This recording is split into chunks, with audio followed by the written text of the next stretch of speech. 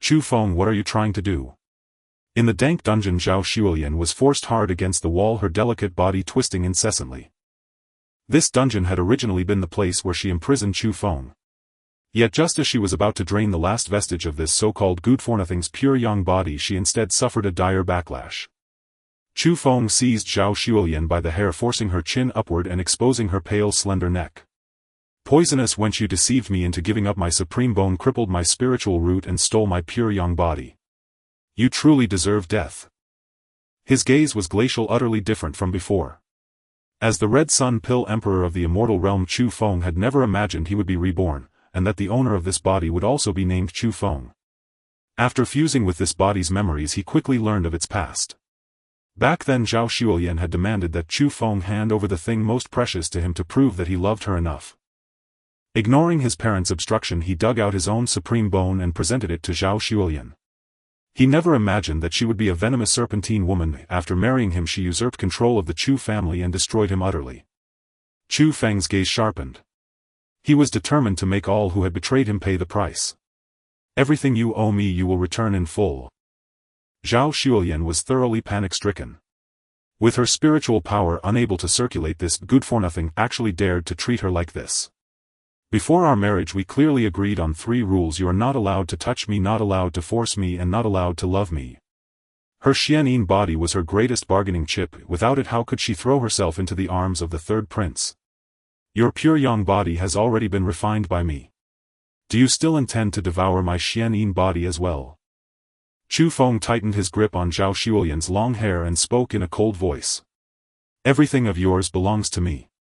Chu Feng activated the refining heaven diagram, madly devouring her Yin-Yang body. The reason he allowed Zhao Xuelian to suffer backlash was because upon his rebirth he had brought back the refining heaven diagram. This diagram was an ultimate imperial artifact capable of refining all things for one's own use. Ah! Zhao Xuelian's pupils trembled violently as she cried out in spite of herself. Chu Feng, I'll agree to anything at all, just don't destroy my Yin-Yang body. A full day and night passed. Chu Feng showed not the slightest pity for her. The refining heaven diagram fused with his body and had already helped him awaken the primordial Tao physique. The primordial Tao physique could devour all kinds of spiritual constitution, ceaselessly growing stronger. If the more powerful his Tao body became, the faster his cultivation progressed. After completely refining Zhao Xuelian's Yin-Yang body, his cultivation broke through to the 5th level of Qi refining. Chu Feng tossed Zhao Xuelian aside like throwing away trash, letting her fall carelessly to the ground. What you took from me I will make you repay 100-fold. Zhao Xuelian turned her head to glare at Chu Feng viciously, her legs still twitching faintly. You beast! You actually destroyed my Yin-Yang body. My father will be returning from the capital any moment now.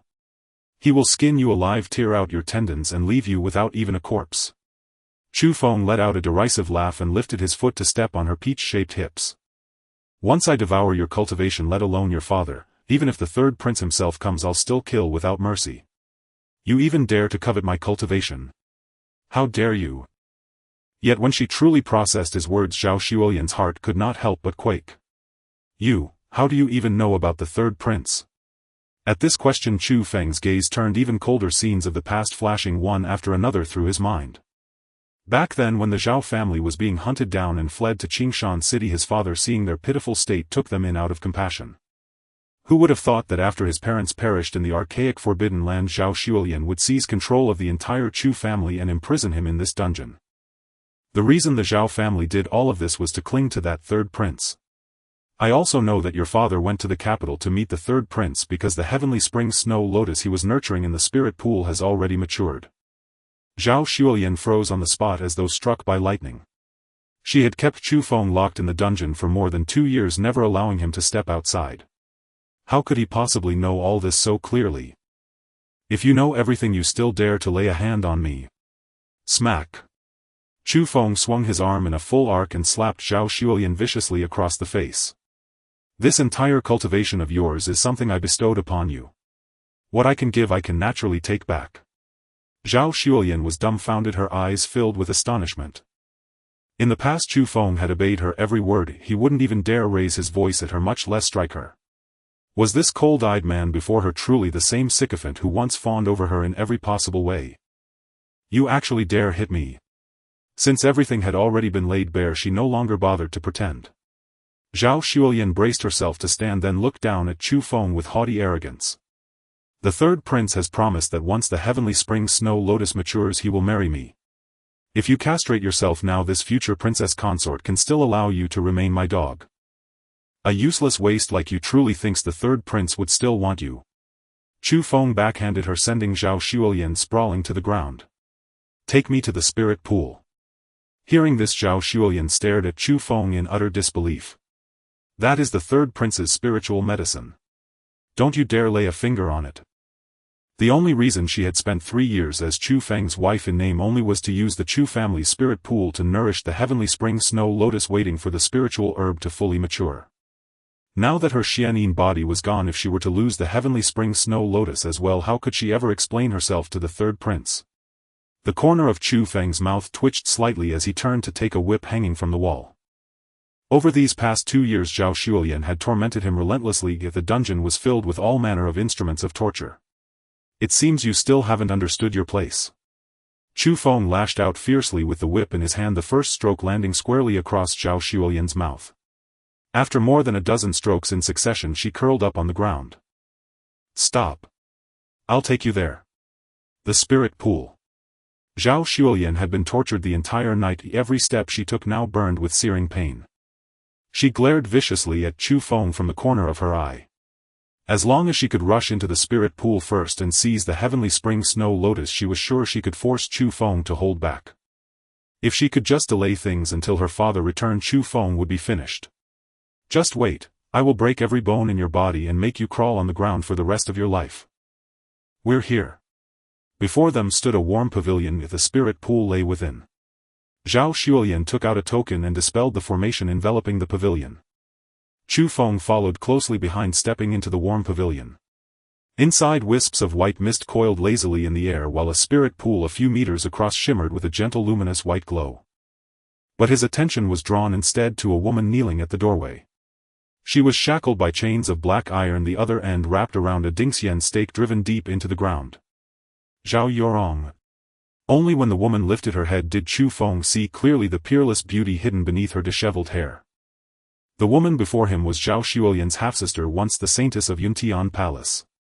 2 years ago her spiritual root had been destroyed and she was expelled from the sect.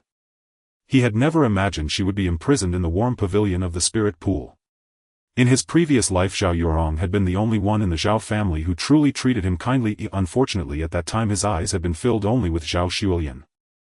Zhao Yorong clearly paused, a faint glimmer of light slowly rising in her once numb eyes as they reddened. Chu Feng. She too recognized him. After more than 2 years apart he seemed to have grown much thinner. Spiritual power surged abruptly in Chu Feng's palm as he wrenched the Dingxian stake straight from the ground. The runes etched on the chains shattered and he personally removed the collar from her slender neck, his voice trembling as he spoke. I'm sorry. I came too late. Seeing this scene, Zhao Xuelian momentarily forgot why she had come to the spirit pool at all and could not help but scold loudly. She is a criminal of the Zhao family. You cannot release her. Chu Feng did not reply, he merely cast a cold sidelong glance at Zhao Xuelian.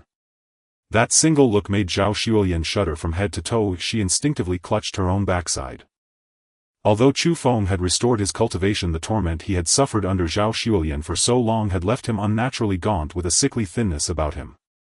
The once high-spirited youth had become such a figure that Zhao Yorong felt a sudden inexplicable stab of pain in her heart. I am sorry. I wanted to help you, but I have lost my spiritual root and have been locked in here all this time. She struggled to stand, but after kneeling for too long her legs were completely numb. Her body swayed and she nearly collapsed to the floor. Chu Feng immediately caught her, his fingertips brushing aside the dirty strands of hair clinging to her cheek.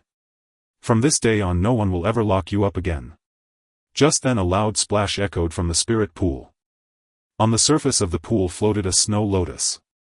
Its roots were hidden deep within the spirit pool, while the section of stem above the water upheld a bud as large as a rice bowl. At that moment Zhao Xuelian had already thrown herself into the spirit pool, both hands cupping the Tianquan snow lotus as she lifted her chin slightly. The reason she had brought Chu Feng to the spirit pool in the first place was to find an opportunity to seize the Tianquan snow lotus for herself. She had not expected that the moment Chu Feng entered he would first release that useless Zhao Yurong, which gave her ample opportunity. Do not come any closer. Chu Feng turned his head to look at Zhao Xuelian in the spirit pool. The reason he had brought her here was to borrow the power within the pool to completely devour the cultivation in her body. He had not expected this foolish woman to try to use the Tianquan Snow Lotus to threaten him. Seeing Chu Feng's expression grow darker and darker, a flicker of vengeful delight flashed through Zhao Xuelian's eyes. Now she could only rely on this Tianquan Snow Lotus to make Chu Feng scruple and thus find a way to escape. The third prince already knows the Tianquan Snow Lotus has ripened. If you dare take even half a step closer, I will crush it on the spot. When that happens, the entire Chu clan will be buried together with this lotus, slaughtered to the last by the third prince. Convinced she held the winning hand, Zhao Xuelian stared at Chu Feng with open contempt. If you know what is good for you, abolish your cultivation right now and kneel before me like a dog. Perhaps I might be merciful enough to keep you by my side so you can watch with your own eyes as I am favored by the third prince. No sooner had the words fallen than a sudden change erupted. A blurred afterimage flashed across Zhao Xuelian's vision. Chu Feng crossed a distance of 10 feet in an instant and appeared at the center of the spirit pool. You actually broke through to the 5th level of Qi refining. Before she could even react, Chu Feng had clamped down on her wrist, his grip so strong it seemed he would crush her bones. With his other hand, Chu Feng pinched her jaw, forcing her mouth open, and shoved the Tianquan Snow Lotus, still damp with pool water, entirely into her mouth. I despise being threatened more than anything. Zhao Xuelian's eyes bulged as a muffled whimper rose from her throat. The moment the Tianquan Snow Lotus slid down her throat, it transformed into a terrifyingly vast surge of spiritual energy that flooded into her body. Her abdomen began to swell at a speed visible to the naked eye. The once flat belly bulged as though she were 10 months pregnant. It hurt so much. Save me, I'm going to burst. Chu Feng circulated the heaven refining diagram, fusing the Tianquan Snow Lotus with Zhao Xuelian's Dantian. All the essence blood in her body surged toward the Dantian in her abdomen, condensing into a single blood pill. Today I will show you what a true furnace is. He lifted his hand and pressed it against Zhao Xuelian's distended abdomen, beginning to madly extract the power of the blood pill. Chu Feng, you destroyed the spiritual medicine. The third prince will definitely have you sliced into 1,000 pieces. Zhao Xuelian regretted everything. She regretted ever bringing Chu Feng to the spirit pool. Now that the Tianquan Snow Lotus was ruined, not only would Chu Feng die, even the Zhao clan would have to bear the third prince's wrath. A ceaseless stream of spiritual power poured into Chu Feng's body, Qi refining 6th level, 7th, 8th, 9th. The spiritual power accumulating in his Dantian grew ever more dense, soon reaching the state of perfection. Boom! A golden pillar of light descended from the heavens, enveloping Chu Feng's entire body as an ocean of the power of heaven and earth surged into him. This is the extreme limit of Qi refining. Every major realm contained 10 minor levels, and the 10th was the extreme limit. To reach it, one needed an ocean of spiritual energy to pour into the body and temper the realm to its utmost solidity. At this moment, with a mere lift of his hand or step of his foot, he could draw upon the power of heaven and earth. The mist above the spirit pool in the warm pavilion gradually dispersed while Zhao Xuelian lay collapsed like a heap of mud on the bluestone slabs at the pool's edge. Her face was as pale as paper and her once plump figure was visibly withering before the eye. The swelling of her abdomen had long since subsided, but the emptiness and searing pain in her Dantian clung to her like a bone-deep curse. Chu Feng had not only drained every last drop of medicinal power from the Tianquan Snow Lotus, he had also sucked away more than half of her essence blood. Her meridians were shattered inch by inch into tangled threads, and her spiritual root had been crushed beyond repair. I am a royal consort and you actually dared to ruin my body. Chu Feng stepped out of the spirit pool, bent down to grab the back of Zhao Xuelian's neck and flung her to the doorway of the warm pavilion. Then he picked up the chain lying on the ground and forcibly looped it around Zhao Xuelian's neck. From now on you may only crawl before me. If you dare to stand, I will break your legs.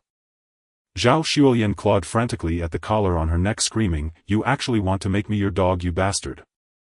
Yet this was the very spirit tool she had specially crafted for Zhao Yurong. Without cultivation it could not be broken at all. She had never expected that the cycle of heaven's justice would end with it locked around her own neck. Zhao Yurong pressed her lips together, tears sliding down her cheeks. She knew Chu Feng was venting his anger on her behalf. Once Chu Feng had cherished Zhao Xuelian so dearly, yet now for her sake he cast Zhao Xuelian away like worthless trash. At this moment it felt as though something had slammed hard into her heart. Just then a rush of hurried footsteps sounded from outside the courtyard. Zhao Xuelian seemed to realize something. She stopped struggling and even burst into laughter. There is a formation set up in this warm pavilion. The moment the Tianquan Snow Lotus is destroyed, my older brother will know. Chu Feng, you cannot escape. Zhao Xuelian pushed herself straight up, staring at Chu Feng with chilling eyes. Even if you kneel and beg me now, it is useless. I will have your hands and feet chopped off and make you into a human swine. Who gave you permission to stand? Chu Feng's gaze chilled. He lifted his foot and kicked at her right knee. A crisp crack sounded. Zhao Xuelian let out a shrill scream as her knee bent at a grotesque angle. Her whole body collapsed into a kneel on the ground, cold sweat pouring down her temples in torrents. Chu Feng tugged on the chain in his hand, dragging Zhao Xuelian straight out of the warm pavilion. I will make you watch with your own eyes as every traitor to the Chu clan dies. No sooner had he spoken than a clamor of footsteps erupted outside the courtyard. A dozen figures burst in, led by none other than Zhao Dezhu, the legitimate son of the Zhao clan.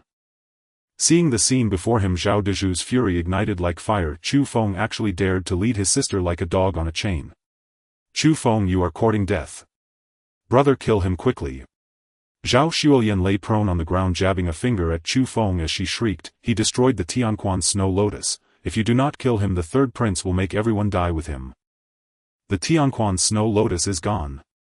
Zhao Dezhu's expression changed abruptly, and the gaze he cast toward the spirit pool was filled with anger and shock. To think sparing your life has turned you into a calamity. Kill him for me. Zhang the worship elder glanced Chu Feng up and down with mocking eyes. Chu Feng, oh Chu Feng, it has only been 3 years since your father died and you have already forgotten what you are. A cripple dares to lay hands on the young lady. Li, the other worship elder, hefted his axe and strode 2 steps forward, saying coldly, if you know what is good for you, break both your legs on your own and offer them as atonement. The Chu clan bears the Zhao surname now, you are nothing but a stray dog no one wants. The guards in the courtyard burst into laughter along with them. In their eyes Chu Feng was nothing more than a cripple whose cultivation had been drained dry by Zhao Xuelian. Any one of them could lift a finger and crush him to death. In their minds, the only reason the young lady had been subdued by Chu Feng must have been that he ambushed her while she was attempting to break through to Foundation Establishment. Zhang and Li exchanged a glance. Both were at the 3rd level of Foundation Establishment. Dealing with a supposed cripple was like using an ox cleaver to slaughter a chicken. Chu Feng, do not blame us for being ruthless, you blame only yourself for failing to read the situation. The two attacked in unison. Everyone in the courtyard watched with a mindset of enjoying a spectacle, yet in the next instant all their smiles froze on their faces. Back then, when you suffered chi deviation, my father spent 30,000 spirit stones to save your life. Is this how you repay the Chu clan?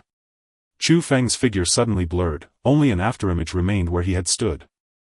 Before Zhang's palm of spiritual power could even brush the hem of his robe, Chu Feng had already appeared in front of him, driving his elbow viciously into Zhang's chest. Crack! The crisp sound of breaking ribs rang out clearly. Zhang spewed a mouthful of blood as his body flew like a severed kite, smashed into the courtyard wall, then slid to the ground. After 2 convulsions he lay still, his life extinguished. How is this possible? Li Gongfeng's pupils widened momentarily, causing him to slow his axe. In his perception, Chu Feng was merely at the chi refinement stage. How could he unleash such tremendous power? Just as he was about to withdraw and retreat, Chu Feng had already turned around, his fingers clawing onto the handle of his axe. He desperately circulated his spiritual power only to find that the axe remained utterly immovable. Back then, when the Wang family hunted you down, my father personally visited the Wang family master to apologize to protect you. Have you forgotten? Chu Feng's gaze hardened, the power of heaven and earth swirling around him as he swung the black iron axe down, directly severing Li Gongfeng's head. Li Gongfeng's eyes widened as blood gushed from his neck. The entire courtyard fell into a sudden silence. Both Zhang Gongfeng and Li Gongfeng were at the Foundation Establishment stage, yet they were slain by Chu Feng in an instant. Zhao Dezhu's finally sensed something was amiss. He abruptly turned to Zhao Xuelian and questioned sharply, what is going on? Wasn't he drained of pure yang energy by you and turned into a waste? Zhao Xuelian trembled at the furious shout, retracting her neck as she stammered. He refined the Tianquan Snow Lotus and restored his cultivation. You fool! Zhao Dezhu's trembled with rage, pointing his finger at Zhao Xuelian and cursing loudly. However, he too realized the situation. Everyone, do not be afraid if this child has merely broken through to the supreme realm. In a quarter of an hour the power of heaven and earth surrounding him will dissipate. If they could hold Chu Feng for a quarter of an hour he would become unable to act arrogantly. Upon hearing this everyone secretly sighed in relief. He might not be able to kill all of us within a quarter of an hour. Oh, is that so? Chu Feng sneered, then raised the long sword held by Chu Lei. Starry sword net. A series of red sword lights flashed, causing everyone to be filled with dread. Holy tier martial skill. Martial skills are categorized into yellow Xian earth heaven and holy tiers. If they couldn't comprehend how Chu Feng could possibly possess a holy tier martial skill. In the blink of an eye blood flowed like a river in the courtyard and heads rolled.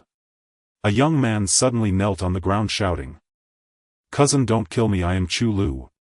To beg for mercy he even called out to his cousin. In Chu Feng's eyes there were no members of the Chu family in the courtyard, only the dogs of the Zhao family. In the next moment Chu Lu's neck was sprayed with blood as he was beheaded by a sword. Dozens of corpses lay sprawled across the ground, leaving only Zhao Dizhu's alone. Zhao Dizhu's looked at the corpses strewn across the ground, his legs trembling in fear. He let out a roar and charged towards Chu Feng. However, halfway there he suddenly slipped and knelt down before Chu Feng. Don't kill me, I am your big brother-in-law. Seeing Chu Feng's icy gaze he hurriedly took out an ancient token from his sleeve. This is the Beast Master Sex Beast Control Spirit Art. As long as you spare my life I am willing to give it to you. Fool, by killing you this secret tome will also belong to me. Chu Feng slapped Zhao Dizhu's on the head and began to activate the refining heaven diagram. He knew that Zhao Dizhu's possessed the beast spirit body which should be used for his own benefit. Ah, Zhao Dizhu suddenly threw his head back, his eyes bloodshot. It was as if his head was about to explode and the beast spirit body within him surged forth as a mighty energy. Chu Feng took a deep breath. After merging with the beast spirit body his cultivation broke through once more. Foundation establishment, first layer, foundation establishment, second layer, foundation establishment, third layer. Zhao Xuelian collapsed to the ground, her gaze blank. The waste she had treated as a furnace for her own pleasure had unexpectedly grown to such a level. It's fine, when my father returns he can easily slap this waste to death. However, looking at Zhao Dizhu's corpse, Zhao Yorong wore an expression of indifference, even harboring a hint of satisfaction. Zhao Dizhu's and Zhao Xuelian were true siblings, yet because she was a concubine born she had suffered much bullying from them since childhood. After her mother's death she had little affection left for this family. Since being imprisoned in the warm pavilion she harbored nothing but hatred for everyone in this family. Chu Feng walked up to Zhao Yorong and spoke softly. Zhao Tai is about to return from the capital, so you should leave the Zhao family quickly. He had bloodily washed the Zhao family. This place and even the entire Qingshan city would become a vortex, and he didn't want Zhao Yorong to be caught up in it. Unexpectedly, before Zhao Yorong could speak, Zhao Xuelian shouted fiercely, Chu Feng, if you dare let go of my dog I will have the third prince destroy the Chu family. Pa! Chu Feng slapped Zhao Xuelian hard across the face. Are you teaching me how to do things? Zhao Xuelian covered her face, daring to be angry but not to speak.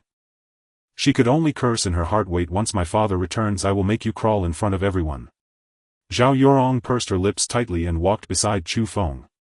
I won't leave, I want to be your furnace. Chu Feng was momentarily stunned, never expecting that someone would actively want to be his furnace. What did you say? Zhao Yorong took a deep breath and then looked directly at Chu Feng. You are not yet a match for Zhao Tai. I have the Homuan tribulation body that can assist you in your cultivation. As she spoke she lowered her head again, her voice growing softer. I can only help you this much. Chu Feng roughly understood Zhao Yorong's intentions. Zhao Xuelian had imprisoned Zhao Yorong for such a long time and it was impossible that Zhao Tai as a father was unaware. It seemed that Zhao Yorong had already become a waste, so he tacitly allowed Zhao Xuelian's actions. Now Zhao Yorong probably harbored no feelings of father-daughter affection towards Zhao Tai, even standing on his side. Zhao Xuelian naturally thought of this as well. She pointed at Zhao Yorong and cursed, you actually turned your back on your own family, you shameless woman. Chu Feng's lips twitched slightly and he stomped heavily on Zhao Xuelian's shoulder. It's not your turn to interrupt. Bang! Zhao Xuelian slammed her head into the ground, leaving a crimson mark on her forehead. You dare to step on me? You two scoundrels can't escape.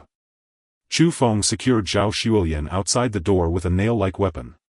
After doing all this he turned to Zhao Yorong. Actually you don't have to do this. He possessed the refining heaven diagram which could absorb the spiritual energy from the spiritual pool to break through realms again without needing to seize Zhao Yorong's pure essence.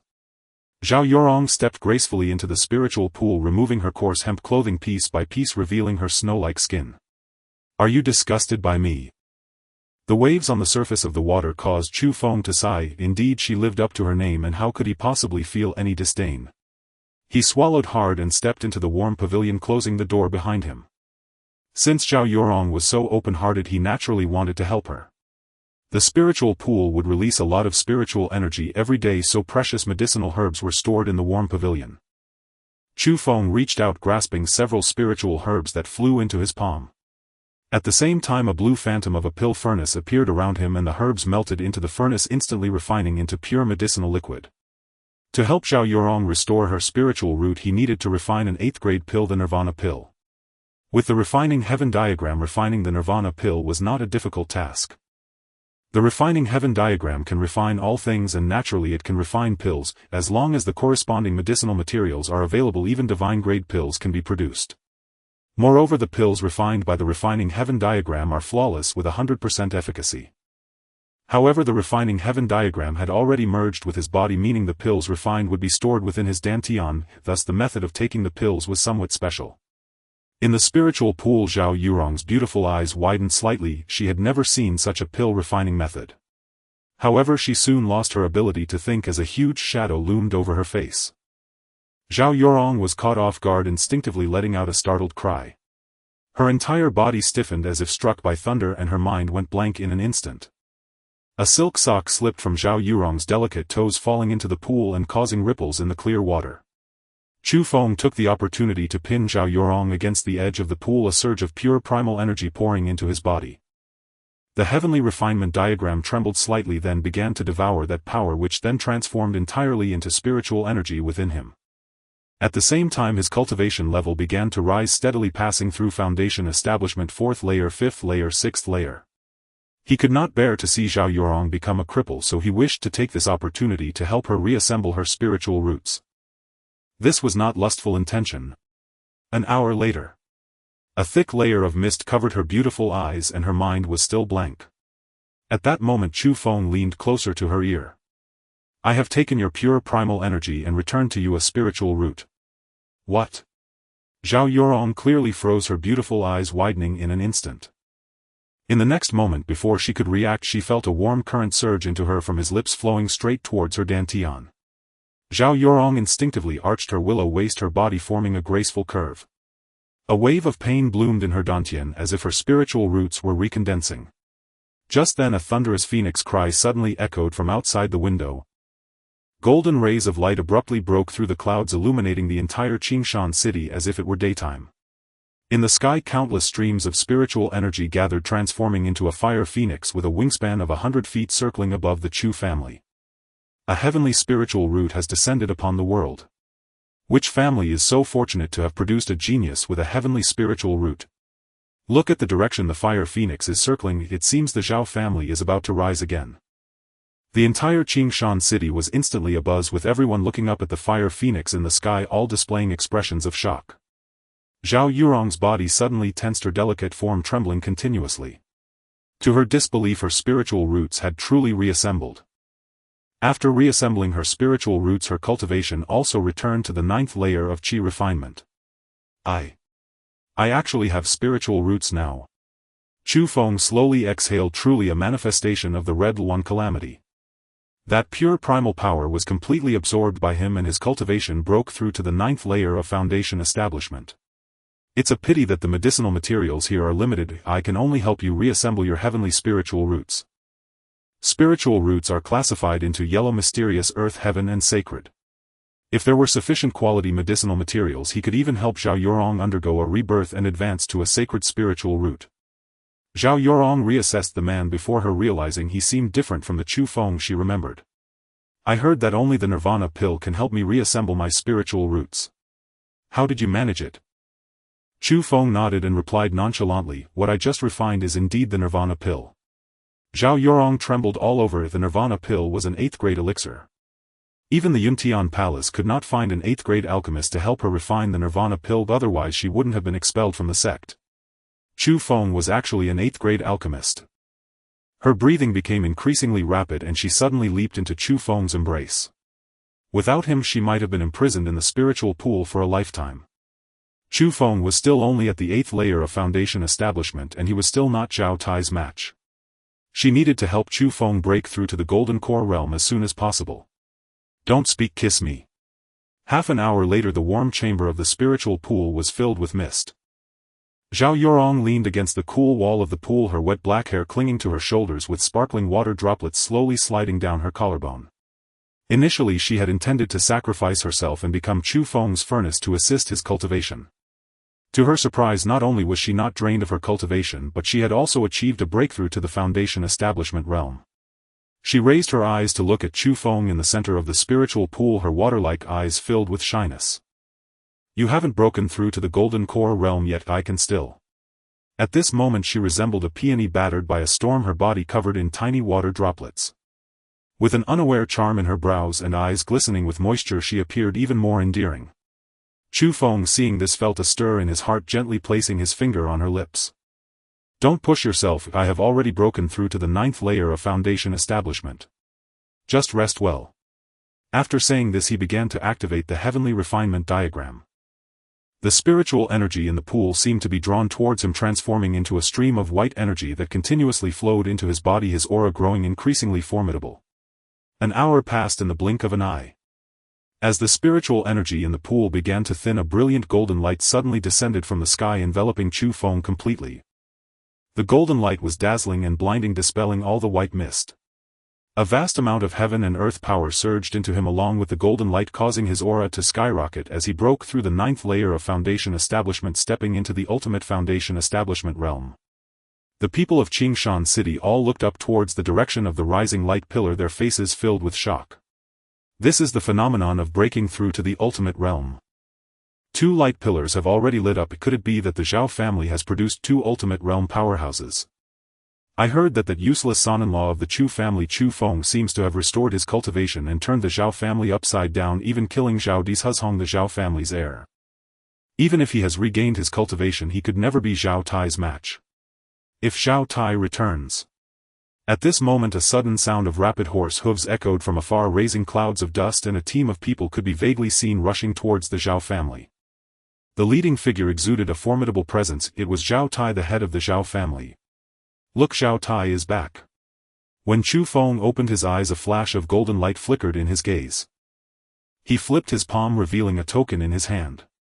Zhao Di's Huzhong did not lie. This was indeed the beast control technique from the beast sect, and it was a treasure stolen by Zhao Di's Huzhong from the beast sect. In his past life he had acquired the heavenly refinement diagram and had sufficient strength to seek revenge on the Zhao family, only to find that the Zhao family had already been destroyed by the beast sect. It was because Zhao Di's Huzhong's theft of the beast control technique was exposed that the Zhao family was annihilated by the beast sect. Now the most important thing is to enhance my strength. If this technique is fated to me and should be cultivated by me. Chu Feng activated the heavenly refinement diagram and the token trembled in his hand as streams of luminous energy flowed into his forehead. A new memory surfaced in his mind, the method of cultivating the beast control technique. It was said that the beast sect had not had anyone comprehend the beast control technique within the token for nearly 10,000 years. However, the heavenly refinement diagram could refine techniques without needing comprehension, directly imparting the technique. Thus a technique that others could not comprehend was as simple to him as eating and drinking. At this moment the door to the warm chamber was gently pushed open and Zhao Yorong walked in. She had changed into a purple long dress, the belt cinched at her slender waist and her long straight legs swayed gracefully with each step. After the previous nurturing, her skin had become even whiter and more delicate, carrying a hint of mature charm. Chu Feng stepped out of the pool, water droplets sliding down his chest. I have already broken through to the ultimate foundation establishment realm. I come to help you. Zhao Yorong took a deep breath, gathering her courage to step forward holding a silk handkerchief, her voice trembling slightly. When she stood before Chu Feng her cheeks were so red they seemed to bleed and she dared not look up at him, only lowering her head to begin wiping him from his shoulders. After cleaning his body, Zhao Yorong picked up a long robe and draped it over Chu Feng. Chu Feng slightly turned to cooperate, the fragrance of her hair lingering at his nose softening his heart. All done. Zhao Yurong stepped back looking at the neatly dressed Chu Feng with a gentle voice. You are at the ultimate foundation establishment realm, only a step away from the golden core realm. Chu Feng nodded and was about to speak when he noticed Zhao Yurong's expression suddenly turned serious, biting her lip as if she had made a decision. After a moment of silence she looked up at him, her eyes filled with guilt. There is something I have been wanting to tell you. Your parents' death may have another story behind it. What do you know? Chu Feng's expression instantly turned cold and the temperature around him plummeted. The death of his parents was the deepest pain in his heart and the obsession that drove his rebirth. Zhao Yurong looked at his suddenly icy expression, her heart tightening, but she still mustered the courage to speak. A few days before the Tianquan Snow Lotus was sent to the spiritual pool, I was in the warm chamber and at midnight I heard voices outside. One of them was Zhao Tai's voice, the other was very unfamiliar. They were discussing ambushing your parents on their way to the ancient forbidden land. At that time I was chained with Xian Tai, unable to get out, nor could I warn Uncle Chu. Boom! Just as her words fell, Chu Feng erupted with terrifying rage. In his past life he had damaged his spiritual roots due to unearthing the supreme bone, rendering him unable to cultivate. Zhao Tai came to inform his father that there were elixirs in the ancient forbidden land to restore spiritual roots and even drew a map. For his sake his parents defied danger and resolutely went, ultimately perishing in the forbidden land. It turned out that all of this was Zhao Tai's poison scheme. His parents did not die in the ancient forbidden land but at Zhao Tai's hands. Chu Feng's fists clenched tightly, his eyes filled with an overwhelming killing intent, a ferocity that made Zhao Yurong tremble involuntarily. Zhao Tai! I will surely tear you to shreds. Outside the door, Zhao Xuelian, pinned down by the celestial hammer, heard their conversation clearly. At this moment, hearing the truth revealed, Zhao Xuelian instinctively shrank her neck, her gaze avoiding the direction of the warm chamber. She knew about this matter too. Who told those two old things to block her path? She bit her lip tightly, not daring to make a sound, only praying frantically in her heart for her father to return quickly to save her. At this moment Chu Feng suddenly turned to look towards the door. His divine sense could already cover the entire Zhao family. Zhao Tai had returned. Chu Feng walked out of the warm chamber pulling the chain and pressed one foot against Zhao Xuelian's backside. Go! Zhao Xuelian trembled all over, quickly realizing what Chu Feng intended to do. She suddenly turned her head, speaking sharply. You actually want me to crawl out?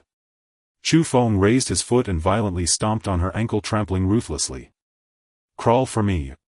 Ah! Zhao Xuelian curled up on the ground in pain, trembling all over. I'm crawling. Thus Chu Feng led Zhao Xuelian out of the courtyard. Seeing this, Zhao Yurong anxiously asked, Where are you going? Chu Feng coldly replied while pulling Zhao Xuelian, I am going to slay dogs. Chu Feng held a black iron chain in his left hand, the other end tied around Zhao Xuelian's neck. With every step he took, the chain let out a piercing sound. Zhao Xuelian crawled painfully on the ground, her luxurious dress already tattered and torn. Disheveled hair covered most of her face, revealing only a pair of resentful eyes that stared intently at the ground. Chu Feng, just wait. When my father returns, I will ride on your back and traverse the entire Qingshan city. Let everyone know that you are my dog. This scene quickly alarmed the Zhao family. The Zhao family members surrounded them, their faces filled with overwhelming rage as they cursed at Chu Feng. Damn beast! How dare you treat the young lady like this? You're worse than a pig or a dog. The young lady spared your life and you repay her kindness with enmity. These curses rose and fell like waves, crashing toward Chu Feng. Chu Feng's gaze swept over those who shouted the loudest, a mocking smile curling at the corners of his mouth. These people pointed at him, yet none dared to truly step forward. Noisy! Before the words fell, Chu Feng flicked his fingers lightly and several streams of condensed spiritual power shot out so fast that no one could react. Puff! Puff! Puff! A series of dull sounds erupted as those who had just cursed the most fiercely had their heads instantaneously pierced by the spiritual power, blood and brain matter gushing out. Their bodies collapsed to the ground, eyes wide open in shock, still reflecting the disbelief of their last moments. The courtyard, which had been noisy just moments ago, fell into a dead silence. Everyone was stunned by this sudden bloody scene. Those who had been filled with righteous indignation now retreated in fear, afraid that they would be the next to suffer. Zhao Xuelian was also startled by this scene, her crawling momentarily halted. She suddenly lifted her head, her disheveled hair revealing eyes that fixed intently on Chu Feng. Where are you taking me? Chu Feng looked down at her, the sunlight casting down on his face, yet it could not reach the coldness hidden in his eyes. Your father has returned. As his daughter you must go out to greet him properly. My father is back. Zhao Zuilian's pupils contracted sharply, then her heart leaped with joy. My father will definitely avenge me, he will make you suffer the most painful torments in the world. Chu Feng sneered, kicking her hard. I'm waiting for him to come. Soon after, a thunderous roar echoed from afar, breaking the silence of the courtyard. Chu Feng, you little bastard, come out and die. The crowd turned to look, and a middle-aged man charged into the front yard with fierce momentum. The newcomer was Zhao Tai, the head of the Zhao family. Following him were a dozen elite guards from the Zhao family, each exuding a murderous aura, clearly aware of the upheaval at home. But when Zhao Tai rushed into the front yard and saw the scene before him, he froze. His precious daughter was crawling on the ground like a dog. Xuelian. Father. Upon seeing Zhao Tai, Zhao Xuelian could no longer hold back, tears streaming down her face. However, just as she wanted to rush over, she was bound in place by the chain in Chu Feng's hand. Father, you finally came back, please save me. That beast ruined my Yin-Yang body and killed my brother, you must avenge us. Zhao Tai suddenly looked up, the killing intent in his eyes nearly solidifying as his spiritual power surged wildly. He gritted his teeth and shouted, Chu Feng, you ungrateful little bastard. How dare you treat my daughter like this? Today I will tear you apart to avenge my son. Chu Feng took a step forward and coldly said, your Zhao family occupies my Chu family's spirit pool, using my family's resources to cultivate your daughter, and you want to find the third prince as her future husband. Such actions are worse than those of pigs and dogs, and you still have the face to say I'm ungrateful. His gaze swept over all the Zhao family members as he spoke loudly. Today, in front of everyone, I will divorce Zhao Xuelian, this wretched woman. From today onward, Zhao Xuelian is no longer my wife, she is unworthy. You dare. Zhao Tai's pupils widened in shock, he never expected Chu Feng would dare to humiliate their Zhao family in public.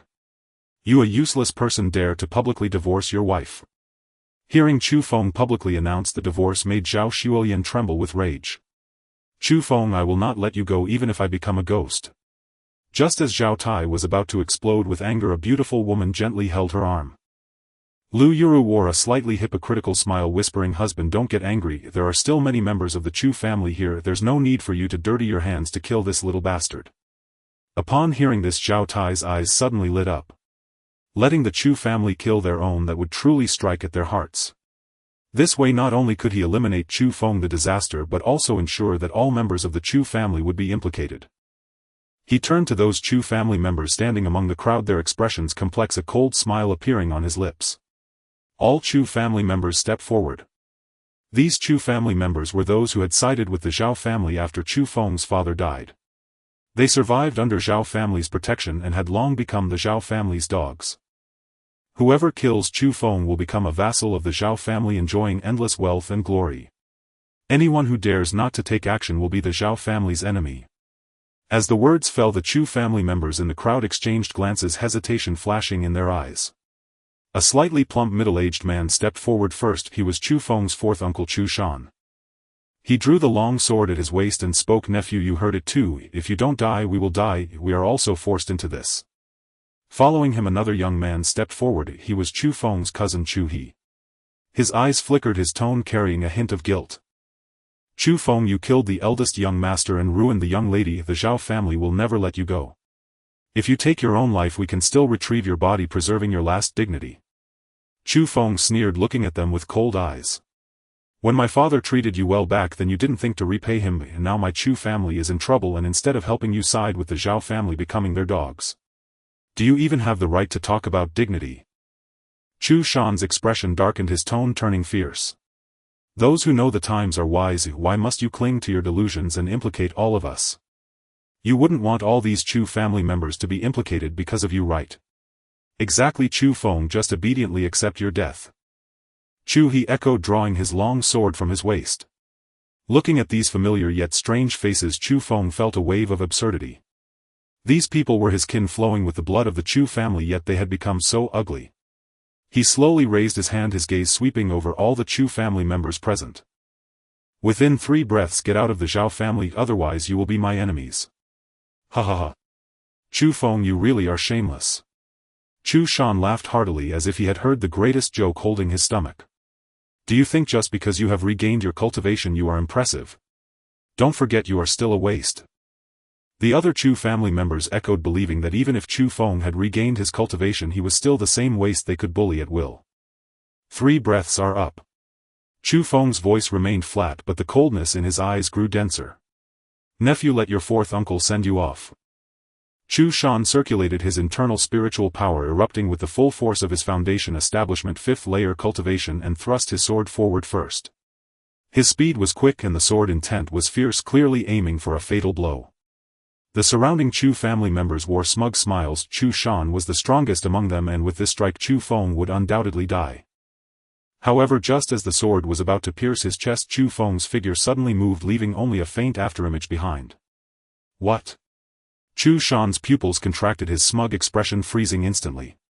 He did not even see how Chu Feng moved, he only felt a flash before his opponent disappeared. In the next second Chu Feng's figure appeared before Chu Shan, his right hand clenched into a fist carrying the overwhelming power of the heavens and earth, crashing hard into Chu Shan's chest. Just as Chu Shan was about to swing his sword to block, he felt a chill in his chest, a wave of intense pain sweeping through his entire body. He slowly lowered his head, incredulously staring at his own chest. He saw Chu Feng's hand had pierced straight through his chest, tightly gripping the still wildly beating heart. No. Impossible. Chu Shan's voice carried a hint of pleading. Don't im your 4th uncle. You're just a dog of the Zhao family. As the words fell, Chu Feng's fingers tightened violently. Bang! That lively heart was completely crushed by Chu Feng, and Chu Shan's body went rigid, his eyes wide open as he spat out a mouthful of fresh blood. His face still carried an expression of disbelief, but his body slowly fell down, completely devoid of breath. This scene instantly stunned all present. The members of the Chu family trembled uncontrollably as they looked at Chu Shan's corpse. Chu Shan at the foundation establishment 5th layer was actually killed in one blow. How is this possible? What realm has Chu Feng reached? Wasn't he a waste? How could he be so strong? Chu Shan was the strongest among them, and even he was killed by Chu Feng in one strike. How could they possibly be a match for Chu Feng? Those who had been so aggressive just moments ago suddenly lost their confidence and retreated. Chu. Nephew, we were also forced into this. We are all members of the Chu family. Blood is thicker than water. We didn't want to kill you, please let us have a way out. Although they said this, none of them put down the long swords in their hands. Chu Feng swung his sword and a series of crimson sword energies suddenly appeared, weaving into a massive sword net that enveloped the Chu family members. Star-linked sword net. Puff. Puff. Puff. The Chu family members had no time to flee before the sword energy severed their heads, their bodies and heads parting ways. Standing in a pool of blood, Chu Feng's gaze was as cold as ever, without a hint of emotion. I gave you all a chance, but you didn't cherish it. Zhao Tai stood frozen in place, as if all the blood in his body had solidified in an instant. The sword that had slaughtered the traitors of the Chu family reverberated like thunder in his mind. The crimson sword energy infused with the power of heaven and earth was so sharp that even he, a golden core practitioner, felt a twinge of dread. You actually broke through to the 9th level of foundation establishment.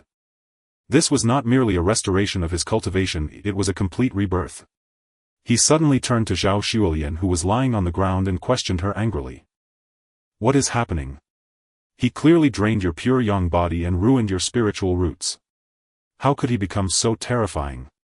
Zhao Xuelian shivered in fear, her voice trembling with tears, yet she did not dare to meet Zhao Tai's gaze. I don't know how he backfired on me, she stammered, her shoulders shaking. He destroyed my profound Yin body and refined the heavenly spring snow lotus in the spirit pool. I couldn't stop him. What? Zhao Tai felt as if struck by a bolt of lightning, the color draining from his face. The words heavenly spring snow lotus struck his heart like a heavy hammer. That was the treasured item entrusted to him by the 3rd prince to nurture. The 3rd prince had promised to send a betrothal gift upon his arrival in the capital. At that time the Zhao family would present the heavenly spring snow lotus along with his daughter to the 3rd prince. Now that the heavenly spring snow lotus was gone and his daughter was ruined, how could he explain this to the 3rd prince? At that moment Lu Yuru pointed coldly at Zhao Yorong, who wore an indifferent expression. Zhao Yorong, why are you standing there foolishly? Hurry and save your sister. Hearing this, Zhao Yorong slowly raised her head, her cold gaze sweeping over Lu Yuru. When has she ever treated me like a sister? Her eyes turned to Zhao Xuelian filled with long-suppressed hatred. Over the years she has taken my cultivation resources and to make matters worse she locked me in the warm room yet you never stopped her even once. Now that she has fallen to this fate it is merely her own doing. Zhao Xuelian clung to a lifeline pointing at Zhao Yurong to shift the blame. Father, it's all this wretch's fault. She seduced Chu Feng and gave herself to him just to help him deal with us. It's all her fault that I have become like this. Bang! Chu Feng kicked Zhao Xuelian hard in the rear sending her sprawling on the ground. Who allowed you to speak? Lu Yura's chest heaved violently as she witnessed her daughter being so humiliated. A surge of overwhelming anger clouded her mind and she unleashed all her cultivation, the immense pressure of the 9th level of Foundation establishment enveloping the entire courtyard. Chu Feng, how dare you insult my daughter? Today I will ensure you die without a complete corpse. Lu Yura's eyes were filled with murderous intent. She had long since broken through to the 9th level of Foundation establishment while Chu Feng had just recently broken through, making him no match for her. Before her words had faded, Lu Yuru formed seals with her hands, her fingertips swirling with spiritual power as she conjured out black runes. The runes intertwined in the air, transforming into a pair of enormous black claws. She soared into the air, aiming to grasp Chu Feng's head with ferocity.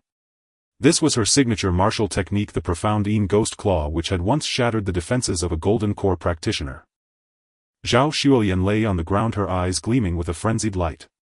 The profound Yin Ghost Claw was immensely powerful. Chu Feng was undoubtedly doomed and she had already begun to fantasize about how to take revenge on him. Mother, spare him one dog life, we will drain him together. Zhao Tai stood aside, although he still felt wary of Chu Feng's strength. Seeing Lu Yuru unleash her full power made him breathe a sigh of relief. He knew the power of the profound Yin Ghost Claw. Even if Chu Feng was at the 9th level of Foundation establishment he might not withstand it. However, just as the profound Yin Ghost Claw was about to touch Chu Feng, 2 golden halos suddenly erupted around him. This halo enveloped him like a golden bell, radiating immense power of heaven and earth. Clang! A deafening roar resounded as the profound Yin Ghost Claw crashed into the golden halo, sending energy ripples surging through the air. The profound Yin Ghost Claw shattered in midair. Lu Yuru felt a tremendous backlash coursing through her arm. The pain in her wrist was unbearable and her palm instantly cracked. This is the extreme realm. Lu Yura's pupils constricted. She could not believe that Chu Feng had actually broken through to the legendary Foundation establishment extreme realm. That was a presence several times stronger than an ordinary 9th level of Foundation establishment, and within 15 minutes of breaking through to the Foundation establishment realm he could still harness the power of heaven and earth. However, by the time she reacted it was too late. Chu Feng seized the moment of Lu Yura's spiritual power disturbance and struck out with his sword.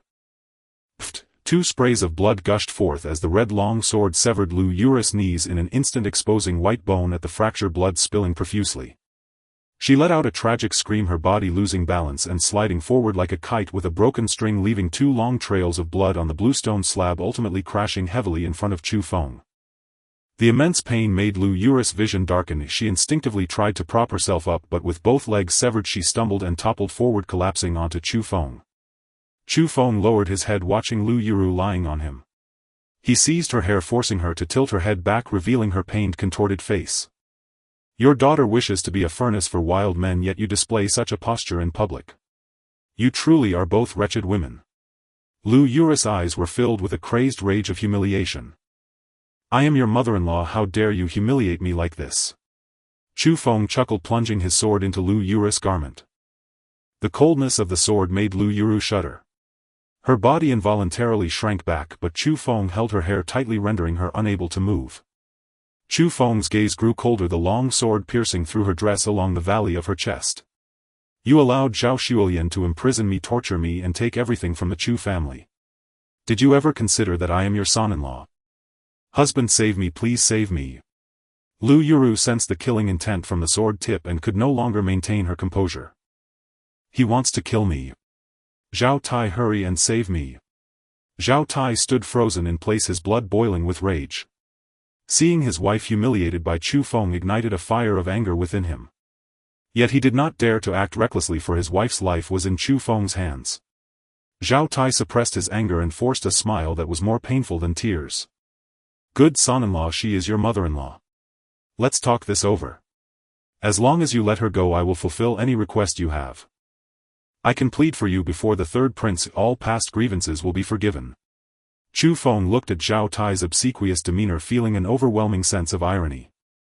What do I want? His large hand pressed directly onto Lu Yura's face, the refining heavenly diagram operating wildly within him. I want her life. A terrifying suction force erupted from Chu Feng's palm, and the spiritual power within Lu Yuru surged into his grasp like a flood breaking through a dam. Her cultivation rapidly dwindled, her once robust spiritual power becoming increasingly thin. No, stop. Chu Feng expressionlessly refined Lu Yura's spiritual power. Having already stepped into the extreme realm, he finally shattered that barrier and entered the golden core realm. Lu Yura's cries of despair gradually faded, ultimately turning into weak moans. Her gaze became vacant, her spiritual power consumed by Chu Feng, rendering her completely powerless.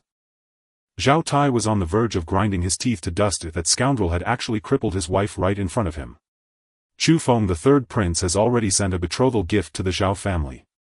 If you stop now, it's not too late. Otherwise the third prince will never let you off. Now all he wanted was to stabilize Chu Feng.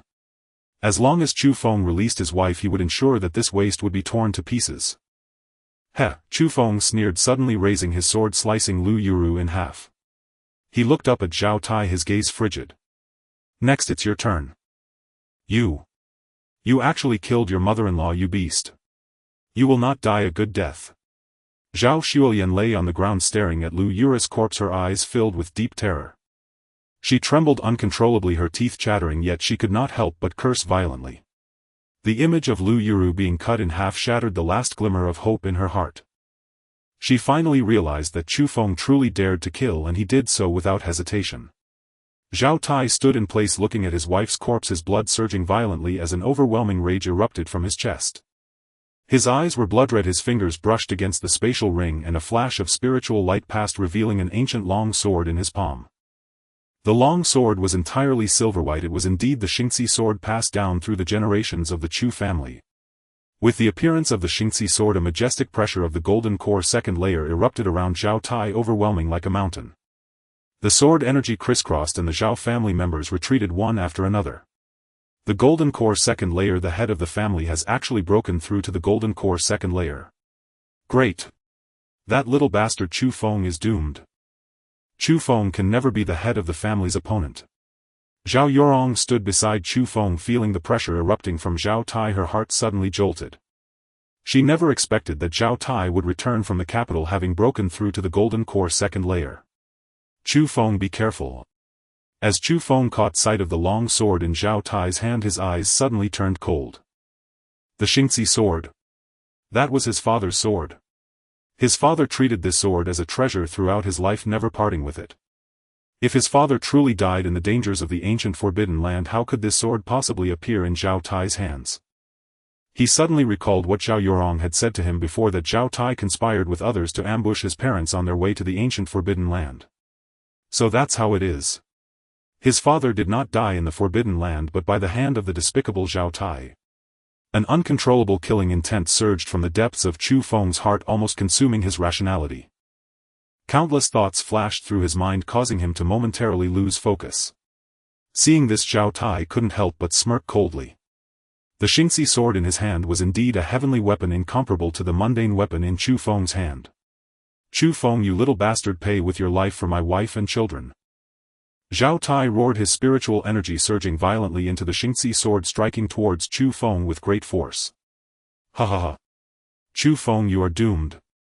Zhao Xuelian lay on the ground watching as Zhao Tai unleashed his sword strike, her eyes bursting with mad excitement. My father has already broken through to the golden core second layer. You will definitely die today. I want to see you turn into minced meat under my father's sword, avenging my mother and brother.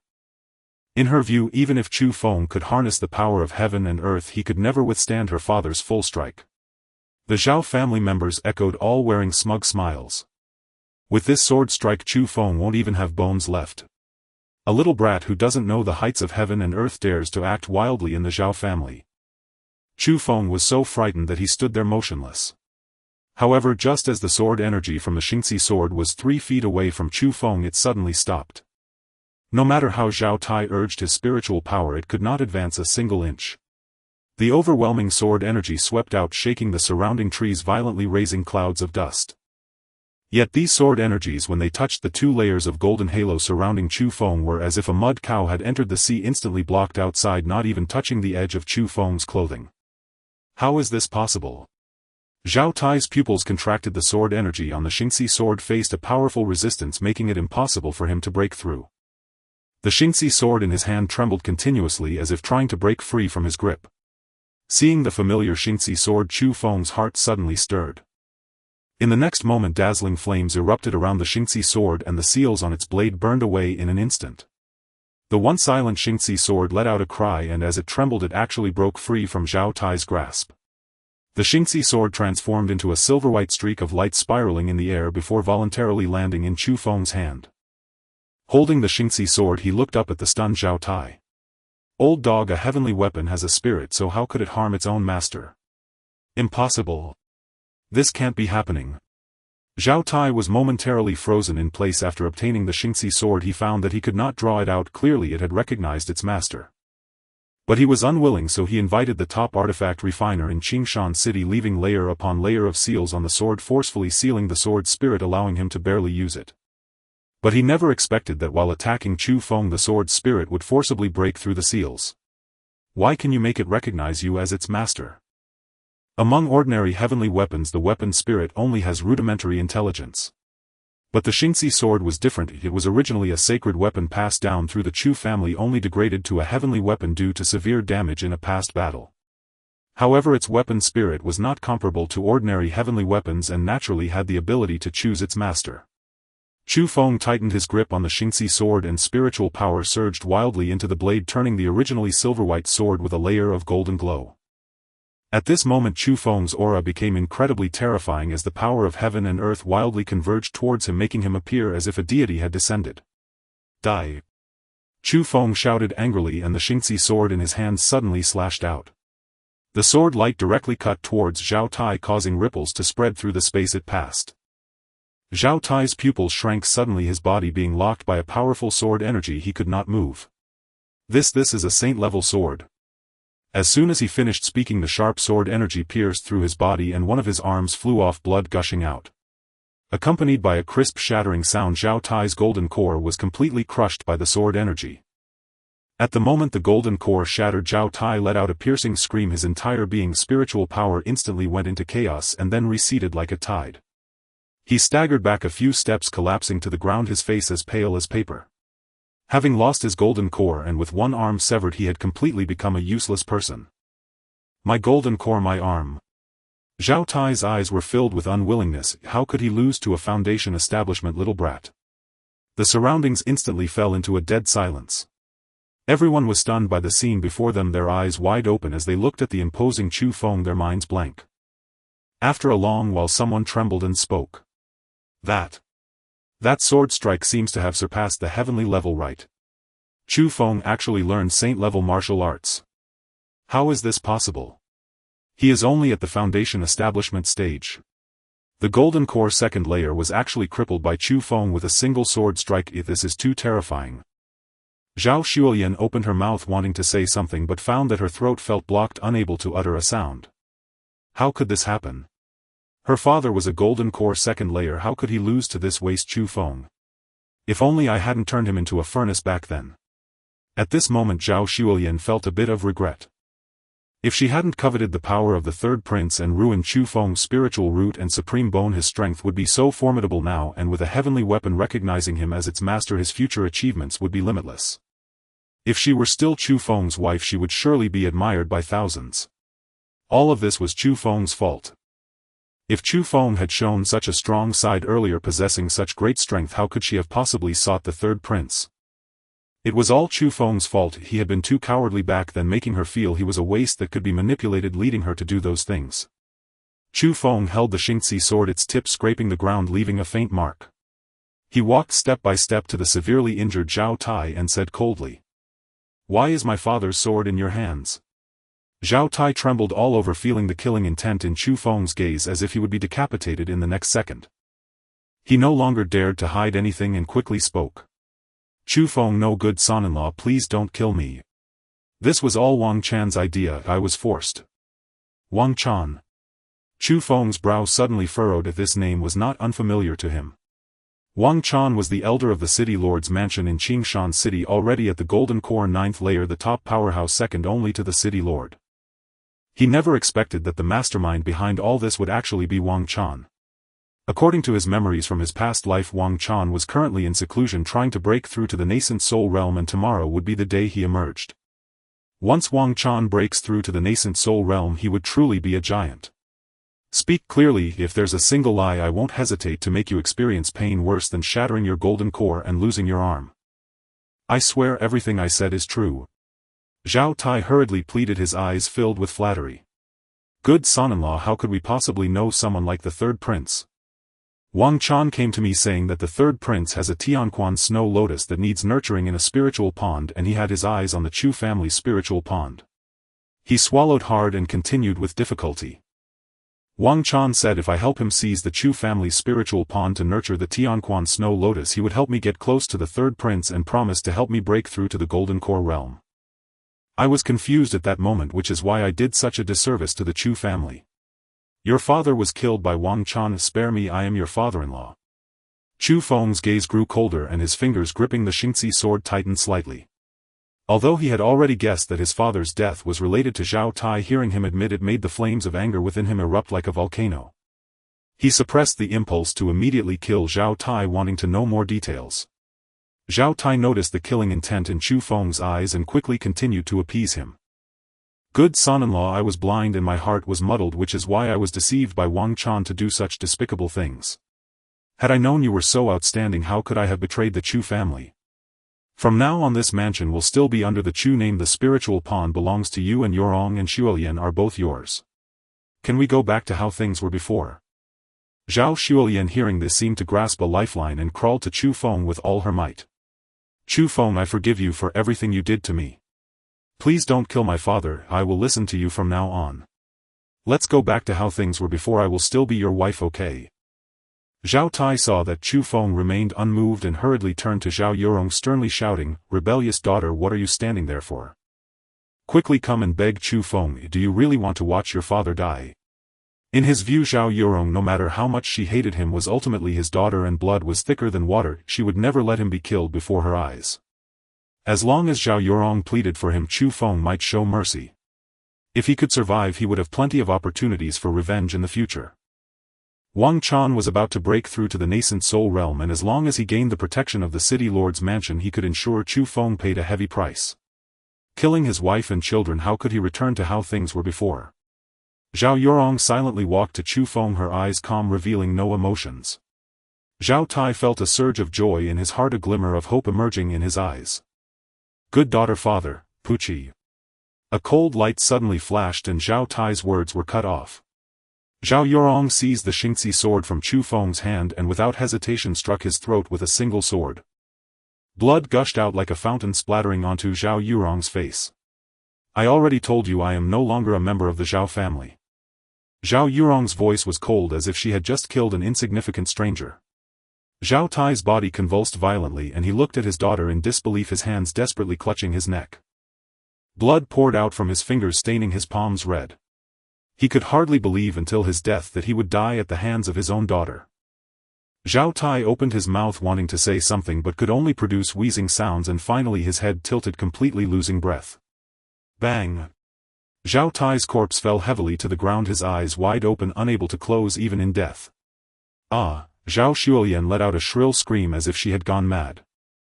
Zhao Yurong, you actually committed patricide. But when her gaze met Chu Feng's cold eyes, she felt as though she had been drenched in icy water, freezing suddenly, and her scream was cut short. Chu Feng's gaze was too terrifying, devoid of any warmth, only filled with a dense killing intent. He had never intended to spare Zhao Tai, but never expected Zhao Yurong to act on her own.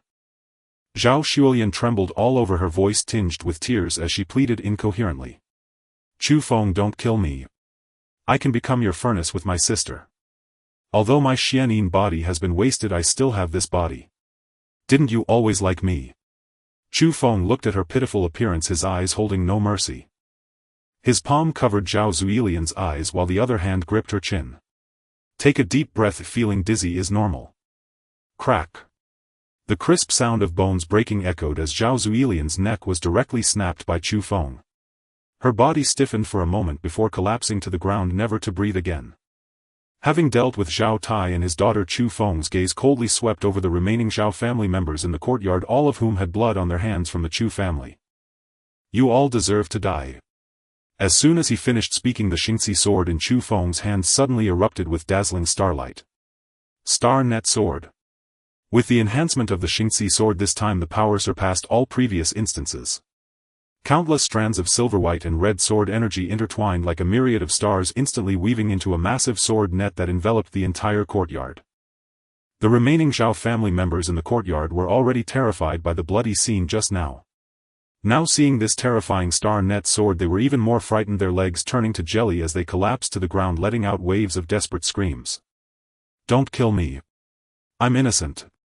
Chu Feng, we once enjoyed music together, have you forgotten? I haven't harmed any of the Chu family members, please let me live. I still have children. The sword energy was like a sickle reaping lives, instantly slashing down all the remaining Zhao family members in the courtyard. Blood spilled and bodies fell in disarray. Chu Feng wielded the Xingxi sword, stepping out of the gate. He looked up at the plaque with the words Zhao Mansion inscribed on it and slashed out with a sword. Crack. The plaque was split in half by the sword strike and fell to the ground. Chu Feng sheathed his sword and turned to look at Zhao Yurong, who was following behind him.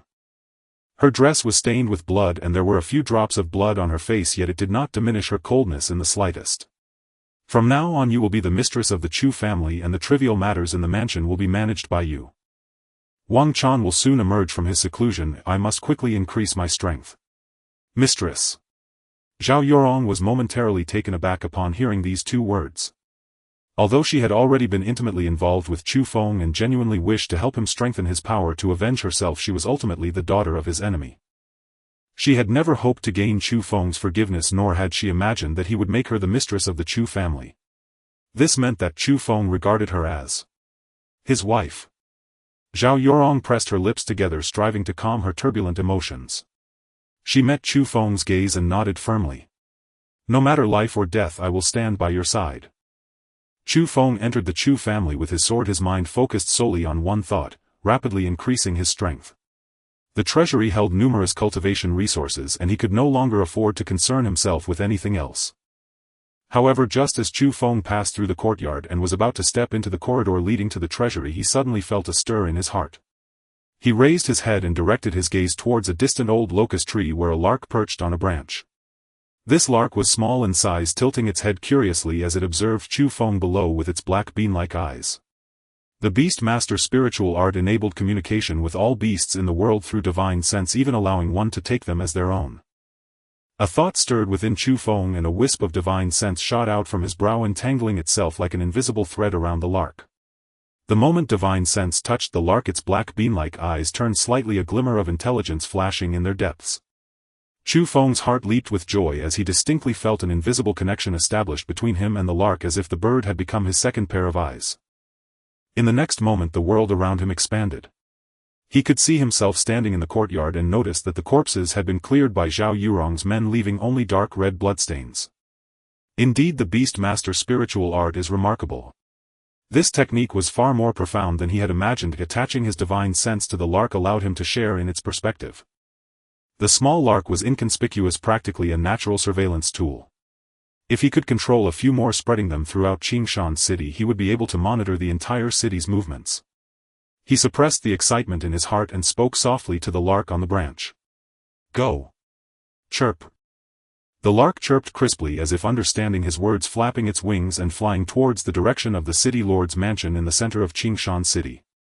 Chu Feng withdrew his gaze and continued towards the treasury, yet his mind closely followed the lark's form through that invisible connection. The city lord of Qingshan City was dead, and the Grand Elder Wang Chan had already seized most of the power in the city lord's mansion before entering seclusion, waiting only to break through to the nascent soul realm to claim the title of city lord. He had to take control of the city lord's mansion before Wang Chan emerged from seclusion. The lark quickly flew above the city lord's mansion, circling once before landing on the wall of a side courtyard. This side courtyard was arranged quite exquisitely, with several begonia trees planted inside, their petals drifting gracefully in the wind, creating a tranquil and elegant atmosphere.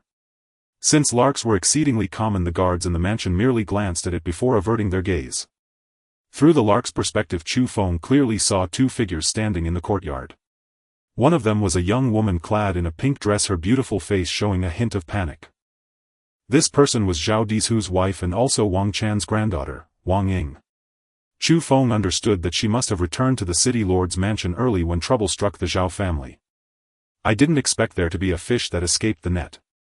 Chu Feng's gaze turned cold at the Wang family, and the Zhao family had colluded to kill his parents, and he would naturally seek to settle this score with interest. The middle-aged man in a blue brocade robe in the courtyard was Wang Ying's father, Wang Tianfu. At this moment Wang Ying was tearfully recounting everything that had just happened to Wang Tianfu. "Father, you must stand up for me. Chu Feng, that waste, actually killed Zhao Disu's and wiped out the Zhao family entirely. The Zhao family is finished."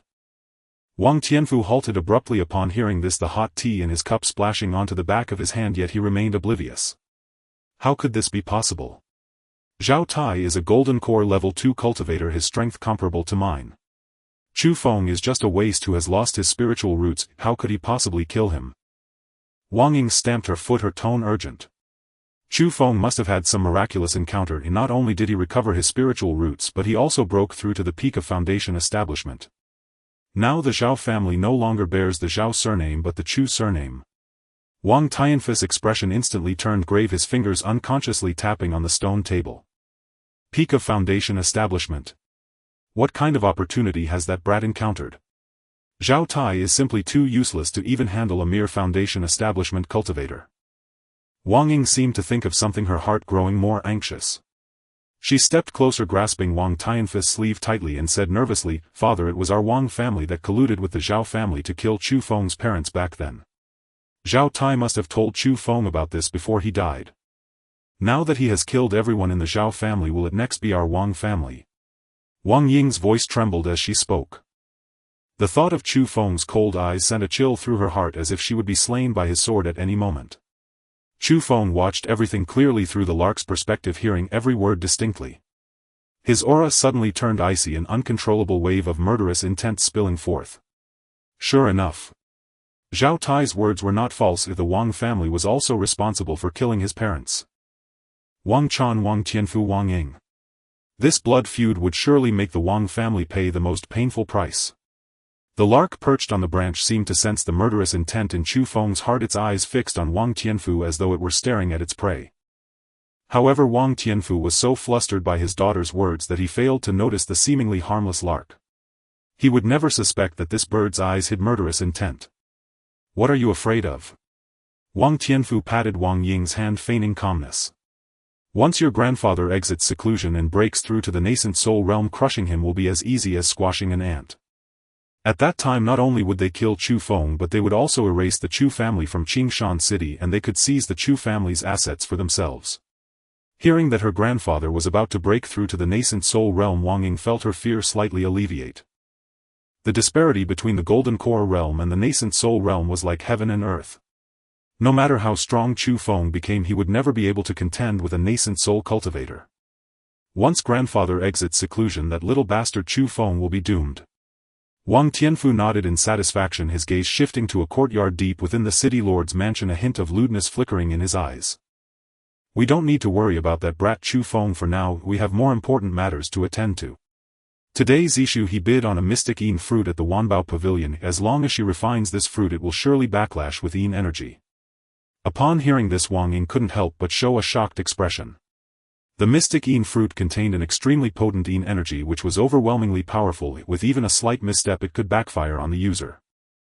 Once the Yin energy invaded the body, it required a man's pure Yang to harmonize, otherwise the body would be sealed and perish under the mystic Yin energy. How could Zishu he take such a risk? Wang Ying simply couldn't understand why the city lord's wife would risk falling into demonic deviation to refine the mystic Yin fruit. "Heh!" Wang Tianfu sneered, a tone of mockery in his voice. "Your grandfather is about to break through to the nascent soul realm. Who in Qingshan City can stand against him? Zishu he is just a woman at the 8th level of the Golden Core realm, naturally eager to break through to protect her city lord's decree and safeguard the foundation left by her late husband. Unfortunately she is too impatient. The mystic Yin fruit is not that easy to refine. As he spoke, a lewd smile appeared on Wang Tianfei's face. Once she suffers the backlash and her mind becomes muddled, I will take advantage of the situation to deal with her. In the future I will be the city lord of Qingshan City. Chirp. The lark on the branch chirped crisply as if mocking him. Chu Feng couldn't help but chuckle coldly at Wang Tianfei's audacity, thinking he could take advantage of Zishu He's backlash to seize the city lord's position. However, he currently had no energy to concern himself with Zishu He's fate. With Wang Chan about to exit seclusion, he needed to rapidly increase his strength, otherwise it would all be in vain. Chu Feng withdrew his focus, no longer paying attention to the movements of the city lord's mansion, and directed his gaze towards the treasury ahead. He took a deep breath and slashed the star-weaving sword fiercely at the treasury's barrier. Break for me. Boom, the runes on the barrier suddenly shattered, dissipating into the air. Chu Feng kicked open the stone door and walked into the treasury. "And pay."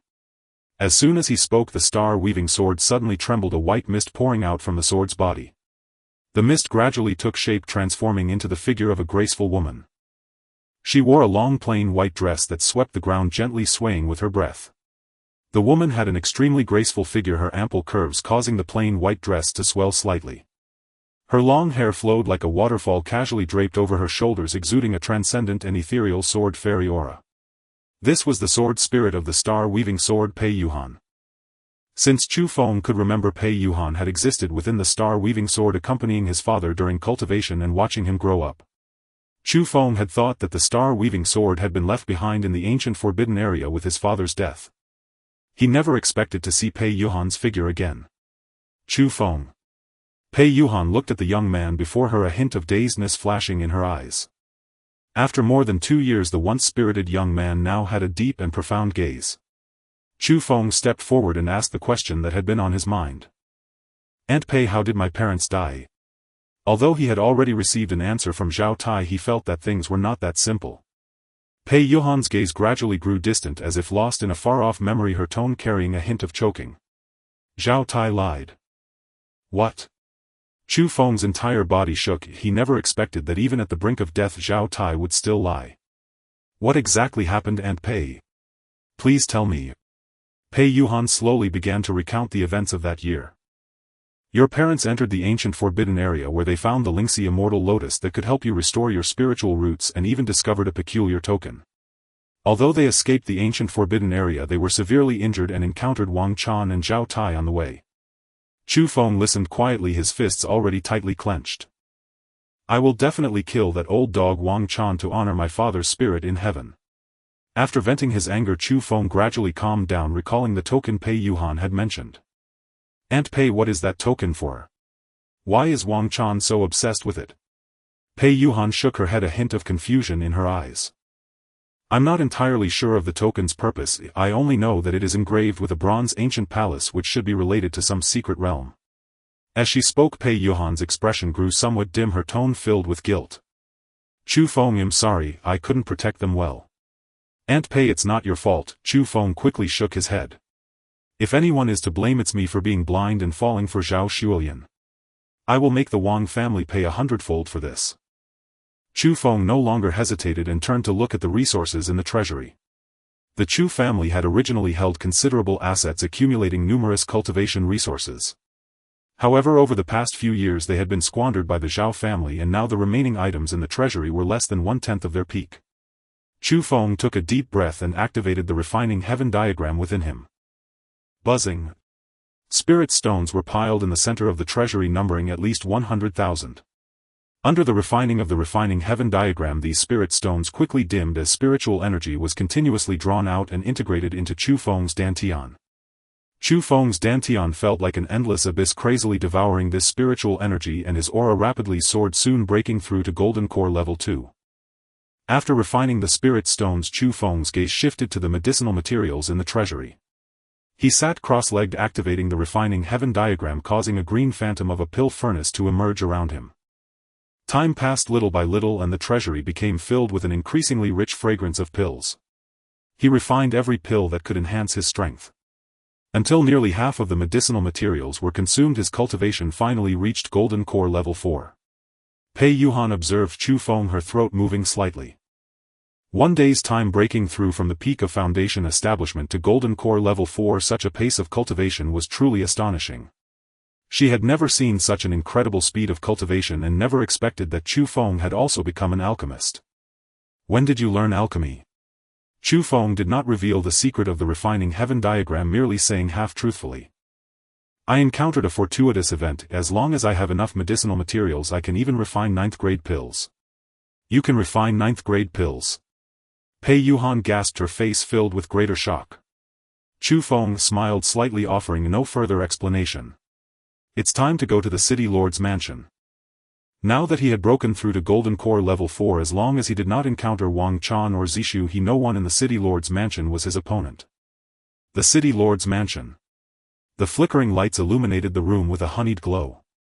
Zishu was forcefully pinned on the bed by Wang Tianfu, her pale blue nightgown already torn open halfway. Little beauty, don't waste your effort. Wang Tianfu leaned in closer, his breath carrying a strong scent of alcohol that made Zishu feel nauseous. He stared at Zishu, a wicked smile curling at the corners of his mouth. That mystic Yin fruit was specially placed by me for auction at the Wanbao Pavilion. I knew you were eager to break through and would stop at nothing to acquire it. The taste of the Yin energy backlash is unpleasant, isn't it? You feel both cold and hot, as if countless insects are crawling all over you. Zishu's body stiffened suddenly, her eyes flashing with disbelief and fury. You shameless scoundrel. The mystic Yin energy within her surged violently, her reason flickering like a candle in the wind, ready to extinguish at any moment. Yet even so she still bit her lower lip fiercely, her gaze seemingly wanting to swallow Wang Tianfu whole. Even if she were to die she would never yield to this despicable scoundrel. Wang Tianfu chuckled derisively, his hand slowly sliding down Zishu's shoulder, attempting to pull at the vibrant red undergarment. If you obediently submit to me you can still be the City Lord's wife in the future. Isn't that better than struggling now? As he spoke he couldn't wait to lower his head, his fat lips approaching Zishu's neck. Get away.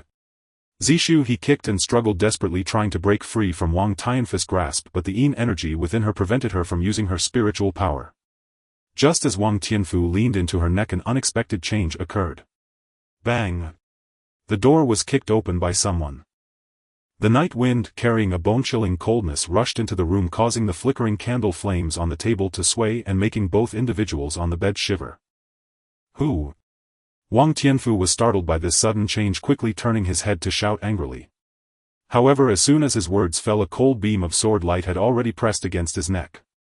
The blade of the star-weaving sword shimmered with a faint starlight, its sharp tip pressed against his neck, sending a chilling sensation through him, freezing him in place. When he saw who had come, the rage on his face froze, instantly replaced by a disdainful sneer. So it's you, this waste. He looked Chu Feng up and down, his eyes filled with contempt. What, after killing a few useless Zhao family members, do you think you're invincible in the world? How dare you trespass into the City Lord's mansion? You've got some guts. Wang Tianfu's neck stretched slightly, his face full of arrogance, as if he wasn't at all concerned about the sword pressed against his neck. He was certain that Chu Feng wouldn't dare to kill him. His father was about to exit seclusion, and no matter how strong Chu Feng was, he was merely at the Golden Core realm, unable to compete with the entire Wang family. Go ahead, if you have the ability, strike here. Wang Tianfu even deliberately leaned his neck forward, his face filled with mockery. I want to see if you can live after killing me and walk out of this door. Chu Feng's eyes radiated an icy indifference. If the thing he hated most was this kind of self-righteous fool. I have never heard such a request. With a flash of sword light, blood sprayed out as Wang Tianfu's head fell to the ground, rolling to the corner of the room, his eyes wide open in disbelief. It seemed he couldn't believe that Chu Feng truly dared to kill him in the City Lord's mansion. The room fell silent in an instant, leaving only Zishu's heavy and rapid breathing. Chu Feng sheathed his sword and prepared to leave. Saving her was merely a matter of convenience for him. His true purpose this time was the 4th-tier demon beast raised by the City Lord's mansion. However, just as he turned around, a cold and trembling little hand suddenly grasped his wrist tightly. Chu Feng was taken aback and turned to look. He saw that Zishu's body had completely lost its support, the mystic Yin energy within her erupting entirely, her reason long submerged beneath the overwhelming desires. Her gaze was dazed, long lashes still adorned with undried tears adding to her pitiful appearance. Save me. Chu Feng took a deep breath, the unique fragrance of the woman lingering at his nose mixed with the faint chill emitted from the outburst of dark Yin energy causing a slight stir in his heart. Which official could withstand such a test? At that moment Pei Yuhan's cold voice echoed in his mind. If you leave like this she will be unable to balance the yin and yang and will surely die. Hearing this, the corner of Chu Feng's mouth twitched slightly and his footsteps instinctively paused. His purpose was not to save someone but to capture the fourth-grade demon beast, the heavenly calamity ghost tiger raised by the city lord's mansion. The strength of a fourth-grade demon beast was comparable to that of a nascent soul cultivator. As long as he could control this heavenly calamity ghost tiger with the beast mastery art, what did it matter if Wang Quan successfully broke through to the nascent soul stage? At that time he could easily have this scoundrel die at the hands of the demon beast he tamed, avenging the blood feud of his parents' murder. Moreover, Wang Quan was currently in a critical moment of breaking through to the nascent soul stage and had no time to spare. Immediately Pei Yuhan's voice rang out again, laced with a hint of persuasion. The power of the dark Yin fruit within her is extremely domineering yet incredibly pure. For your pure yang body it is a tremendous supplement. As long as you refine it, not only can you resolve the backlash of the Yin energy within her, but your cultivation will surely advance to a higher level. With the conversation reaching this point, Chu Feng understood Pei Yuhan's intention. He turned to look at Zi Shuhe, then waved his hand to close the door. An hour later a light sound echoed in Chu Feng's mind and barriers shattered. Fifth layer of golden core, a natural progression. The body of the extreme Yin spirit body acted like a massive funnel, crazily absorbing the spiritual energy from the surrounding world. It wasn't absorbing for herself but rather pouring out the spiritual power unreservedly into Chu Feng's body. A special physique inherently carried unique abilities which could enhance cultivation speed or possess unique powers. Cultivators with special physiques were often the elite among their peers. One type of special physique was known as the furnace body, like Zhao Zuilian's extreme Yin body, even more powerful than the regular extreme Yin body. I didn't expect the city lord's wife to be such a massive funnel. A day and a night passed. When Chu Feng opened his eyes again, the daylight had already penetrated through the window and illuminated the room. The spiritual power within him had become increasingly dense and refined, firmly stabilizing at the fifth layer of golden core with only a thin line separating him from the sixth layer. Refining the power of the dark Yin fruit within Zi Shuhe took merely an hour, but the remaining time was entirely spent on this woman.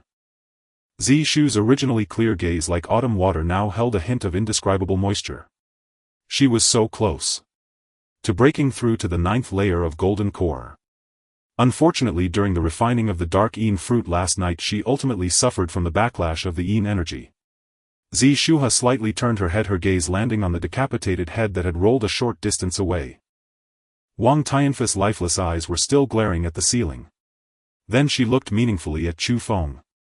You are even more unyielding than I imagined. I originally thought my innocence from last night would be ruined by Wang Tianfu, but unexpectedly at such a critical moment Chu Feng charged in. Chu Feng raised an eyebrow at her words. I underestimated you as well. Zi Shu's beautiful eyes were filled with both shyness and anger as she shot him a reproachful glare. Why? Why are you in my room? She naturally had heard the rumors about Chu Feng. The waste, who was once crippled by the Zhao family, regained his cultivation overnight, wiped out the Zhao family and took back control of the Chu family. But in her view, no matter how powerful Chu Feng was, he had only just broken through to the golden core stage and could never navigate freely within the city lord's mansion, nor could he possibly be Wang Tianfei's opponent. Yet what happened last night completely subverted her perception. When Chu Feng arrived, his cultivation was clearly at the fourth layer of golden core. If not for that, he would have never been able to appear behind Wang Tianfu in an instant and cleanly behead him with a single sword strike. Chu Feng didn't explain much, quickly getting up and putting on his robe. Having delayed for a night, Wang Quan could break through at any moment and he no longer had much time left. He turned to Zi Shuhe, his tone carrying a hint of urgency. I will explain to you later. Take me to where the heavenly calamity ghost tiger is raised right now. Zi Shuhe was taken aback, looking at him with confusion. What do you want to do? Beast mastery. Chu Feng replied succinctly. Without thinking, Zi Shuhe immediately shook her head. That is a fourth-grade demon beast, extremely ferocious.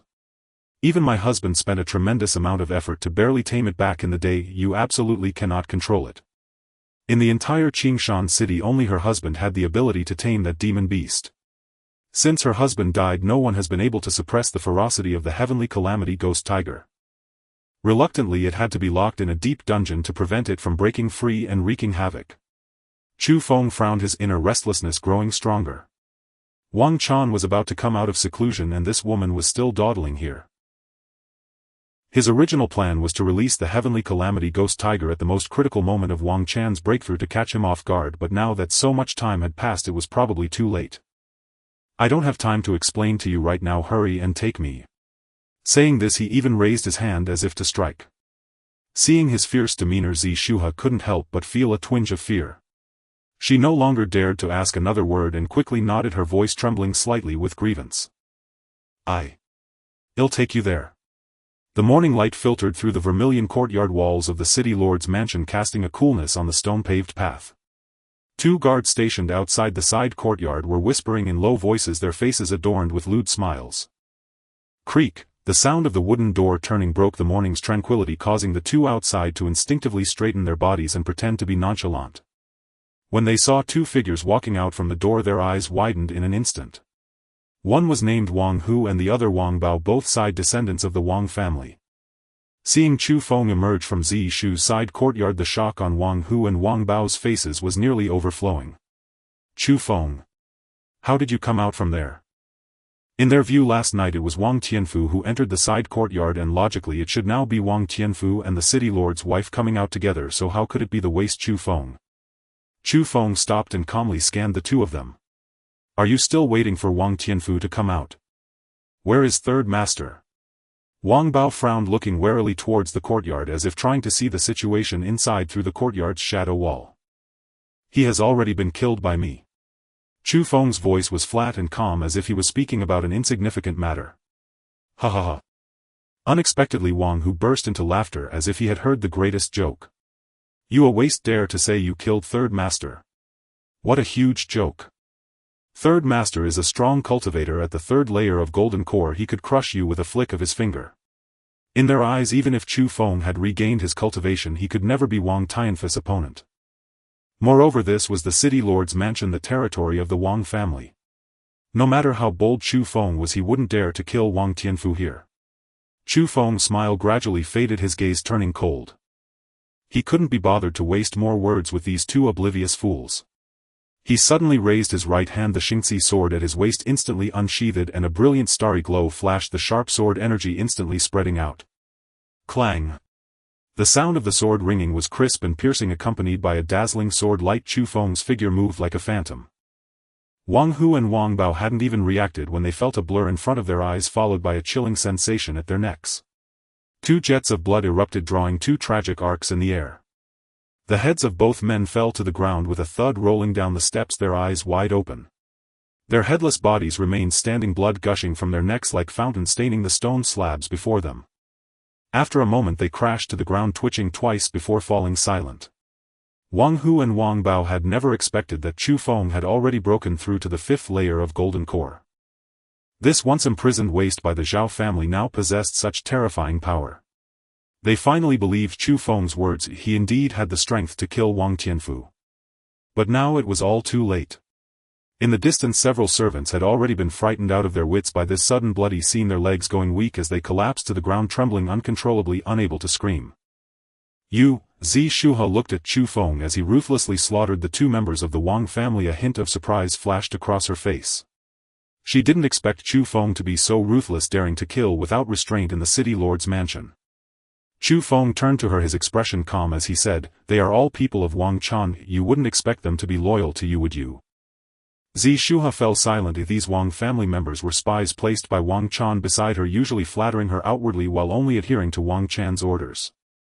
Even if she killed Wang Chan to regain control of the entire city lord's mansion, she would definitely need a thorough cleansing. With that thought, Zi Shuha ceased speaking, silently leading Chu Feng towards the direction of the city lord's mansion's dungeon. After walking for a while, Zi Shuha finally couldn't help but ask, can you really tame that 4th-grade demon beast? Chu Feng continued walking, merely turning his head slightly, his gaze settling on her stunning profile. Dare to make a bet with me?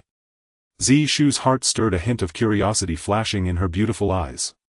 What do we bet on? If I can't tame that 4th-grade demon beast, everything belonging to the Chu family will be yours, including me. Chu Feng's words were resolute. Shuha could not help but gasp. Although the Chu family's foundation had been significantly depleted over the years by the Zhao family, a dead camel is still bigger than a horse.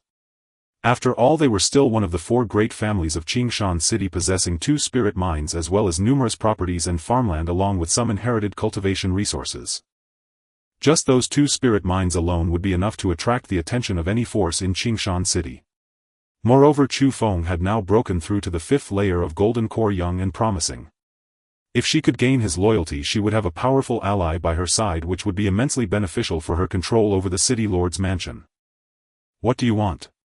Chu Feng looked at her cautious demeanor, the smile on his lips growing more playful. I want you to be my concubine. You. Such audacity. Shu's beautiful eyes narrowed instantly. She was the dignified city lord's wife, a cultivator at the 8th layer of golden core, and Chu Feng actually wanted her to be a concubine. Chu Feng fearlessly met her gaze, provoking her. What afraid? Shu's beautiful eyes flickered as her mind raced with calculations. Her husband was a 4th-grade beast master. She naturally knew how difficult it was to tame a 4th-grade demon beast. 4th-grade demon beasts had awakened intelligence and were ferocious. Taming them not only required immense strength but also special beast mastery techniques. Even a 4th-grade beast master might not achieve 100 success. Chu Feng certainly did not know where he learned some beast mastery technique, thinking he could tame a 4th-grade demon beast. It was simply a pipe dream. She was determined to take over the Chu family's assets and this person as well.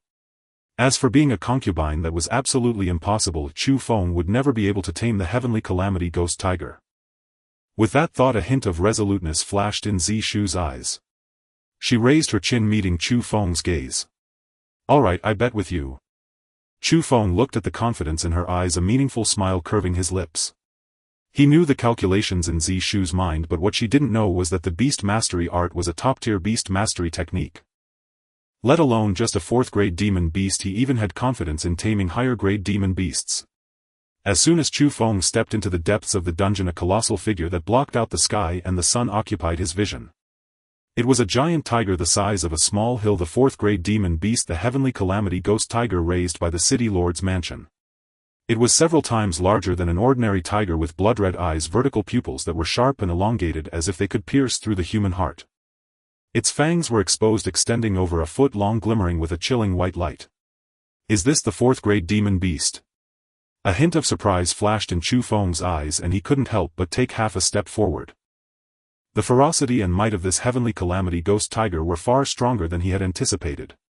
The pressure of a 4th-grade demon beast bore down on him like a mountain, and any ordinary golden core cultivator would have been terrified and fled. Yet Chu Feng remained undaunted, feeling a subtle excitement in his blood. Shuha had seen this demon beast before, yet she was still completely petrified by its ferocious aura. It's not too late to regret now. This heavenly calamity ghost tiger is capable of tearing mountains apart. You cannot possibly tame it. Chu Feng did not turn back, merely speaking indifferently. I advise you to prepare your wedding gown instead. Shu's cheeks flushed instantly, her chest slightly heaving. This was to ensure she would win the bet and fulfill her promise to make him her concubine. I want to see how you tame this demon beast. Just then a violent tremor suddenly erupted from above the dungeon. Immediately afterward, a vast power of heaven and earth descended from the sky, enveloping the entire Qingshan city. Feeling the tremendous pressure, Shu's complexion changed drastically. Wang Chan has broken through to the nascent soul realm. Shuha could no longer care about watching Chu Feng tame the beast and turned to rush towards the dungeon exit, her steps faltering, clearly thrown into disarray. Wang Chan breaking through to the nascent soul realm meant that no one in Qingshan City could restrain him anymore. Chu Feng looked at her panicked retreating figure, his expression turning grave, but he did not follow. He gazed deeply at the heavenly calamity ghost tiger, sensing the stirring power within it, his smile growing more intense. It seems I must hurry. Outside the dungeon, a dazzling golden pillar of light shot into the sky, piercing through the clouds. The light was surrounded by auspicious clouds, and the sounds of dragons and phoenixes could be faintly heard, startling the entire Qingshan city with this grand spectacle. This is the manifestation of fetal formation. A massive Dharma image slowly materialized in the void, that of an old man dressed in a blue robe surrounded by a faint nascent soul power. This was Wang Chan's Dharma image. Fetal formation, it really is fetal formation if the elder of the Wang family has broken through to the nascent soul realm. Zishuha stood in the empty space of the demon beast courtyard looking up at the Dharma image in the sky, her face pale as paper. Wang Chan's breakthrough to the nascent soul realm meant that the authority of the city lord's mansion would likely fall into his hands. Just then the golden pillar of light suddenly shrank, transforming into a stream of light that surged into Wang Chan's seclusion chamber. Following that, the stone door of the seclusion room exploded with a bang and a figure walked out slowly. Before him stood an old man with silvery hair dressed in a blue robe embroidered with the Tai Chi pattern. His complexion was rosy, his gaze profound, and a faint aura of nascent soul power radiated from him. Wang Chan felt an unprecedented surge of power within him, and he couldn't help but smile broadly, laughing out loud. I have succeeded. From this day forth Wang Chan shall be the sky of Qingshan City. Bright daylight poured in from outside the door, illuminating the scene in the courtyard. Wang Tianfu lay motionless on the ground, already devoid of life. Wang Chan's pupils constricted suddenly and he froze, unable to breathe. He stumbled a step, his outstretched finger trembling slightly. What? What is happening? His throat tightened and he drew in a breath, his shout causing dust to fall from the beams above. Who killed Tianfu? Wang Ying, already kneeling in the courtyard, was now in tears. Grandfather Chu Feng exterminated the Zhao family, and he even conspired with that shameless Zishu he sneaking into the residence last night to attack father. You must seek justice for your granddaughter and avenge my father. What? Wang Chan's hair stood on end, his face twisted in anger. What a pair of scoundrels. If I Wang Chan do not chop you into pieces to feed the dogs and honor my son's spirit in the heavens, I vow not to be human. At that moment Wang Tianshou, who had been silently standing to the side, stepped forward. Father, someone just saw Chu Feng and Zishu he heading towards the family's beast training dungeon. Wang Chan abruptly turned his head, his bloodshot eyes fixed on the direction of the dungeon. Follow me to the dungeon. Outside the dungeon several elders were surrounding Zishu, he earnestly persuading her. As long as the Qingshan remains, there is no fear of firewood. You should leave the city lord's residence and avoid the storm for now. Indeed, as long as you break through to the nascent soul realm in the future, you can naturally reclaim the position of city lord. Wang Chan is now blinded by rage, we cannot stop him. If you do not leave now, it will be too late. They were all loyal to city lord Wang Yunshan, and upon learning from Zishu why Wang Tianfu had died, they were all thrown into a panic. Now that Wang Chan had broken through to the nascent soul realm, even if they all attacked together, they would absolutely not be a match for him. Zishu he stood in place, her gaze fixed on the dungeon's entrance, her heart filled with mixed emotions. Initially she did not believe that Chu Feng could tame the heavenly desolation ghost tiger, but at this moment a flicker of hope arose in her heart. Perhaps he really could. Thinking of this, Zishu he slowly shook her head, speaking firmly. I will not leave. What? Several elders were taken aback, their faces filled with confusion. Wang Chan is coming, he will not spare you. Zishu he did not explain, only tightly clenching the city lord's order in her hand, her gaze still lingering on the dungeon's entrance. She did not know why she chose to trust Chu Feng, but her heart had a certain feeling. If she fled today, she would never be able to return. At that moment hurried footsteps sounded from a distance. Everyone turned to see Wang Chan rushing towards them with a large group of Wang family disciples and elders, a murderous aura radiating from him. Today no one is allowed to leave. Wang Chan halted, his icy gaze sweeping over everyone present, finally landing on Zishu he. Where is Chu Feng? Where did he hide? Zishu he tightened her grip on the city lord's order and stepped forward, speaking coldly. Wang Chan, what do you want? Humph. Wang Chan scoffed, his eyes filled with disdain. I have already broken through to the nascent soul realm. In all of Qingshan City no one is my opponent. Do you think that holding a broken order can command me? His gaze swept over the elders protecting Zishu he, his tone laced with a hint of threat. From now on the position of city lord will be mine. Who agrees, who opposes? The expressions of several elders shifted unpredictably, and at that moment the fifth elder stepped forward. I oppose. Wang Chan's eyes turned icy in an instant, a cruel smile curling at the corners of his mouth. Since you oppose, then go to your death. Before the words fell, Wang Chan raised his hand and slapped down. The spiritual energy of the nascent soul realm coalesced into a gigantic palm infused with overwhelming power of heaven and earth, and it struck fiercely at the fifth elder. The palm wind howled, the air was torn apart and the surrounding space rippled. The fifth elder's face changed dramatically as he hurriedly activated all his spiritual energy, forming a protective spiritual light. But his cultivation was only at the golden core first level, and against the absolute strength of the nascent soul realm he was utterly defenseless. With a loud crash the giant palm shattered the fifth elder's protective light and landed heavily on his chest. The fifth elder spat out a mouthful of blood, his body flying out like a kite with a severed string. He crashed heavily against the stone wall, producing a dull thud, and then slid down to the ground, convulsing twice before losing all breath. The scene fell into a deathly silence in an instant. No one expected Wang Chan would kill without hesitation, leaving no room for compassion. Those who follow me will prosper, those who oppose me will perish. Wang Chan's voice echoed in the courtyard. Is there anyone else who opposes? No one dared to speak, and the elders all lowered their heads. Resisting now would only lead to death. Wang Chan looked at the reactions of everyone with satisfaction, his gaze once again landing on Zishu He. He had long coveted Zishu He's extreme Yin spiritual body, a natural and unparalleled furnace. If he could cultivate with her, his cultivation would surely advance further. Zishu He Chu Feng killed my son, I will definitely tear him to pieces and scatter his ashes. As for you, if you kneel now and crawl to me, I may spare your life and let you be my furnace. Even if he wanted to kill Zishu he would extract her extreme Yin spiritual body first. You wish. Zishu He's face turned pale, her whole body trembling with anger. Wang Chan, you are my husband's uncle. How can you commit such beastly acts unworthy of his spirit in heaven? Ha ha ha. Wang Chan threw his head back and laughed, his laughter filled with arrogance.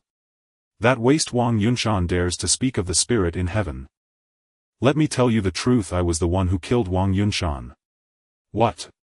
This revelation struck like thunder, leaving everyone present in shock. Several elders suddenly raised their heads in disbelief, their eyes filled with shock. Zishu He trembled all over, looking at Wang Chan in disbelief, her voice quivering. My husband. He was truly killed by you. Wang Chan's face was filled with a fierce look, his tone laced with unwillingness. My cultivation far surpassed his. How could he become the city lord of Qingshan City? If it weren't for relying on that heavenly desolation ghost tiger, he would be nothing.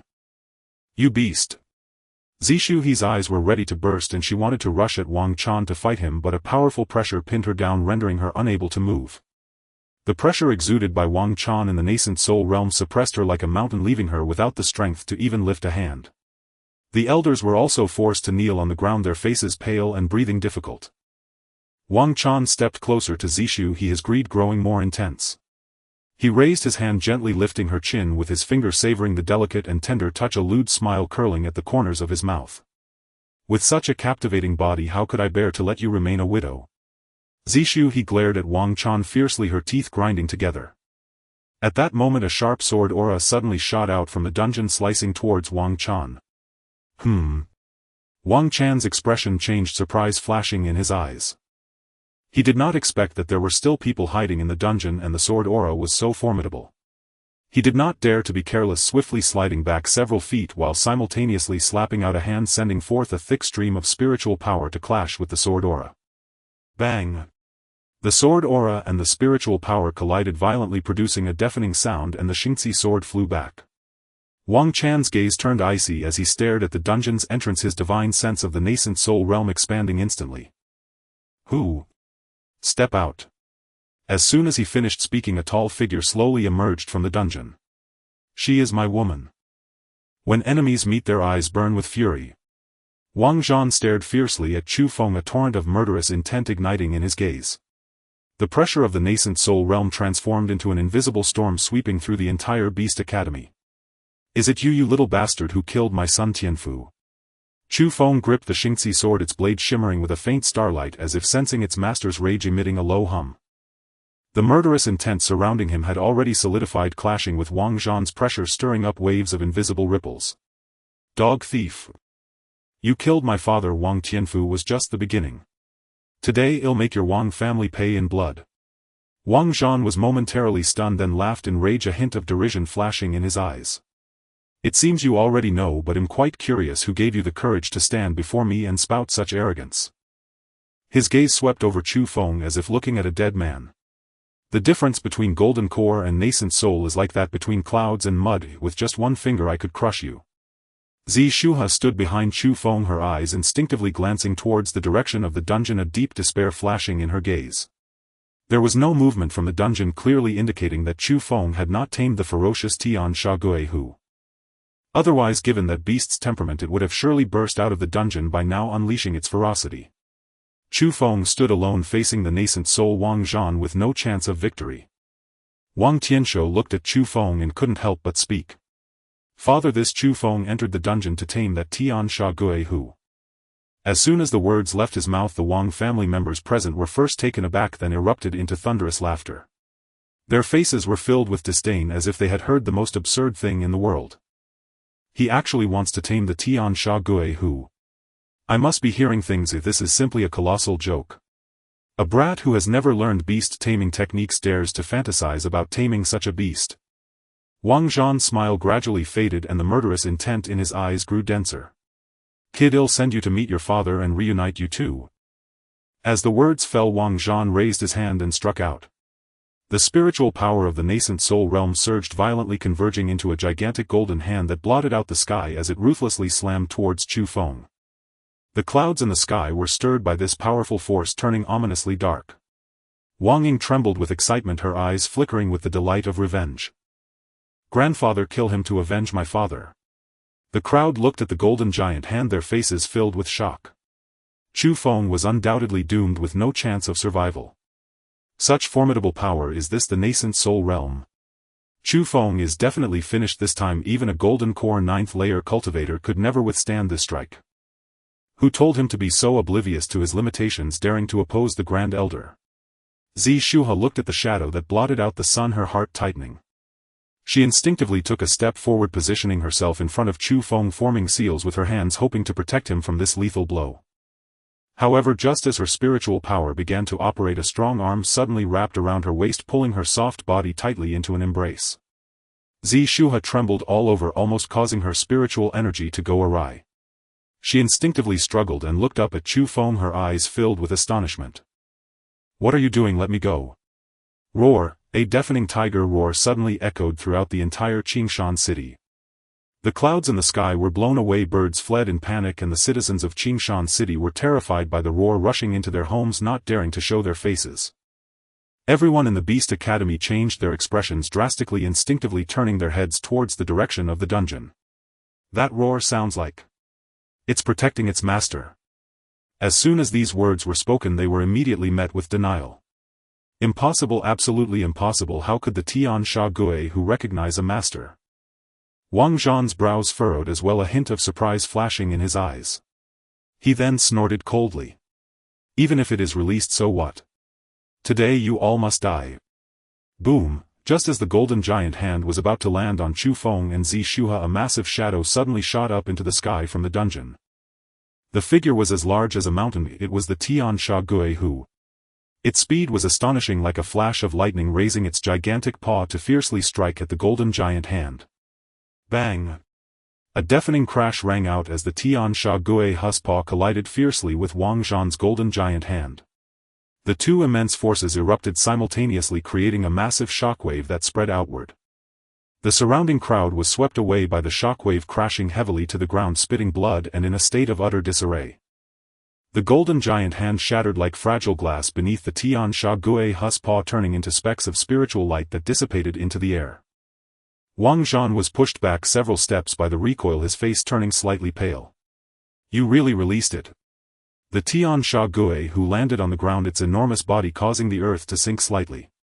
It shook its head and let out a low growl, its crimson vertical pupils sweeping over the crowd filled with ferocity. The oppressive aura made everyone tremble, not daring to look directly. What a terrifying beast is this, the true power of a 4th-tier beast. At this moment everyone's gaze fell on Chu Feng. That madman Chu Feng, he didn't tame it but released it. Chu Feng intends to take us all down with him. The Tian Sha Gui Hu is inherently vicious. If it goes out of control, we will all die. Chu Feng. You beast. If you want to die, don't drag us down with you. The crowd lay on the ground looking at the massive figure of the Tian Sha Gui Hu, their voices trembling. After landing, the Tian Sha Gui Hu swept its crimson vertical pupils over everyone, silencing them. But it did not attack, instead it turned around, circling slowly around Chu Feng and Zi Shuha, its huge tail gently swaying, creating a soft breeze. Then a shocking scene unfolded. this vicious Tian Sha Gui who slowly lowered its head and lay at Chu Feng's feet, its massive head gently rubbing against Chu Feng's calf resembling a docile giant cat. Boom! This scene thundered in everyone's minds. Those present gasped in unison, their mouths agape as if they could fit an egg inside, their eyes filled with stupor. Even a fool could see that this Tian Sha Gui who had been completely tamed by Chu Feng. The Tian Sha Gui who was a fourth-tier beast notoriously vicious, when the previous city lord tamed it had gone out of control multiple times, killing numerous guards. If it had not been tamed with its temperament, the courtyard would have already been a mountain of corpses and a sea of blood, and no one would escape death. But now it was actually lying obediently at Chu Feng's feet, overturning everyone's understanding. This is impossible. Wang Zhan staggered back a step, his face filled with disbelief and shock. The Tian Sha Gui who has truly been tamed by him. He fixed his gaze on the Tian Sha Gui who lying by Chu Feng's feet, then looked at Chu Feng, his eyes filled with confusion. After Wang Yunshan's death he had tried to tame this beast but had failed. He could not comprehend how this beast which he had exhausted countless efforts to tame was so easily subdued by this young brat Chu Feng. The elders behind Zi Shuhe instinctively took a step back, whispering among themselves. No wonder the matriarch refused to leave earlier, she was certain Chu Feng could tame this Tian Sha Gui who. How did he achieve this? Is he a beast tamer? With this fourth-tier beast present, even Wang Zhan in the nascent soul realm must be cautious. Zi Shu's delicate body tensed up suddenly, then trembled slightly. You really tamed it? She looked down at the Tian Sha Gui who by Chu Feng's feet, feeling as if she were dreaming. Chu Feng had actually done it, he had truly tamed this beast which even her husband had taken 3 years to barely subdue. Feeling the trembling of the beauty in his arms, Chu Feng looked down at her, a playful smile curling at the corners of his mouth. He slightly tilted his head, leaning towards Zi Shu's ear, his warm breath brushing against her earlobe. Now what should you call me? Zi Shuhe was momentarily stunned, then quickly realized. Chu Feng had successfully tamed the Tian Sha Gui who, according to their previous bet, she had lost and had to become his concubine. The thought made her cheeks instantly flush, turning red up to her ears. Her heart raced wildly like a startled deer. She instinctively lowered her head, not daring to meet Chu Feng's eyes, her long eyelashes trembling lightly as she timidly murmured, "Husband." Zi Shuhe lowered her head, afraid to look at the expressions of the crowd. Her true husband had died less than a year ago, and now she turned to another man's embrace. Would everyone think she was a wanton woman? However, Zi Shuhe felt no regret, it was simply too exhausting to bear everything alone. Accepting to be a concubine of a beast master capable of taming fourth-tier monsters was not unacceptable. Most importantly, she had no choice.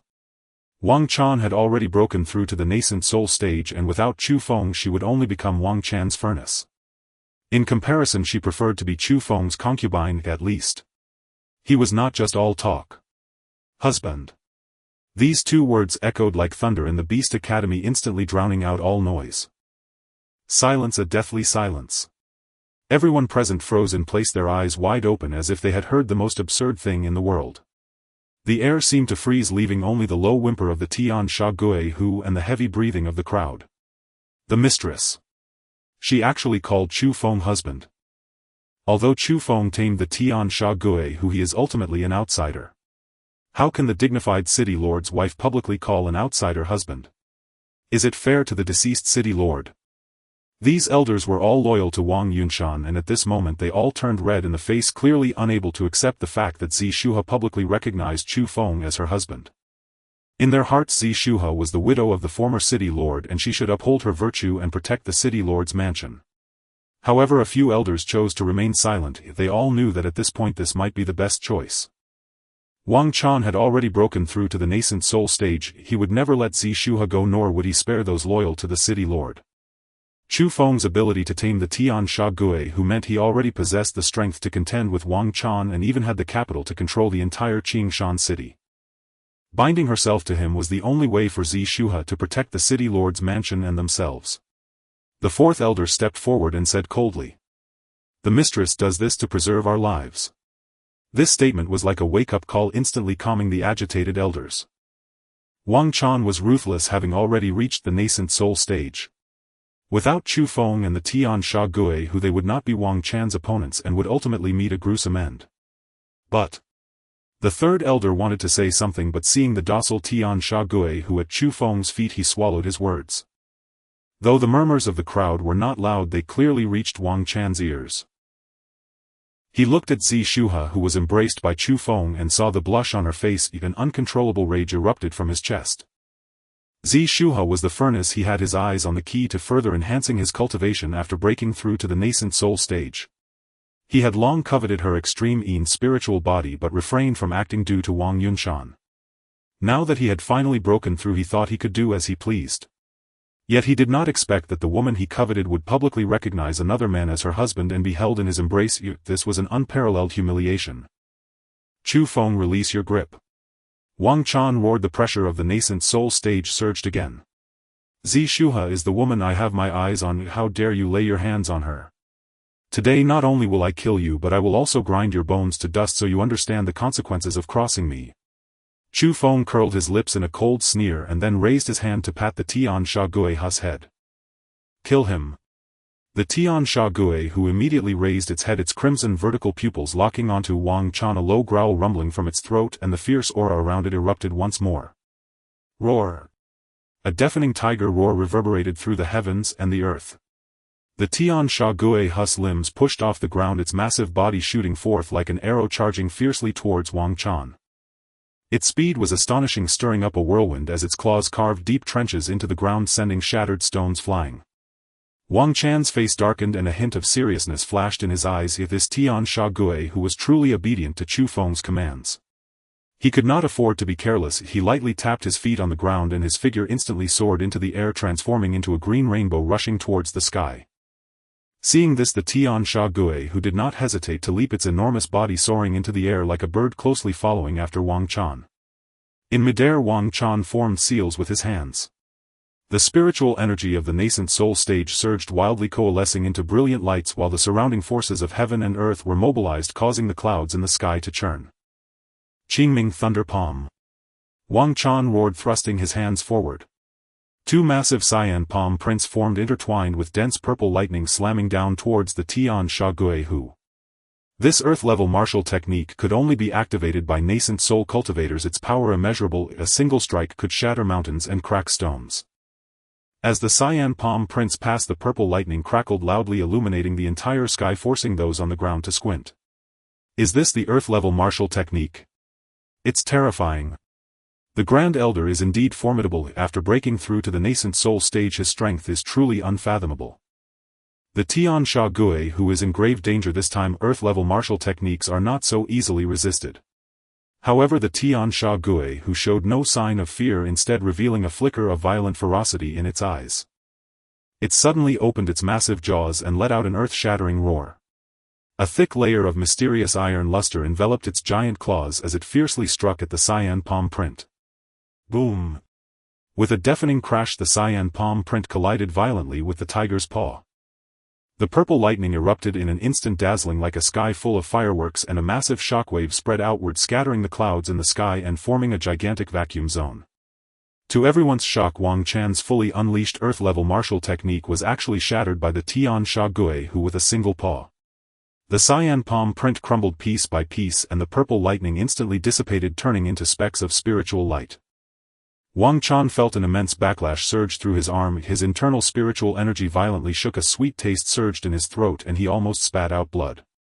His figure flew backward like a kite with a broken string, retreating several meters before barely stabilizing himself. What a powerful beast! The crowd was also stunned by this scene. The Tian Sha Gui, who actually blocked the earth-level martial technique. Wang Tianshou stood among the crowd watching the Tian Sha Gui, who gained the upper hand in the sky, and a sense of crisis rose in his heart. He knew very well that if this continued, his father would surely be defeated by the Tian Sha Gui, who. At that time, everyone from their lineage would face certain death. His gaze quickly darted, landing on Chu Feng. Chu Feng was the master of the Tian Sha Gui, who, as long as they killed him, the Tian Sha Gui who would lose control, and then his father would have a chance to turn the tables.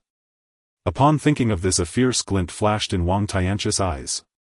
He abruptly drew the long knife from his waist and shouted angrily at those behind him. Kill Chu Feng and this beast will lose control. Everyone charge. As soon as these words were spoken, the crowd immediately echoed in unison. Yes, kill Chu Feng. They all drew their weapons and charged towards Chu Feng. In an instant a murderous aura surged and countless weapons flashed coldly as they surrounded Chu Feng. The expressions of the elders beside Zi Shuha instantly turned serious. The fourth elder frowned, looking at the dense crowd rushing over, and quietly asked Zi Shuha. "Mistress, the other side has the numerical advantage, should we intervene?"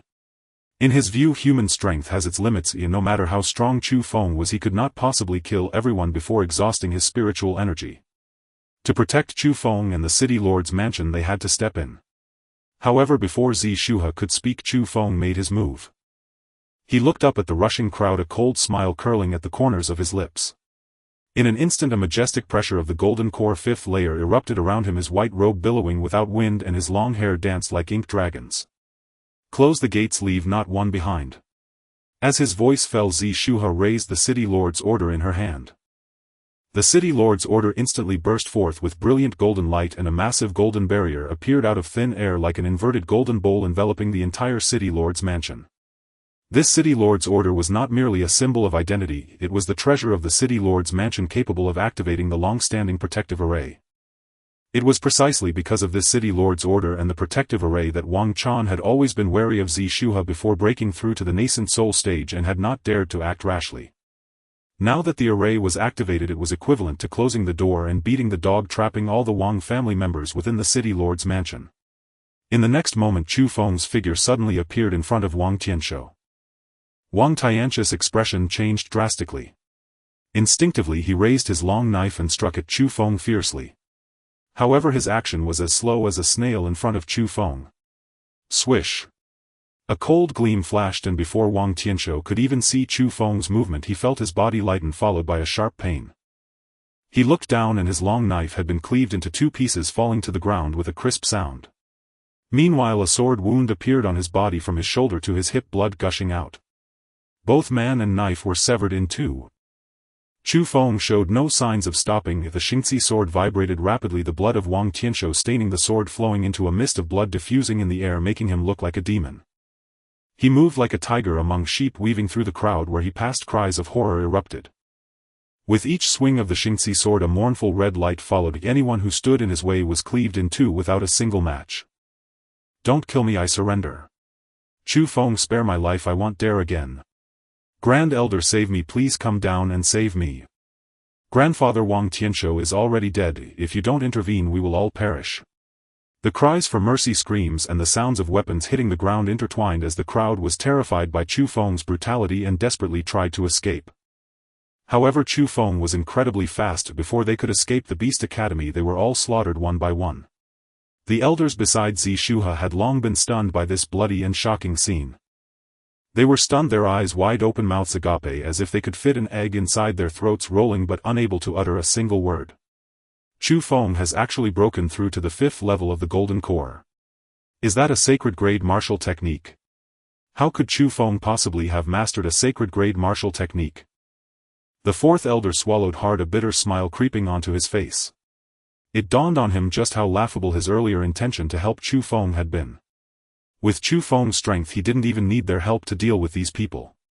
Zi Shu, he stood still watching as Chu Feng slaughtered through the crowd as if the place were devoid of anyone, her delicate body trembling slightly. She increasingly felt that Chu Feng was no ordinary individual. At such a young age he possessed the cultivation of the 5th level of the Golden Core, had mastered a sacred grade martial technique, and could tame 4th level monsters. Such talent and strength were simply rare for 100 years, even 1,000 years. Someone like him was destined not to be confined by the small realm of Qingshan City. In the future he would surely soar to great heights, dominating the world and becoming a giant. And such a person turned out to be her husband. Thinking of this, Zi Shu, his voluptuous legs unconsciously closed together, slightly gently caressing. The courtyard was dead silent. In just a few breaths the monster beast courtyard had turned into a hellish scene, with severed limbs and cold corpses strewn across the ground. In the corner there crouched a frail figure, Wang Ying. She trembled like a sieve, clutching her head with both hands, her teeth chattering uncontrollably. Her dazed gaze was fixed on a corpse not far from her, that of her cousin, whose body was severed and eyes wide open in death. "They're all dead. All dead." Wang Ying's lips quivered. Grandfather's people, father's people, all dead. Watching helplessly as those nearby fell one by one into pools of blood, their screams and pleas faded into silence. Fear made even breathing difficult for her. She couldn't help but wet her skirt, a foul odor spreading, but she was completely unaware. At that moment footsteps drew closer. Wang Ying's body stiffened and she slowly raised her head, seeing Chu Feng holding the Xing Ci sword walking towards her step by step through her blurred tear-filled eyes. Chu Feng's expression was icy as if looking at a corpse. "No, don't come closer." Chu Feng did not stop getting closer and closer to her. Wang Ying could no longer hold on and knelt on the ground, repeatedly bowing her head. "I beg you, please spare me. I know I was wrong, please, in light of me being just a woman, grant me my life. I am willing to serve you like a beast for the rest of my life." Chu Feng halted, looking down at her from above. The Xing Ci sword slightly raised, its tip aimed at her brow. Just as Chu Feng was about to swing the sword, an unexpected change occurred. "Ah!" A heart-wrenching scream suddenly erupted from the sky, drawing everyone's gaze, including that of Chu Feng and Wang Ying, upward. In the sky, the Tian Sha ghost tiger was fiercely gripping Wang Chan's chest. Its sharp claws pierced through Wang Chan's protective spirit, like easily tearing his robe apart. With a fierce force, the Tian Sha ghost tiger brutally ripped off Wang Chan's right arm from the shoulder. Blood gushed forth like a fountain from Wang Chan's shoulder, staining a large part of the sky red. The still twitching arm fell from the high sky, dripping with fresh blood. Wang Chan's chest was now a mess of blood and flesh, with white bone exposed, a horrific sight. His features twisted in agony, he spat out a mouthful of blood. However, it was too late to retreat now. "You vile beast, how dare you!" Before he could recover from the pain of his severed arm, the Tian Sha ghost tiger's tail, thick as a steel whip, whipped through the air, striking his abdomen with a fierce wind. Boom! With a deafening sound, Wang Chan was sent flying like a rag doll, struck by a boulder, crashing to the ground at an incredible speed. Wang Chan crashed heavily onto the ground of the monster beast courtyard, creating a massive pit. His body sank into the pit, his limbs twisted at unnatural angles. Wang Ying in the corner witnessed this scene firsthand, her face drained of blood, her lips turning dark blue. Her body slumped weakly to the ground, the last glimmer of hope in her eyes completely extinguished. She had harbored a sliver of hope, wishing her grandfather could turn the tide, slay the Tian Sha ghost tiger, and then kill Chu Feng to avenge her father and clan. But now, it was over, completely over. At that moment, Wang Chan in the pit suddenly moved. He struggled to lift his head, his murky eyes fixed on Chu Feng not far away, filled with resentment. "Why are you forcing me?" The instant his words fell, Wang Chan's figure suddenly floated into the air. Immediately afterward, a nauseatingly thick blood-colored mist poured from his body, spreading like a tide and soon engulfing the entire city lord's mansion. Wherever the blood mist passed, the blood on the ground began to float up, merging into the mist. Meanwhile, Wang Chan's body visibly shrank, his skin tightly adhering to his bones, resembling a dehydrated corpse. His eyes, however, became increasingly crimson, filled with a sinister light. Zi Shu, he stood to the side watching this bizarre scene, her complexion changing drastically, her heart racing. It seemed she realized something and exclaimed, "Not good, he is about to perform a bloodline sacrifice." Upon hearing this, the fourth elder and others all changed their expressions. This was an ancient forbidden technique said to allow one to refine the blood of all descendants of one's bloodline for personal use, forcibly enhancing one's strength. But the cost was immense. Not only would it shorten one's lifespan, but it would also lead to the extinction of one's descendants. "Quick, stop him." Zi Shu, he reacted quickly, rushing toward Wang Chan. The fourth elder and others did not dare to hesitate, using their spiritual power to try to stop Wang Chan from performing the forbidden technique. However, Wang Chan merely cast a cold glance at them, raising his hand to strike. The blood mist coalesced into a massive hand that struck towards Zi Shu, he and the fourth elder. Bang! The group could not withstand this bizarre power and were instantly sent flying, crashing heavily to the ground, spitting out blood and unable to rise for a moment. Seeing this, the Tian Sha ghost tiger roared, its massive body shooting towards Wang Chan like an arrow, its giant claws fiercely striking at Wang Chan. However, the blood mist surrounding Wang Chan suddenly condensed into a thick blood-colored barrier, protecting him securely. Boom! The Tian Sha ghost tiger's claws struck the blood barrier hard, producing a deafening boom. The blood barrier shook violently, ripples forming, yet it did not shatter.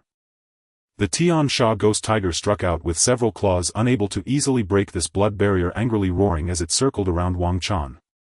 At that moment, Wang Ying in the corner let out a piercing scream. Wang Ying's body began to tremble uncontrollably, a faint red mist pouring from her 7 orifices, drifting towards Wang Chan in midair. That was her blood. Wang Ying was horrified to discover that her body was visibly drying up, her skin losing its luster, becoming wrinkled, and her hair turning gray. It felt as if an invisible hand was draining all her vitality. "Grandfather, that's my blood, please stop." But Wang Chan seemed to not hear at all, still madly devouring her blood. Not only Wang Ying but all the blood of her bloodline was forcibly extracted, turning into streams of red mist merging into the blood mist. At this moment Chu Feng pulled out a small jade bottle from his bosom, removed the cork and poured all the white powder inside into Wang Ying's mouth. "Hurry, swallow it." Wang Ying instinctively swallowed. She thought Chu Feng had a change of heart and wanted to save her, a glimmer of gratitude flashing in her eyes as she weakly said, "Thank you. Thank you." However, as soon as she finished speaking, a surge of intense pain suddenly erupted from her abdomen, causing her to convulse all over, her complexion instantly turning dark blue. "What? What did you give me?" Chu Feng spoke indifferently. "Poison." Wang Ying opened her mouth to curse Chu Feng but could only emit weak, coughing sounds. Her body twitched a few times before completely losing its breath. In the air, Wang Chan was madly devouring the blood of all the Wang family's descendants, the blood mist around him thickening. His withered body began to visibly swell. The body that had resembled a dried corpse gradually became plump, his skin regaining its smoothness, even redder than before. As the blood continuously flowed in, Wang Chan's aura rapidly surged. First level of nascent soul, second level of nascent soul, third level of nascent soul. Zi Shu he watched Wang Chan's transformation, her eyes filled with anger. She struggled to get up from the ground, angrily rebuking. "Wang Chan, how could you refine even your own blood relatives? Are you still human?" Wang Chan laughed madly, his laughter filled with insanity. "This is all your fault." He glared fiercely at Chu Feng, his voice filled with hatred. "Chu Feng, my son is dead, my kin are dead, you have destroyed everything I had. Today all of you must die." The moment his words fell, Wang Chan charged straight at Chu Feng, disregarding the roaring Tian Sha ghost tiger beside him. Now at the third level of nascent soul, if he aimed to kill Chu Feng, even the Tian Sha ghost tiger might not be able to stop him. "Zi Shu," he gasped as she saw Wang Chan rushing towards Chu Feng. "Chu Feng, be careful." Wang Chan's speed was astonishing, almost instantaneously appearing in front of Chu Feng as Zi Shu he's warning fell. His eyes filled with a murderous intent, his right hand clawed, carrying a fierce wind, lunging towards Chu Feng's head. "Die for me." Yet facing this lethal strike, Chu Feng stood still, showing no sign of panic, not even a flicker of emotion in his gaze, as if he were stunned. Zi Shu he's heart leaped to her throat, her eyes filled with despair. "No." At this critical moment an unexpected change occurred. "Ugh!" Wang Chan suddenly let out an extremely shrill scream, his internal spiritual power instantly dissipating. He clutched his chest, spitting out a mouthful of dark blood. "What is happening?" Wang Chan's eyes widened in confusion. The spiritual power within him surged out like a flooded river, his cultivation level of the nascent soul's third tier visibly plummeting. Even more terrifying was that black blood gradually oozed from his 7 orifices, making him look like a demon crawling out of hell. His body convulsed violently, rapidly losing weight. Chu Feng stood in place, seemingly having anticipated all of this. Slap. He raised his hand and delivered a hard slap to Wang Chan's face. Wang Chan was spun around 3 times by the slap, crashing heavily to the ground. Chu Feng stepped forward, raising his foot to stomp down hard on Wang Chan's face, pressing it deep into the mud. "Fool." This sudden turn of events stunned everyone present. The elders beside Zi Shu he were all gaping, their mouths agape enough to fit an egg. Everyone looked at each other, whispering in disbelief. What is happening? It seems Wang Chan has been poisoned. How could his cultivation drop so quickly from the third tier of nascent soul to the golden core realm in an instant? Could it be that Chu Feng is behind this? But we didn't see him make a move. Zi Shu he stood aside, her face filled with shock. She had thought that Chu Feng was doomed but never expected such a dramatic reversal of the situation. When she saw Wang Ying's corpse in the corner, her pupils trembled. Wang Ying's corpse had a dark purple complexion with faint traces of black blood lingering in the 7 orifices, clearly having also died from poisoning. A thought flashed through Zi Shu he's mind like lightning. She instantly understood the cause of the matter. Earlier Chu Feng had approached Wang Ying and fed her poison, while Wang Chan had performed bloodline sacrifice, devouring Wang Ying's essence blood, naturally also swallowing the deadly toxin. What a ruthless strategy, what deep scheming. On the ground Wang Chan struggled violently, his cultivation continuously plummeting from the golden core realm down to the 9th tier of foundation establishment. What have you done to me? At that moment his gaze inadvertently swept over Wang Ying's corpse in the corner and he suddenly understood. You poisoned my granddaughter. Chu Feng increased the pressure of his foot. The heavenly curse corrupting blood pill can instantly turn a person's essence blood into the most poisonous poison in the world. In order to enhance your strength you refined all your descendants' essence blood but did not expect to have even refined the poison itself.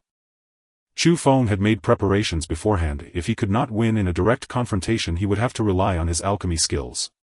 In his past life he was the Red Sun Alchemy Emperor, excelling not only in rescuing people through alchemy but also in using poisons. Wang Chan never expected that he would fall victim to a poison pill. What do you want? The poison within him grew increasingly fierce, his organs burning as if on fire, and his cultivation had already dropped to the 3rd tier of foundation establishment, continuing to decline. At this rate it would not be long before he would be reduced to an ordinary person without any cultivation. Once he lost his cultivation his body would not be able to sustain itself for even 10 breaths. Chu Feng looked down at him, his gaze cold as he asked, "Where is the token you obtained from my father back then?" I'll tell you everything." Wang Chan, feeling the terrifying poison within him, panicked completely. "That token has already been given to the 3rd prince, it's not with me at all." "Nonsense." Chu Feng's foot crushed down fiercely, shattering Wang Chan's cheekbone. "The 3rd prince is far away in the capital, how could he possibly know that my father brought a token from the ancient forbidden land?" "Ah," Wang Chan let out a piercing scream, hastily explaining in a stammer. "I am not lying to you, that token is related to the Tianfu secret realm. I only learned of this secret by chance. The 3rd prince has always wanted to enter the Tianfu secret realm, which is why I gave the token to him." "The Tianfu secret realm?" Chu Feng's brow furrowed slightly. The Tianfu secret realm is located at the intersection of the 4 nations. Each year the 4 nations would send their young talents to enter the secret realm for training, competing for the treasures within. Never did he expect that the token his father brought out from the ancient forbidden land would actually be related to the Tianfu secret realm. Wang Chan writhed in pain, looking at Chu Feng. He pleaded desperately. "I've told you everything I know, please save me, give me the antidote, I don't want to die." "The heavenly curse corrupting blood pill has no antidote." As soon as the words left his mouth Chu Feng stomped down, crushing Wang Chan's head. Silence. Everyone quietly stared at Wang Chan's corpse on the ground. A golden core cultivator had actually poisoned a nascent soul expert. This kind of method was simply unheard of. Chu Feng stepped over Wang Chan's corpse, bending down to pick up the fallen storage ring. The storage ring was of decent quality, at least a medium-grade storage ring. He concentrated a trace of spiritual energy at his fingertip, probing into the storage ring, his divine sense sweeping through like a tide. The internal space of the storage ring was vast, filled with many pills and several pieces of women's intimate clothing. Chu Feng had little interest in mundane items. He continued to explore with his divine sense and soon discovered a jade slip deep within the storage ring. The secret classic of heaven and earth. His heart stirred as he took the jade slip out of the storage ring. He opened the jade slip and his divine sense quickly swept through its contents, growing more astonished the more he read. This was actually a rare dual cultivation technique capable of drawing upon the yin and yang energies of heaven and earth, refining and merging them for one's own use, which not only increases the speed of cultivation but also nourishes the physical body. No wonder this old bastard has taken 38 concubines. It turns out that this is how he achieved his cultivation level. Chu Feng inwardly clicked his tongue. Wang Chan had gone to extreme lengths to cultivate this technique, gathering so many women as furnaces. However, he soon realized something was amiss. This secret classic of heaven and earth was divided into the Yang classic and the Yin classic, but Wang Chan only had the Yang classic. Even so, this technique could still be considered a top-tier dual cultivation method, and paired with Zi Shuhe's extreme Yin spiritual body the cultivation speed would increase several times. He instinctively turned his head, his gaze landing on Zi Shuhe not far away. In the sunlight her skirt trailed the ground and her curvaceous figure created a beautiful arc. Thinking of her extreme Yin spiritual Buddhist characteristics combined with the profoundness of the secret classic of heaven and earth, Chu Feng felt a surge of heat rise in his heart, eager to try this out with her. "Take me to the treasure vault." The treasure vault of the city lord's mansion must contain many rare resources. If he could refine them and pair them with the technique in Zi Shuhe's extreme Yin spiritual body, his cultivation would surely break through again. "No. As soon as Chu Feng's words fell, a female voice suddenly rang out. A middle-aged woman in a purple elder robe quickly stepped out of the crowd, her hands on her hips, as she coldly said, "Chu Feng, although you helped us kill Wang Chan, you are merely an outsider. What right do you have to enter the Wang family's treasure vault?" This woman was named Wang Dan, an elder of the Wang family and also the cousin of the former city lord Wang Yunshan. In her view, Chu Feng was ultimately an outsider, unqualified to touch the foundation of the Wang family. Chu Feng's expression instantly turned cold, his gaze sweeping over Wang Dan like ice. The fourth elder felt a chill in his heart, quickly stepping forward to mediate. He wore a smile on his face, speaking gently, "Elder Wang Dan, one cannot say that. Chu Feng helped us eliminate the great threat of Wang Chan and even tamed the heavenly devil ghost tiger safeguarding the city lord's mansion. It is only right for him to enter the treasure vault and select some treasures as a reward." Though he seemed to be speaking on Chu Feng's behalf, he still regarded Chu Feng as an outsider, implying that the ownership of the treasure vault still belonged to the Wang family. Unexpectedly, before Chu Feng could speak, Wang Dan turned to glare at the fourth elder. "Fourth elder, you are mistaken. It is not as if we asked him for help. By taming the heavenly devil ghost tiger, does he have no selfish motives? I see he clearly wants to take advantage of this opportunity to occupy the city lord's treasure vault, coveting the foundation of our Wang family." She cast her gaze back to Chu Feng, raising her chin slightly, her tone resolute. "Let me tell you, Chu Feng, the treasure vault is the foundation of the Wang family, the culmination of efforts from generations of ancestors. As long as I, Wang Dan, am alive, you shall not step one foot further." "Very well." Chu Feng slowly nodded, his expression devoid of anger, instead carrying a hint of icy calm. He detested the kind of foolish individuals who were unaware of their own mortality. The moment his words fell, he raised his hand and drew his sword. Swish! The sword light was extremely swift, like a red lightning bolt, causing everyone present to fail to react, not even able to see Chu Feng's movement. Wang Dan's arrogance had yet to fade, her eyes even carrying a hint of mockery, when she suddenly felt a bone-chilling coldness spreading from her head to her feet. Instinctively she tried to circulate her spiritual power to defend herself, but it was already too late. In the next second her body was cleaved in two from head to hip by a single sword strike. Blood gushed forth. Wang Dan's eyes were filled with disbelief and terror. She could hardly believe that Chu Feng would dare to kill her so decisively in front of so many witnesses. She stared wide-eyed, and then her body split apart. Chu Feng sheathed his sword, the blood on the Xingzi sword sliding down the blade. He looked calmly at Wang Dan's corpse, his tone devoid of emotion yet carrying a chilling aura. "By killing you I can enter the treasure vault." Having said that, Chu Feng's gaze slowly swept over all the elders present. "From now on there shall be no Wang family, the city lord's mansion will be surnamed Chu." He paused before continuing, "If you wish to remain and serve me, you may continue to hold your positions as elders and enjoy the treatment you deserve. If anyone wishes to leave, I will not stop you, you will have your freedom. But one thing is certain, those who stand in my way shall die." The last word thundered in everyone's ears like a clap of thunder, causing them to tremble. Everyone had no doubt that Chu Feng truly dared to kill them. After all, he had already killed enough people. They exchanged glances, none daring to utter a single word against him. Wang Dan was a cautionary tale. Chu Feng was by no means an easy target, and the consequence of resisting him was a dead end. Everyone turned their eyes towards Zishu, he eager to see the stance of the city lord's lady. After all, Zishu, he still held the city lord's token and was nominally the master of the city lord's mansion. Standing still, she gazed at the imposing figure of Chu Feng, feeling a flutter in her heart and a blush rising on her face. She liked such a decisive man, and most importantly, he was strong and assertive. In contrast, Wang Yunshan was too indecisive and weak-willed, allowing Wang Chan to gradually undermine him, ultimately leading to a tragic end. If only Wang Yunshan had half of Chu Feng's dominance, Wang Chan would not have been able to control most of the power in the city lord's mansion. Under everyone's watchful eyes, Zishu, he took a deep breath, gracefully moving forward and slowly walking up to Chu Feng. She voluntarily extended her fair hand, wrapping it around Chu Feng's arm. The soft ample fullness at her chest pressed tightly against Chu Feng's arm, pushing the fabric into a gentle curve. Then Zishu, he presented the city lord's token before Chu Feng. "From now on, Chu Feng shall be the city lord of Qingshan City, commanding the city lord's mansion and overseeing everything in Qingshan City." Chu Feng raised his eyebrows slightly, a hint of surprise flashing in his eyes. He had thought he would need to use force to completely suppress these elders, but he did not expect Zishu to cooperate so willingly, voluntarily handing over the city lord's order and acknowledging his position as city lord, which saved him a lot of trouble. He reached out to take the city lord's order. This token was not only a symbol of the city lord's identity but also the key to controlling the protective formation of the city lord's mansion. Seeing this, the fourth elder hesitated for only a second before stepping forward, cupping his hands in salute to Chu Feng and speaking in a respectful tone. I pay my respects to the city lord and am willing to serve you with all my efforts. Those who are wise adapt to the times. Chu Feng's strength and means were evident, and with Zishu he having voluntarily surrendered power, any further resistance would only lead to a fate similar to Wang Dan.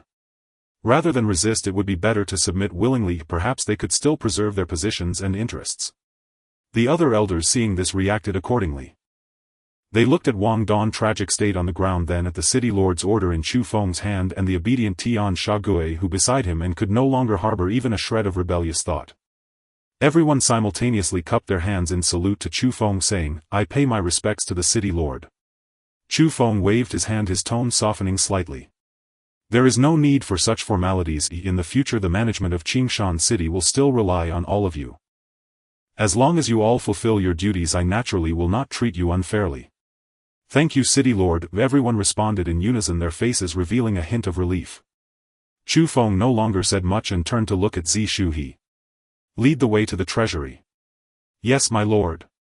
Zishu blushed slightly, linking her arm with Chu Feng's and turning to walk toward the direction of the city lord's treasury. Tian Shague, who followed closely behind, exuding a faint pressure. Watching the figures of Chu Feng and Zishu leaving side by side, the fourth elder stood in place, murmuring to himself. Qingshan City is really going to change hands. The other elders gathered around, their faces filled with complex expressions. One slightly plump elder with a hint of reluctance on his face whispered.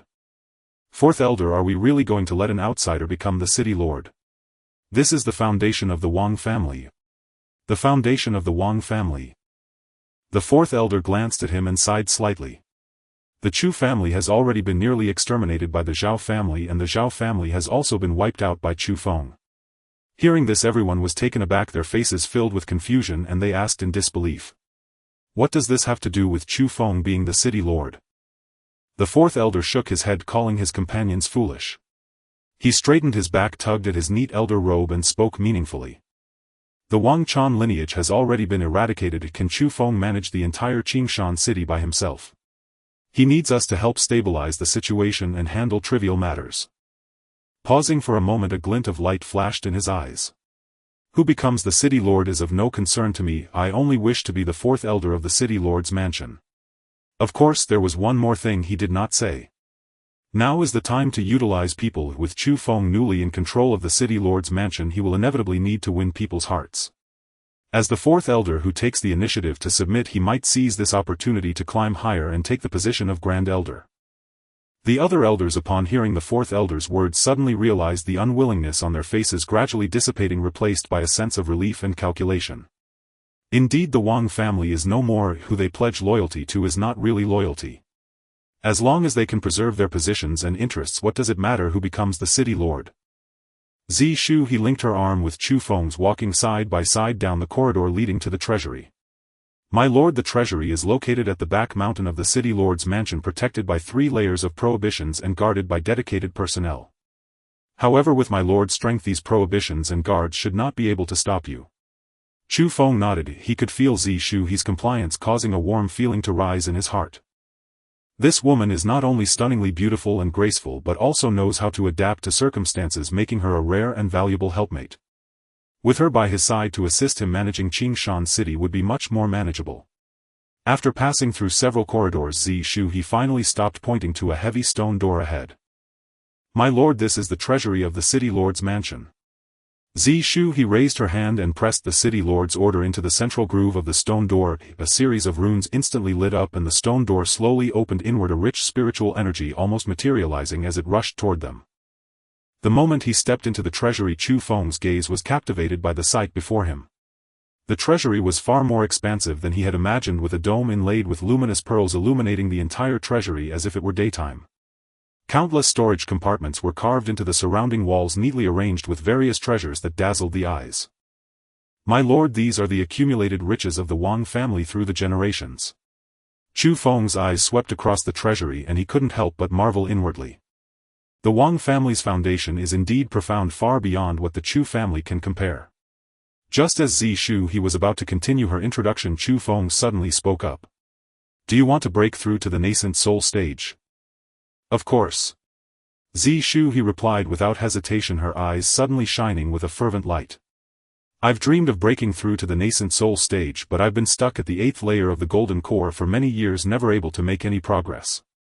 As soon as she finished speaking, Chu Feng tossed the spatial ring he had taken from Wang Chan. Inside is the secret technique of heaven and earth yin and yang left by Wang Chan. Study this cultivation method carefully, we can cultivate together later, which may help you break through your bottleneck. Zishu he reached out to catch the spatial ring, her pupils shaking.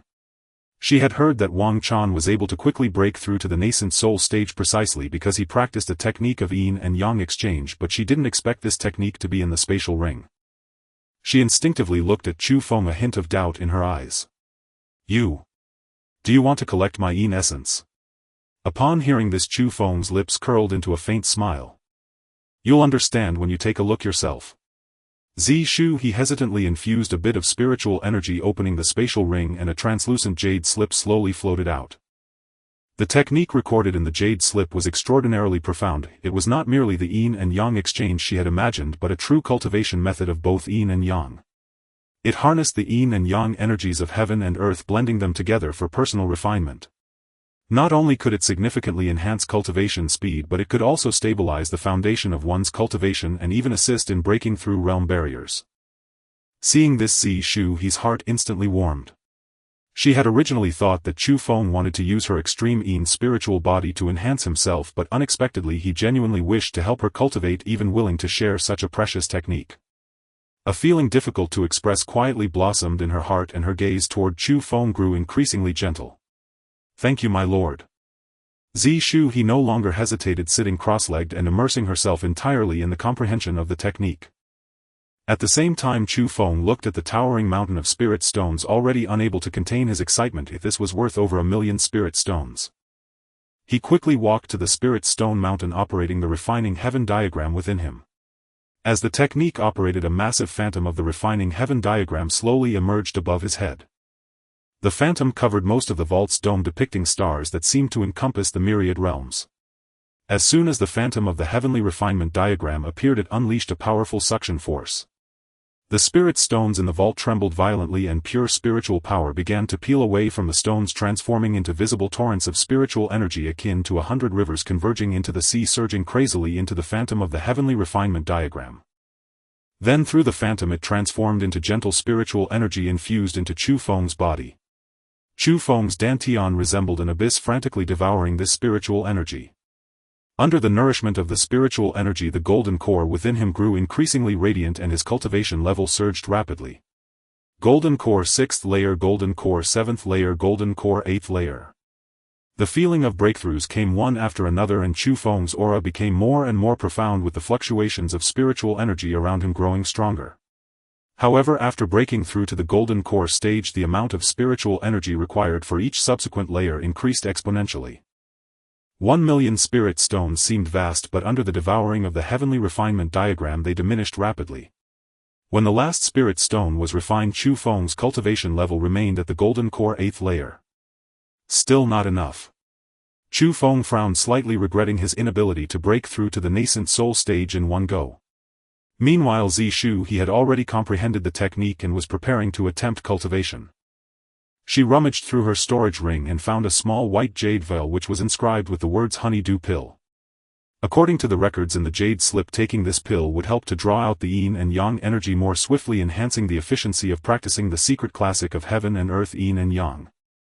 Just enough for 2 more. Zishu he was delighted, uncorking the vial, a sweet fragrance wafting towards her. She poured out a round pill and swallowed it without hesitation. The pill melted in her mouth, and a refreshing medicinal power instantly spread throughout her limbs and bones. Following the method of the secret classic of heaven and earth yin and yang, Zishu he began to circulate her spiritual energy. Soon she felt a gentle force surge into her body. This technique is indeed profound. However, not long after she sensed something was amiss. Her cheeks flushed, her brows knitted, fine beads of sweat clung to her long eyelashes, and her eyes held a hint of confusion. What's wrong with you? Chu Feng's heart tightened as he hurried to her side, his tone laced with concern. When Zishu he lifted her head to look at Chu Feng, her throat involuntarily swallowed. This technique has a problem. I'm feeling so hot inside. Chu Feng's gaze instinctively swept over the white jade veil beside her and his brows furrowed instantly. He bent down to pick up the vial, uncorked it and brought it to his nose for a sniff. A sweet fragrance mixed with an extremely subtle scent of aphrodisiac immediately made him understand. Did you take the pill from here? Zishu he nodded, extending her slightly trembling jade hand, pointing to a passage in the jade slip as she spoke. It says here that taking this pill aids in cultivation. I only took one. Upon seeing this, Chu Feng couldn't help but feel a mix of amusement and exasperation. This is an aphrodisiac that enhances desire. What? Zishu he shivered, her face instantly flushed to her ears, even her neck turned crimson. She finally understood that the heat within her body did not stem from the technique but was due to taking the aphrodisiac. Realizing this, she wished she could find a crack in the ground to hide, and her cheeks burning as if they might ignite. I didn't mean to. Zishu he lowered her head, her hands tightly gripping her skirt. Seeing her awkward appearance, Chu Feng refrained from mocking her further. He looked around. The vault was filled with various spiritual herbs, and concocting an antidote was not difficult. Don't worry, I'll help you refine an antidote first. However, just as Chu Feng turned around, Zishu he suddenly shot up and lunged at him from behind. Chu Feng was startled by her sudden action, crashing heavily to the ground, a slight pain radiating from his back. Just as he was about to inquire, Zishu he's face drew closer. Wait. Chu Feng quickly raised his hand to hold down her restless hands, tightly clutching the luminous jade slip, his tone tinged with urgency. I haven't comprehended the technique yet. Seeing her like this, Chu Feng sighed helplessly. The effects of the pill were more domineering than he imagined, and Zishu he had already lost her autonomy. If this continued, not only might Zishu he suffer backlash from the drug, but it could also impact her future cultivation. Forget it, he'll have to forcibly refine the technique. Chu Feng no longer hesitated. With a thought, the heavenly refinement diagram within him instantly activated. Refine for me. Buzz, the jade slip trembled and two strands of golden light condensed to perfection burst forth like two agile golden dragons shooting straight towards Chu Feng. One strand of golden light directly drilled into Chu Feng's brow, and he completely comprehended the secret classic of heaven and earth, Yin and Yang, grasping all its profound intricacies. The other strand of golden light raced toward his dantian, instantly entering his body and disappearing from sight. Chu Feng was momentarily stunned, a trace of astonishment flashing in his eyes. He clearly felt that he had fully mastered the Yang technique of the secret classic of heaven and earth, Yin and Yang, in his mind, yet the golden light that flew into his dantian left him filled with confusion. This light was not information about the technique, instead it carried a vast energy that quietly spread within his dantian. The next moment Chu Feng's entire body shook violently and an indescribable scorching power erupted from his dantian, instantly engulfing him.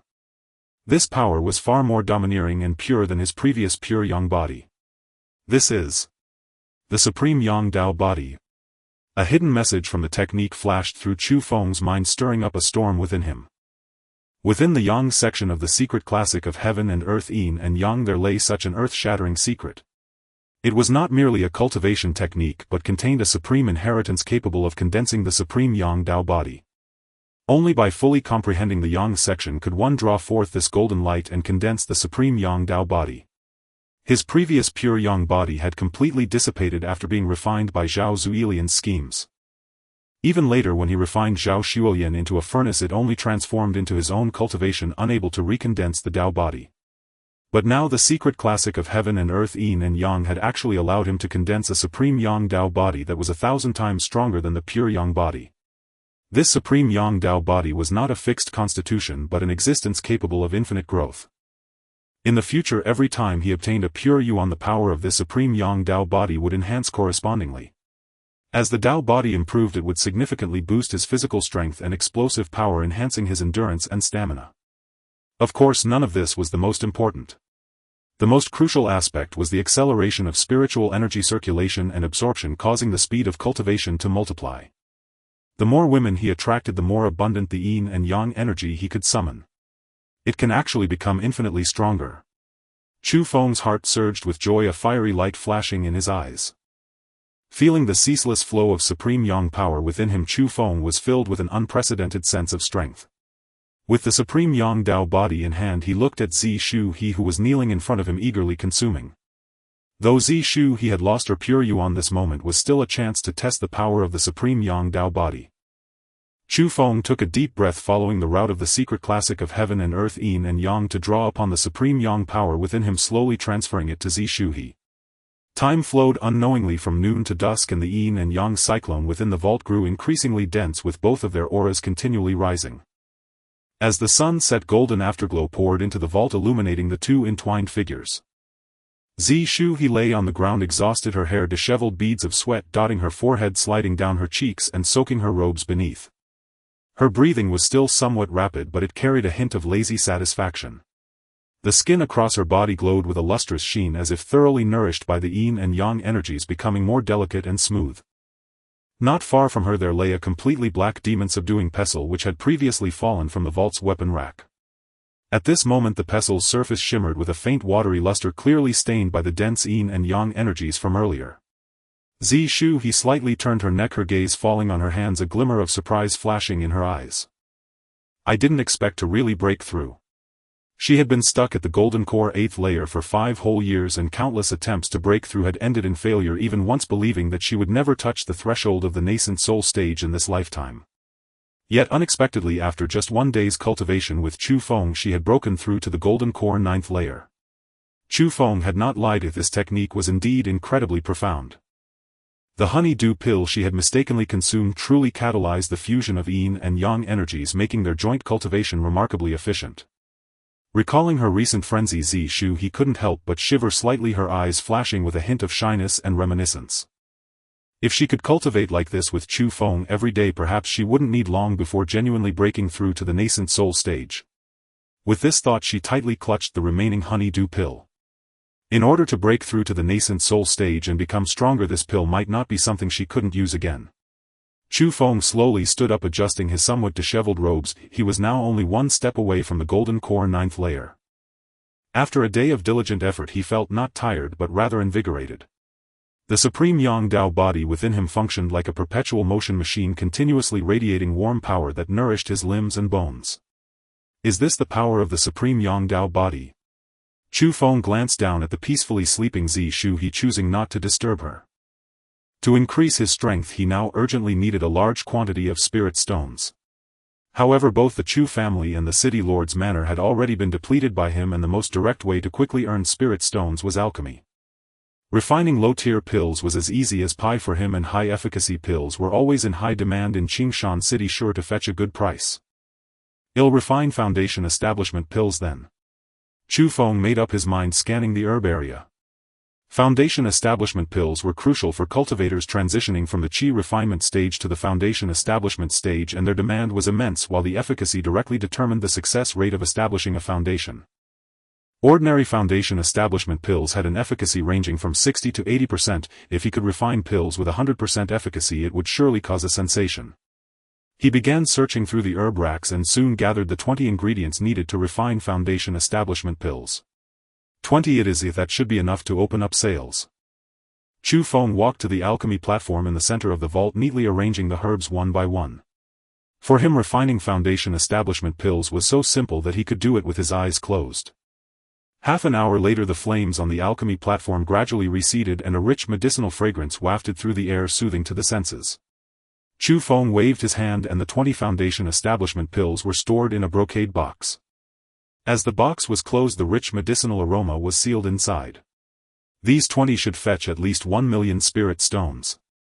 Chu Feng leaned close to Zi Shu he's ear, whispering, "I'll come to marry you in 3 days." With Wang Quan dead, there was no one left in the city lord's manor to stop him. As long as he married Zi Shu he could rightfully control the entire city lord's manor, including the cultivation resources in the manor's vault. It wasn't that he was eager, rather he urgently needed to enhance his strength. The third prince would not let him off, and before the other party came knocking he had to possess the power for self-defense. Zi Shu he trembled all over, her cheeks instantly flushed, reaching all the way to her ears. However, she still kept her beautiful eyes tightly shut as if she hadn't heard anything. But Chu Feng could see her increasingly rapid breaths and naturally understood that she had heard. The once bustling street fell into silence at the moment the celestial demon tiger appeared. The pedestrians on the street first widened their eyes and then, like a pot boiling over, screams erupted one after another. That isn't the celestial demon tiger from the city lord's manor. Oh my, how did it come out? It hasn't appeared since the city lord passed away. Look, it's following behind Chu Feng. Could it be that Chu Feng has tamed it? I heard that Chu Feng not only tamed the celestial demon tiger but also killed Wang Chan, annihilating his lineage. A little girl with horned braids holding her mother's hand curiously watched the commotion on the street. She appeared to be around 5 or 6 years old, dressed in a pink dress, her big eyes sparkling with innocence. When she saw the massive form of the celestial demon tiger approaching her, the little girl froze. She tightly pursed her lips, her face turning pale, tears quickly welling up in her big eyes, too frightened to move. As the celestial demon tiger passed by her, it suddenly turned its head, its crimson vertical pupils locking onto her. Wow, the little girl was startled by this sudden gaze, trembling all over, and tears streamed down her cheeks as she opened her mouth and cried out loud. Mama! The beautiful woman beside her quickly hugged the little girl tightly. Chu Feng halted his steps, raising his hand to give the celestial demon tiger a solid slap on the head. The celestial demon tiger whimpered, its crimson vertical pupils flashing with a hint of innocence. Chu Feng looked at the little girl in the beautiful woman's arms, a gentle smile appearing on his face. Little sister, don't be afraid, it means no harm, it's just playing with you. The little girl raised her tear-streaked face, looking at Chu Feng through her misty eyes. The handsome big brother in front of her made her forget to cry for a moment. Seeing her stop crying, Chu Feng's smile grew even gentler. What's your name? The little girl timidly glanced at Chu Feng and then at the celestial demon tiger beside him, responding in a soft voice. My name is Yingzi. The beautiful woman holding the little girl bowed to Chu Feng, respectfully addressing him with courtesy. I've met young Master Chu. If this child is named Yuning, she is still young and doesn't understand, please forgive her. Could you hold her for me? Chu Feng extended his hand towards the beautiful woman. The woman paused, hesitated for a moment, and then carefully handed Yuning over to Chu Feng. Chu Feng held Yuning, gently placing her on the broad back of the celestial demon tiger. Is it okay for it to carry you? Yuning sat on the celestial demon tiger's back, gripping its coarse fur tightly, her body slightly trembling, clearly still a bit scared. But when she saw the envious gazes from the little friends on both sides of the street, her fear gradually transformed into excitement. She slightly squeezed her legs, mimicking how adults ride horses, and cheerfully shouted, "Go!" The celestial demon tiger. Chu Feng couldn't help but laugh slightly, turning his head to say, "It's a tiger, not a horse. Run faster, tiger." Yuning leaned against the celestial demon tiger's back, her little head close to its ear, speaking in a soft, sweet voice. "Tiger, tiger, run quickly." The celestial demon tiger glanced at Chu Feng from the corner of its eye and had no choice but to run along obediently. Wanbao Pavilion. The entrance was bustling with a continuous flow of cultivators coming and going. As soon as Chu Feng stepped into the Wanbao Pavilion, he attracted the attention of many. He stood tall and straight like a pine, his appearance extraordinarily handsome. "This young master, may I ask what you wish to purchase?" A maid in a light green dress quickly approached, her features delicate and her tone gentle and respectful. Xiao He's gaze lingered on Chu Feng's face for a moment, her cheeks lightly flushed, secretly amazed. This young master was truly handsome, even more so than Qian Xiao.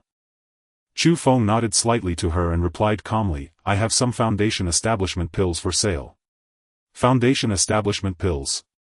A hint of surprise flashed in Xiao He's eyes, and then she respectfully said, "Young master, please follow me, I will take you there right away." Just then Chu Feng spotted a familiar figure. He saw a woman in a white long dress walking down from the second floor. She was tall, and the most striking feature was her long, slender legs. Against the backdrop of the white dress they appeared as though carved from jade, utterly perfect. The woman's beauty was also extraordinarily stunning, her eyes resembling autumn waters.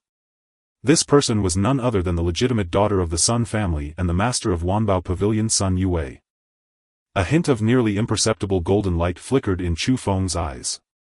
After cultivating the secret classic of heaven and earth, yin and yang, and condensing the supreme yang Dao body, he unexpectedly awakened a pupil technique, Xian Yuan Qi Luck Eye.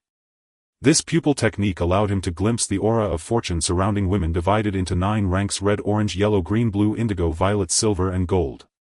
The higher the rank once he obtained their pure yuan, the more terrifying the acceleration of his cultivation speed would be.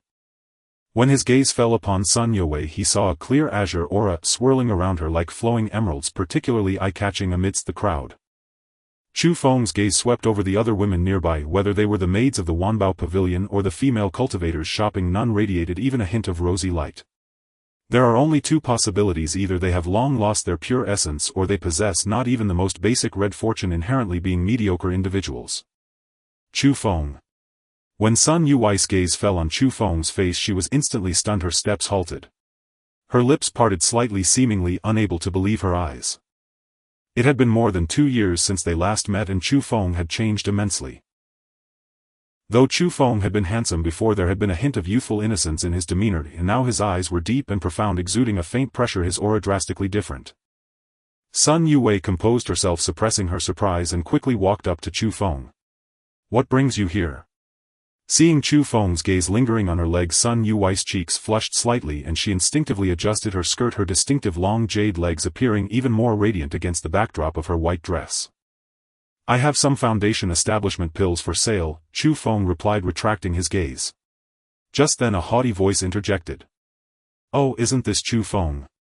Chu Feng turned to see Qian Ming approaching, waving a folding fan with a mocking expression. Qian Ming was the young master of the Qian family who had long been overshadowed by Chu Feng's brilliance, harboring a grudge. After Chu Feng had his spiritual roots destroyed by the Zhao family and fell into disgrace, Qian Ming often mocked him in front of others to satisfy his own sense of superiority. Now that he finally saw Chu Feng again, he naturally would not let this opportunity slip. Foundation establishment pills are not something just anyone can refine. Qian Ming sneered, his tone dripping with disdain. In his eyes, even if Chu Feng had regained his cultivation, it was a mere delusion for him to think he could refine pills. Those are crucial pills that determine a cultivator's success in foundation establishment. Low-quality foundation establishment pills will only ruin one's path. As soon as he finished speaking, the Qian family's attendants following him chimed in, "Young Master Qian is right, foundation establishment pills are not easy to refine." Chu Feng was indeed a genius, but I have never heard of him being able to refine pills. I think he's just trying to make a quick buck. Everyone, don't be fooled by him. Hearing this, Chu Feng shot Qian Ming a cold glare. Tisk, if one didn't know better, they might think you, young Master Qian, could refine perfect foundation establishment pills. Qian Ming's expression stiffened slightly, then he snorted coldly.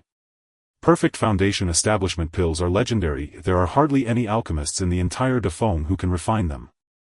Even 9-part efficacy is the lifelong pursuit of us alchemists. Chu Feng, you don't even understand this basic principle, yet you dare to speak of refining foundation establishment pills. He shook his head as if mocking Chu Feng's ignorance. In his view, it was utterly impossible for Chu Feng to refine high-quality foundation establishment pills. At most he could only refine some trash pills with 5 or 6 parts efficacy. To think he could sell them at Wanbao Pavilion was simply wishful thinking. The attendants behind Qian Ming burst into laughter, their eyes disdainfully sizing up Chu Feng as if he were a clown. Chu Feng's expression was indifferent as he spat out 2 words. "Fool." "What did you say?" Qian Ming's smile instantly froze, stunned for a full 3 seconds before he erupted in anger.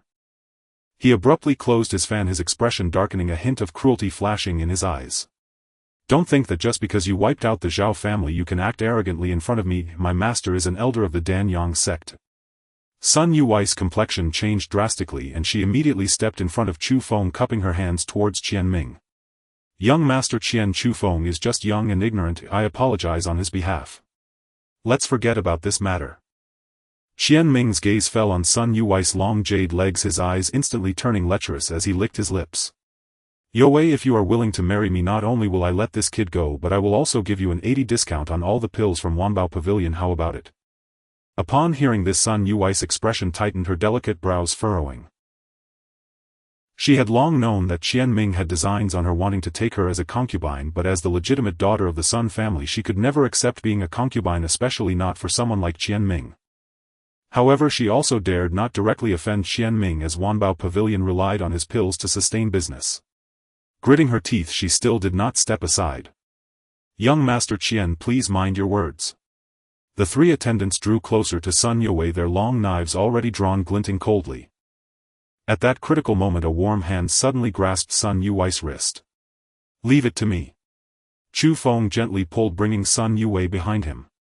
Qian Ming's gaze fell on the hand Chu Feng held onto Sun Yue, his pupils contracting suddenly, jealousy surging in his eyes. "Good. Very good. How dare you touch my woman?" Cut off his hands. Yes. The three attendants responded in unison, swinging their long knives towards Chu Feng's hands, the wind whistling with murderous intent. Even if Chu Feng had regained his cultivation, daring to oppose them was tantamount to opposing the Dan-Yang sect. No. Sun Yue exclaimed, instinctively wanting to channel her spiritual energy, but found that the energy within her body was frozen, unable to be mobilized in the slightest.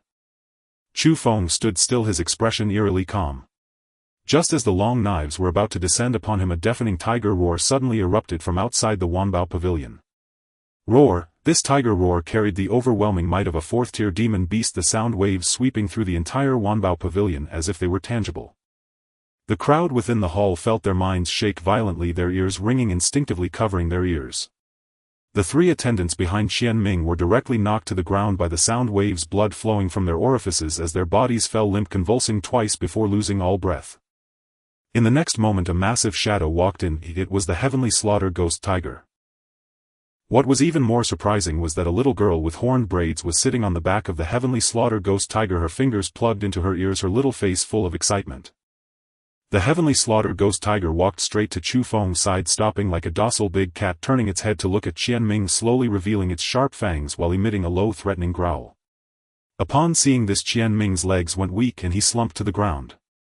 He stared at the legendary fourth-tier demon beast from the city lord's mansion, trembling all over, a pungent odor of urine suddenly wafting from him, his pant legs soaking through. He couldn't comprehend why the heavenly slaughter ghost tiger from the city lord's mansion was following Chu Feng. Chu Feng shot Qian Ming a cold glance, catching a whiff of the stench, and instinctively raised his hand to cover his mouth and nose. Get lost. One word exploded in Qian Ming's ears like thunder. He scrambled to escape, but his legs grew weak with fear and he could not get up for some time. Sun Yue stared at Chu Feng's profile, trembling all over. Her gaze fell on the heavenly slaughter ghost tiger beside Chu Feng, her heart churning with a storm. The heavenly slaughter ghost tiger. That was the guardian beast of the city lord's mansion. How could it follow Chu Feng so obediently? Just then Qian Ming suddenly yelled at Sun Yue. Sun Yue, if you still want me to refine pills for you, kill this kid right now. Otherwise I will never supply any pills to Wanbao Pavilion again. Sun Yue finally came back to her senses, looking at Qian Ming's fierce countenance, and immediately ordered, "Managerly, young Master Qian has soiled himself, quickly take him to the VIP room to rest." Managerly understood and hurriedly brought two guards forward, lifting the slumped Qian Ming and heading towards the VIP room. Qian Ming was still struggling and cursing, but the guards held him down firmly, leaving him to futilely scream as his voice faded into the distance. The hall gradually returned to calm and Sun Yue turned to look at Chu Feng, her eyes filled with confusion. The heavenly slaughter ghost tiger. How could it follow you?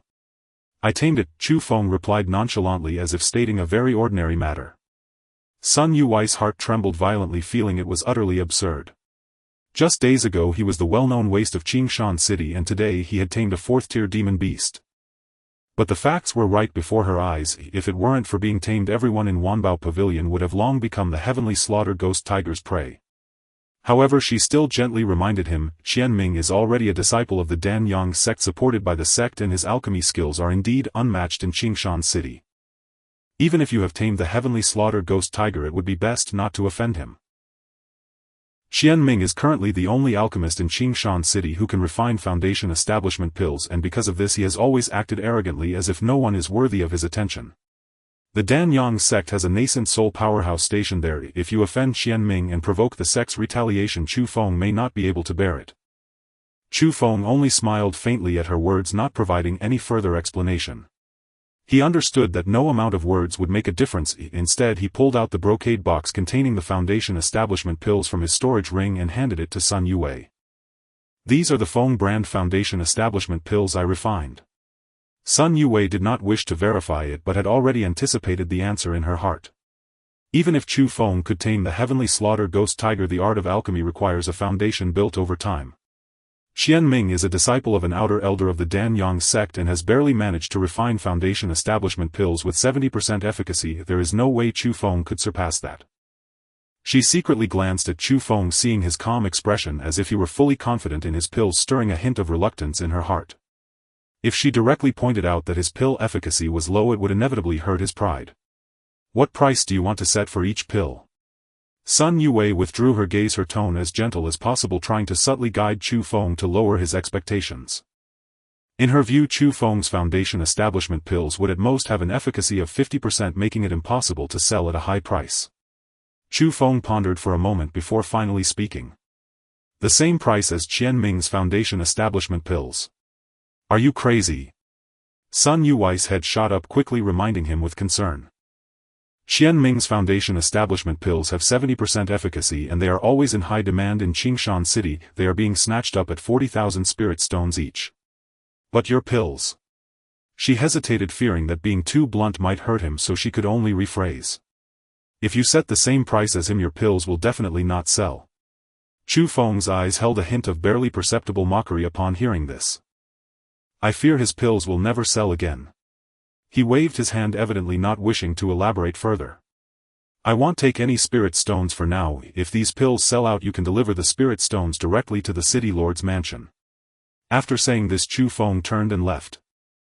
Sun Yue watched his resolute back, shaking her head helplessly. She truly couldn't understand where Chu Feng found the confidence to believe his pills could surpass Qian Ming's. But now that things had come to this, with Chu Feng's mind made up, she could not persuade him further. Shall he? Sun Yue turned to the maid beside her, handing over the brocade box. Put these Feng brand foundation establishment pills on the shelf, pricing them at 40,000 spirit stones each. Just keep them a little lower than young Master Qian's pills. Xiao He was taken aback, her face full of confusion. Does young Master Chu's pills really need to be priced that high? Just do as I say. Sun Yue rubbed her temples, her tone carrying a hint of fatigue. Yes, miss. Xiao He did not dare to ask further, respectfully accepting the brocade box and turning towards the pill area. Sun Yue stood in place, gazing at the direction in which Chu Feng had left, her heart filled with complexity. She hoped that Chu Feng's pills could sell some, not to cause him too much embarrassment, yet felt that this was almost impossible. After all, Qian Ming's foundation establishment pills had already become well known in Qingshan City, with 70% efficacy being the first choice for many cultivators. Manager Li hurriedly ran in front of Sun Yue, his face full of shock. Miss. Sun Yue furrowed her brow. What's wrong? I just heard someone say Chu Feng killed the city lord's mansion's grand elder Wang Chan and wiped out all of Wang Chan's lineage. What? There are also people saying he. What are they saying? Saying he has become the new city lord of Qingshan City. How is this possible? Sun Yue's throat moved, staring incredulously in the direction of the door. That man actually controlled the entire city lord's mansion. VIP room. Qian Ming had already changed into a different outfit, but he was staring darkly at the scene below in silence. In Qingshan City, as the only second-tier alchemist, he was revered wherever he went. Even Sun Yue had to treat him with some respect. He enjoyed the feeling of being the center of attention, but now Chu Feng had shattered all of that once more. Damn Chu Feng. A maid dressed in pink was carefully pouring tea for him. Her name was Zhao Chui, who was skilled at pleasing Qian Ming and eager to marry into the Qian family. Zhao Chui wore a flattering smile, her eyes full of flattery, her tone sickeningly sweet. Young master, don't be angry, you should try this freshly brewed Longjing tea. Noticing Qian Ming's silence, she continued cautiously, our Wanbao Pavilion's foundation establishment pills rely entirely on young master to support those cultivators who isn't scrambling to buy the pills you refined. Then she shifted her tone. That waste actually came to our Wanbao Pavilion to sell foundation establishment pills and even dared to set the same price as you.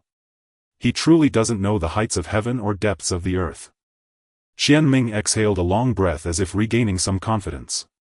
With his ability, how dare he set the same price as me? It's simply the biggest joke. He is just a half-baked practitioner. It would be good enough for him to refine trash pills with 50% efficacy. Young master is right. Zhao Chui hurriedly echoed, I think his pills definitely won't sell. In the end he will have to lower the price, or they might even get stuck in his hands. A waste is still a waste. Even if he has regained his cultivation, he is still a waste. Qian Ming snorted coldly, watching Chu Feng's retreating figure. I want to see how many of his pills can sell. Once he hits a wall, he will know the gap between us. Zhao Cui's flattering smile only grew broader at this. What young master said is true. You are a disciple of the Dan Yang sect, a future master of alchemy. Someone like Chu Feng is simply not worthy to be compared with you. Once I become a third-tier alchemist and break into the Dan Tower, I will definitely let everyone in Qingshan City know who the true genius is.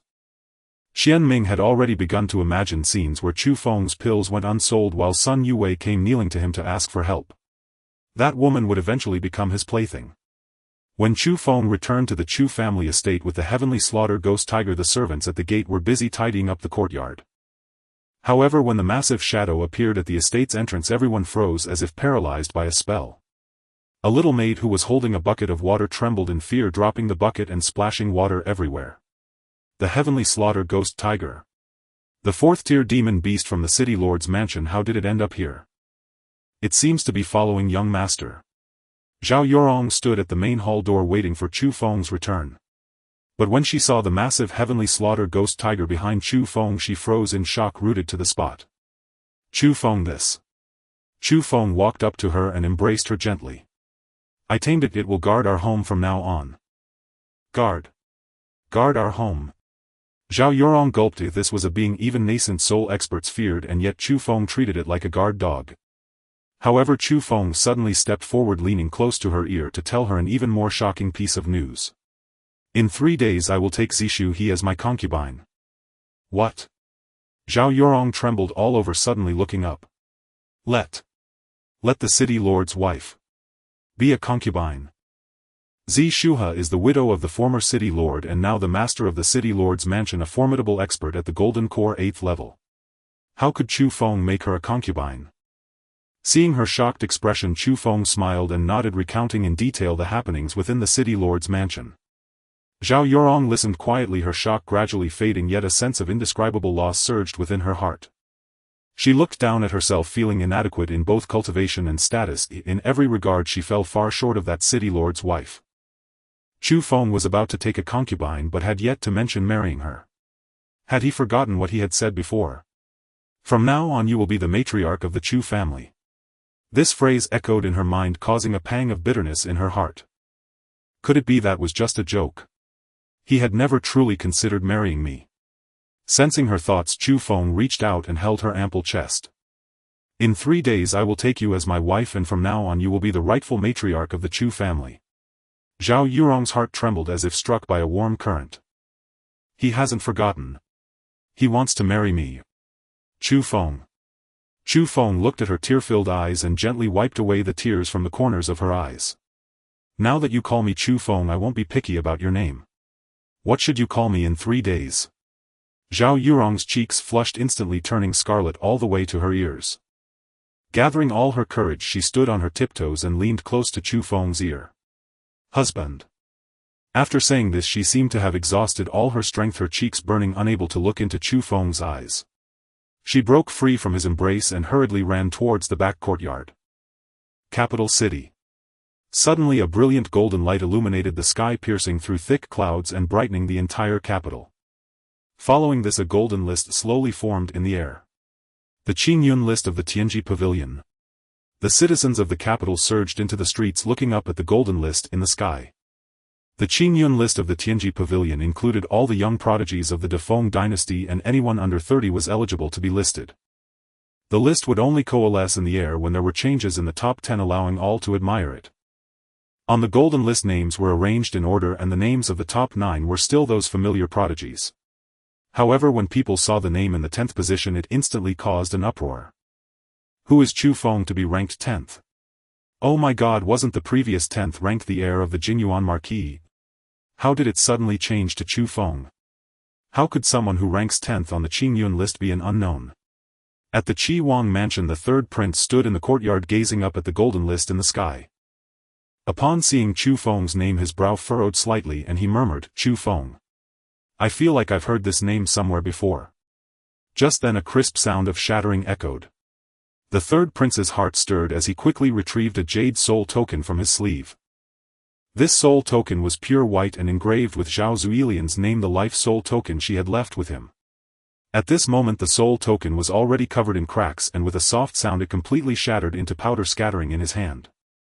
Zhao Zuilian is dead. The third prince's face instantly turned ashen, a flicker of immense rage flashing in his eyes. He didn't truly like Zhao Xuelian, but her Yin-Yang body was a rare perfect furnace, greatly aiding his breakthrough in cultivation. Yet now this perfect furnace had been destroyed by someone. Who killed her? He suddenly turned and commanded an elder behind him. Have Qin Lao immediately go to Qingshan City and find out who killed Zhao Xuelian. Also make sure to bring back the Tianquan Snow Lotus for me. At the One Beast sect, a beautiful woman in a purple long dress lounged lazily on a soft couch. She was Jiangji, the sect master of One Beast sect. The purple dress outlined her full and voluptuous curves, the hem revealing a peach-shaped bottom that was perky and round. She leaned on the soft couch, one hand supporting her head while the other played with a strand of dark hair. In front of her stood a woman in a green dress, none other than Elder Ji Fu of the One Beast sect. Sect master, it has been confirmed that the one who stole our sect's treasure, the beast control spirit art, is our disciple Zhao Dezuzu. Jiang Ji paused, her hand playing with her hair, a glint of coldness flashing in her lazy eyes. Have you investigated his background? Ji Fu nodded and continued, Zhao Dezuzu is Elder Wen's disciple and the young master of the Zhao family in Qingshan City. Jiang Ji slowly sat up, the purple dress sliding down to reveal a segment of her luscious leg. Since it is her disciple who has committed the crime, let her go to Qingshan City and retrieve the beast control spirit art for me. Ji Fu's heart trembled and she quickly bowed in response. Yes. Jiang Ji waved her hand signaling her to leave. Ji Fu bowed and exited the sect master's hall slowly. The hall returned to tranquility as Jiang Ji leaned back on the soft couch, her gaze deep as she looked outside the hall. The beast control spirit art contains the supreme way of controlling beasts, how could we allow outsiders to covet it? Qingshan City. Recently there have been changes in the Qingyun list and I heard that the one named Chu Feng is also from Qingshan City. Chu Feng. Time flew by and in the blink of an eye 3 days had passed. Sun Yue was busy handling the affairs of Wanbao Pavilion every day, almost forgetting about Chu Feng's 20 Feng Cards Foundation establishment pills. In her view those pills were most likely going unnoticed. Sun Yue was in the study on the second floor handling accounts when she suddenly heard a flurry of hurried footsteps downstairs. Shortly after Xiao He rushed into the study panting, her face filled with excitement. Miss. Xiao He quickly ran to Sun Yue's side, her excited voice trembling slightly.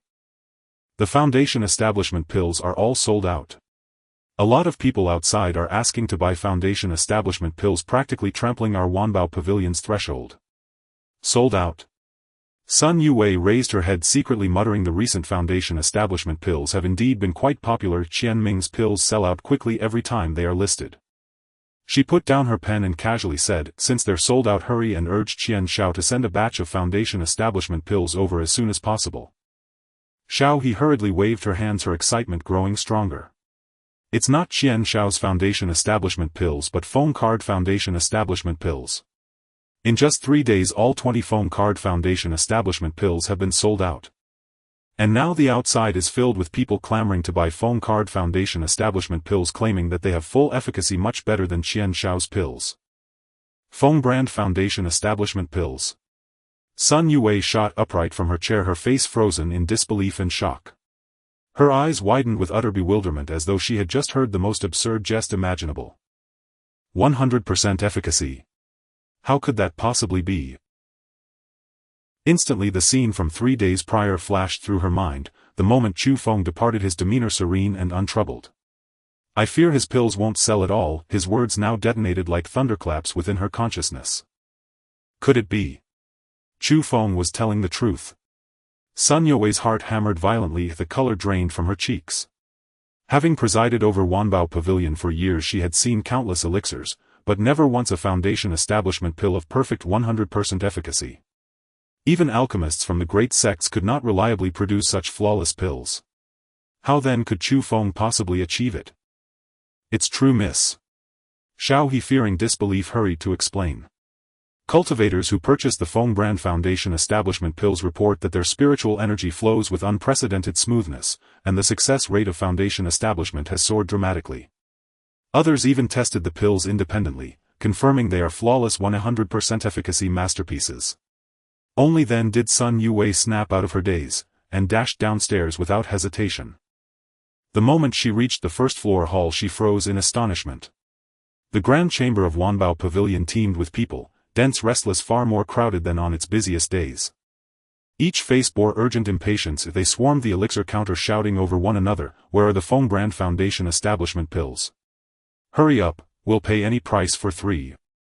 So now even Wanbao Pavilion resorts to artificial scarcity. Bring out the alchemist who made those pills, let him refine more right now. I traveled 2 full days and nights from Lianan City, just to buy Feng Brand Foundation establishment pills. If I don't see those pills today, I'll shatter Wanbao Pavilion signboard myself." Attendants at the elixir counter wiped sweat from their brows, repeating apologetically, "Apologies esteemed guests, Feng Brand Foundation establishment pills are temporarily out of stock. But we still carry Qianshao's Foundation establishment pills, excellent efficacy, same price." At these words a burly middle-aged cultivator roared in fury. "Nonsense. Qian family's pills only reach 70% efficacy, not even dogs would swallow them." Others chimed in fiercely, "We demand only the Feng Brand pills, the perfect 100% efficacy elixirs." "Exactly. Don't try to pass off inferior pills as substitutes, we want only the Feng Brand pills. I'll pay double, triple, if it means securing just one." Shouts of outrage rose in waves. Chaos threatened to erupt. The attendants stood besieged by scorn, powerless but to bow and apologize endlessly. Sun Yue stood motionless at the foot of the stairs, her lips twitching faintly as her mind reeled. She finally understood Chu Feng had spoken no boast, Qian Ming's pills truly could not sell. A foundation establishment pill of perfect efficacy was an irresistible temptation for cultivators striving to break through into the foundation establishment realm. Who would settle for a mere 70% pill when perfection lay within reach? A wave of profound relief washed over Sun Yue, relief that she had not dismissed Chu Feng outright but instead placed his pills on display. Had she refused, Wanbao Pavilion would have forfeited an extraordinary opportunity, and risked losing countless loyal patrons. "Immediately prepare 2 million spirit stones." Sun Yue commanded Li Guanshi, her steward. "Ready the carriage, we depart for the city lord's mansion at once." Before the words faded, Qian Ming strode in, cradling a dark red brocade box. As he crossed the threshold, he handed it to Zhao Cui with quiet, unmistakable pride. "These are my newly refined foundation establishment pills, 30 in total, all premium grade with 70% efficacy. Put them on display immediately." Zhao Cui's expression tightened. She did not reach for the box. In past days she would have accepted it with both hands, and lavished praise, "Young Master Qian, your mastery is unparalleled. So swiftly refining such high-grade pills, Wanbao Pavilion's prosperity rests entirely upon you." Now however her gaze flickered toward the throng crowding the elixir counter, and silently wondered, would young Master Qian's pills still find buyers?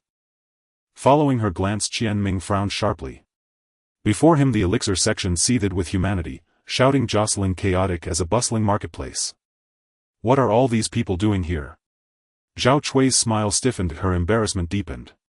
Instinctively lowering her head, she whispered cautiously, "Young Master Qian, they've come to purchase foundation establishment pills." Purchasing foundation establishment pills? A flash of understanding lit Qian Ming's eyes, then curled into a self-satisfied smile. Who else in Qingshan City could possibly draw such crowds, except himself? Clearly word had spread of his new batch, and they'd rushed here to secure theirs before supplies ran dry. Qian Ming lifted his chin, chest swelling with pride. "Since they're here for foundation establishment pills, quickly display mine, tell them to cease their clamor and line up orderly. No one will be left empty-handed." In his mind, the moment his pills appeared on shelves, the crowd would fall silent, and scramble to claim them. After all, his 70% efficacy pills were the sole treasure of Qingshan City. Yet Zhao Cui remained rooted in place, her voice laced with hesitant reluctance. "Young Master Qian, they seek not your pills, but the Feng Brand Foundation establishment pills." Feng Brand Foundation establishment pills? Qian Ming's smile vanished, confusion clouded his eyes. What nonsense is this? Aside from me, who in Qingshan City can even refine foundation establishment pills? Zhao Cui dared a furtive glance, saw his darkening expression, and hastened to clarify. "Young Master Qian, perhaps you've forgotten 3 days ago Chu Feng brought 20 foundation establishment pills for sale, and named them Feng Brand Foundation establishment pills." Chu Feng. Qian Ming blinked, then recalled the incident 3 days prior. He had dismissed Chu Feng utterly, as nothing more than a clownish nuisance, and banished the memory entirely. That good-for-nothing could refine pills people fight over. Preposterous. Then, as if struck by sudden thought. Did he slash prices and dump them wholesale? No, young Master Qian. Zhao Chui shook her head. They say Chu Feng's Feng brand pills possess 100% efficacy, the pinnacle of perfection, and elevate the foundation establishment success rate dramatically upon ingestion. Qian Ming's eyes bulged, wide as if confronting a specter. Impossible. Utterly impossible. His shout drew startled glances from nearby patrons, tinged with unease. Sensing their stares, Qian Ming's face darkened further. He refused to believe Chu Feng had achieved such mastery. It had to be a deception.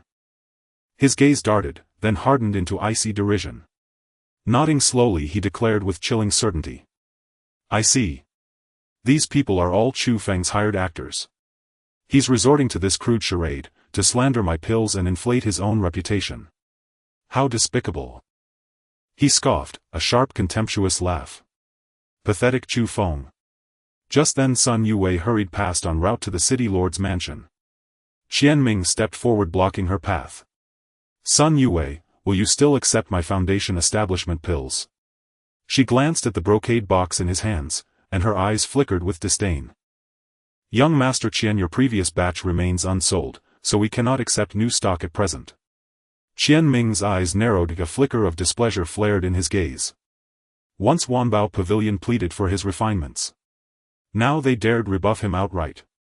So, you refuse my pills altogether? Sun Yue sighed softly, and pointed wordlessly toward the clamoring crowd at the elixir counter. Young Master Qian, it isn't that I refuse. It's they who refuse. To accept them now would leave her holding unsellable inventory. Still, Qian Ming possessed broader alchemical skills, so she dared not sever ties completely. Young Master Qian, I must attend to urgent matters, please excuse me. With that she stepped around him and exited Wanbao Pavilion. While the public remained unaware of the Feng brand pill's true origin, she had to secure cooperation with Chu Feng, before another faction snatched him away. Watching her recede, Qian Ming's eyes gleamed with cold malice. Zhao Chui, henceforth reserve one Feng brand pill for me whenever Chu Feng delivers. I shall expose his fraud myself. With that he strode out. Yes, young Master Qian. Zhao Chui bowed, but as she watched the desperate crowd clamoring for Feng brand pills, she murmured inwardly, they hardly seem like hired actors. Within the city lord's mansion courtyard, crimson lanterns glowed, scarlet silk ribbons draped every pillar, and rich red carpets unfurled across the ground, every detail radiating jubilant festivity. Zi Shu he sat quietly in her chamber, adorned in a resplendent crimson wedding gown. Her hair was intricately coiffed, crowned with a vermilion gold phoenix sanjade hairpin. Pearls trembled delicately with each subtle movement, accentuating her ethereal beauty, and lending her an air of tender shyness and captivating allure. Against the vivid red of her gown, her skin appeared luminous and porcelain fine.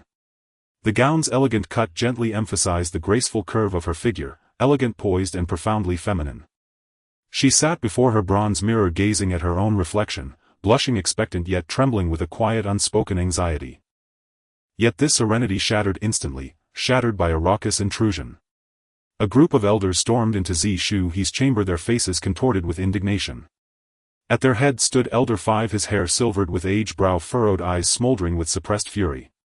Lady Regent, we bear urgent news. Zi Shu he turned slowly, a trace of displeasure softening her voice, today is my wedding day. Might this matter wait until after the ceremony? No, it cannot wait. This matter is too grave.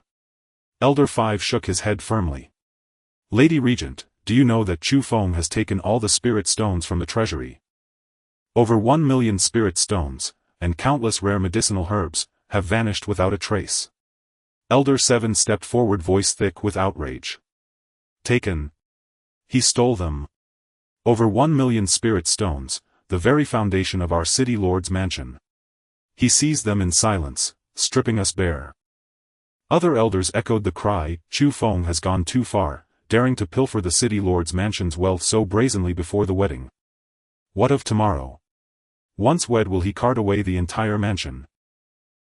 This was premeditated. He tamed the heaven-devouring ghost tiger, slew Wang Chan, seized control of the city lord's mansion, all to plunder our treasury. To them it was inconceivable that Chu Feng could absorb over 1 million spirit stones in a single day. The only plausible truth. He had smuggled them, and the herbs, back to the Chu family claiming them as his own. Zishu he listened to their grievances steadying her breath, her chest rising and falling with quiet intensity, the fine fabric of her gown subtly stretching with each measured inhalation. Elders, Chu Feng required the spirit stones urgently for cultivation. Moreover, as city lord of Qingshan City, the mansion's resources are now his resources. Lady Regent, why do you still defend him? Elder 5 sputtered, his beard bristling with agitation, and pressed on. He is city lord, yes, but those spirit stones and herbs belong to all of us, sustaining our cultivation. They are not his private property. He paused, his expression turning pained. Lady Regent, my grandson nears Foundation Establishment. Wanbao Pavilion recently unveiled the Feng brand Foundation Establishment pills, said to possess 100% efficacy, vastly increasing success rates. Demand exceeds supply. I intended to withdraw spirit stones from the treasury to purchase several for him. But now Chu Feng has taken all the spirit stones. Where shall I procure funds for the pills? No sooner had Elder 5 spoken than others joined the lament. Indeed, Lady Regent. My own junior also prepares for Foundation Establishment. We await spirit stones to buy Feng brand pills. Those pills are perfect, 100% efficacy. To miss this chance may mean waiting years for another. By taking the spirit stones, Chu Feng hasn't merely dashed our hopes, he has jeopardized the futures of all our juniors. Lady Regent, under no circumstances must you marry Chu Feng. He is a treacherous ingrate, we dare not invite a wolf into our home. Lady Regent, stay vigilant. Do not let his honeyed words deceive you. Bang! Zishu he slammed her palm onto the table, golden core 9th rank pressure erupting like a storm. My marriage is my affair, not yours to command. The morning light gently breaks. Today Qingshan City is particularly lively as the news of Chu Feng marrying a wife and taking a concubine has already spread throughout the city. Moreover, the city lord's wife Zishu he is only to be a concubine, making this the grandest wedding in Qingshan City in nearly a century. A sound of hooves approaches from afar. Dressed in a bright red groom's robe with a jade belt around his waist and a purple gold crown on his head, Chu Feng sits tall on a magnificent steed. Behind him follows a grand wedding procession heading towards the city lord's residence. The procession moves smoothly and soon arrives at the entrance of the city lord's mansion. The city lord's mansion is festooned with colorful decorations, red silk drapes hanging from the pillars and a long red carpet laid out at the entrance. Though it should be a joyful scene, the atmosphere is heavy. The main gate of the city lord's mansion is wide open, with the 5 and 7 elders leading a group of elders standing at the entrance, their expressions dark as they glare at Chu Feng's wedding procession. There is no trace of joy on their faces, instead they are filled with indignation, as if Chu Feng is not here to celebrate a wedding but to provoke them. The sound of the suona and drums gradually fades and the wedding procession comes to a halt. Chu Feng reins in his horse, looking down at the elders blocking the entrance, his brow slightly furrowed. He had anticipated that these elders might create obstacles, yet he did not expect them to be so brazen as to block the entrance without offering any respect. The 5 elders step forward and coldly scoff at Chu Feng. Chu Feng, how dare you come to the city lord's residence empty-handed to marry? Do you think there is no one in our city lord's mansion? The 7th elder follows a sinister smile on his face. Our lady has a noble status. If you come to marry without a betrothal gift, we absolutely will not agree. The surrounding elders echo, their tones increasingly caustic. I see he just wants to swindle the lady away without offering anything. He secretly took over 1 million spirit stones from the city lord's treasury before, and now he won't even part with a betrothal gift. Truly shameless. Without a betrothal gift today you shall not step into the city lord's mansion. Chu Feng's expression gradually turns cold as he looks down at the elders, speaking in a chilling tone. What betrothal gift do you want? The 5 and 7 elders exchange glances, a glint of satisfaction flashing in their eyes. This is precisely the reaction they aimed for. As long as Chu Feng speaks, they will drive a hard bargain, making it difficult for him to retreat. Even if Chu Feng were to present a betrothal gift, they could still extort him, heavily compensating the losses of the city lord's mansion. Today is a joyful occasion and they do not believe he would dare kill them in public. The 5 elder holds his head high, speaking arrogantly. Very simple, 200,000 spirit stones. As long as you present 200,000 spirit stones as a betrothal gift, we will allow you to take the lady away. Otherwise you return from whence you came. 200,000 spirit stones. The steward Lu Quan, who was holding the horse for Chu Feng, can't help but exclaim, "You are making a lion's demand. Even for a royal marriage there isn't such a high betrothal gift." The 7 elder sneers, rebutting, "What does a royal marriage matter? Our lady is a rare Yin spirit body. Is 200,000 spirit stones too much? If you cannot produce it, you should leave early. Even if you are the city lord of Qingshan, you cannot forcefully take the lady." Chu Feng's gaze suddenly turns icy, sweeping over the 5 and 7 elders as he coldly asks, "Is this what Zishu he wants, or is it your intention?" The 2 instinctively avoid his gaze but quickly steel themselves to look up. The 5 elder stiffly replies, "Our intention is the same as the lattice." The 7 elder beside him immediately agrees. "The lady is naive and has been deceived by you. As her elders, we must speak on her behalf." A glint of killing intent flashes in Chu Feng's eyes. It is clear that this is not Zishu He's intention, but rather these old fellows acting on their own. "All of you get out of my way." As soon as he finishes speaking, the spiritual energy within Chu Feng explodes. With a resounding boom, a powerful wave of energy radiates from him, spreading outward. The elders blocking the entrance are struck as if hit by a heavy hammer, stumbling backward, each falling in a disheveled heap. Just then a red figure steps out from the city lord's mansion, her garments fluttering like a celestial being from the heavens. Zishu He, dressed in a splendid red wedding gown, exudes a flow of spiritual energy as she gracefully lands in front of Chu Feng's horse. She looks up at him on the horse, her eyes filled with love and resolve. "Chu Feng, I will follow you. Even without any betrothal gift, I am willing to marry you." As these words are spoken, the entire place falls silent. The elders who had fallen to the ground all widen their eyes in disbelief.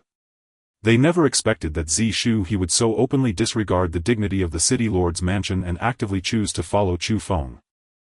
The 5 elder struggles to rise, his face pale as he points at Zishu He, trembling with anger. "Lady Chu Feng doesn't even want to offer a betrothal gift. He does not truly wish to marry you." The other elders also begin to persuade her, their voices tinged with panic. They originally thought that as long as they blocked Chu Feng, even if Zishu He was willing, she would consider the city's dignity and would not truly follow him. But now it seems they have completely underestimated Zishu He's feelings for Chu Feng. She turns her head, casting a cold glance at the elders, her tone laced with disappointment. "How Chu Feng treats me, I am well aware. There is no need for you all to concern yourselves." Just then a sound of synchronized footsteps approaches from afar. Everyone turns to see Sun Yue, dressed in a light purple gown, leading a group of guards from Wanbao Pavilion, carrying dozens of large red wooden boxes, making their way toward the city lord's mansion. Sun Yue's gaze cuts through the crowd, landing on Chu Feng, who is adorned in a groom's robe atop his horse, her eyes momentarily flashing with an uncontainable sense of loss. She had long heard that Chu Feng was to marry Zishu He today. Though she was prepared, seeing Chu Feng dressed in joyous attire still made her feel a tightness in her chest. He is getting married and the bride is not her. The procession halts at the entrance of the city lord's mansion and Sun Yue steps forward, slightly cupping her hands in respect to Chu Feng. "City Lord Chu, congratulations on your wedding." Chu Feng glances at the large red wooden boxes brought by Sun Yue, a flicker of confusion crossing his eyes. "What business do you have with me?" Sun Yue smiles slightly, raises her hand and instructs the guards behind her. "Open the boxes." "Yes." The guards respond in unison, stepping forward to open the lids of the large red wooden boxes. In an instant, radiant beams of light spill from the boxes, blinding everyone. Inside, the boxes are filled to the brim with spirit stones, shimmering under the sunlight and exuding a rich aura of spiritual energy. The crowd erupts in excitement, each person gasping in shock. "My heavens, so many spirit stones! This looks to be at least over 1 million. Wanbao Pavilion truly has deep pockets. Could this be a wedding gift?" "Impossible. No matter how wealthy Wanbao Pavilion is, they cannot simply squander like this." The elders of the city lord's mansion also widen their eyes, staring greedily at the boxes, their throats involuntarily swallowing. Sun Yue scans the astonished faces of the crowd, finally landing her gaze on Chu Feng. "City Lord Chu, all the Feng Brand Foundation establishment pills you previously put up for sale at Wanbao Pavilion have sold out. There are a total of 200,000 spirit stones here, of which 40,000 spirit stones are payment for the 20 foundation establishment pills you sold previously. The remaining 160,000 spirit stones are in hopes that City Lord Chu can become our alchemist at Wanbao Pavilion and promptly refine 50 Feng Brand Foundation establishment pills." As soon as Sun Yu's words fall, the scene falls into a deep silence once again, followed by an eruption of even greater exclamations. The elders of the city lord's mansion stand frozen as if struck by lightning. Their eyes bulge, mouths agape as if they could fit an egg, in staring at Chu Feng as if they are seeing him for the first time. The 5 elder trembles as he extends a finger pointing at Chu Feng, his voice quivering. The Feng brand foundation establishment pills, are you the one who refined them? The 7 elder swallows, hard disbelief written all over his face. When did you learn to refine pills? It seems someone has pieced it together, muttering in response. These foundation establishment pills couldn't have been stolen from our treasury, right? Upon hearing this, another elder immediately retorts. Nonsense. Our treasury doesn't even have foundation establishment pills with such efficacy. Previously they complained about not having spirit stones to buy Feng brand foundation establishment pills, yet they never expected the coveted pills they dreamed of would actually be refined by Chu Feng. Zishu He also stands there utterly stunned. She has heard about the Feng brand foundation establishment pills released by Wanbao Pavilion, which have perfect efficacy and are in high demand, attracting countless cultivators. She had been wondering who the mysterious alchemist was that could refine such perfect pills, never imagining that this alchemist would be the very person she is to marry. At that moment the shock on the 5 elders' face instantly transforms into a fawning smile. He strides to the front of Chu Feng's horse and bows deeply, speaking with utmost respect. I was blind and did not recognize the mountain. I ask that you, city lord, be magnanimous and not hold a grudge against us old fellows. His swift change in attitude leaves those around him dumbfounded. Chu Feng coldly gazes at him, remaining silent. The smile on the 5 elders' face becomes even more sycophantic as he rubs his hands cautiously, saying, my grandson is about to undergo foundation establishment and has been struggling without high-quality foundation establishment pills. Could you provide me with a few Feng brand foundation establishment pills? Just moments ago he was adamant against Zishu He marrying Chu Feng, even demanding 200,000 spirit stones as a betrothal gift. Now he is willing to lower himself and curry favor for just a few foundation establishment pills. Seeing this, the other elders also react, gathering around Chu Feng, nodding and bowing, their tones ingratiating.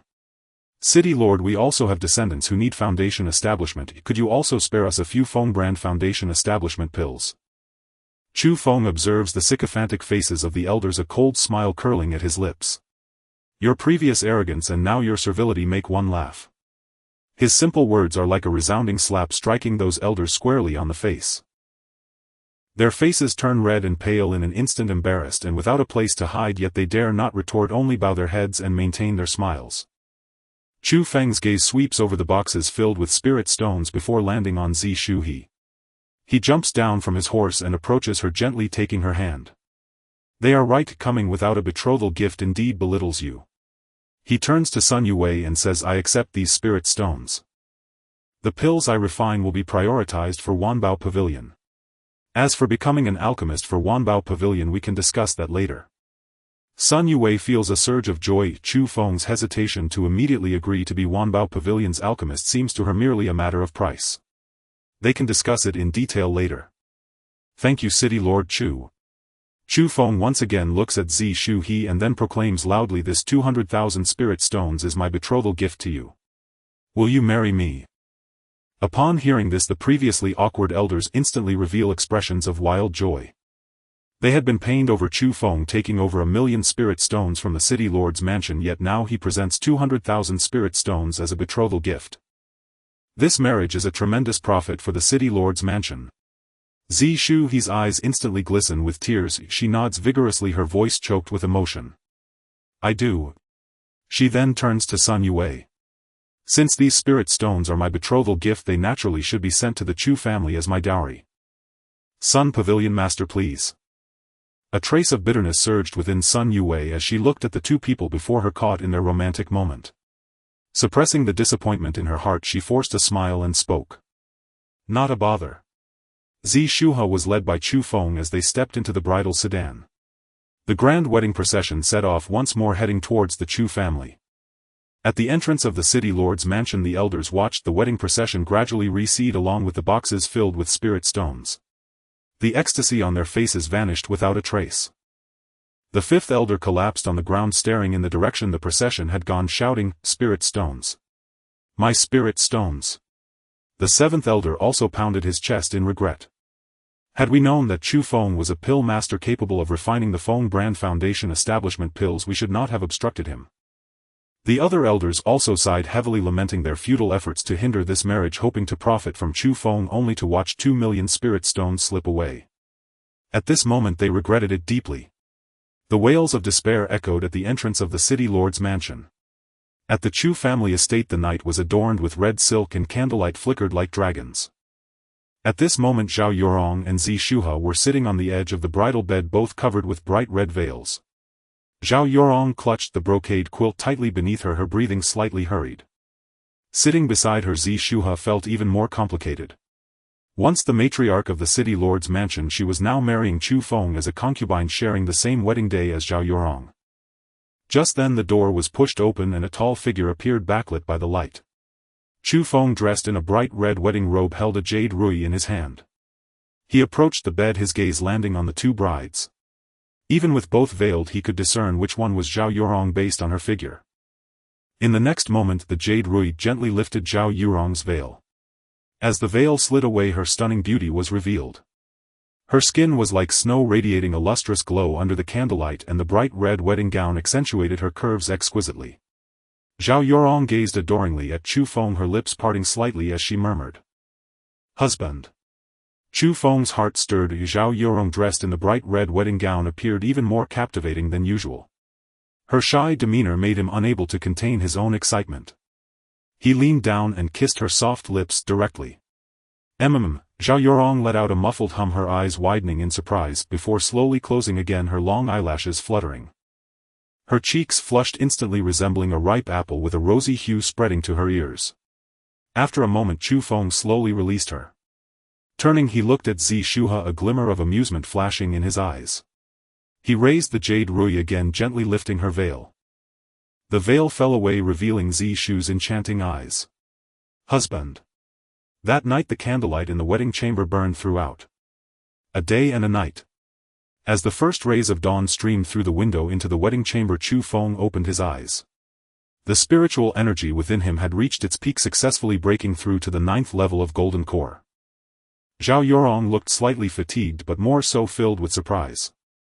Her cultivation had unexpectedly broken through directly from the 9th level of Qi refinement to the 3rd level of foundation establishment, and the spiritual energy within her had become even purer. Next, Chu Feng spent half a day refining 50 foundation establishment pills for Sun Yue. He placed the pills in a brocade box and handed it to Zhao Yurong to deliver to Wanbao Pavilion. As for himself, he began to refine the 2 million spirit stones in the treasury. In Zi Shu's words, everything she had belonged to Chu Feng, so these 2 million spirit stones were also his. Though he had killed Wang Chan, Chu Feng still had to deal with the third prince. Eager to increase his strength, he did not hold back with Zi Shuhe. He sat cross-legged in the center of the treasury, surrounding himself with the 2 million spirit stones, forming a small mountain. Taking a deep breath, a phantom of the refined sky diagram slowly emerged above him. "Refine." Chu Feng shouted softly, and the refined sky diagram instantly unleashed a powerful suction. The surrounding spirit stones trembled violently, and streams of pure spiritual energy peeled away from the stones, forming visible torrents of energy that surged into the phantom of the refined sky diagram like rivers flowing into the sea. Chu Feng's dantian felt like an abyss, wildly devouring these pure streams of spiritual energy. As the energy continuously flowed in, his aura rapidly ascended. It was unclear how long had passed, but when Chu Feng refined 1 million spirit stones, a faint cracking sound echoed within him, and the bottleneck of the 9th level of golden core finally showed signs of loosening. A glimmer of delight flashed in Chu Feng's eyes as he continued to activate the refined sky diagram, hastening the pace of energy absorption. The moment 130,000 spirit stones were refined, a powerful aura erupted from within him. A massive golden pillar of light descended from the sky, piercing through the dome of the Chu family treasury, enveloping him. Golden core to the utmost realm. At this moment Chu Feng was just one step away from the nascent soul stage. Not enough, keep refining for me. The suction of the refined sky diagram intensified again, and the remaining 70,000 spirit stones were refined at an even faster pace, with torrents of spiritual energy continuously pouring into Chu Feng's body. Today he aimed to break through to the nascent soul stage. At Wanbao Pavilion on the 2nd floor. Sun Yue, dressed in a light purple long gown, sat at a desk by the window, a brocade box placed before her. She opened the brocade box revealing 50 neatly arranged Feng brand foundation establishment pills exuding a rich fragrance and pure spiritual energy. After carefully inspecting the pills she couldn't help but shudder if they truly had perfect efficacy. The last time Chu Feng had sent her foundation establishment pills she hadn't opened them, so she had only heard from others that the Feng brand pills were of perfect efficacy. Now that she had seen them with her own eyes, her chest began to rise and fall violently. He truly can refine perfect foundation establishment pills. After the shock, a trace of disappointment flickered in her eyes. This was because it was Zhao Yurong delivering the pills, not Chu Feng. She had originally thought that Chu Feng would personally deliver the pills, perhaps even allowing them a moment of solitude, but unexpectedly she had only received Zhao Yurong. Zhao Yurong's face radiated with the glow of new marital happiness, and her appearance nourished by love stirred a strange sense of bitterness within Sun Yue. Why didn't Chu Feng come? Zhao Yurong, being astute and a woman herself, naturally sensed the oddity in Sun Yue's eyes. She smiled slightly, explaining, Chu Feng is currently in seclusion for cultivation, so he asked me to deliver these foundation establishment pills first. Once he emerges he will certainly thank you in person. I see. Sun Yue nodded, lowering her gaze. Shall he hurry and put these foundation establishment pills on the shelves? The pill section of Wanbao Pavilion had been crowded with people for several days. If the Feng brand foundation establishment pills were not stocked soon, she genuinely worried someone might tear down her Wanbao Pavilion's reputation. Yes. Shao He grabbed the brocade box and hurried downstairs. Sun Yue gazed absent-mindedly in the direction of the Chu family, but suddenly an inexplicable sense of dread enveloped her entire being. She instinctively shuddered and the spiritual energy within her became somewhat chaotic. In the next moment the air outside the window suddenly became violently tumultuous, and the originally clear sky was instantly shrouded by countless visible specks of spiritual light. What is happening? Sun Yue was startled and quickly stood up to look outside. The scene before her left her utterly astonished. She saw countless tiny lights flickering in the air over 100 feet high like fireflies, densely packed and seemingly endless, as if the entire sky had been lit up. These lights emitted pure spiritual energy fluctuations converging towards a single direction, towards the Chu family. Her gaze swept towards the distance and her face paled. Centered around the Chu family within 100 miles, the spiritual energy was in upheaval and the aura of the heavens surged like a tide, forming visible whirlpools of spiritual energy, a grand and terrifying spectacle. Gazing at the shocking scene before her, Sun Yue muttered, what on earth caused such a terrifying phenomenon? Zhao Yurong looked in the direction of the Chu family, her hands gripping the railing tightly, her delicate body trembling with excitement. Just moments ago she had already sensed the golden pillar of light descending from the sky, a sign of Chu Feng's breakthrough to the utmost realm of Golden Core. And now this sea of spiritual light could only signify one thing: her husband was about to directly break through to the nascent soul stage after achieving the utmost realm of Golden Core. He is about to form the nascent soul. Form the nascent soul. Sun Yue instantly reacted, the first thought in her mind being Zi Shuhe. Could it be that Zi Shuhe is breaking through to the nascent soul stage? Zi Shuhe had long since reached the 8th level of Golden Core, and among all of Qingshan City apart from the deceased Wang Chan, she was the most likely to form a nascent soul. As for others, they were still far from the nascent soul stage. Regarding Chu Feng, Sun Yue shook her head inwardly, thinking impossible. Chu Feng had only just restored his cultivation not long ago. Previously he was said to be at the 5th level of Golden Core. Even if he had made some breakthroughs in the past few days, he could at most be at the late stage of Golden Core. How could he possibly rush to the nascent soul stage so quickly? A giant flying boat made entirely of black iron broke through the clouds, the royal family's exclusive flying vessel. The flying boat was enormous, resembling a moving palace. The wings on either side of the vessel spanned dozens of feet wide, stirring up gusts of wind that shattered the clouds below. Inside the cabin the luxury was taken to the extreme. In the center a soft couch was occupied by an elderly man in a brocade robe, Qin Wentian. In his embrace he held 3 stunningly beautiful young women. All 3 were exceptionally beautiful, yet each one lowered their head submissively, not daring to defy him in the slightest. This elder Qin was a favored person of the 3rd prince, his cultivation unfathomable. To remain by his side though seen as playthings was still better than dying in a desolate wilderness. Qin Wentian half closed his eyes, savoring the attention of the beauties, his fingers idly caressing the hair of the woman beside him, a look of lazy contentment on his face. Boom, The entire flying vessel suddenly shook violently, causing several jade cups placed on the table to crash to the ground and shatter. The three women turned pale with fright, exclaiming as they instinctively clutched Qin Wentian tightly, their bodies trembling. The girl in the pink gauze dress turned pale, her voice trembling with a hint of crying. "Elder Qin, what is happening?" Qin Wentian frowned slightly, an invisible pressure radiating from him. Ignoring the frightened girl in his arms, he slowly raised his head, directing his gaze through the glazed window of the cabin to the misty earth below. "What is happening?" In the next moment a young man entered, bowing respectfully. "Reporting to Elder Qin, someone in the direction of Qingshan City is breaking through to the nascent soul stage, causing a disturbance in the spiritual energy of heaven and earth which has affected our flying vessel." "Oh." Qin Wentian raised an eyebrow, a glint of surprise flashing in his triangular eyes. He slowly straightened his body, still toying with the delicate foot of the girl in the pink gauze dress. "I didn't expect that in this small Qingshan City, a place where birds wouldn't even poop, there could still be someone breaking through to the nascent soul stage." In his view, the mountain city was merely a small town on the border of Qingzhou, and having a few golden core cultivators was already quite impressive. However, he did not pay much attention to it. A nascent soul from a remote small city was nothing more than a chicken or dog in his eyes. "Speed up, retrieve the Tianquan Snow Lotus for the third prince, and need to return to the capital as soon as possible. This cursed place has no decent entertainment. I don't want to stay a moment longer." Quickly the speed of the flying vessel increased, instantly racing towards Qingshan City like an arrow released from a bow. The celestial phenomenon above the Chu family had long broken through the skyline of Qingshan City, spreading over 100 miles, dyeing the entire sky in a brilliant spectrum. Initially it was merely star-like spiritual lights gathering above the Chu family's treasury. However, as time passed, these spiritual lights became increasingly dense and rich, gradually coalescing into a sea of light resembling an inverted Milky Way cascading down, enveloping the Chu residence. Amidst the surging spiritual lights a humming sound resonated, the tremor resulting from the extreme compression of the world's spiritual power, causing the very air to ripple under this force. Soon after, the sea of light began to rotate, forming a massive vortex with a diameter of over 100 feet.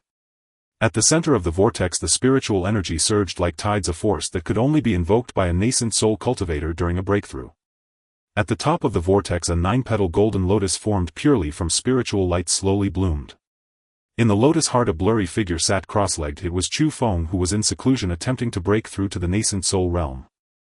At the moment the golden lotus bloomed, the spiritual energy within 100 miles surged wildly, forming visible rivers of spiritual energy that rushed toward the Chu family's treasury. City Lord's Mansion. Elders led by Elder Wu and Elder Qi all looked up dumbfounded at the phenomenon above the Chu family. They exchanged glances, their breaths becoming rapid. The 9-petal golden lotus has manifested, the patterns of the laws are revealed. This is a sign of a golden core cultivator breaking through to nascent soul. Could it be that the matriarch is about to break through to the nascent soul realm? Zishu, he is indeed a supreme Yin spirit body to trigger such a celestial phenomenon during her attempt at the nascent soul realm. With such a nascent soul wife backing them, who in Qingshan City would dare to provoke the Chu family? Everyone was convinced that the one causing such a tremendous phenomenon was Zishu he. After all, in their eyes Chu Feng was merely a cultivator who had just restored his powers, and no matter how high his talent was, it was impossible for him to break through to nascent soul in such a short time. At this moment outside the Chu family's treasury, Zishu he stood quietly gazing at the resplendent 9-petal golden lotus in the sky, her eyes filled with infatuation and daze. Her thoughts involuntarily drifted back a few days. Back then Chu Feng was still a waste, ridiculed by the entire city. Yet just a few days later this man had rebirthed like a phoenix, soaring forward, transforming from a waste into the city lord of Qingshan City. Now he stood at the threshold of the nascent soul realm, invoking celestial phenomena that shocked the world. All of this felt like a dream. My husband. Zishu he clenched her fists tightly, you must succeed in your breakthrough. Breaking through to the nascent soul realm is a watershed moment in a cultivator's life, fraught with danger. A slight misstep could lead to death. Especially for Chu Feng, who was breaking through so rapidly. Although his foundation was solid, the pressure he faced was far greater than that of ordinary cultivators. Just then a piercing sound of breaking air suddenly erupted. Buzz! A massive flying vessel broke through the clouds, slowly stopping above the Chu family. Such a flying vessel was something that a border city like Qingshan could never possess. Only the top aristocrats of the capital had the right to use it. As the cabin door of the flying vessel slowly opened, Qin Wentian stood with his hands behind his back, his sharp elongated eyes scanning the residents below. Where are the Zhao family members? This furious shout, carrying the pressure of a nascent soul cultivator, made the Chu family's guards involuntarily shudder, their faces showing fear. Zishu's heart suddenly sank. She thought to herself, this is bad. The Tianquan Snow Lotus was planted by the third prince's order in the Zhao family, and now that the Zhao family was destroyed and the Tianquan Snow Lotus was refined by Chu Feng, the third prince would certainly not let it go easily. This man before her was likely someone from the capital, and he was most probably here for the Tianquan Snow Lotus. She could not allow him to disturb Chu Feng's breakthrough. A flicker of determination flashed in Zishu's eyes. Spiritual energy surged around her body, enveloping her in a light blue spiritual shield. She lightly pushed off the ground, rising into the air, stopping in front of Qin Wentian. At this moment Zishu wore a flowing purple dress, its hem fluttering in the wind, resembling a celestial maiden descending from the heavens. Having cultivated alongside Chu Feng, her skin had become even more fair and radiant, like exquisite mutton fat jade shimmering softly under the sunlight. The long dress accentuated her graceful figure, exuding a mature charm. Qin Wentian, who initially bore an impatient expression, suddenly froze the moment his gaze fell upon Zishu. His triangular eyes widened in shock, a hint of amazement flashing in his pupils. He was used to seeing all sorts of beauties in the capital, whether they were delicate young ladies from prominent families or alluring courtesans, all of whom he had easily possessed. But he had never seen a woman like her. She was like a peach, as if a gentle squeeze would release a burst of juice. Qin Wentian's heart began to race uncontrollably, his gaze like that of a hungry wolf scanned Zishu's body inch by inch, not hiding his desire. In his mind various thoughts of violating her flashed through, each more sordid than the last, causing his breath to become heavy. TSK TSK TSK. Qin Wentian smacked his lips, licking his cracked lips. I didn't expect that in this desolate place there would be such a stunning beauty. Zishu's brows furrowed tightly, a glimmer of disgust flashing in her eyes. She suppressed the discomfort within her and coldly asked, "What business do you have with the Zhao family?" Only then did Qin Wentian come back to his senses. He rubbed his hands, his tone tinged with playfulness. "What is your relation to the Zhao family? Are you Zhao Tai's concubine?" "I am not a member of the Zhao family." Zishu coldly shook her head. "I am the city lord's wife of Qingshan City." Qin Wentian's heart leaped with joy. Having the city lord's wife in his grasp was even more delightful. His gaze fell upon Zishu's chest, his eyes sly as if wanting to see through her dress to the scenery within. "I am here on the order of the third prince to retrieve the Tianquan Snow Lotus from the Zhao family. If you are sensible, obediently hand over the Tianquan Snow Lotus and I can consider taking you back to the capital, ensuring your lifelong wealth and glory." Zishu's heart tightened. It was just as she feared. The very thing she worried about had indeed happened. The Tianquan Snow Lotus had already been refined by Chu Feng. How could she possibly hand it over? Moreover, even if the Tianquan Snow Lotus were still here, she would never give it to this lecherous old man. Zishu's gaze grew increasingly cold and the fluctuations of spiritual energy around her intensified. Qin Wentian at this moment also sensed something was off. His gaze swept past Zishu, landing in the direction of the Chu family's treasury, feeling the overwhelming surge of spiritual energy, his brows furrowing slightly. Something was amiss. The one breaking through to nascent soul was actually in the Zhao family. He distinctly remembered that the strongest Zhao Tai was merely a waste at the early Golden Core stage. The Zhao family had no cultivators at the late Golden Core stage. How could anyone be attempting to break through to nascent soul? Who in the Zhao family is attempting to break through to nascent soul? Zishu did not respond. Her lips pressed tightly together. The spiritual shield around her suddenly surged, the pale blue light becoming as resplendent as glazed glass. Her body slightly tensed, fully prepared for battle. No matter what, she had to stop this old man. No one could disturb Chu Feng before he broke through to nascent soul. Otherwise Chu Feng's efforts would go to waste and he might even end up dead. Qin Wentian saw Zishu not answering and instead adopting a defensive posture, his brow furrowed even tighter. Suddenly a thought flashed through his mind. Zhao Zuilian's soul token had shattered and the Zhao family had probably been annihilated. At that moment his gaze landed on the plaque at the entrance of the Chu family where the words Chu residence were inscribed in gilded letters. Qin Wentian's pupils suddenly constricted. He had been to the Zhao family once before and clearly remembered the layout of the area. The Chu residence before him was evidently the former site of the Zhao family. The Zhao family has turned into the Chu family. Qin Wentian instantly understood what was happening, a glint of malice flashing in his eyes.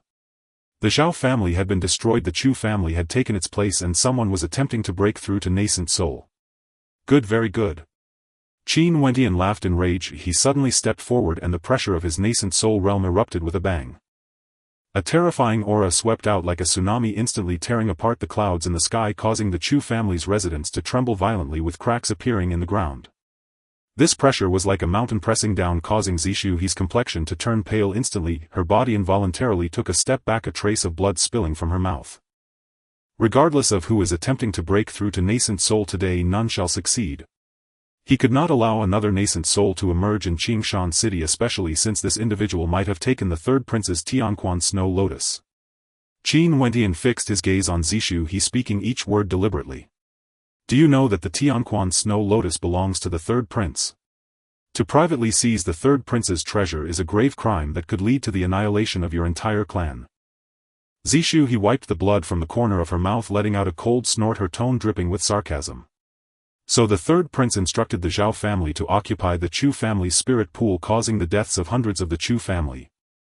The spirit pool of the Chu family was originally the foundation of the Chu family, but was forcibly occupied by the Zhao family, leveraging the third prince's influence to grow the Tianquan Snow Lotus. The blood-soaked feud of the Chu family's destruction could not be separated from the third prince. Qin Wentian was momentarily stunned by her words before suddenly bursting into laughter. He glared at Zishu, his eyes cold as a snake. I want to see if after you become my captive you can still speak so defiantly. Boom. Zishu, he felt as if her chest had been struck by a giant rock. Blood surged within her and she stumbled back several steps before barely steadying herself. She was acutely aware of the gap between the golden core and nascent soul stages, yet she did not flinch. Taiyin Sushin Ju. With a clear shout, her spiritual energy suddenly surged, transforming from pale blue to pure silvery white, like moonlight pouring down, enveloping her in a layer of cool radiance. Her extreme Yin spirit body erupted completely, with the Yin energy of the world rushing towards her, gradually condensing into a massive phantom of the Taiyin moon will behind her. As Zishu he urged at the Taiyin moon will slowly rotated, countless silvery moon blades peeling off from the wheel, shooting towards Qin Wentian like a meteor shower. Wherever the moon blades passed, the space rippled slightly and deep bottomless ravines were carved into the ground. Just a trivial skill. Qin Wentian curled his lips into a disdainful sneer. Facing the overwhelming moon blades, he simply raised his right hand, slowly waving his sleeve. Boom! A majestic golden spiritual power burst forth from his sleeve like a raging river, instantly sweeping through the entire area. The moon blades, infused with extreme Yin power, melted away instantly under the impact of the golden spiritual energy without even causing a ripple. The golden spiritual energy continued its momentum, pressing towards Zishu, whose face changed drastically as she hurriedly activated the Taiyin moon will to block in front of her. Crack! With a crisp sound, the phantom of the Taiyin moon will shattered like glass. Zishu he let out a muffled groan, spitting out a mouthful of blood, her body flying back like a kite, with a broken string crashing heavily against the Chu family's courtyard wall. The wall collapsed with a loud bang, raising a cloud of dust. She struggled to get up, blood stains at the corner of her mouth, her face pale as paper, her breath becoming erratic. Just a single strike had heavily injured her, if this was the terrifying power of the nascent soul realm. Qin Wentian looked at Zishu with contempt, as if viewing an ant. With such little ability you dare to show off before me? Who killed Zhao Xuelian, and where is the Tianquan Snow Lotus now? Just then a deafening roar suddenly erupted from the back courtyard of the Chu family. Roar, the sound was like thunder, containing the overwhelming might of a fourth-tier demon beast, shaking the entire Chu residence. A black figure shot out from the back courtyard like an arrow rising into the sky. It was the Tian Sha Ghost Tiger. The moment Qin Wentian saw the Tian Sha Ghost Tiger, the disdain on his face diminished significantly. A fourth-tier demon beast. He never expected that there would be a fourth-tier demon beast in a remote place like Qingshan City. Demon beasts are tough opponents with formidable defenses, and this one before him was of the same realm as himself. You beast dare to block my way. Qin Wentian snorted coldly, his golden spiritual energy surging once more, coalescing into a massive golden palm imprint that struck towards the Tian Sha Ghost Tiger. Roar! The Tian Sha Ghost Tiger showed no fear, letting out an angry roar as it pounced forward. Its claws expanded several feet, reaching for the golden palm imprint. Boom! The golden palm imprint collided with the claws, erupting in a deafening explosion. Seeing this, Zishu He's eyes sparkled with determination. She suppressed her internal injuries and activated the Taiyin Sushin Ju once more. Countless moon blades intertwined to form a massive sword net descending upon Qin Wenqian's back. She knew she was no match for Qin Wenqian and could only use the Tian Sha Ghost Tiger to create an opportunity for an attack. Qin Wenqian sensed the threat behind him, his expression shifting slightly. He had to divide his attention. With a sweep of his left hand, a golden spiritual barrier materialized, blocking the sword net's assault. Seeking death. Qin Wenqian, entangled by both a person and a tiger, was still in a dominant position but found it difficult to secure a victory in a short time. His expression grew darker and his impatience intensified. He could clearly feel the spiritual energy in the direction of the Chu family's treasury growing increasingly rich. The entire Qingshan city had turned into a massive vortex of spiritual energy with the Chu family at its center. The one attempting to break through to nascent soul had reached a critical moment. If this dragged on, once the other side succeeded in giving birth to their core with a nascent soul cultivator and a fourth-tier demon beast, even he at the mid-nascent soul stage might not fare well. I must end this quickly. He exerted his strength, causing his golden spiritual energy to explode, shaking off the Tian Sha Ghost Tiger's pounce while also dodging Zishu He's sword net. In the next moment he flipped his right hand, revealing a palm-sized black net bag. The net bag was completely dark, emitting a faint black aura, giving off an extremely dangerous vibe. This is my celestial artifact demon locking net. Today let this beast experience its power. The Tian Sha Ghost Tiger opened its massive mouth and lunged towards Qin Wenqian. Come on.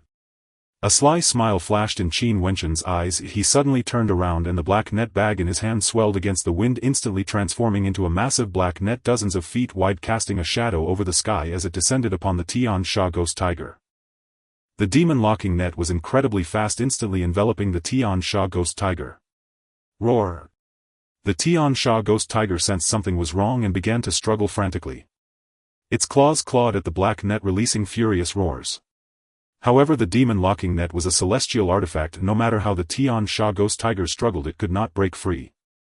The black net tightened more and more, its runes flashing, exuding an increasingly strong sealing power, firmly trapping the Tian Sha Ghost Tiger's demonic winds, continuously suppressing its strength. The Tian Sha Ghost Tiger's roars grew heavier, its body was tightly entangled by the net, its limbs immobilized, only able to futilely twist its body. Qin Wenqian looked at the Tian Sha Ghost Tiger trapped in the demon locking net and burst into laughter. So what if it's a fourth-tier demon beast? It can be easily subdued by me. He stepped forward, raising his foot and delivering a powerful kick to the Tian Sha Ghost Tiger trapped in the net. Bang! The Tian Sha Ghost Tiger was kicked away, landing on the flying vessel. Keep an eye on this beast. I want its tiger whip to brew wine. Yes, Elder Qin. Several young cultivators on the flying vessel quickly stepped forward, surrounding the struggling Tian Sha Ghost Tiger within the demon locking net with their swords. Seeing the Tian Sha Ghost Tiger captured, Zishu He's heart sank to the bottom. Her body swayed, a hint of despair appearing on her face. The Tian Sha Ghost Tiger was her last hope, and now that it had been subdued she could not possibly hold Qin Wenqian off alone for long. Chu Feng, you must break through quickly. Zishu He silently shouted, in her heart a flicker of determination flashing in her eyes. She knew she had no way out. Boom! A tremendous explosion erupted from Zishu He, releasing an astonishing aura. Her hair instantly turned snow-white, faint blood-colored patterns appearing on her face, and the silvery spiritual energy surrounding her became even denser with a hint of golden sheen. She had actually burned her own essence blood to forcibly elevate her cultivation. Golden Core Peak. Zishu He's aura instantly soared to the pinnacle of the Golden Core stage, just a step away from the nascent soul realm. However, this was a realm forcibly raised by burning essence blood, so she could not invoke the power of heaven and earth, but this was already her limit. To enter the Chu family you must step over my corpse. Qin Wenqian looked at Zishu He, who had burned her essence blood, with no fear. Instead, the lewdness in his eyes intensified. He licked his lips, his gaze sweeping over Zishu He's snow-white hair and stunning beauty, his tone filled with amusement. What a fiery temperament. I like women like this, if they are more fun. He glanced in the direction of the treasury where the fluctuations of spiritual energy had reached their peak. I want the kid who is breaking through to witness you pleasuring me under him. I want to become his greatest inner demon calamity. Ha! Shameless! Zishu He trembled in anger, charging towards Qin Wenqian. Qin Wenqian's gaze fell upon the stubborn purple figure filled with mockery. The troublesome beast has been dealt with, and now it's time to savor you, my beauty. Taiyin slash. Zi Shuha shouted sharply, unwilling to waste words with him. Qin Wenqian's lips curled into a smirk, his figure blurring momentarily. In the next instant he appeared as if a ghost. 3 Zhang to the left. Too slow, burning your blood to gain such little power. Zi Shuha gritted her silver teeth, her anger intensifying. She spread her arms wide, her long white hair moving without wind as more of the world's Yin energy was forcibly seized, condensing into a long sword in her palm. Slash. She transformed into a streak of flowing light, her twin swords dancing, filling the sky with cold and clear sword shadows. Each strike aimed at Qin Wenqian's vital points, the momentum relentless. Qin Wenqian did not dodge or evade, he casually raised his right hand, his index and middle fingers together glowing with a rich golden light. He casually pointed, meeting Zi Shu's storm-like sword shadows. Clang clang clang. The dense crisp sounds erupted like rain hitting banana leaves. Qin Wenqian, relying solely on 2 fingers, managed to deflect all of Zi Shu's twin sword attacks. Then he transformed his fingers into a sword and suddenly swung out a strike. Swish, the sound of tearing fabric rang out as the purple dress on Zi Shuha from her left shoulder to her arm split apart, revealing a wound about a foot long, exposing skin that was fairer than frost. A faint red mark immediately appeared on that snowy skin, seeping fine beads of blood like red plum blossoms in the snow, sharp and alluring. Skin surpassing snow, too slippery to hold. Qin Wenqian took a deep breath as if savoring the mixed scent of blood from the wound and the fragrance of the woman, an intoxicated expression appearing on his face. This finger, I only used half my strength, Zi Shuha groaned, covering her torn clothing with her hand to hide her exposed skin, her eyes nearly bursting with flames. Shameless old thief. Shameless. Just wait, there's more shamelessness to come. Qin Wenqian laughed heartily and moved again. He clung to Zi Shuha like a leech, not using much force but continuously attacking her dress. What's wrong? Out of strength? Qin Wenqian stood not far away, leisurely admiring his handiwork, his greedy gaze licking over every inch of Zi Shu's exposed skin. Are you waiting for your husband hiding in the treasury to save you? What a pity, when he comes out he will only see you beneath me, indulging in pleasure, or perhaps a warm corpse for me to toy with. Do you think he will lose control and go mad because of this? Ha ha ha. You are dreaming. Zi Shu's voice was hoarse as she summoned her last bit of power, hurling her longsword towards Qin Wenqian's face. A cornered beast still fights back. Qin Wenqian sneered, casually waving his sleeve to knock the sword away, then struck out with a palm. Bang! Zi Shuha was sent flying, tracing a tragic arc in the air before crashing heavily into a broken wall behind. Boom! Rubble and dust flew everywhere. Zi Shuha lay in the ruins, feeling as if all her bones had been shattered, a torrent of pain crashing over her. The power from burning her blood dissipated rapidly like a receding tide, followed by an icy chill penetrating her bones. She struggled to sit up but found her spiritual energy nearly depleted, her dantian empty, raising a finger felt immensely difficult. At this moment a shadow loomed. Qin Wenqian looked down from above at the broken and pitiful figure of Zi Shuha lying amidst the ruins. Even if you die, I will make your beloved watch your corpse be toyed with. Zi Shu's eyes were filled with rage, shame and despair, almost drowning her. She had just found a husband to rely on, yet now faced such humiliation. A hint of madness flashed in Zi Shu's eyes. So what if her spiritual energy was exhausted? She still had her golden core. As long as she self-destructed the golden core within her, she might not be able to kill Qin Wenqian, but she could heavily injure him. However, just as the golden core was about to reverse and unleash its destructive energy, Qin Wenqian's expression changed slightly. His cultivation was much higher than Zi Shu's and he was extremely sensitive to fluctuations in spiritual energy. Want to self-destruct the golden core? He unleashed several strands of golden spiritual energy penetrating Zi Shu's body and sealing her dantian meridians. The golden core, which had just begun to stir, was instantly locked down by a layer of solid golden shackles, falling silent. Zi Shu's body stiffened, the last glimmer of light in her eyes completely extinguished, leaving only endless emptiness and despair. Boom! The entire Qingshan city, no, the entire world suddenly trembled. A vast aura erupted explosively from the Chu family's treasury, rushing into the skies. In the sky, the center of the slowly rotating spiritual energy vortex suddenly solidified into the phantom of a 9-petal golden lotus. Then the golden light gathered, forming a towering giant avatar in the air above the Chu family. Nascent soul avatar. Boom! In the next moment the heavy door of the Chu family's treasury along with half a wall exploded. A horrifying killing intent swept out like a tangible hurricane centered around Chu Feng, who swung his Xingxi sword with a single strike. Qin Wenshan's pupils constricted, his heart jolting with shock. What a powerful sword! He immediately circulated his spiritual energy to defend, but caught off guard, he was still sent flying several zhang by the blow. Chu Feng crouched down, quickly removing his outer robe and gently wrapping it around Zishuha. "I'm sorry I came out late." Zishu's hollow gaze regained a hint of clarity. She shook her head vigorously, using all her strength to push Chu Feng away. "You're no match for him, run." She had already discerned that Qin Wentian was at the 4th level of the nascent soul, while Chu Feng had just broken through to the nascent soul realm. There was no way he could be his opponent. Now, with her spiritual energy exhausted and her cultivation sealed, following Chu Feng would only be a burden. Thus she only hoped that Chu Feng could escape quickly. As long as Chu Feng was alive, he could take revenge for her in the future. However, Qin Wentian ascended into the air, his long hair flying wildly. "Today no one shall escape." Chu Feng shielded Zishuha behind him and then turned his head to her. "He must die." Such bravado. Qin Wentian sneered, "I was merely careless earlier and did not dodge." However, his laughter abruptly stopped the next moment, as if a duck had its neck grasped. Because the aura surrounding Chu Feng changed again. Buzz. Buzz. Buzz. 3 consecutive sounds of Tao resonated throughout heaven and earth. Golden light erupted from the surface of Chu Feng's body, illuminating him like a golden war god. Immediately after, the power of heaven and earth converged onto the Xingxi sword. Although he had already formed his nascent soul, less than a teacup's time had passed since his breakthrough to the golden core, so he could still draw upon the power of heaven and earth.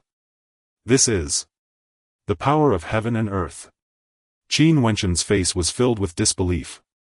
How could this kid, having just formed his nascent soul, summon the power of heaven and earth? 3 layers of Supreme Realm Qi Refinement Foundation Establishment Golden Core. You actually broke through all to the Supreme Realm. Qin Wentian understood perfectly what this meant.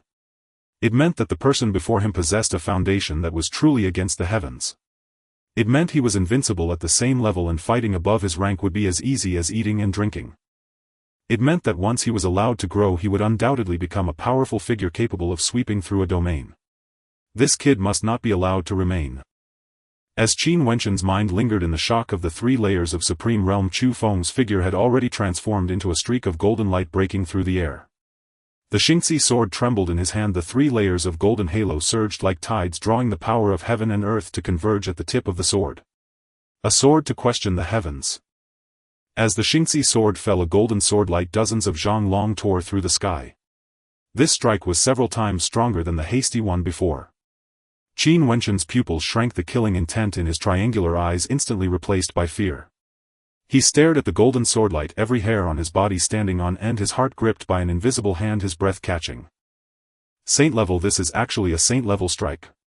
Qin Wentian screamed, his voice trembling.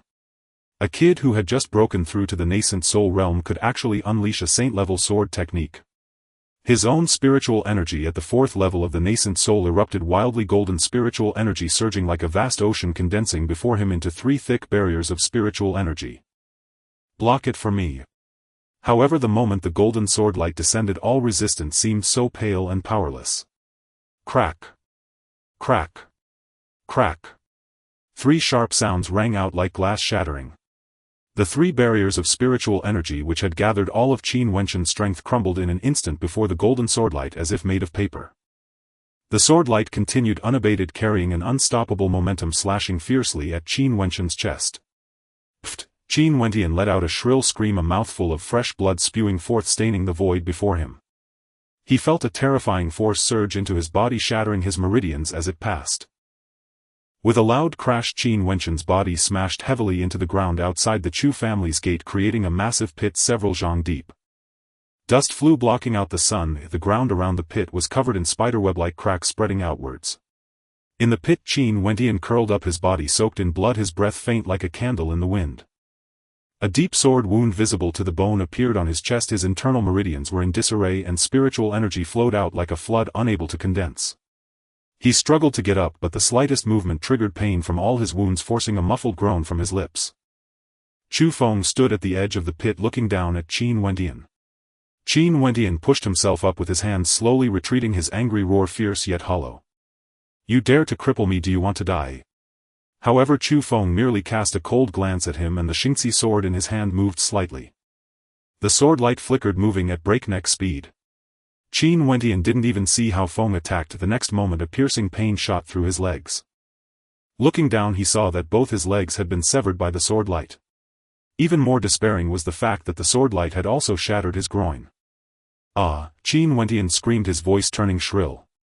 The excruciating pain washed over him like a tide, leaving him blacking out on the verge of fainting. He gritted his teeth, glaring at Chu Feng at the edge of the pit, his eyes filled with resentment. I am a man of the third prince. If you dare to kill me, the third prince will destroy your entire family.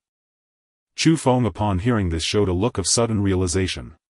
So you're with the third prince? You should have said so earlier.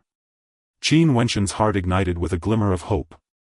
Since you know, then. Before he could finish his words, a glint of cold, killing intent flashed in Chu Feng's eyes.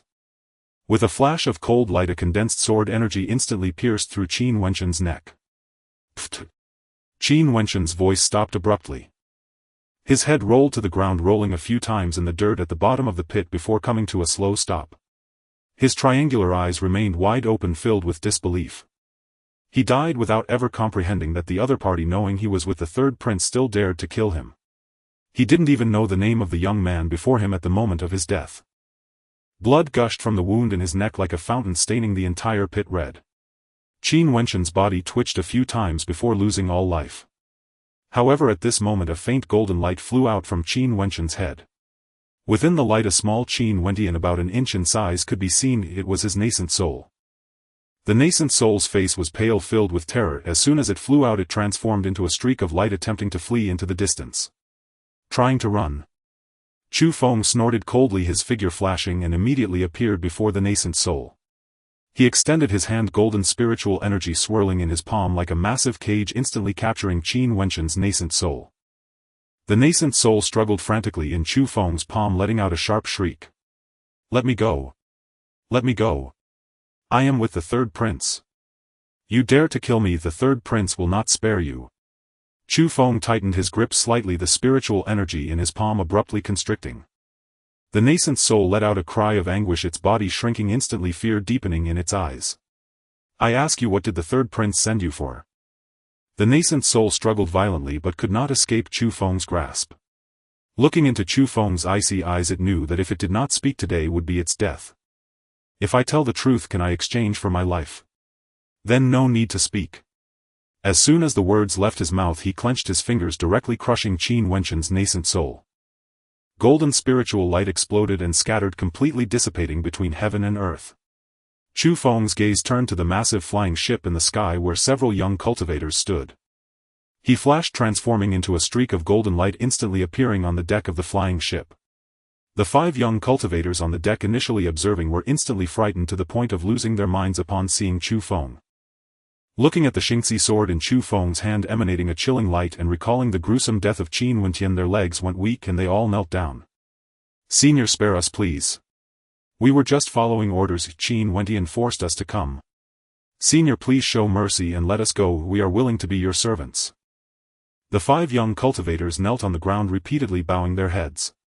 Chu Feng ignored them, first retracting the black net and releasing the Tian Sha ghost tiger. He raised an eyebrow at the black net in his hand, surprised to find it was also a heavenly artifact.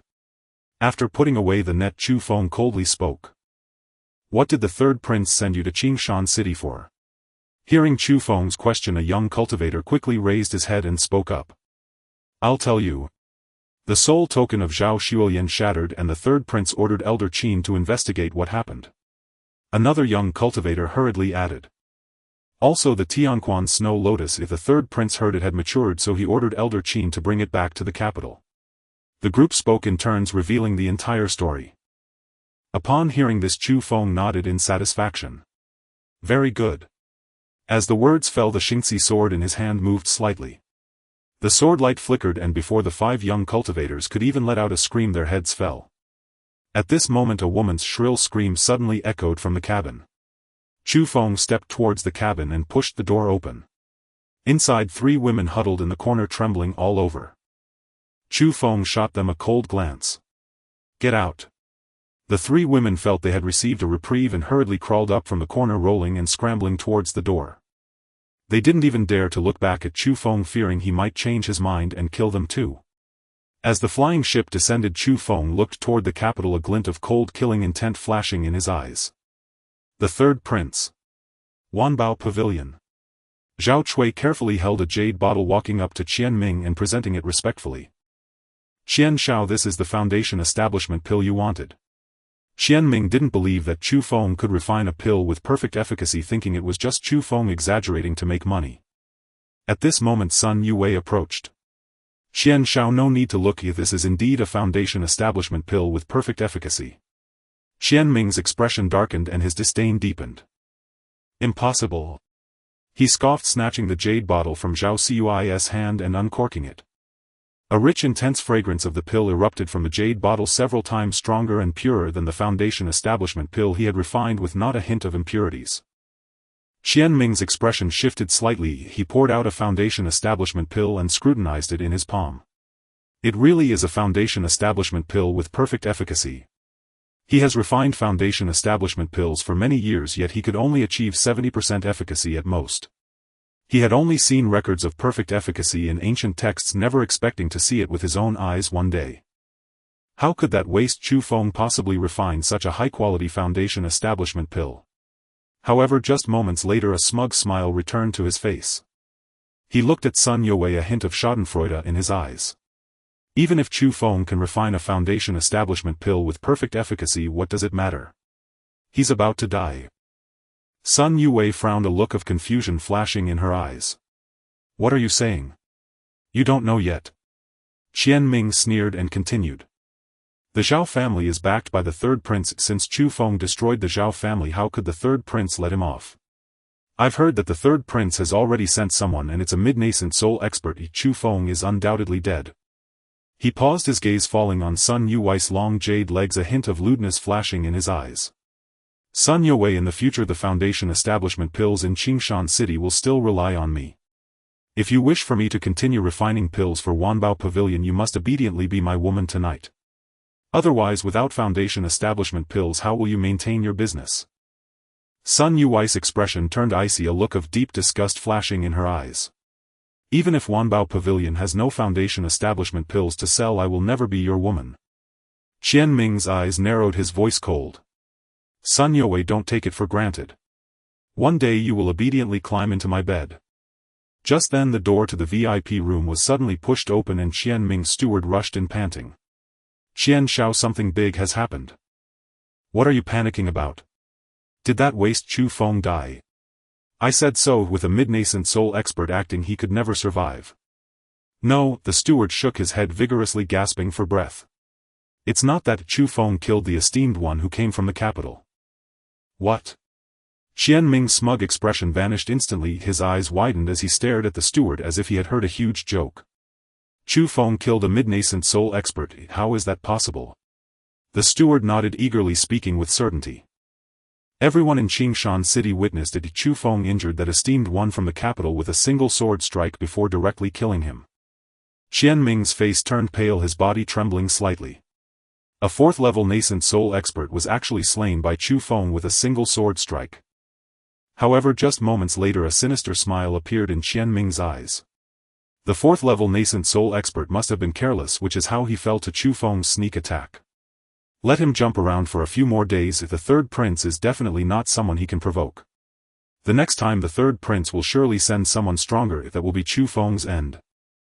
Inside the warm pavilion a mist of vapor lingered like a light veil, and the spring water in the spiritual pond shimmered with a faint azure glow. Zhao Yorong lay beside the pond, her dazed eyes fixed on the intricately carved ceiling. Ever since reuniting with Chu Feng, she had become aware of his alchemical prowess. However, she did not expect that over the course of a month Chu Feng would continuously pour medicinal liquid into her body every day. In just a month her cultivation level soared from the 3rd stage of foundation establishment to the 9th stage. She was only one step away from the golden core realm. Such a terrifying speed of cultivation often left her feeling as if she were dreaming. It is important to note that for an ordinary cultivator, breaking through from the 3rd stage to the 9th stage of foundation establishment would be impossible without 3 to 5 years of arduous training. Zhao Yorong slightly tilted her head, her gaze falling upon the figure sitting cross-legged in the center of the pond, eyes closed in meditation. Chu Feng sat with his legs crossed in the water, surrounded by a faint golden halo as the medicinal liquid mingled with the pond water, continuously converging spiritual light around him. Unfortunately, this method of alchemy was too unique, otherwise if he were to establish a sect it would surely attract countless cultivators to join. Within a century it could become the foremost immortal sect of the Defeng dynasty. On the other side, Zi Shuhe's fingers twitched slightly. She slowly opened her eyes, a brilliant spiritual light flashing within them as the fluctuations of spiritual power around her rose and fell like tides. Husband, I can already sense the opportunity to break through to the nascent soul. Zi Shuhe forced herself to stand barefooted, stepping into the spiritual pond, then diving underwater like a greedy little beast kneeling before Chu Feng. Splash. Moments later she surfaced breathing heavily and said, I will be entering seclusion to break through in the next few days and cannot accompany you in cultivation. Chu Feng slowly opened his eyes, his gaze resting on Zi Shuhe's damp hair and flushed cheeks. He reached out his fingers, gently threading through her hair, looking down at the former lady of the city. All right, I will personally guard you while you cultivate. Zi Shuhe felt a warmth in her heart, her blush deepening. She nodded obediently but heard a soft resentful hum from the side. Zhao Yorong slowly sat up, her black hair falling over her shoulders. She blinked her large watery eyes, glancing between Chu Feng and Zi Shuhe, her tone tinged with resentment as she spoke. Sister, you need to break through quickly, I cannot withstand being toyed with by husband all alone. As she spoke her cheeks flushed instantly, her eyes revealing a hint of undeniable shyness. Over the past month she had deeply experienced the terrifying nature of Chu Feng's supreme young body. It seemed he was eternally tireless. After refining the medicinal liquid each day he would still cultivate with them, using the heaven and earth Yin-Yang secret art, nurturing each other with the dual energies of Yin and Yang. Alone she could not bear the overwhelming Yang energy from Chu Feng, she had to rely on Zi Shuhe's extreme Yin spiritual body to share the burden, just to barely hold on. Hearing this, Zi Shuhe's cheeks flushed as well, casting a reproachful glance at Zhao Yorong but not refuting her. Chu Feng looked at Zhao Yorong's resentful yet bashful demeanor, a faint smile playing on his lips. Such is the nature of the supreme Yang body, the more pure primal energy it absorbs the stronger it becomes and the more vigorous its vitality. Just then Zi Shuhe seemed to remember something, her expression revealing a hint of regret. Husband's alchemical skills are indeed unique and extraordinary, it's a pity that this method of alchemy is too special to participate in the alchemy tower trials. Otherwise with your skills you would certainly become a direct disciple of the Danyang sect. Alchemy tower trials. Chu Feng raised an eyebrow at her words, a forgotten memory flashing through his mind. He recalled that there was indeed an ancient alchemy tower in the central area of Qingshan City. This alchemy tower was no ordinary structure but was left behind by an ancestor of the Danyang sect. It was said that this ancestor was originally from Qingshan City, who later became a top powerhouse in the Danyang sect and built this tower to test alchemical talent. According to the rules of the alchemy tower, only third-grade alchemists and above are qualified to enter the tower for the trials. The content of the trial is quite simple: refine a medicinal pill within the tower and the tower will assess the alchemist's talent based on the quality of the pill. If one's talent is outstanding enough, they can attract the attention of the Danyang sect and even have the opportunity to become a direct disciple, receiving focused training from the sect. During this time he had been busy improving himself and the cultivation of his two wives, completely forgetting about this matter. Chu Feng's mind suddenly became active with the background of his past life as the Red Sun Alchemy Emperor. Third-grade pills were nothing to mention, and even 7th or 8th-grade pills could be refined with ease. Participating in the alchemy tower trials and passing the tests would be a piece of cake for him. If he could join the Danyang sect it would be equivalent to having a powerful backing. Now that he had killed the third prince, he had made an irreconcilable enemy with the royal family. The third prince would definitely not let it go and would surely send stronger people to take revenge. With the Danyang sect as a backing he would have more confidence in confronting the Defeng dynasty. The third prince must die. A trace of cold-killing intent flashed in Chu Feng's eyes. If the accounts of the Zhao family and Wang Chan as well as those of Qin Wentian all had to be settled with the third prince. One day he would storm the capital and take the life of the third prince. At that time he would have to face the wrath of the royal family, and having more background and support would always be beneficial. You reminded me, Zhao Yorong blinked, her large watery eyes, a look of confusion appearing on her face. But husband, the alchemy tower trials require one to be a third-grade alchemist to participate. Can you refine third-grade pills? She knew that Chu Feng had been refining Foundation Establishment pills for Wanbao Pavilion during this time, but Foundation Establishment pills were only second-grade pills. Although a second-grade pill with full efficacy is already extraordinarily rare, there is an insurmountable gap between second-grade and third-grade pills. Before Chu Feng could respond, there was a sudden rush of footsteps from outside the warm pavilion, followed by the shout of the butler Lu Quan. "Master, Miss Sun from Wanbao Pavilion requests an audience, saying she has important matters to discuss with you." Hearing this, Chu Feng slowly stood up from the spiritual pond. "You two rest well, I will go meet her." Meanwhile, in the front hall of the Chu family, Sun Yue was sitting in the guest seat. Her face showed a mix of anxiety and anticipation, glancing up at the door from time to time. Moments later, Chu Feng entered the reception room and, noticing her anxious expression, spoke up. "What's wrong?" Sun Yue took a deep breath, as if making a significant decision, finally lifting her head to meet Chu Feng's gaze, her tone laced with a hint of bitterness. "I'm sorry to disturb you this time, it's just that Wanbao Pavilion has encountered an insurmountable problem." Chu Feng nodded slightly, speaking in a calm tone. "Feel free to speak, if I can help I will certainly not decline." Hearing this, Sun Yue felt a bit of relief. She licked her dry lips and continued. "Qian Ming has already been promoted to a third-grade alchemist." As she said this, a flash of disgust crossed her eyes. Since his promotion to a third-grade alchemist, he has cut off all cooperation with Wanbao Pavilion. "Is that all?" Chu Feng's expression remained unchanged. To him, a third-grade alchemist was just a trivial character. Sun Yue shook her head, her tone growing more urgent. "The Qian family has opened a Bao Dan Pavilion under the title of a third-grade alchemist specializing in selling pills.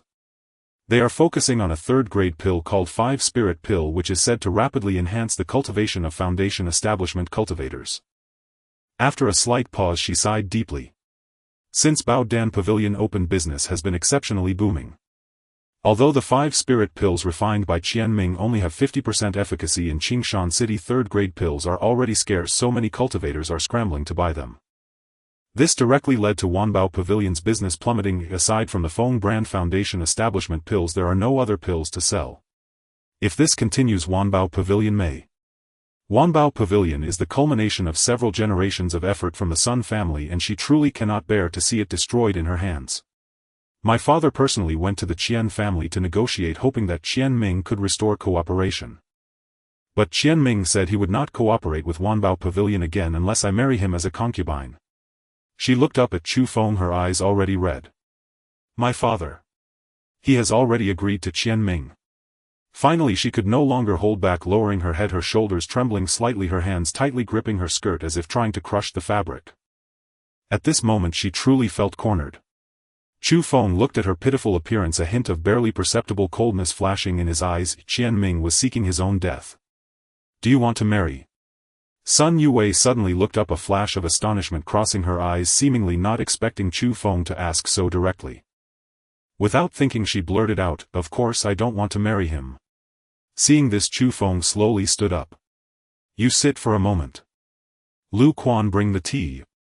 Without waiting for Sun Yue's response, he turned and walked out of the reception room, leaving her stunned.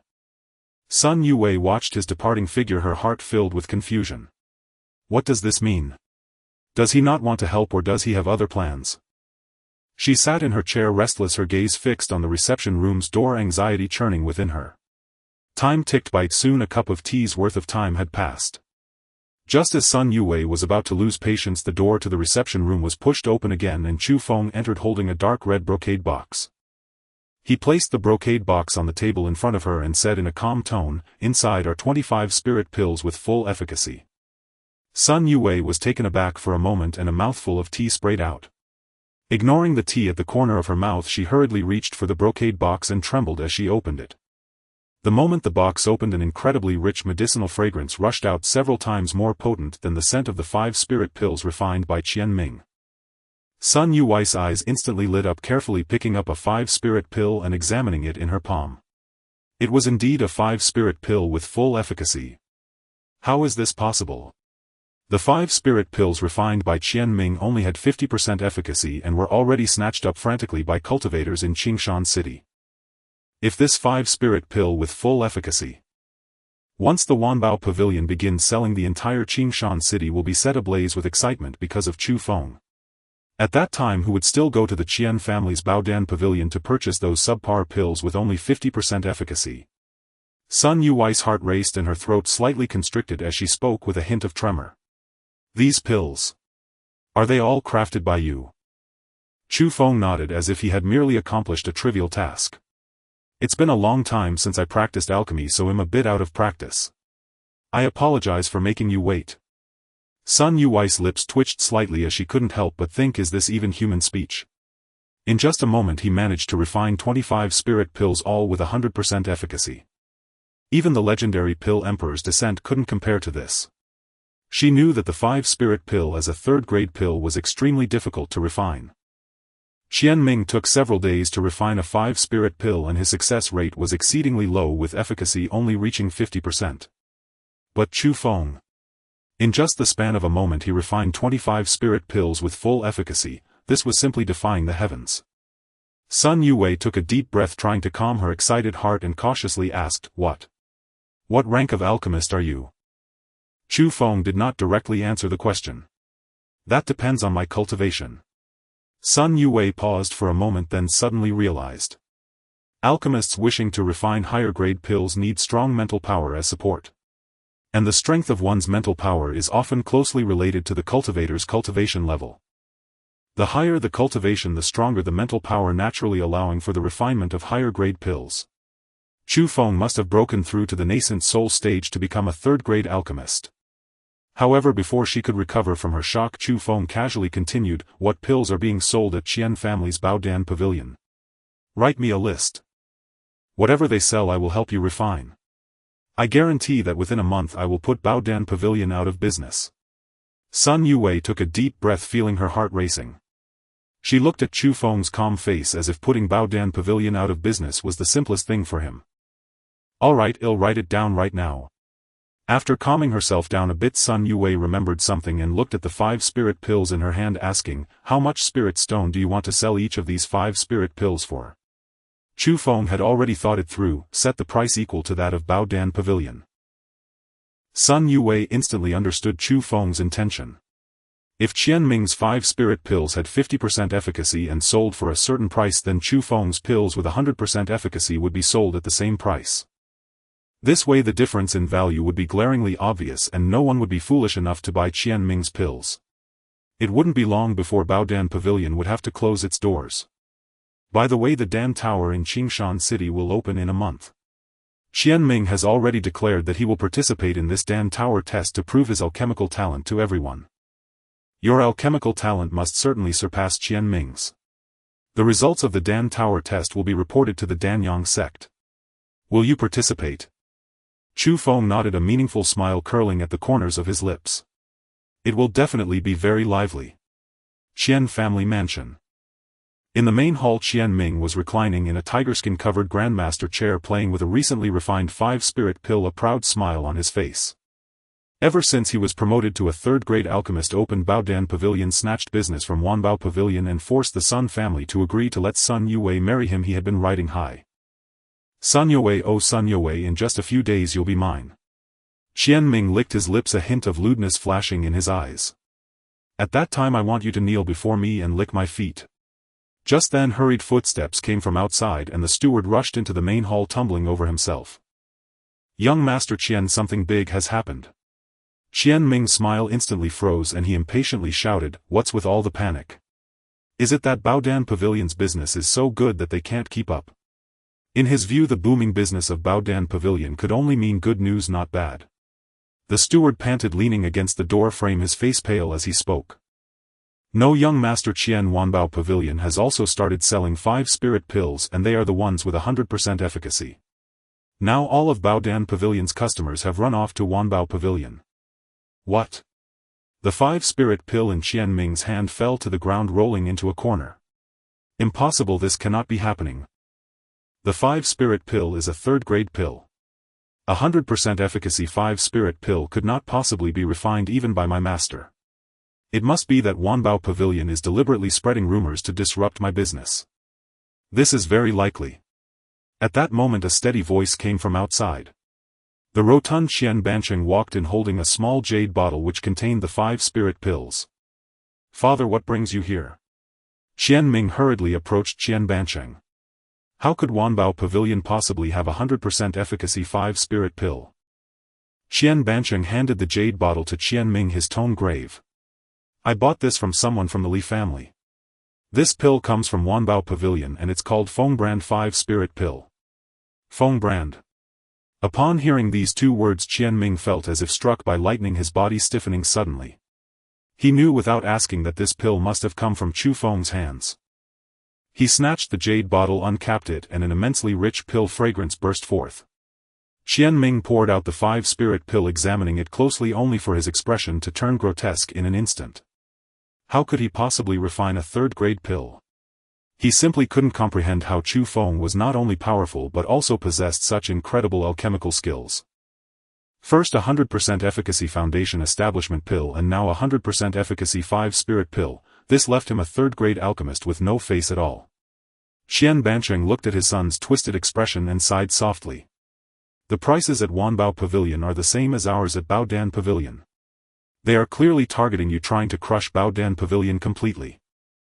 Qian Ming's breath became heavy and he gritted his teeth, a hint of malice flashing in his eyes. Don't worry, father.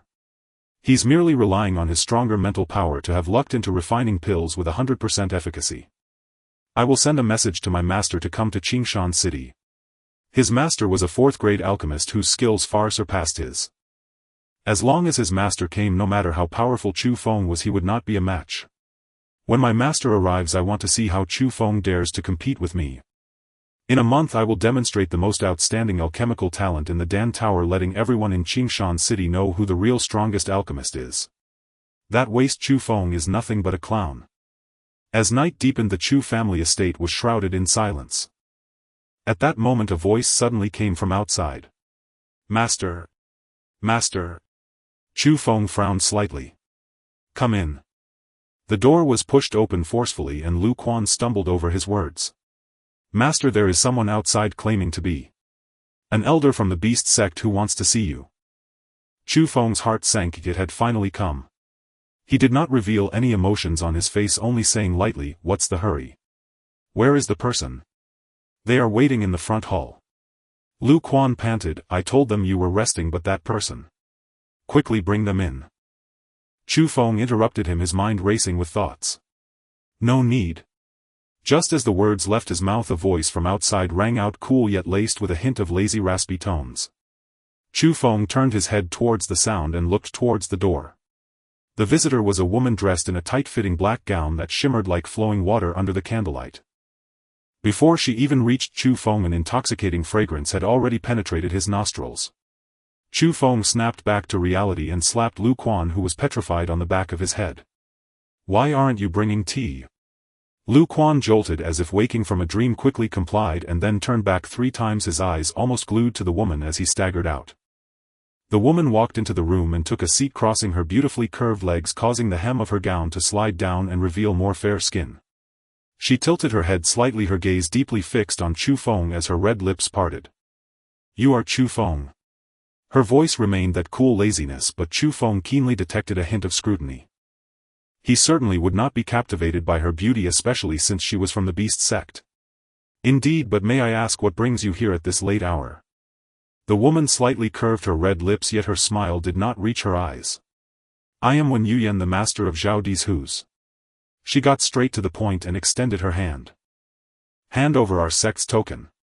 Chu Feng's heart sank, but his face showed just the right amount of confusion. What token? Wen Yuyan's enchanting eyes quietly studied Chu Feng as if examining an intriguing item. I arrived in Qingshan City 3 days ago. In these 3 days I have gathered all the information about you. She slightly lifted her gaze, her long eyelashes casting a fan-shaped shadow beneath her eyes. After you annihilated the Zhao family, if you did not obtain the beast control technique, how could you have controlled the 4th-grade spirit beast in the city lord's mansion? Chu Feng's eyes narrowed slightly. He indeed could not explain this matter, especially in front of a beast master. However, he was somewhat curious why this woman with a cultivation level of merely golden core stage remained so calm. Despite her impressive aura, cultivation level could not be faked. Since she had already inquired about his news, she should know he had broken through to the nascent soul stage. If so, why was she still so unfazed? Just as this thought arose in Chu Feng's mind, an unexpected event occurred. Roar! A deafening tiger roar suddenly erupted in the courtyard without warning. Chu Feng's pupils constricted and his hair stood on end. He turned his head sharply to look outside, only to see a massive figure blocking much of the originally clear moonlight in the courtyard. A white tiger, a 5th-grade demon beast. When Yin-Yang slowly stood up, crossing her arms over her chest, accentuating the 2 ample curves before her, creating a breathtaking spectacle. The black dress clung tightly to her curves, and the slit of the skirt revealed a glimpse of her voluptuous white leg swaying slightly with a provocative allure. A cold smile tugged at the corners of her lips as her disdainful gaze swept over Chu Feng as if he were an ant ready to be crushed. As long as you hand over the token and self-destruct your cultivation, I can pretend this incident never happened. Otherwise, not only will you die, but the entire Chu family will accompany you in death. As soon as her words fell, the illusory spirit white tiger outside the courtyard let out a low growl. Its pupils surged with a fierce aura as if it would pounce at any moment and tear him to shreds. Chu Feng's breath hitched. The illusory spirit white tiger was not only powerful in combat but could also cast illusions. A 5th-tier illusory spirit white tiger was indeed a rarity. That when Yin-Yang could control such a beast was no wonder she dared to confront him alone with her 1st-tier golden core cultivation. However, while handing over the token might be negotiable, self-destructing his cultivation was absolutely out of the question. Chu Feng's expression gradually turned cold as he turned to Wen Yuyan, calmly asking, "Is there truly no room for negotiation? Either you die or you self-destruct your cultivation. To hand over the token, choose one." Just then the courtyard door was violently slammed open. Zhao Yurong rushed in with a long sword, accompanied by the heavenly demonic tiger, her face filled with worry. She clearly heard the tiger's roar. It was evident that the newcomers had malicious intent, so she hurriedly entered with the heavenly demonic tiger. "Husband." The heavenly demonic tiger, following Zhao Yurong, saw the illusory spirit white tiger in the courtyard.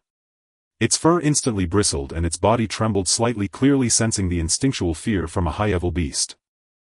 Yet it still stood protectively by Zhao Yurong's side, its vertical pupils warily fixed on the illusory spirit white tiger, emitting a low growl, showing no sign of retreat despite its fear.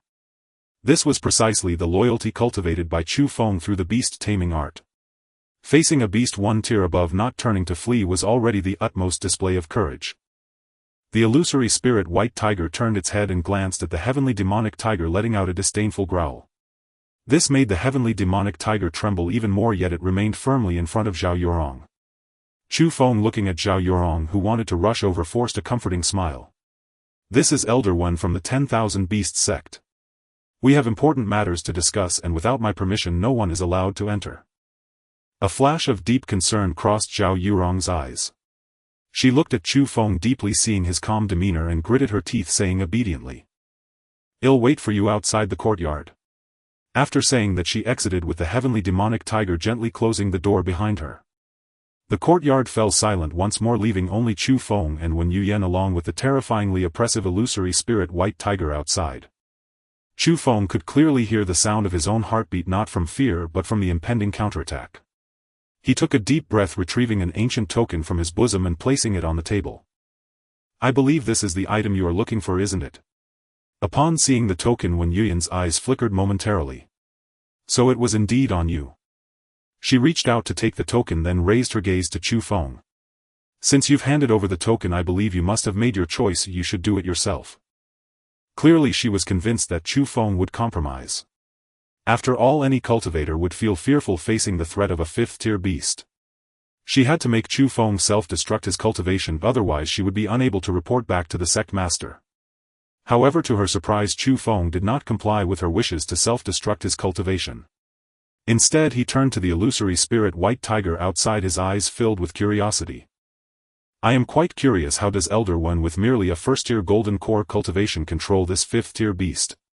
The illusory spirit white tiger was unruly, and even with his mastery of the beast-taming art he could not easily tame such a creature. As he spoke, his right hand silently slipped into his sleeve, gripping tightly onto a black net bag, the very heavenly artifact that Qin Wentian had used to trap the heavenly demonic tiger.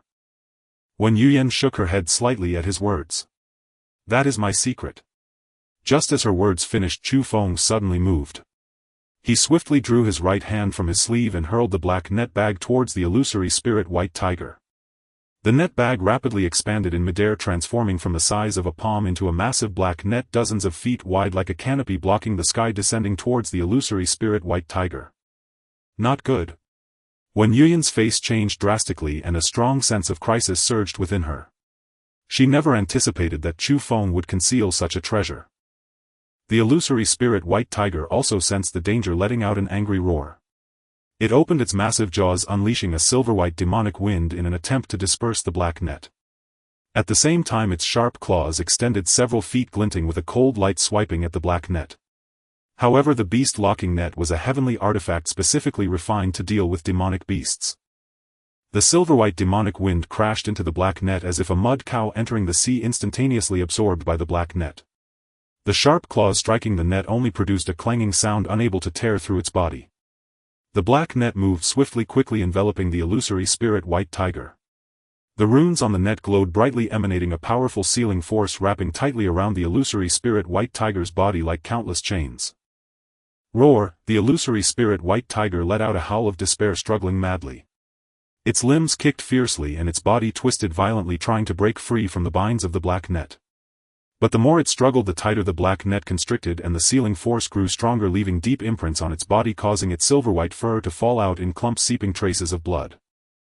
Wen Yuyan stood frozen in place, her pupils dilating. A heavenly artifact. The beast-locking net. She simply could not comprehend how Chu Feng, a mere small lord of Qingshan City, could possess such a precious heavenly artifact. Chu Feng secretly let out a sigh of relief. He admitted there was an element of gambling involved, but he had indeed made the right bet. This beast-locking net was truly effective, capable of restraining even a fifth-tier demonic beast. Boom! Wen Yuyan felt a tightness in her back and her body was covered in goosebumps. With the illusory spirit white tiger trapped, the balance of power had shifted. She had lost her greatest support, and Chu Feng, being a nascent soul realm cultivator, posed an insurmountable challenge for her.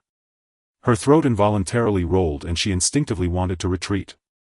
But before she could make a move, Chu Feng's figure appeared right before her. Chu Feng raised his hand and grasped Wen Yuyan's throat. His grip was incredibly tight, making it difficult for her to breathe, and her face instantly flushed red. Looking down at her, a glint of cold, killing intent flickered in his eyes. "Elder Wen, now we can have a proper discussion, can't we?" Bang! Just then the courtyard door was once again violently slammed open, and the heavenly demonic tiger rushed in with a gust of wind, followed closely by Zhao Yurong, her face filled with shock. She heard the illusory spirit white tiger's howl and was worried about Chu Feng's safety, unable to restrain herself from barging in. Seeing the illusory spirit white tiger struggling frantically within the black net, the heavenly demonic tiger's eyes flashed with excitement. It cautiously circled around the illusory spirit white tiger, sniffing gently at its rear. Chu Feng watched the heavenly demonic tiger's actions, utterly astonished. He could hardly believe his eyes, seeing a lecherous expression on the face of a beast. The heavenly demonic tiger's crimson vertical pupils narrowed slightly, and the corner of its mouth seemed to curve into a mischievous smile resembling a rogue teasing a virtuous lady. "Dahuang, what are you trying to do?" The heavenly demonic tiger glanced deeply at Chu Feng as if saying, "You know what I mean." Then an astonishing scene unfolded before Chu Feng and Zhao Yurong's eyes. The heavenly demonic tiger suddenly leaped and directly mounted the illusory spirit white tiger. The originally fierce blue eyes of the illusory spirit white tiger gradually turned pink. Chu Feng. He turned to Wen Yuyan, whose throat he was gripping, only to find something was amiss with her state. Wen Yuyan's cheeks flushed even more, as if she had a fever. What on earth is happening? Her gaze was fixed on Chu Feng, her eyes filled with boundless hatred. "You've ruined me." Just as her words finished, she abruptly raised her right hand, her palm gripping a pale blue jade talisman. With a crack, the talisman shattered in her hand, transforming into specks of blue light that enveloped her body. In the next moment, Wen Yuyan's figure vanished into thin air, leaving behind a dazzling streak of blue light that shot towards the distant sky like an arrow. Trying to escape. Chu Feng's eyes turned cold and alarm bells rang in his heart. He absolutely could not allow Wen Yuyan to leave Qingshan City alive. Wen Yuyan was an elder of the 10,000 Beast sect. This time she came not only for the beast taming art but also brought along a 5th-tier illusory spirit white tiger. Now that the illusory spirit white tiger was captured and Wen Yuyan humiliated, if she escaped back to the 10,000 Beast sect, the next elder they sent would likely not be just a golden core cultivator but a powerful being in the divine transformation stage. By then, let alone the Chu family, the entire Qingshan city might be razed to the ground. Chu Feng could not afford to delay even for a moment. The spiritual power of his nascent soul realm erupted violently, and golden spiritual energy surged like flames, lifting his body and transforming into a golden streak of light, closely pursuing Wen Yuyan's blue streak. The two streaks of light raced through the night sky, the speed astonishing. The spiritual power within Chu Feng surged wildly, pushing his speed to the utmost. Stop right there. He gathered a golden sword aura with the Xingzi sword in his hand and slashed towards the blue streak. The sword aura sliced through the air with a sharp might, but was blocked by the spatial power emitted by the escaping talisman, only slightly delaying her speed. When Yuyan felt the pursuit behind her, her heart racing with urgency and anger. The desire within her burned like a wildfire, intensifying, scorching her Tao heart and making her dizzy. In the next moment, the blue streak of light plummeted like a meteor, landing in a dense bamboo forest outside the city. Chu Feng followed closely, landing at the edge of the bamboo grove. This bamboo forest was exceedingly dense, with towering emerald bamboos stretching to the sky, their branches and leaves intertwining, blocking out the sun. The moonlight could only filter through the gaps in the foliage, casting mottled shadows. Chu Feng stepped into the bamboo forest, his divine sense rapidly expanding, instantly enveloping the entire area, quickly pinpointing Wen Yuyan's location. Deep within the bamboo grove, Wen Yuyan lay prone on the ground, her black dress stained with grass, appearing quite disheveled. Yet at this moment her condition was oddly strange, writhing like a stranded fish. Chu Feng furrowed his brow, filled with confusion. He approached Wen Yuyan, looking down at her with a tone of bewilderment. What exactly is wrong with you? Although he had no idea what Wen Yuyan was up to, it was clear that her strange reaction was definitely related to the illusory spirit White Tiger. Wen Yuyan sensed Chu Feng's gaze and trembled slightly. The illusory spirit White Tiger cannot mate with other beasts before reaching the 6th tier. Her voice was intermittent, and with every word it seemed she expended all her energy. Otherwise it will transform into a charm spirit White Tiger, and it will never enter the 6th tier. Chu Feng's brow furrowed even tighter. He still did not understand how this related to Wen Yuyan. He looked at Wen Yuyan's increasingly dazed eyes, a bad premonition rising within him. What does this have to do with you? Wen Yuyan's gaze shifted, increasingly unsettling, as she propped up her weak body, slowly crawling towards Chu Feng. Her black dress became more disheveled as she crawled, revealing more of her snow-white skin. I didn't tame it. Wen Yuyan's voice held a hint of a sob, her eyes gazing at Chu Feng seductively. I merely signed a blood contract with it. If it transforms into a charm spirit White Tiger, I will suffer a backlash from the contract, enduring 100-fold of burning desire to my Tao heart. Chu Feng couldn't help but gasp in shock, his heart resonating with thunderous realization. He finally understood why Wen Yuyan said he had ruined her.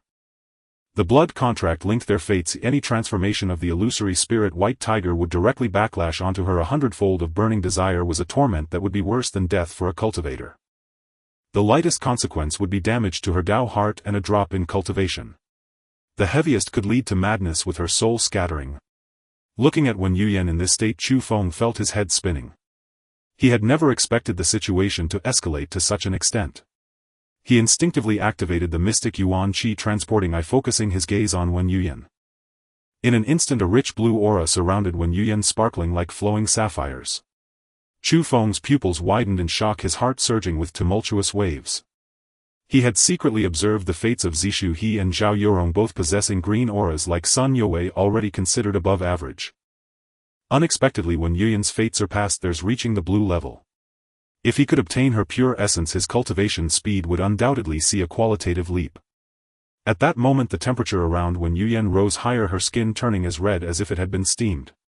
Even the temperature in the air seemed to rise several degrees. Her lips parted slightly, carrying a hint of pleading. Save me. Chu Feng's heart raced uncontrollably. If Wen Yuyan's backlash was not alleviated, her Tao heart would surely shatter completely. He was certainly not the kind of person to stand by and do nothing. Chu Feng took a deep breath, suppressing the turmoil within him, and leaned down to kiss Wen Yuyan's delicate lips. Wen Yuyan let out a muffled groan, clinging to the last thread of rationality as she whispered, No. Don't do this outdoors. Chu Feng waved his hand, and the spiritual power around him erupted instantly, as if the surrounding green bamboos were under invisible control, converging towards the two. Whoosh whoosh whoosh. The green bamboos quickly bent and interwove, forming a gigantic bamboo sphere that enveloped the two within. The branches and leaves of the bamboos were closely connected, forming a natural barrier that could block external prying while allowing specks of delicate moonlight to seep through the gaps. Under the moonlight, Wen Yuyan's delicate figure appeared exceptionally alluring. "This is my first time. You cherish it." Chu Feng's heart felt as if struck by a heavy hammer, forcing himself to steady his mind, afraid that one misstep would lead to losing control. This woman is truly extraordinary. The vast pure primal energy surged into Chu Feng's body like a tidal wave, rapidly strengthening his nascent soul while the spiritual power violently crashed against the bottleneck of his first level. "I didn't expect you to be a flame spirit holy body." The flame spirit holy body is an extremely rare top-tier physique, and the pure primal energy contains the ultimate firepower, making it an unparalleled tonic for Chu Feng's supreme Yang Dao body. Boom! With a huge sound, the bottleneck within Chu Feng was instantly shattered. His cultivation, aided by Wen Yuyan's pure primal energy, directly broke through to the second level of nascent soul. At the same time, the power of his supreme Yang Dao body noticeably increased. However, he soon sensed something was amiss. Within Wen Yuyan, a chilling aura akin to an ice cave surged into his body. It was a bizarre sensation of ice and fire coexisting. Clearly Wen Yuyan was a flame spirit holy body burning with desire, yet her body concealed such a terrifying chill. "What is the cold energy within you?" This cold energy was extremely strange, fiercely eroding his meridians. Boom! As soon as the words fell, the cold energy surged through his body like a flood that had broken the dam. His meridians were instantly frozen, and the operation of spiritual power became exceedingly obscure, as if trapped in a quagmire where each movement was accompanied by excruciating pain. Chu Feng was startled and dared not delay for a moment. He quickly activated the heavenly refinement diagram, beginning to frantically refine the bizarre chill within him. What he didn't expect was that once the devouring power of the heavenly refinement diagram erupted, the cold energy within Wen Yuyan was also drawn in, continuously devoured by the diagram. Wen Yuyan felt the cold energy that had troubled her for years rapidly dissipating, her beautiful eyes quivering slightly. The next morning at dawn. After waking up, Wen Yuyan suddenly noticed something unusual within her. The cold energy that had originally clung to her meridians like a parasite had lessened significantly. Instinctively she circulated her spiritual power to investigate, and to her surprise she found that the cold energy had dissipated by a full tenth. Even more astonishing was that with the dissipation of the cold energy, her cultivation had also restored to the third level of golden core. When Yuyan turned her head to look at the still sleeping Chu Feng, the morning light outlining his handsome profile. It was this man who had ruined her innocence, destroyed the future of the illusory spirit white tiger, yet also unexpectedly dispelled part of the cold energy within her. Could it be that the cold energy had entered his body? When Yuyan's gaze became complex and her thoughts involuntarily drifted back decades. At that time she was the most talented disciple of the Beastmaster sect, breaking through to the transformation stage at the tender age of 300, hailed as the hope of the Beastmaster sect. She had heard from her junior sister that there was a burning heaven fruit in an ancient secret realm in the far north. To find the legendary burning heaven fruit to refine her flame spirit holy body, she ventured into the ancient secret realm alone. However, she never expected that not only would she not find the burning heaven fruit within, but it was also hiding an ancient cold curse. This cold curse was extremely bizarre, specifically targeting fire physiques. Once contaminated, it would be like a parasite, continuously eroding the meridians and causing a decline in cultivation. She exerted all her strength to escape from the secret realm, but from then on she was tormented by the cold curse. Her cultivation at the transformation stage slipped away like flowing water, falling from the transformation stage to the nascent soul stage, and then from the nascent soul stage to the golden core stage. Over the years she tried countless methods, took numerous precious cold-expelling pills, and even called upon the sect's elders to intervene, yet none could completely eradicate this cold curse.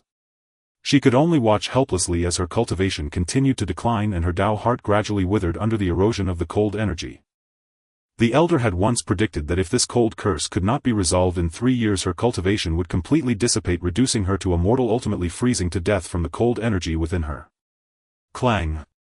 With a light sound, a long sword appeared in her hand, the blade suddenly unsheathed, 3 points reflecting the icy killing intent in her eyes. However, a trace of struggle flashed in her eyes. He had ruined her, yet also dispelled part of the cold curse within her. When Yuyan's heart felt like a battle between heaven and man, the thoughts of killing and sparing him repeatedly tugging at her mind. Her fingers trembled slightly and finally she sighed deeply, sheathing her sword. This debt will be counted next time. As soon as her words fell, Chu Feng, who had been keeping his eyes closed, couldn't help but curl his lips into a meaningful smile. Wen Yuyan reached for the wrinkled black dress beside her, preparing to put it on and leave, but suddenly felt a warm hand grasping her jade-like hand. "Ah!" Wen Yuyan exclaimed, her body involuntarily pulled into a warm embrace. She looked up and met Chu Feng's opened eyes. "You're already awake." Wen Yuyan's cheeks instantly flushed red, both embarrassed and angry, struggling to escape from Chu Feng's embrace. But Chu Feng held her tighter, the scent of femininity lingering around him. "I am your lifesaver, yet I'm attacked by the cold energy within you, and you think you can just walk away. If it weren't for your beast having taken advantage of my illusory spirit white tiger, how would I have suffered the backlash of the contract?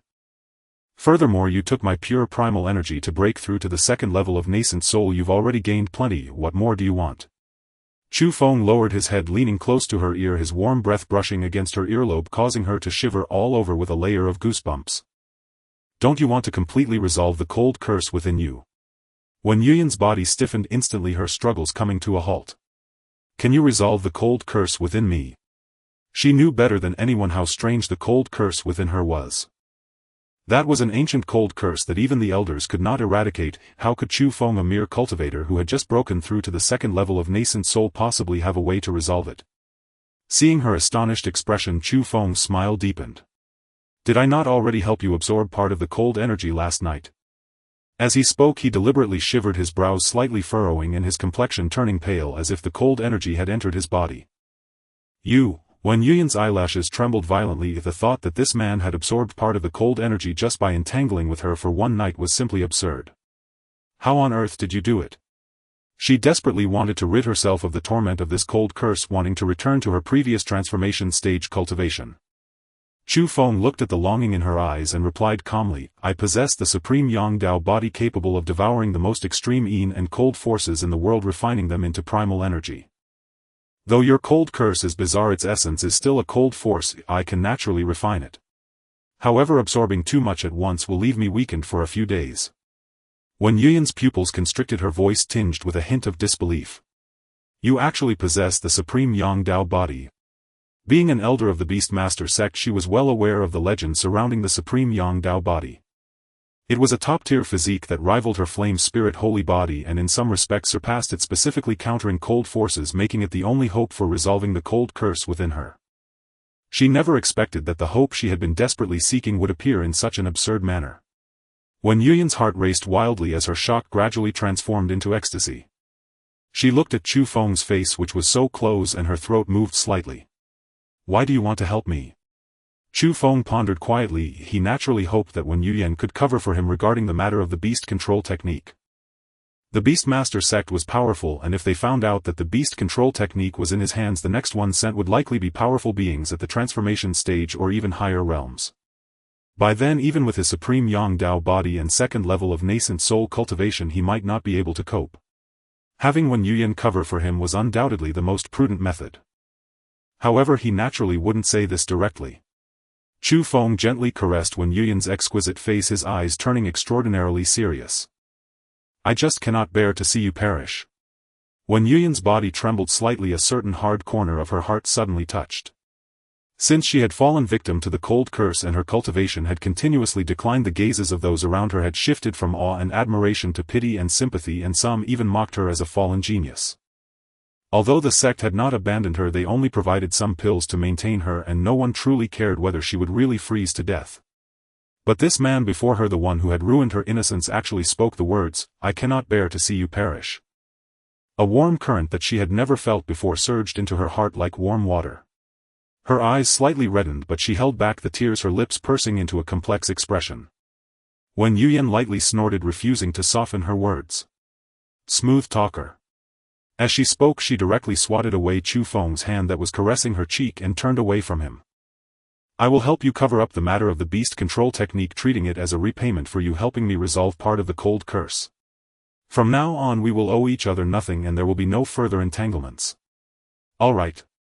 Chu Feng's voice carried a hint of meaningful laughter. As soon as he finished speaking, Wen Yuyan felt a pair of strong arms suddenly wrap around her waist, Chu Feng's body pressing closely against hers. "What do you want?" Wen Yuyan's voice held a slight panic along with a trace of barely detectable anticipation. Chu Feng's chin rested on her shoulder, his warm breath cascading onto her neck. I want. A simple word caused Wen Yuyan's heart to skip a beat.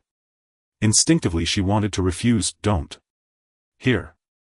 This was the bamboo forest in the wild where someone could pass by at any moment, and the absurdity of the previous night had already embarrassed her immensely. Yet as soon as her words fell, her body involuntarily softened. Chu Feng's fingers gently traced her back, instantly shattering her reason. Absorbing too much cold energy will harm your body. Wen Yuyan bit her teeth, trying to suppress the stirrings in her heart with reason. She knew that although Chu Feng possessed the supreme Yang Dao body, the cold curse within her was too bizarre. Absorbing too much at once could indeed harm him. Are you concerned about me? Chu Feng's voice was laced with laughter, yet his fingers did not stop their movements. Wen Yuyan bit her lip tightly, her head involuntarily tilting back, her neck forming a graceful arc, and her breathing became hurried. I am not. The sun was high, the morning mist had long dispersed, and golden sunlight filtered through the gaps in the green bamboos, casting a mottled light on the ground. The air was filled with the damp scent of earth, enveloping the two, lingering for a long time. Wen Yuyan's long black hair was messily spread out, and her body was still unconsciously moving slightly. Each small movement tugged at her sore muscles, bringing an indescribable tingling sensation. Her chest rose and fell violently, and the cold energy within her had actually been devoured by Chu Feng by nearly a tenth. However, her body had also reached its limit. After all, she was just at the golden core stage now, while Chu Feng was like an unrelenting pile driver, almost ready to crush her body. She felt as if she were a small boat in a stormy sea on the verge of capsizing, yet in the midst of sinking she felt an unprecedented sense of release. For some reason she found herself slightly addicted to this feeling. More importantly, her cultivation had actually recovered to the 5th level of golden core. After just 2 sessions of shared cultivation, her cultivation had soared from the 1st level of golden core to the 5th level, making her see the hope of restoring her full cultivation. At this rate, as long as she shared cultivation with him 8 more times, the cold curse within her could be completely eradicated. Even if she couldn't directly return to the transformation stage with her flame spirit holy Buddha's talent, her speed of recultivation would far exceed that of ordinary people. It wouldn't be long before she could return to her peak, and she might even surpass her former self. Thinking of this, Wen Yuyan looked at Chu Feng, who was meditating with his eyes closed, her cheeks still flushed with lingering warmth. What cultivation technique were you using just now? She could clearly feel that while Chu Feng was cultivating with her, he was also refining the yin and yang energies between heaven and earth. That pure yin and yang power had even flowed into her body, nourishing her meridians and washing away the remaining cold curse, which was why her cultivation had recovered so quickly. Chu Feng slowly opened his eyes, his gaze landing on her flushed cheeks and glistening eyes. Shared cultivation technique. Heavenly rank. Heavenly rank. Wen Yuyan's pupils constricted, staring at Chu Feng as if trying to discern truth from falsehood on his face. A small city like Qingshan City, an obscure little lord actually possessed a heavenly rank shared cultivation technique. Wen Yuyan looked deeply at Chu Feng. This man had too many secrets. Supreme Yang Dao Body heavenly rank technique, a heavenly artifact that could counter beasts. Who exactly was he? The beast control spirit art has remained uncomprehended for nearly 10,000 years. How exactly did you manage to control that Tian Sha Gui Hu? The Tian Sha Gui Hu is notoriously fierce, yet Chu Feng was able to make it confront the 5th grade Huanling Bai Hu to protect Zhao Yorong, clearly demonstrating complete mastery over the Tian Sha Gui Hu. Seeing the curious expression on Wen Yuyan's face, a deeper smile crept onto Chu Feng's lips. That's a secret. He certainly would not reveal to Wen Yuyan that his Lian Tian too can refine all techniques, rendering the beast control spirit art utterly devoid of secrets in its presence. Noticing his reluctance to speak, Wen Yuyan did not press further. She understood that everyone has their own secrets, and forcing someone to reveal them would only lead to resentment. She let out a slight hum, attempting to mask her curiosity. Chu Feng began to change the subject. We should hurry back. Your demon beast is likely pregnant by now. Just thinking about that detestable Tian Sha Gui Hu made Wen Yuyan grit her teeth in anger. If it weren't for that wretched beast, she wouldn't have ended up in such a predicament, and the Huanling Bai Hu wouldn't have transformed into a Meiling Bai Hu, forever losing the opportunity to advance to the 6th level. Chu Feng suppressed a chuckle, finding her clenched teeth somewhat adorable. Have you considered that the hybrid offspring of the Tian Sha Gui Hu and Huanling Bai Hu might possess talents far beyond those of ordinary demon beasts, and their abilities could be even more exceptional? Moreover, if the cubs are nurtured from a young age, they would be easier to tame than adult demon beasts and would exhibit greater loyalty. Upon hearing this, Wen Yuyan's beautiful eyes flickered slightly. Previously she had been vehemently opposed to the mating of the Huan Ling Bai Hu, fearing it would transform into a Mei Ling Bai Hu, preventing it from advancing to the 6th level. But now with the deed done, the Huan Ling Bai Hu had fully become a Mei Ling Bai Hu, and dwelling on the past was meaningless. Since that's the case, why not go with the flow and let it give birth to cubs? The offspring of a 5th grade Mei Ling Bai Hu and a 4th grade Tian Sha Gui, who would undoubtedly be a 09 million hybrid demon beast brimming with potential. If it can be tamed, it would surely become a significant asset in the future, compensating for the loss of the Huan Ling Bai Hu's inability to advance. If it truly gives birth to cubs, they belong to me. The Mei Ling Bai Hu only gives birth to one cub at a time, so it must be stated in advance. Chu Feng casually remarked, observing her serious demeanor. Of course I wouldn't dare to snatch the cub from the Mei Ling Bai Hu's belly. Hearing this, Wen Yuyan felt a slight relief in her heart. She nodded, falling silent as she began to tidy her disheveled clothing. The black gown was already stained with dirt and grass, full of wrinkles with several torn holes, making it utterly unwearable. She retrieved a new dress from her spatial ring and shot Chu Feng a somewhat resentful glare. The light blue dress accentuated her exquisite figure perfectly, adding a touch of warmth compared to the previous black dress while diminishing her allure. Chu family. Zhao Yurong had not slept all night ever since Chu Feng chased after Wen Yuyan the night before. She had been restless, unable to sit still. She stood at the entrance, gazing anxiously in the direction of the city, filled with worry that Chu Feng might encounter some mishap. It was not until she saw Chu Feng and Wen Yuyan appearing together in the sky flying toward the Chu family that Zhao Yurong's anxious heart finally eased. She hurried forward, and as soon as Chu Feng landed, she directly leapt into his embrace, tightly wrapping her arms around his waist. "Husband, you finally returned. Are you all right? Were you hurt?" Zhao Yurong's voice carried a hint of sobbing, her cheek pressed firmly against Chu Feng's chest, feeling his heartbeat as her unease dissipated. Chu Feng gently patted her back, soothing her with a tender tone. "I'm fine, sorry for worrying you." He turned to look at Wen Yuyan, speaking to Zhao Yurong. "This is Elder Wen, who will be staying with us for a while. She will be your sister in the future." Upon hearing this, Zhao Yurong looked at Chu Feng in astonishment, curiosity flashing in her eyes. She examined Wen Yuyan up and down, noticing her changed attire, and suddenly understood. Her husband truly has great capabilities, being able to tame even an elder from the Wanshou sect. No wonder he hadn't returned last night. She quickly released Chu Feng and offered Wen Yuyan a gentle smile, respectfully saying, "I've met Elder Wen." Wen Yuyan felt both shy and angry at being introduced in such a direct manner by Chu Feng, her cheeks instantly turning crimson. She shot Chu Feng an exasperated glare, her tone carrying a touch of reproach. "What nonsense are you talking about? I'm merely temporarily staying at the residence, not some sister." Although she had already been intimate with Chu Feng and even planned to continue entangling with him to resolve the cold curse, being introduced so plainly in public still made her feel embarrassed. However, just as her words fell, a familiar wail echoed through the air, coming from her Huan Ling Bai Hu. Wen Yuyan's complexion changed as she hurried toward the source of the sound. In the courtyard of the Chu family, the Huan Ling Bai Hu was still trapped in the demon locking net, while the Tian Sha Gui, who lay beside it looking smug, occasionally nudging it with its head in a seemingly affectionate yet lewd manner. The Huan Ling Bai Hu looked both wronged and furious, continuously emitting low wails, its pink eyes filled with accusations. Wen Yuyan felt heartbroken and shot Chu Feng a glare. "Release it immediately." Chu Feng waved his hand, causing the demon locking net to shrink, instantly transforming into a streak of light that he stored into his spatial ring. Once freed, the Huan Ling Bai Hu immediately ran to Wen Yuyan's side, whimpering pitifully as if reporting a grievance. Zhao Yurong's beautiful eyes flickered as she quickly spoke to smooth things over. "Sister, when you've traveled all this way, you must be tired. Let me take you to a room to rest. There are still many empty guest rooms in the residence. You'll have someone prepare the best one for you." Wen Yuyan shook her head, petting the Huan Ling Bai Hu's head. "No need, I must return to the Wanshou sect first to report back on what the sect instructed, lest they grow suspicious. I need to head back quickly to arrange things and deal with the sect's matters before I can comfortably return to the Chu family and continue cultivating with Chu Feng to resolve the cold curse within me." Chu Feng nodded slightly, gazing at her with deep affection. "I'll wait for you to come back."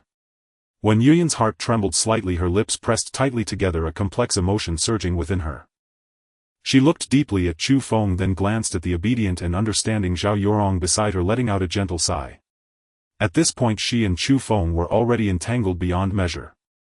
Perhaps this is fate's arrangement. When Yuyan said no more and mounted the back of the Huan Ling Bai Hu. The Huan Ling Bai Hu let out a low growl, transforming into a silver-white streak of light as it sped toward the Wanshou sect. Wanbao Pavilion. As soon as Chu Feng appeared, he immediately attracted the attention of many. Ever since he slayed Qin Wentian and refined the 5 spirits pill with a perfect efficacy, Chu Feng's name had already echoed throughout Qingshan City. As a nascent soul expert and an exceptionally skilled alchemist, such a figure is the center of attention wherever he goes. At the staircase on the 2nd floor, Xiao He's eyes lit up the moment she saw Chu Feng. A faint blush appeared on her face and her steps quickened involuntarily as she wished to greet him. Ever since Chu Feng came to deliver the pills last time, she has been thinking about this talented city lord. Every time Chu Feng was scheduled to visit, she would prepare his favorite tea in advance.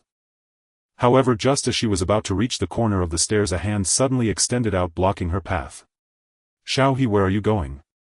Zhao Chui crossed her arms, looking down at her with a hint of arrogance on her face.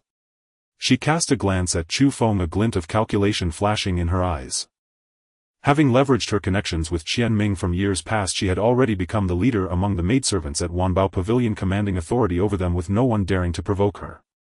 Now that Qian Ming had severed ties with Wanbao Pavilion, her backing had collapsed, and if she couldn't quickly attach herself to a new powerful figure, her standing among the maidservants would become unstable. And Chu Feng was undoubtedly the best option, young, powerful, affluent and influential. If she could latch onto him, wouldn't she be able to walk all over Qingshan City? She had long found Xiao He annoying. If it weren't for her giving Xiao He a hand, how could Xiao He have had the chance to approach Chu Feng? Just a lucky little girl, how dare she even think of climbing above her? What a dream. Xiao He was blocked by Zhao Chui, her smile instantly stiffening as she awkwardly said, "Sister Zhao, young Master Chu has arrived. I'm going to serve him a pot of tea." Zhao Chui scoffed and then coldly replied, "You've only just arrived at Wanbao Pavilion for a few days. What do you know about the rules? Young Master Chu holds a significant status. Do you think a mere girl like you can serve him casually? If you offend the city lord, can you bear the consequences?" She pointed to several heavy bags of spirit rice piled in the corner, which had just been acquired from the spirit fields outside the city, each weighing at least 100 pounds, usually carried by the laborers. "Go take those spirit rice to the storeroom in the backyard. I will personally attend to young Master Chu." Xiao He's face turned pale, a hint of grievance flickering in her eyes. How could she possibly carry those heavy bags? She secretly lifted her head, peering over Zhao Cui's shoulder to catch a glimpse of Chu Feng downstairs. Chu Feng was standing there, his gaze seemingly unintentionally drifting toward her. A surge of courage welled up in Xiao He's heart as she took a deep breath and said softly yet firmly. "Previously, I was the one who received young Master Chu. He has grown accustomed to my tea." Slap. A crisp sound suddenly shattered the lively atmosphere of Wanbao Pavilion. Zhao Chui raised her hand and slapped Xiao He across the face with such force that Xiao He staggered back 2 steps, almost falling over. So what if he's used to it? Zhao Chui glared. "At Wanbao Pavilion it isn't your place to make decisions. Hurry and move the spirit rice. If you dare to talk back again, I'll throw you out of Wanbao Pavilion." Xiao He covered her slightly reddened cheek, tears of grievance instantly welling in her beautiful eyes, swirling in her eye sockets but not falling. At Wanbao Pavilion it had become routine for Zhao Chui to bully the new maidservant, stealing credit, shifting blame and deliberately making things difficult. Everyone dared to be angry but had to hold it in. She bit her lip, enduring her grievances, and lowered her head, preparing to turn and move the spirit rice. But unbeknownst to her, Chu Feng had already walked over. His gaze fell on Xiao He's flushed face, then swept over the arrogant Zhao Chui, his brow slightly furrowing. What happened? Seeing Chu Feng, Zhao Cui's angry expression vanished without a trace, instantly replaced by a fawning smile as she sashayed over to him, her voice sweet as honey. "Young Master Chu, it's nothing major, it's just that Xiao He doesn't understand the rules. I was worried she might accidentally offend you, so I was just teaching her a lesson. Rest assured, I've already taught her a lesson on your behalf." As she spoke, she deliberately threw a flirtatious glance at Chu Feng, pushing out her ample bosom, trying to showcase her charm. She had once relied on her figure to win over Qian Ming. Chu Feng, being young and vigorous, would surely find it hard to resist her allure. In terms of figure she was more voluptuous and mature than Xiao He. And in terms of appearance she was not inferior to Xiao He. She was confident she could win over Chu Feng. However, just as she was about to cast another flirtatious glance, she felt a powerful force rushing toward her. Slap. Another crisp and loud sound echoed even louder than the one Zhao Cui had struck Xiaohe. Zhao Cui felt a sharp pain in her face as if struck by a heavy object, her body uncontrollably flying backward and crashing heavily against the shelf behind her. A clear bright red handprint appeared on her face, half of her face swelling visibly with blood seeping from the corner of her mouth. She looked at Chu Feng in disbelief, unable to comprehend that he had actually hit her, that he would strike her for a mere maidservant. Chu Feng looked down at her, his gaze icy.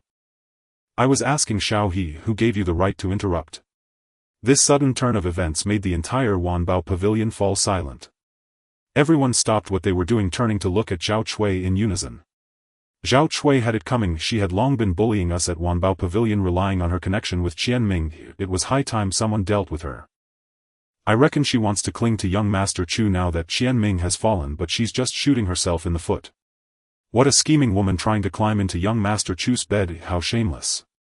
Zhao Cui lay on the ground listening to the surrounding discussions, her cheeks burning as the pain intensified. She couldn't comprehend why Chu Feng would act against her for a mere maidservant. She was the head maid of Wanbao Pavilion, once Qianming's subordinate. Even if Chu Feng didn't owe her any favors, he should at least show some respect to Wanbao Pavilion and Qianming. However, when Zhao Cui met Chu Feng's cold gaze, a chill ran down her spine, making her tremble all over. She wanted to question Chu Feng, but as the words reached her lips, fear silenced her. She could only grit her teeth, a glimmer of resentment flashing in her eyes. This grudge would not be forgotten. On the other side, Xiaohe was stunned to see Chu Feng slap Zhao Cui away, completely taken aback.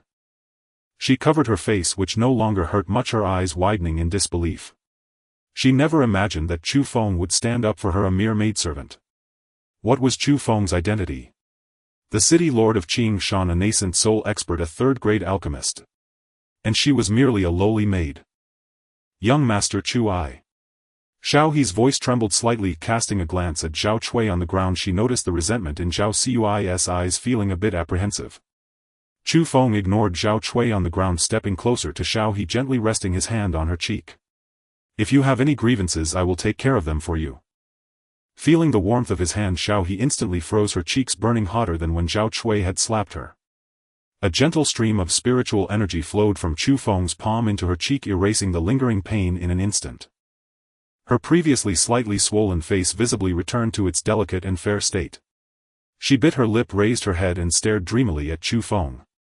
Chu Feng's eyes sparkled like the starry sea, causing her heart to race uncontrollably, the blush on her face deepening to the point of almost bleeding. "I just wanted to brew a pot of tea for you, young master." Xiaohe's voice was as soft as a mosquito's, and after speaking she lowered her head, not daring to meet Chu Feng's gaze. Chu Feng retracted his hand. "Then go ahead." Xiaohe's heart soared with joy as she nodded vigorously. "All right. I'll take you to the VIP room first." Watching the two depart, Zhao Cui lay on the ground, her eyes filled with malice, almost spilling over. It was all because of that little wench. If it weren't for Xiaohe, how could Chu Feng have hit her? If it weren't for Xiaohe, perhaps she would have already latched onto Chu Feng. "Xiaohe, just you wait." In the VIP room, Xiaohe carefully entered with a pot of freshly brewed tea, pouring a cup for Chu Feng, then standing obediently to the side, her cheeks slightly flushed, occasionally sneaking glances at Chu Feng. Before long, a light footstep echoed from outside. Sun Yue walked in gracefully, wearing a light purple long dress. Seeing this, Xiaohe understood and retreated, closing the door behind her. Sun Yue's face held a hint of anticipation, clearly eager to see the pills Chu Feng had brought. "Young Master Chu, you're here." Her gaze fell on the 5 brocade boxes in front of Chu Feng, her anticipation growing stronger. "Are these the pills on the list?" Chu Feng nodded, pushing each brocade box towards Sun Yue, speaking in a calm tone. "The 5 types of pills on the list, 10 of each, are all here." Sun Yue took a deep breath, suppressing her excitement as she reached for the first brocade box. The moment she opened it, a rich wave of spiritual energy rushed forth. Ning Dan. This was a 3rd-grade pill that stabilizes the mind and assists in cultivation, also beneficial for enhancing spiritual power.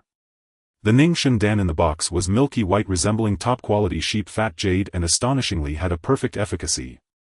Sun Yue opened each of the 5 brocade boxes, carefully inspecting every pill, her expression shifting from initial anticipation to shock and finally to disbelief.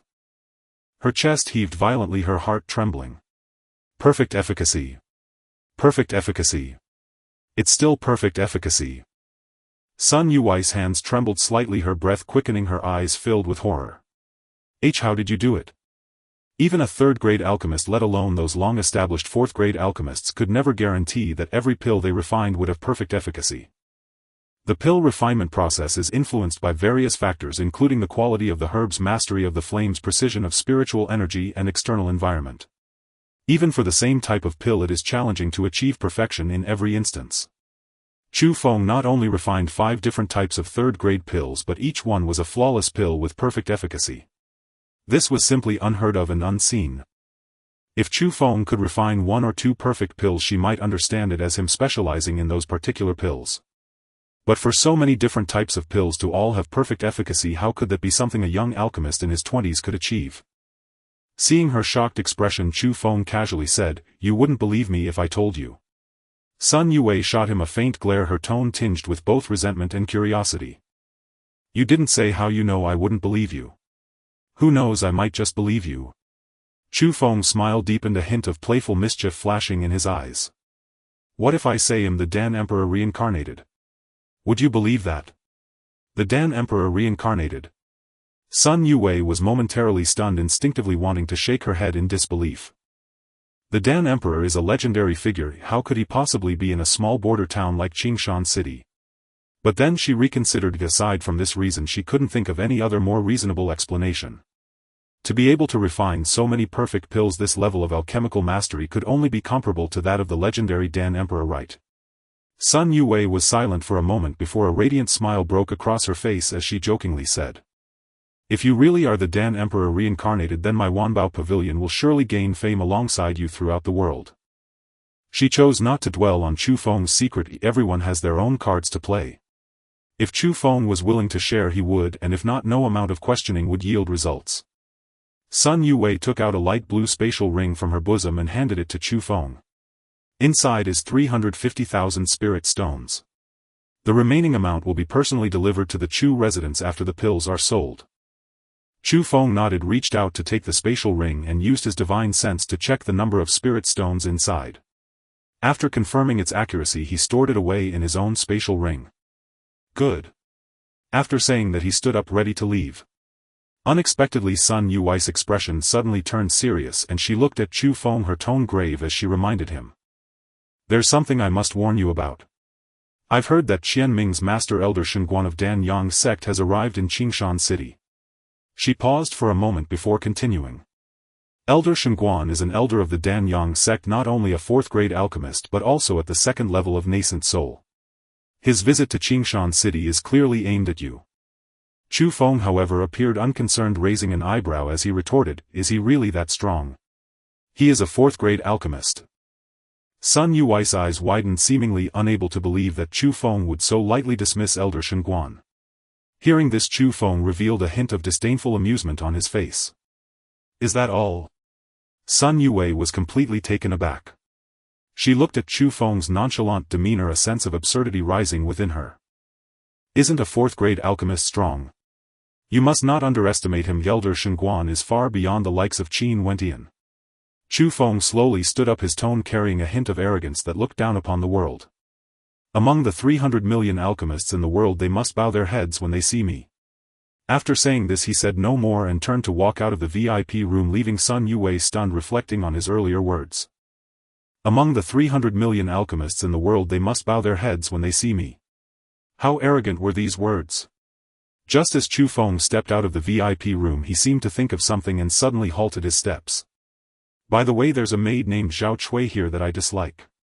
Until Chu Feng's figure completely vanished from sight, Sun Yue finally snapped back to reality from her shock. She recalled Chu Feng's last words, her brows slightly furrowing. Zhao Chui. Before long, Xiao He and Zhao Chui walked into the VIP room one after the other. Xiao He still had that shy and reserved demeanor, but there was a hint of nervousness in her gaze directed at Sun Yue. Zhao Chui, on the other hand, looked disheveled, with half of her face still swollen, the clear imprint of a palm visible. Upon seeing Sun Yue, Zhao Chui was first taken aback, then quickly reacted. The young lady must be here to stand up for her. With this thought in mind, she immediately raised her still swollen cheek, putting on a pitiful expression. That little strumpet Xiao He actually dared to let Lord Chu hit me. This time I must make the young lady teach her a good lesson and let her know my strength. Though she thought this in her heart, Zhao Cui's face squeezed out a few tears as she choked out, "Young lady, I will surely serve Lord Chu diligently in the future to make up for this mistake." As long as she seizes the opportunity to get close to Chu Feng, she believed she could win his heart. Isn't he just fond of naive girls like Xiao He? She could play any role as long as she could attach herself to Chu Feng. What did a little grievance matter? You're probably out of luck. Sun Yue shook her head lightly. From now on you don't need to come to Wanbao Pavilion anymore. What? Zhao Cui's expression of grievance froze instantly. She abruptly raised her head, her voice trembling. Young lady, why? I've been at Wanbao Pavilion for nearly 10 years, following you since I was a teenager. I've put in effort even if there were no achievements. She couldn't understand why Sun Yue would suddenly dismiss her. Having been at Wanbao Pavilion for nearly 10 years and being diligent, it shouldn't have resulted in immediate dismissal even if she offended Chu Feng, right? There's no reason. Sun Yue's tone remained calm. Rest assured, I will provide you with a generous compensation. Saying this, she waved her hand signaling the guards to take Zhao Cui away. No. I won't accept it. Zhao Cui completely broke down, violently breaking free from the guard's grip beside her, frantically rushing in front of Xiao He and grabbing her collar. It must be you. You must have said bad things about me in front of Chu Feng. You wretched girl. I'll kill you. She glared at Xiao He as if she wanted to devour her whole. In her mind it had to be Xiao He who had slandered her in front of Chu Feng, making him dislike her and causing Sun Yue to dismiss her. She was unwilling to accept this. After 10 years at Wanbao Pavilion, just when she was about to climb up to a new patron, she was ruined by this wretched girl Xiao He who had only just arrived. Xiao He was frightened to the point of turning pale by Zhao Cui's sudden actions. She shook her head repeatedly, her voice carrying a hint of tears. And no, I didn't. Although she was unhappy with Zhao Cui's usual bullying, she truly hadn't done such a thing as kicking someone while they were down. The young lady had always been considerate of her old subordinates and wouldn't easily dismiss them. She couldn't understand why she was so resolute this time. You dare to argue? Zhao Cui yelled, raising her hand to strike at Xiao He. Stop. Sun Yue shouted sharply, a hint of anger flashing in her eyes. The two guards beside her quickly stepped forward, one on the left and one on the right, holding Zhao Cui back and pulling her away from Xiao He. Zhao Cui struggled frantically, screaming as if she had gone mad. Let go of me. I want to kill that wretched girl. Young lady, you can't dismiss me. I can't leave Wanbao Pavilion. Inside the room only Sun Yue and Xiao He remained. Xiao He's collar was in disarray and her body was still trembling slightly. Sun Yue looked at her, her tone regaining calm. From now on you will be in charge of receiving Chu Feng. If you have any matters you can come to me anytime. Xiao He was taken aback for a moment, then quickly reacted, eagerly nodding her head. Thank you, young lady. Being assigned to receive young Master Chu was an opportunity that many would envy. After calming her emotions a bit, Xiao He recalled what had just happened. She hesitated for a moment before speaking up. Young lady, why did you dismiss Zhao Cui? Sun Yue looked at Xiao He's innocent appearance, reminiscing about Chu Feng's figure as he left, and then mimicked Chu Feng's tone as she spoke. Because Chu Feng said there is a maid named Zhao Cui whom he dislikes. After saying this she turned and left the VIP room, leaving Xiao He standing there in a daze. A warm current surged in her heart and Xiao He's cheeks instantly flushed bright red. Young Master Chu. Just as Chu Feng was about to step out of the Wanbao Pavilion, a loud arrogant shout suddenly came from outside. Chu Feng, stop right there. Chu Feng paused slightly, a barely noticeable frown appearing on his brow. Outside the Wanbao Pavilion, Qian Ming was striding towards him accompanied by an elderly man. The old man appeared to be in his 70s, yet his hair was white as snow and his complexion was as rosy as that of a child. This was Qian Ming's master Shenguan, an elder of the Danyang sect and a 4th-grade alchemist. Shenguan's gaze was sharp like that of a hawk, scanning Chu Feng up and down, taking in every detail before a faint smile tugged at the corners of his mouth. This boy seemed to be no more than 20 years old. In the realm of alchemy, one's skills are built upon years of accumulation and understanding. Even if this child had been in contact with an alchemical furnace since birth and immersed in the path of alchemy for over 20 years, how could he possibly compare to the century of mastery I possess? If it weren't for the humiliation Qian Ming suffered in Qingshan City which had thrown the business of the Baodan Pavilion into chaos, why would I have to personally make this trip to deal with a mere fledgling wielding the title of a fourth-grade alchemist? If I were to speak of this, it would seem like I was using my position to bully the weak. However, since I am here, I must properly teach this naive boy a lesson. He needs to understand that in the path of alchemy, talent alone does not grant one the freedom to act recklessly. One needs power and influence. Are you Chu Feng? Although Shengguan's voice was not loud, the aura of a Dao master unconsciously radiated from him, causing the onlooking cultivators to instinctively hold their breath.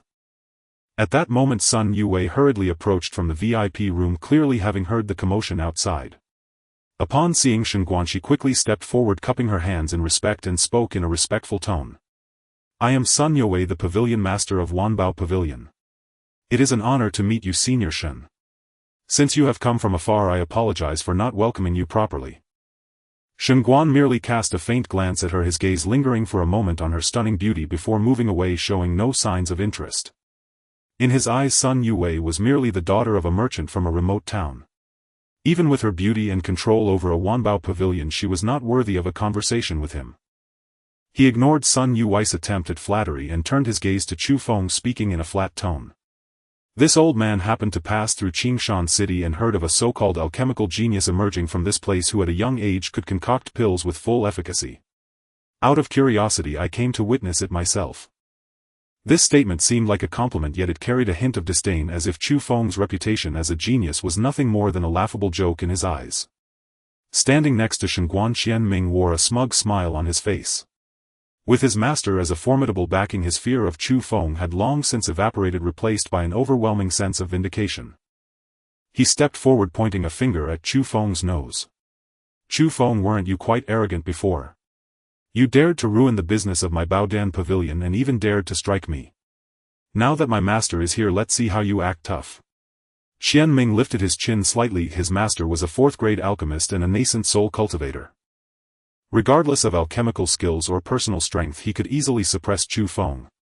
Do you dare to challenge my master to a duel? If you don't dare, then kneel and admit your mistake. Hand over the secret recipe for your pills and perhaps my master might spare your life. In Qian Ming's view, as long as Chu Feng dared to accept the duel, he would undoubtedly suffer a crushing defeat.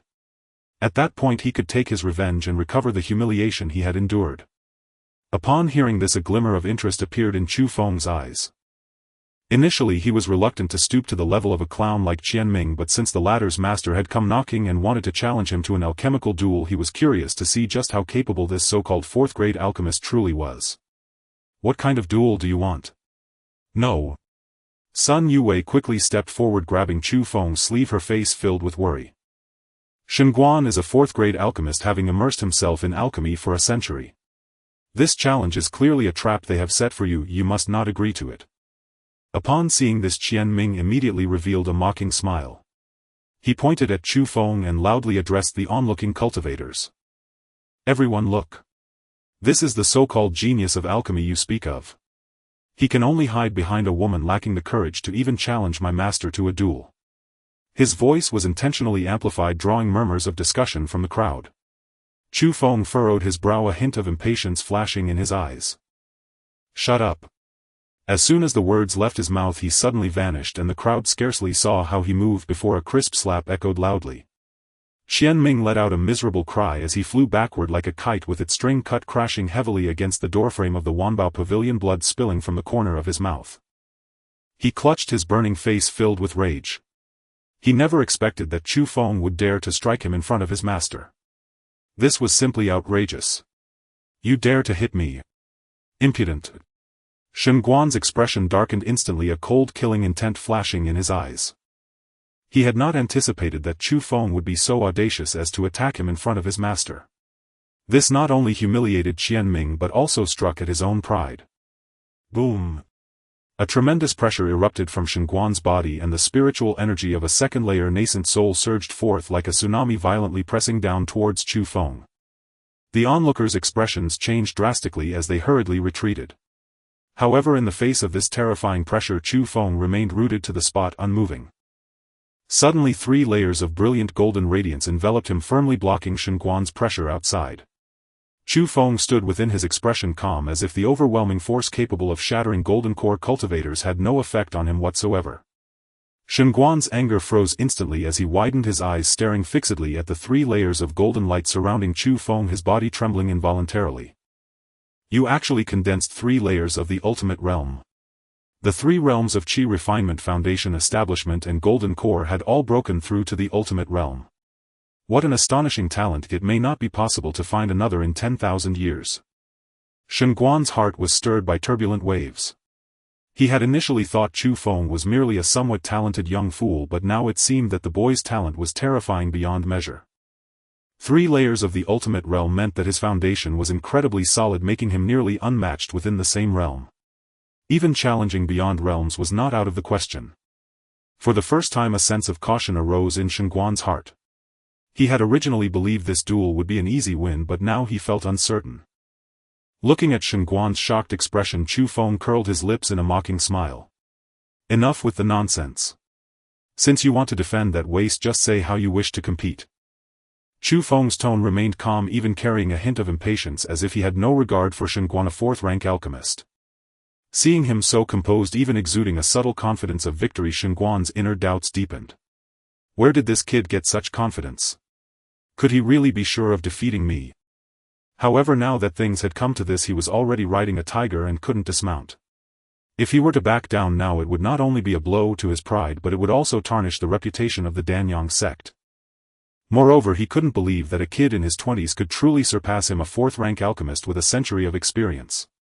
Shenguan took a deep breath, suppressing his apprehension, a glint of ruthlessness flashing in his eyes. He retrieved a piece of yellowed beast hide paper from his pocket, which was filled with densely written characters. It was indeed an alchemical formula.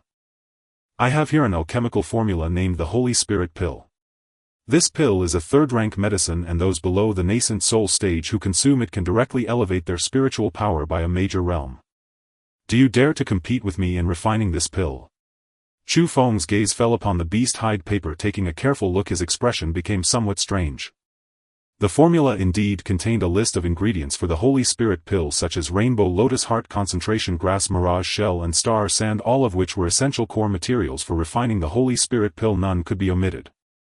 However, aside from the list of ingredients, there was no other information on the formula. It did not record the refining techniques, nor did it specify the sequence of ingredient addition, control of fire, or precautions during pill formation. It must be noted that a complete alchemical formula requires all of this information. Especially for high-tier pills, the demands for each step are extremely strict. A slight mistake could lead to failure or even an explosion of the alchemical furnace. If it were just a list of ingredients, even an experienced alchemist would be unable to refine a complete pill. Shenguan was attempting to use a flawed formula to challenge him. However, the problem was that he had also obtained this incomplete formula in his past life, and he had long since perfected it. This isn't fair. Sun Yuwei's voice suddenly rose as she slightly blocked Chu Feng, meeting Shenguan's gaze. Elder Shen, let's not beat around the bush. I've heard that you have been researching the Holy Spirit Pill for 10 years. Even if the formula is incomplete, you must have already grasped the complete refining techniques. But Chu Feng has never come into contact with the Holy Spirit Pill. Is it fair for you to compete with him using a pill you have researched for 10 years? This statement was like a clap of thunder, instantly stirring a commotion among the onlookers. They looked at Shenguan with strange expressions, realizing why he had specifically brought out this incomplete formula. It was clear he had been well prepared. To bully the weak is one thing, but I didn't expect him to resort to such means. Could it be that this 4th-rank alchemist is also afraid of losing to Chu Feng? In my opinion, he might not even be able to refine a fully effective foundation establishment pill. Shenguan's face instantly turned ugly, as if someone had publicly stripped away his dignity. The corners of his mouth twitched slightly, his gaze flickering, if the composure he once had completely vanished. He truly hadn't expected that Sun Yue would be so aware of his weaknesses. In truth, Shenguan had always been harboring a sense of apprehension. The fact that Chu Feng could refine a fully effective foundation establishment pill was a level of accomplishment that even he, a 4th-rank alchemist, could not match. He feared that Chu Feng might excel in other familiar pills, which was why he had deliberately chosen the Holy Spirit Pill, a pill he had been researching for many years. This incomplete formula was something he had obtained by chance. Over the past 10 years he had expended countless efforts to barely uncover the secrets of the refining techniques, the sequence of ingredient addition and the control of fire. Although the effectiveness was only at 60%, it still ranked at the top among third-rank pills. He had thought that Chu Feng upon obtaining the incomplete formula would undoubtedly be at a loss and he would have a surefire victory in this gamble. However, he did not expect to be publicly exposed by Sun Yue. Master Sun, a meal can be eaten haphazardly but words must not be careless. Shen Guan forced himself to remain calm. His tone grew solemn as he tried to conceal his embarrassment. I merely believe that the Holy Spirit pill has unique effects making it suitable for this competition. How can there be any talk of unfairness? Whether it is fair or not you know in your heart. Sun Yue was unyielding. If fairness is truly desired then a commonly used pill should be chosen. Shen Guan's expression darkened further, inwardly cursing Sun Yue for meddling. Since Master Sun believes it is unfair, why don't we compete in refining a fourth-rank pill? Sun Yue was instantly furious. She had not expected Shen Guan to propose such a request. Fourth-rank pills were worlds apart from third-rank pills. Not only were the requirements for ingredients higher but so were the demands on the alchemist's spiritual power and control of qi. Shen Guan was a well-established fourth-rank alchemist while Chu Feng had only ever refined third-rank pills. This was clearly Shen Guan bullying the weak, disregarding all semblance of face. Qian Ming, seeing this, immediately poked his head out from behind Shen Guan, mocking, "Chu Feng, are you scared? If you're truly afraid, just admit defeat and stop refining pills from now on." As he spoke, he deliberately puffed out his chest, looking confident. Chu Feng raised his hand slightly and Qian Ming instinctively shrank back behind Shen Guan, clearly intimidated, fearing that Chu Feng might suddenly strike. Sun Yue hurriedly grasped Chu Feng's sleeve, shaking her head vigorously and whispering, "Don't agree to them. Shen Guan is a fourth-rank alchemist. You are simply not his match. They are deliberately trying to provoke you. You mustn't fall for it." However, Chu Feng gently patted her hand and directly declared aloud, "Let's compete in the Holy Spirit pill. Whoever can refine a pill with stronger efficacy shall be the winner." "Good." Shen Guan's heart leaped with joy. Chu Feng was still too young, unable to maintain his composure, and easily fell into his trap. Without a complete formula, no matter how gifted Chu Feng was, it was impossible for him to refine the Holy Spirit pill. He was certain of victory in this competition. "In that case, let's establish a wager." A glint of ruthlessness flashed in Shen Guan's eyes. "The loser shall seal their furnace and never refine pills again for life." He didn't have time to waste in Qingshan City. As long as he could use this competition to make Chu Feng seal his furnace, no one in the entire Qingshan City's pill market would be able to rival Qian Ming. Upon hearing this, Chu Feng smiled and swept his gaze across the surrounding onlookers, loudly declaring, "Everyone has heard it. Elder Shen said that the loser will seal their furnace for life." "We heard it." The onlooking cultivators all echoed their discussions, rising and falling. "Rest assured, City Lord Chu, we can all testify. I wonder if City Lord Chu can win. Elder Shen is a fourth-rank alchemist who has researched the Holy Spirit pill for 10 years. City Lord Chu might be in trouble. City Lord Chu has refined fully effective foundation establishment pills. Perhaps there could be a miracle." Sun Yue was still unwilling to give up, gripping Chu Feng's sleeve tightly, her eyes filled with pleading. "Chu Feng, if you lose, your path in alchemy will be completely ruined." Chu Feng smiled slightly. "Don't worry, I won't lose." After saying this, he turned to Xiao He beside him and instructed, "Xiao He, prepare an alchemical furnace for me." He had been too hurried when he left earlier, bringing only the refined pills and leaving his alchemical furnace at the Chu residence. Xiao He was taken aback for a moment but quickly reacted, nodding vigorously in response. "All right, young master." She glanced at Sun Yue, her eyes carrying a hint of inquiry. The Wanbao Pavilion indeed had many alchemical furnaces, and she naturally wanted to get the best one for Chu Feng. However, the best alchemical furnace in the Wanbao Pavilion was called the Star Cauldron, a high-tier mystical artifact that was usually enshrined in the attic. Without the young lad's approval, she had no right to touch it, let alone take it out for someone to use. Seeing that Chu Feng had made up his mind, Sun Yue sighed inwardly. At this point, any further persuasion would be in vain. "Go and fetch the Star Cauldron." "Yes, young mistress." Xiao He's heart leapt with delight. She immediately responded and hurried upstairs. The tripod cauldron possessed an ancient austere form, 3 sturdy legs and 2 elegant handles, its bronze surface adorned with silvery star patterns that shimmered faintly in the sunlight, emitting subtle ripples of refined spiritual energy. That is Wanbao Pavilion's star-weaving cauldron. Heavens above, Master Sun has actually brought it forth. This is a high-tier mystic artifact. Using it to refine third-rank pills is sheer overkill. The onlookers' eyes locked onto the star-weaving cauldron in Xiao He's hands, brimming with awe. Shengguan however curled his lips into a disdainful sneer. A flock of frogs in a well. In his view even a high-tier mystic artifact paled beside his own alchemical furnace, utterly unworthy of comparison.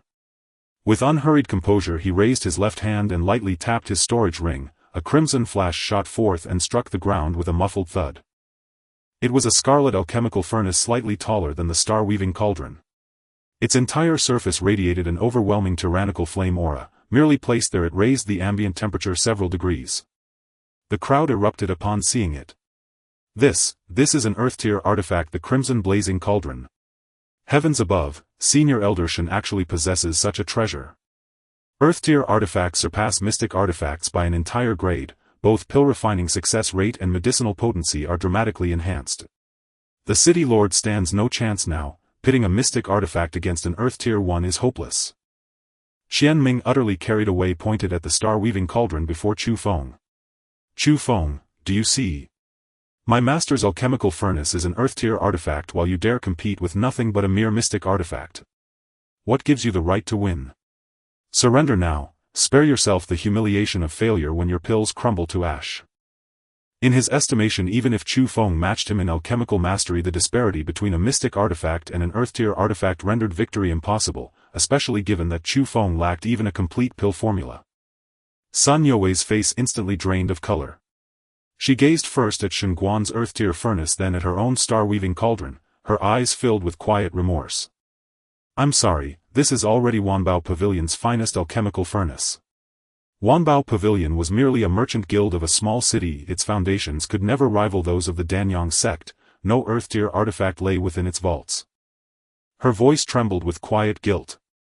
The quality of an alchemical furnace bore decisive influence upon pill refinement. The chasm between mystic and Earth-tier artifacts was nothing short of abyssal. Chu Feng not only lacked a complete formula, he now faced a profound disadvantage in furnace quality. His odds of victory had dwindled to near nothingness. Yet Chu Feng merely shook his head, calm and unruffled. The Saint Spirit pill was but a third-rank elixir. With his former cultivation as pill sovereign of the previous life, refining it to flawless perfection required neither a high-tier mystic artifact nor even a celestial-grade furnace. Mere mundane iron would suffice. This furnace suits me perfectly, spares me the accusation of bullying him. The onlookers froze stunned. None had expected such unshakable serenity from Chu Feng in the face of an Earth-tier furnace's overwhelming dominance. Arrogant fool. Shengguan let out a cold snort, then flicked his sleeve. Over a dozen rare herbs, each sealed in jade boxes, aligned themselves neatly upon the stone table before him. I've prepared no herbs for you. Chu Feng turned to Sun Youwei. Can Wanbao Pavilion assemble all ingredients listed in the formula? Yes. Sun Youwei nodded without hesitation. Though she knew her herbs fell short of Shengguan's, the moment had come, she would do all she could. She immediately instructed her steward, quickly, retrieve the finest herbs for the Saint Spirit pill from our storerooms.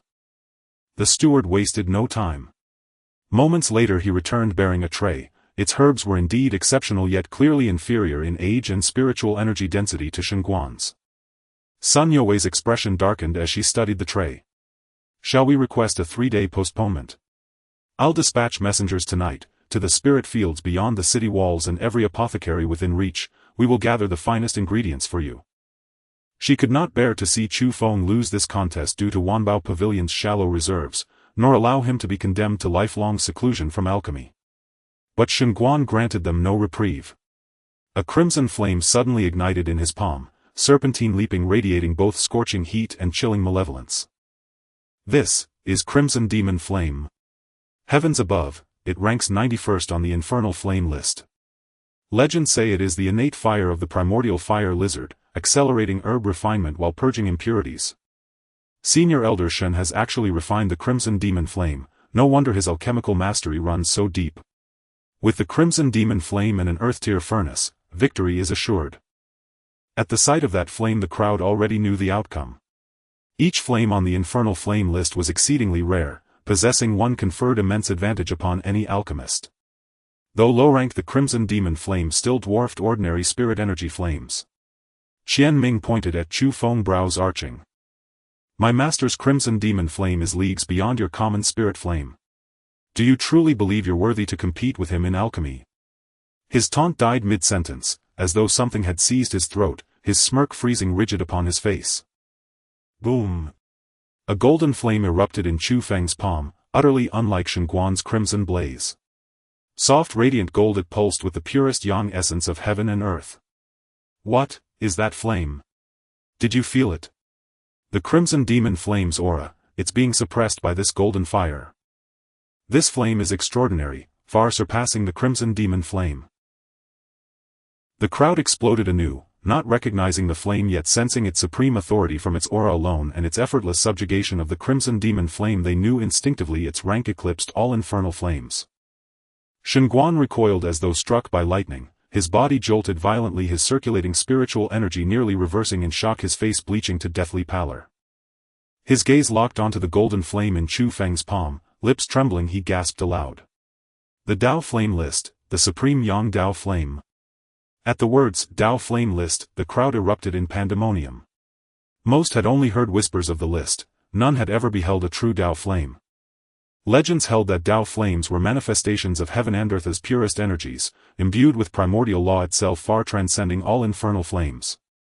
Across the Great Feng dynasty only the Pill Sovereign was said to wield one, yet here stood Chu Feng bearing one himself.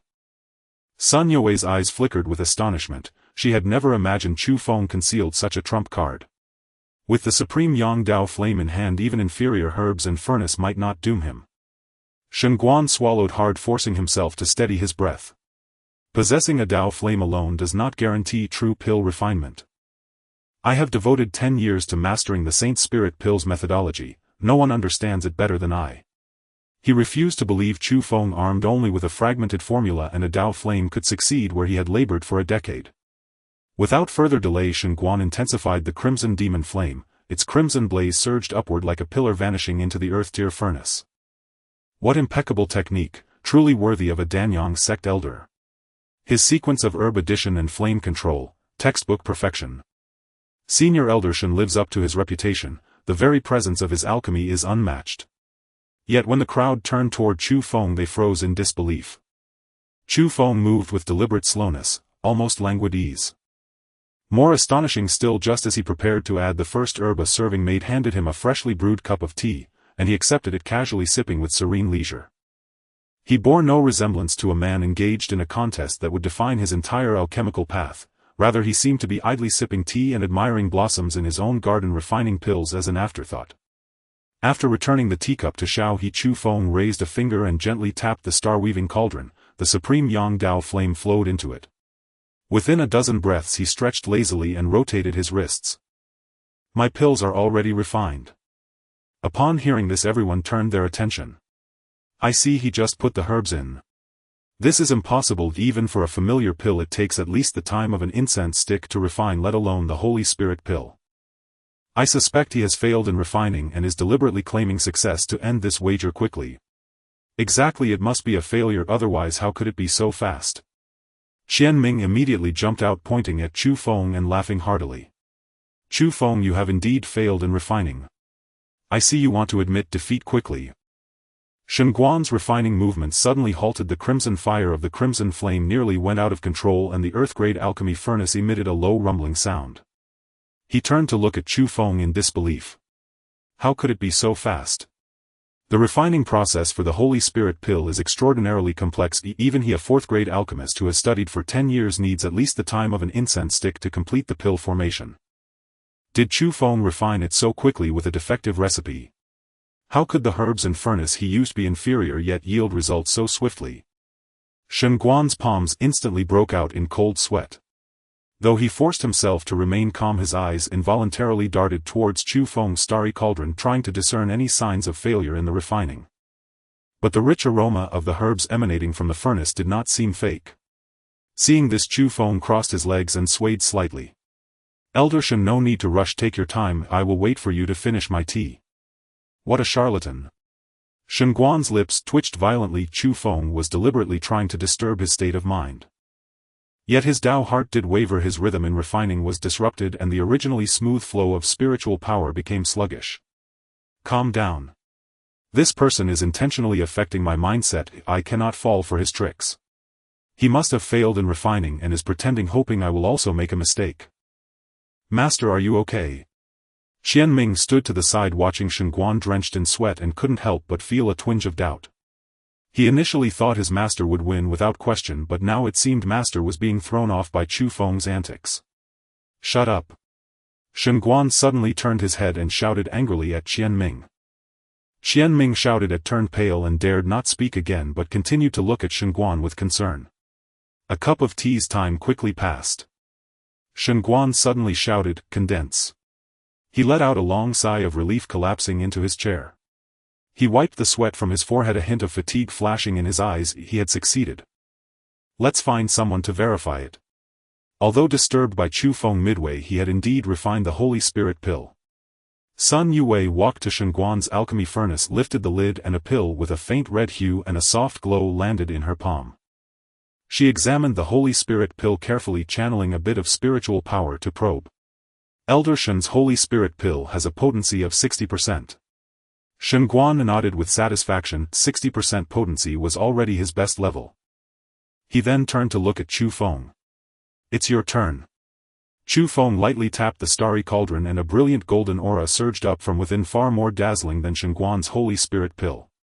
Immediately an intensely rich aroma spread, filling the air and refreshing the senses, making one feel as if their spiritual power had dramatically increased. Some cultivators even felt their stagnant spiritual power bottleneck showing signs of loosening. This aroma. Shen Guan's complexion changed drastically. Sun Yue hurriedly approached the starry cauldron and a completely golden pill slowly rose, landing in her palm. Just holding it, she could feel the terrifying energy contained within. Sun Yue infused a hint of spiritual power into her fingertip to examine the pill's potency. The moment the spiritual power surged into the pill, her pupils constricted sharply and she gasped in astonishment. 10% potency. Upon hearing this, everyone erupted into an uproar. 10% potency, this is impossible. My goodness, the Holy Spirit pill actually has 10% potency. Even if a pill king came, it might not be achievable. Lord Chu is simply defying the heavens. Using a fragmentary recipe, he has refined a perfect Holy Spirit pill. A perfect pill with 10% potency, especially a Holy Spirit pill that can elevate spiritual power by a significant realm, is an unparalleled treasure, simply not to be missed. Qian Ming staggered back 2 steps, pointing at Sun Yue, and roared hoarsely. "You're lying, you are clearly favoring Chu Feng. This cannot be 10% potency.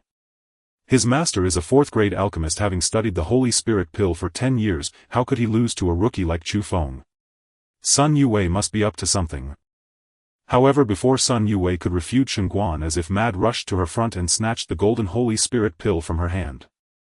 He stared intently at the pill in his hand, trembling fingers brushing over its lustrous surface, channeling spiritual power to examine it closely. When he sensed the pure energy within the pill free of any impurities, Shen Guan's body began to tremble violently. The color drained from his face, leaving only endless days. "It truly is a perfect pill. How can this be?"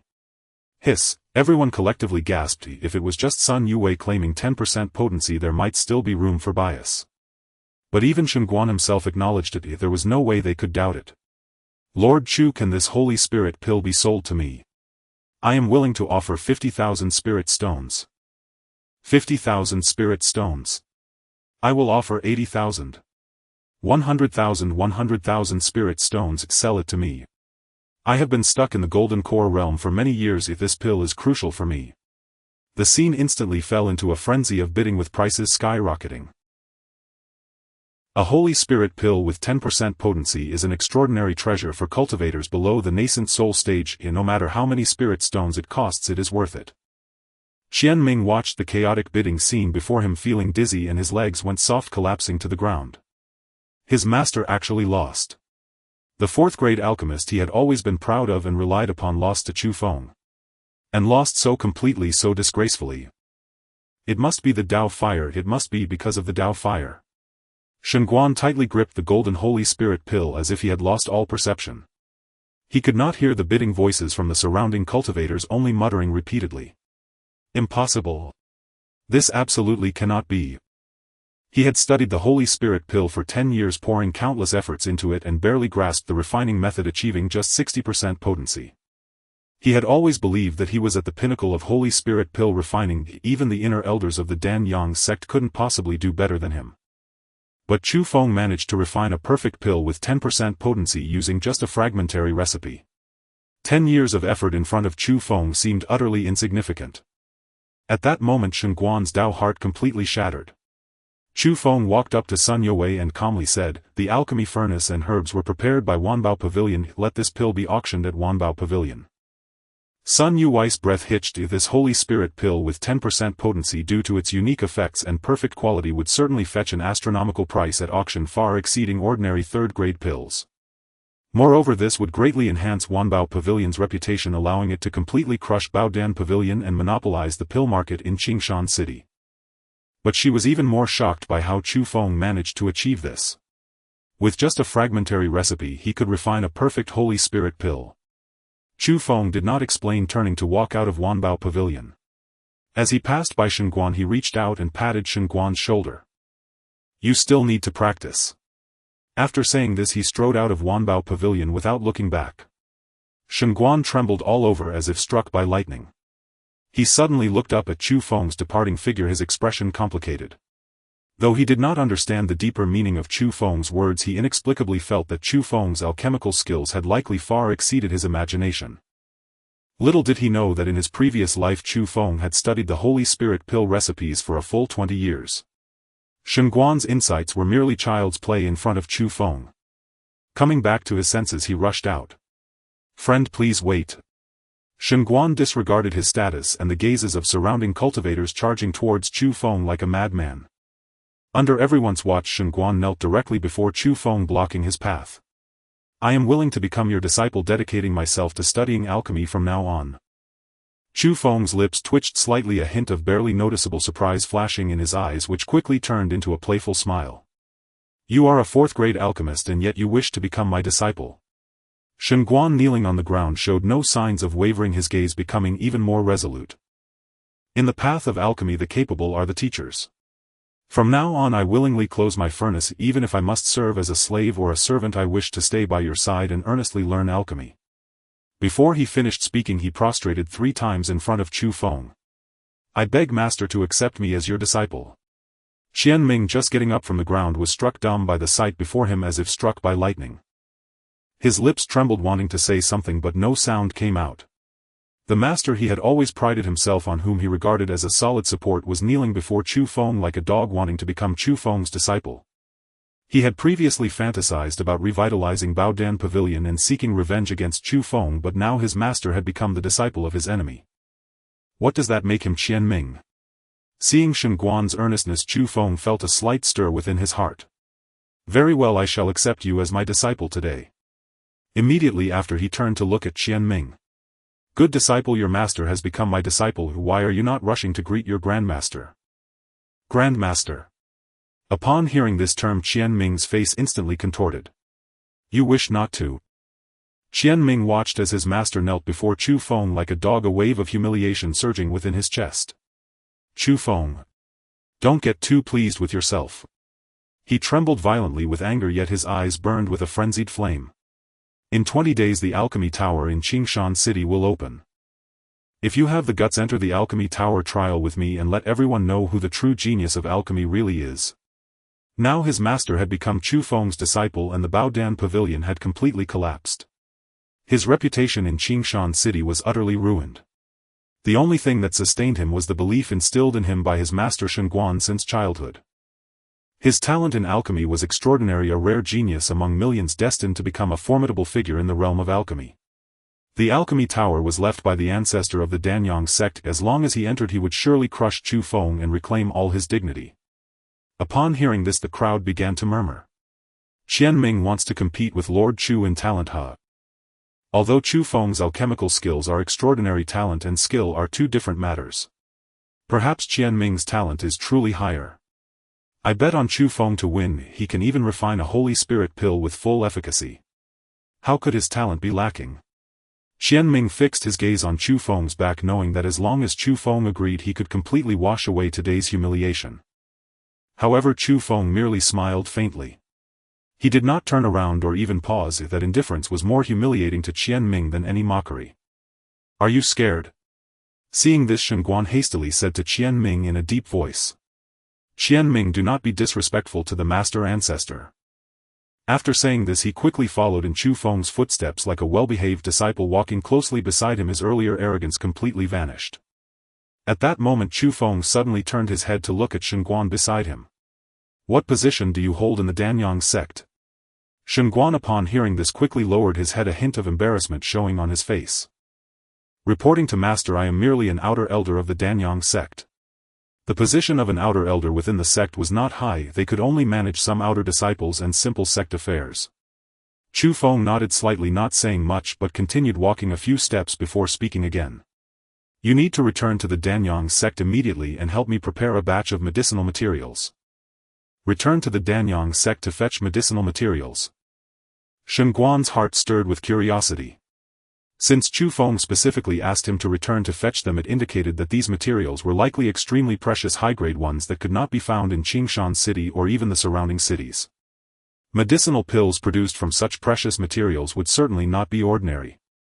His heart raced with excitement as he hurriedly inquired. "May I ask what pill Master intends to refine?" Chu Feng did not answer directly but raised his right hand, gathering a strand of golden spiritual power at his fingertips. The spiritual power quickly sketched in the air, soon forming an illusory list of medicinal materials densely written with the names of dozens of herbs. "Did you memorize it?" Shenguan quickly leaned forward, his gaze fixated on the list of medicinal materials formed by the condensed spiritual power. Then he felt as if struck by a bolt of lightning, frozen in place, his mouth agape as if he could fit an egg inside, his face filled with disbelief. This is the 9-turn spirit condensing pill." Shenguan's voice trembled slightly, almost spilling out in surprise. He could never have imagined that the materials Chu Feng wanted him to prepare were for the 9-turn spirit condensing pill. He naturally knew of the spirit condensing pill, a third-grade pill that could gently enhance a practitioner's mental strength, making it quite popular even in a remote place like Qingshan City. However, the 9-turn spirit condensing pill was a legendary 9th-grade pill. For tens of thousands of years in the entire Defeng dynasty no one had successfully refined a 9th-grade pill. Moreover, the effects of the 9-turn spirit condensing pill were deemed miraculous. It could fully restore all damage to the soul, and no matter how severely the soul had been harmed, even if only a remnant thought remained, it could be restored to its original state after consumption. It is important to know that soul damage is the most dreaded injury for practitioners. Once the soul is harmed, the lightest consequence is a shattered Dao heart, and the heaviest is a complete loss of one's soul. The 9-turn spirit condensing pill could completely repair the damage to the soul, making it an extraordinary treasure that could change one's fate. Shenguan's body trembled violently, cold sweat pouring down his forehead like a waterfall, soaking the back of his robe. He had previously suspected that Chu Feng's alchemical skills were remarkable, able to refine a holy spirit pill with full efficacy, indicating that his alchemical mastery far surpassed his own. However, he never expected that Chu Feng could refine a 9th-grade pill. It is noteworthy that the currently recognized top alchemist of the Defeng dynasty, the Dan Wang, is merely an 8th-grade alchemist who has spent his life striving for the 9th grade but has never succeeded. Yet here was Chu Feng, a young man in his 20s, daring to attempt refining a 9th-grade pill. "Master, can you really refine the 9-turn spirit condensing pill?" Shenguan stared intently at Chu Feng as if trying to discern the truth from his expression. Chu Feng slightly turned his head, his gaze casually sweeping over him, a hint of amusement in his tone as he spoke. "I didn't expect you to have some knowledge recognizing this pill." Shenguan quickly nodded, a hint of pride in his voice. Reporting to Master, a year ago the Dan Wang publicly attempted to refine the 9-turn spirit condensing pill at the alchemy platform in the capital, causing a sensation throughout the Defeng dynasty. Countless people attended to witness, and I was fortunate to be present witnessing the list of medicinal materials used by the Dan Wang during the refinement, which is why I could recognize it at a glance. "Oh." A glimmer of interest appeared in Chu Feng's eyes. What was the efficacy of the 9-turn spirit condensing pill he refined? Shenguan's expression suddenly became somewhat peculiar, his tone carrying a hint of embarrassment. He blew up the furnace." Chu Feng was taken aback, then his lips twitched slightly. "Is that worthy of being called the Dan Wang?" Hearing Chu Feng disparage the Dan Wang, Shenguan was so frightened that he quickly lowered his head and did not dare to respond. The Dan Wang was the recognized top alchemist of the Defeng dynasty, and even the sect master of the Danyang sect had to show him some respect. Although he also felt that the Dan Wang blowing up the furnace was somewhat embarrassing, he wouldn't dare to publicly disparage him even if he had 10 times the courage. But the young master in front of him had an unfathomable depth in alchemy, daring to attempt refining ninth-grade pills. How could he dare to casually judge? He could only silently lower his head, pretending he had not heard Chu Feng's words. Chu Feng looked at Shenguan's terrified expression and did not continue to criticize the Dan Wang, but instead said, "You should hurry back to the Danyang sect and gather these medicinal materials." Upon hearing this, Shenguan's embarrassment was instantly replaced by difficulty. "Master, the medicinal materials required to refine the 9-turn spirit condensing pill are all extremely precious. Although I have saved up some spirit stones over the years, I am still far from gathering all the materials." He did not explicitly say the latter part, but the meaning was clear: not enough money. Chu Feng nodded. Although he had earned some spirit stones from selling pills with his current resources, he was still far from gathering all the necessary materials for the 9-turn spirit condensing pill. However, he must prepare the 9-turn spirit condensing pill before the alchemy tower trial. His gaze shifted slightly and soon he had an idea. "What medicinal materials do you have on you? I can help you refine a high-grade pill which you can take back to the Danyang sect to sell. That should suffice to gather enough spirit stones to buy the materials. Qingshan City is just a remote small city with thin spiritual energy. There are hardly any precious high-grade materials available. The pills I refined before were all 2nd or 3rd grade, merely small-scale operations." Upon hearing that Chu Feng would help him refine a high-grade pill, Shenguan felt a rush of excitement surge to his head. The definition of a high-grade pill was very clear: at least 7th grade or higher. 7th grade pills were already in the realm that only top alchemists of the Defeng dynasty could touch. In the entire Danyang sect, only a few supreme elders could refine them. Countless thoughts flashed through his mind, and he instinctively tightened his grip on the storage ring which held the most precious savings of his life. After a moment of contemplation, Shenguan seemed to have made a tremendous resolution. He raised his head, a glint of determination shimmering in his eyes. "Master, I have a batch of materials for refining the longevity pill." His voice trembled slightly, for the longevity pill was a genuine 8th grade elixir. Even upon embarking on the path of cultivation, cultivators ultimately could not escape the shackles of lifespan. Once one's cultivation stagnated, the day their lifespan ran out would be the day their soul dissipated. Therefore nearly all alchemists prepared a batch of materials for the longevity pill. The effect of this elixir was extremely straightforward: extend life by 100 years. For those ancient beings nearing the end of their lifespan, 100 years was worth everything to fight for. For alchemists, preparing this batch of materials was not only a spur for their own alchemical path but also a contingency plan for themselves. When the time came that their lifespan was nearly over, even if they could not refine it themselves, they could seek a top-tier alchemist to exchange for an opportunity to live another 100 years. Over the past few centuries, Shenguan had spent the majority of his savings on acquiring materials for the longevity pill. Gathering this batch of materials nearly exhausted his lifelong efforts. It was his true capital. Chu Feng, upon hearing this, flashed a knowing look and calmly extended his hand. "Give me the materials." These simple 4 words caused Shenguan's heart to tighten sharply. This was all of his wealth. If Chu Feng failed in refining these materials, would turn to ashes, and all of Shenguan's hard work over the centuries would be in vain. At that point, not only would he be unable to gather the materials for the 9 transformation concentration pill, but even his own retreat would be completely cut off. However, if he succeeded, an 8th grade elixir, and one that was very likely of high quality if brought back to the Danyang sect for auction, would surely fetch an astronomical sum. Enough to buy all the materials needed for refining the 9 transformation concentration pill, with plenty left over. After hesitating for just a second, Shenguan raised his hand and waved, retrieving a dozen exquisite jade boxes from his storage ring. He held the jade boxes with both hands and respectfully presented them to Chu Feng. "Master, these are all the materials for refining the longevity pill." Chu Feng's gaze swept over the jade boxes but did not immediately take them. "Aren't you afraid I might fail?" Shenguan's expression grew serious, straightening his back and speaking with utmost sincerity. "Since I have become your disciple, I must have absolute trust in you, master. Even if I truly fail, it would simply mean my opportunity has not yet arrived." Of course, he was also calculating in his heart. Being able to witness a master alchemist refine an 8th grade longevity pill regardless of success or failure would allow him to learn countless invaluable experiences, and that alone was a tremendous gain. Seeing his earnest appearance, Chu Feng's eyes flickered with satisfaction. He said no more, raised his hand and stored the jade boxes into his own storage ring. "Let's go home and refine the pills."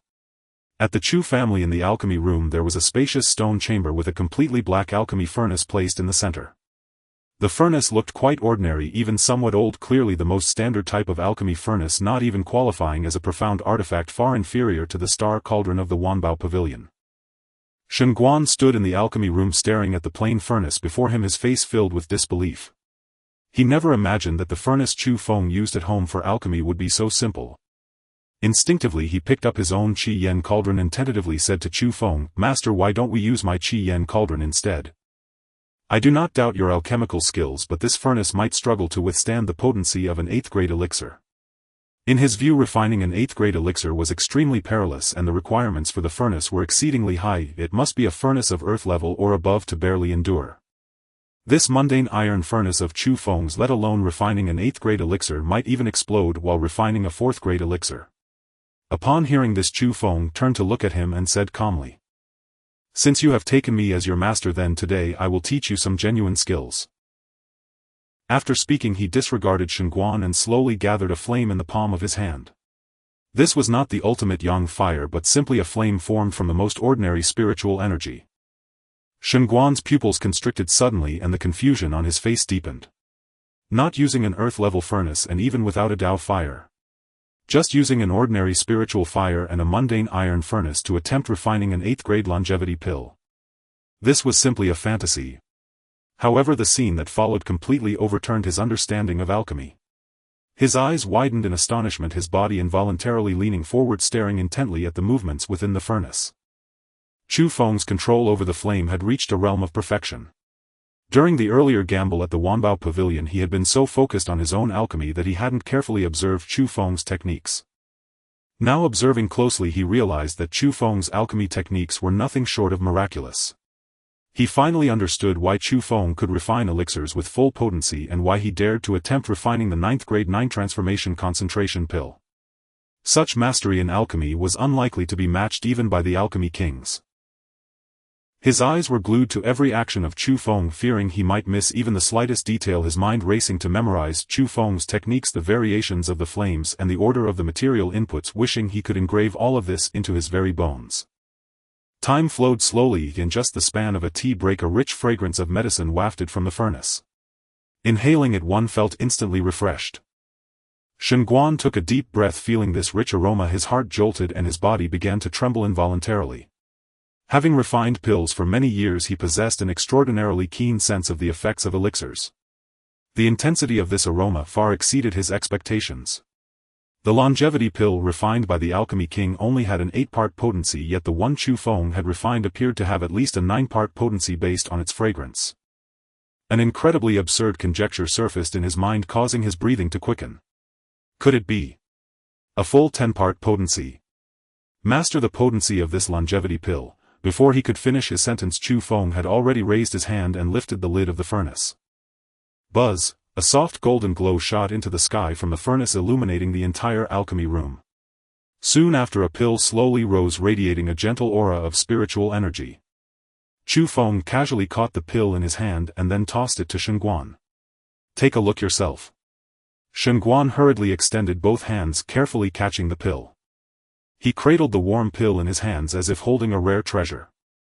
He cautiously brought the pill closer to his eyes, scrutinizing its appearance, finding no impurities and its surface as smooth as jade with a golden halo swirling endlessly. He then infused a hint of spiritual energy to carefully probe the pill's potency. The moment the spiritual energy surged into the pill, Shen Guan's body trembled violently.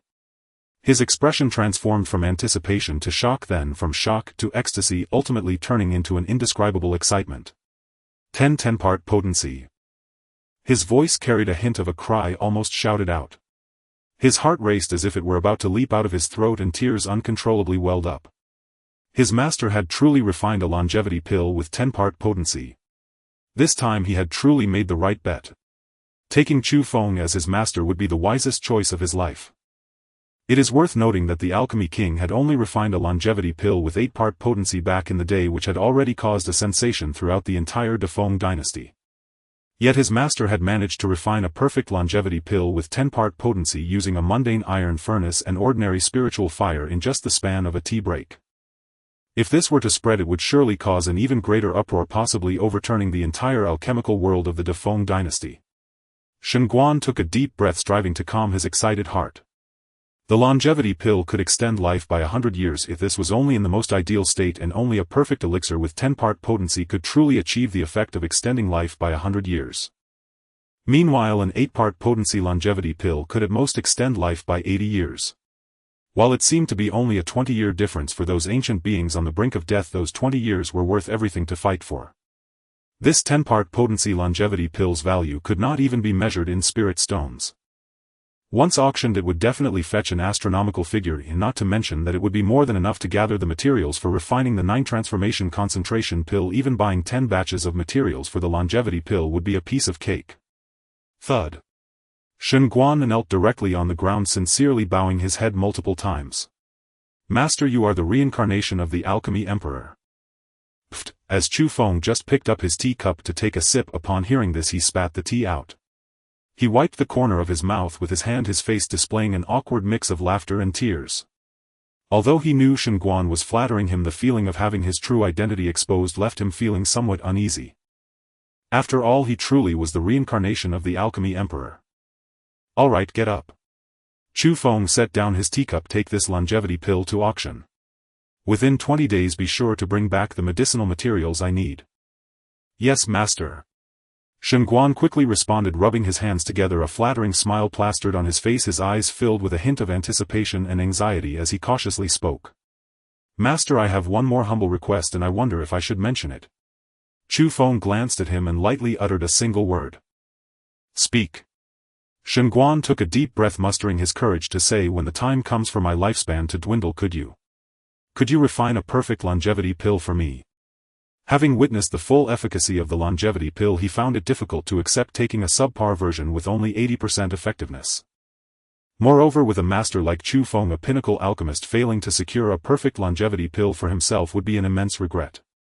Upon hearing this, Chu Feng shook his head without hesitation. No. Shen Guan's smile instantly froze, the desire in his eyes doused as if splashed with cold water. He opened his mouth to say something more, but found himself at a loss for words. However, before his disappointment could fully set in, Chu Feng's voice rang out again. When your lifespan approaches its end, if you cannot refine a longevity pill with full efficacy on your own, then you need not claim to be my disciple. Shen Guan's head snapped up, the despair in his eyes instantly replaced by overwhelming joy. The implication was unmistakable. Chu Feng truly intended to impart his advanced alchemy skills. Previously he had worried that Chu Feng was merely using him for errands and would not genuinely teach him alchemy, but it seemed he had underestimated his master. His master was intent on cultivating him into a true top-tier alchemist. I will not disappoint you, master. 10 days later, at the Danyang sect. At the peak of the main mountain there lay a secret realm designated as a sacred ground of the sect, where the spiritual energy was so rich it nearly turned to liquid, with millennium-old spiritual herbs abundant. Inside the great hall, an elderly man with white hair sat cross-legged on a mat, his face gaunt and marked with deep wrinkles resembling the bark of an ancient tree. His eyes were tightly shut, his breath weak yet prolonged, as if he could cease to exist at any moment. This was the highest-ranking ancestor of the Danyang sect, Xian Zhendao Ren.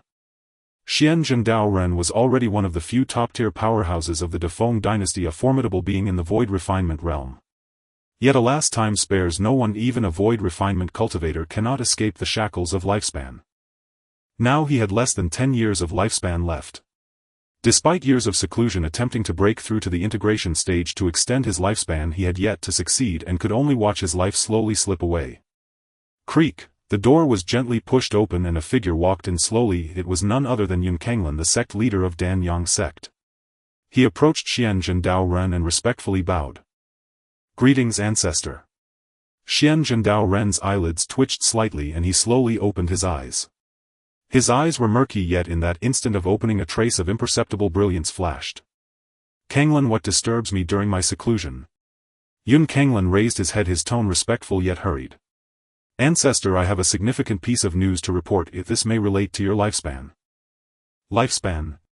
Xian Zhendao Ren's gaze shifted slightly. Currently his greatest concern was indeed his lifespan. Yun Kanglin nodded and spoke clearly. The Wantong Merchant Association has just released news that in 3 days they will hold a large auction, and the highlight of this auction will be a longevity pill with full efficacy. What? Xian Zhendao Ren suddenly straightened his body from the mat, his frail hands instinctively clenched into fists. A perfect longevity pill with full efficacy. How could this be possible? As an 8th grade pill, the refining difficulty is immense, and even a pill king can only produce pills with 80% efficacy. It is said that even the 9th grade alchemists in the sacred grounds of Zhongzhou can only refine longevity pills with 90% efficacy. Perfect longevity pills exist only in ancient texts. How could they actually appear now? Yun Kanglin observed the ancestor's shocked expression and was already prepared. Ancestor, this is the news released by the Wantong Merchant Association. It is unlikely to be false. How can this be possible? Xian Zhendao Ren spoke again, his voice trembling slightly. He had seen countless storms but had never been as shocked as he was at this moment. An 8th grade pill reaching full efficacy is comparable to refining a 9th grade pill. Yun Kanglin quickly replied, Ancestor, the Wantong Merchant Association is the foremost merchant association of the Defeng dynasty. They would never dare to fabricate something that could tarnish their reputation. Furthermore, I also heard that the pill king rushed to the Wantong Merchant Association overnight to verify the authenticity of this longevity pill. Are you suggesting that the longevity pill was not refined by the pill king? Xian Zhendao Ren's body shook violently, the shock in his eyes reaching its peak. He finally realized that he had initially thought the pill king had made progress in alchemy, but it turned out that this pill was not refined by the pill king at all. This meant that besides the pill king there was a peerless master in the Defeng dynasty with alchemy skills far surpassing those of the pill king. Xian Zhendao Ren felt a surge of blood rushing up, and he suddenly raised his hand and heavily slapped his thigh, producing a dull sound. I truly regret my past decisions. Xian Zhendao Ren sighed to the heavens. If I had known that there were still people in this world capable of refining perfect longevity pills, I would never have taken that inferior pill with 80% efficacy from the pill king. 100 years ago he had invited the pill king to refine a longevity pill for him which only reached 80% efficacy, extending his lifespan by 80 years. Now, with less than 10 years of lifespan left, he never expected that a perfect longevity pill with full efficacy would actually appear. Had he been able to wait for this perfect longevity pill back then, his lifespan would have increased by 100 years, although it would still not suffice for him to attempt the integration stage. At least he could have lived an additional 20 years. For him, living even one more day could bring new opportunities. How could he not regret losing out on 20 years? Investigate. Xian Zhendao Ren suddenly raised his head. Immediately find out who refined that perfect longevity pill. The longevity pill can only be taken once. Taking a second one would yield no effect. However, someone capable of refining a perfect longevity pill must possess unfathomable alchemical skills, and they might even be able to refine the legendary 9th grade pill, the infinite longevity pill. The infinite longevity pill is a treasure that can extend one's life for 1,000 years. If he could find this mysterious alchemist and request an infinite longevity pill, he would not only completely eliminate his lifespan crisis but also have enough time to attempt the integration stage.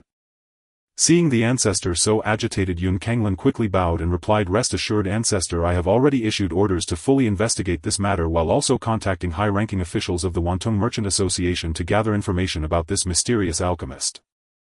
20 days passed in the blink of an eye. Outside the Dan Tower of Qingshan City, a sea of people gathered. Among the crowd, Qian Ming donned a splendid brocade robe, a look of arrogance on his face. That guy Chu Feng wouldn't be too scared to show up, would he? Qian Ming scoffed, his voice deliberately raised. He only got lucky and refined a few perfect pills. When it comes to alchemical talent, how could he possibly be my match? This remark drew the attention of several cultivators, some of whom nodded in agreement. Seeing this, Qian Ming felt even more pleased with himself. My master was also a genius in alchemy, but unfortunately his vision was lacking, taking that brat Chu Feng as his disciple. But him different, him a ancient millennium talent in alchemy.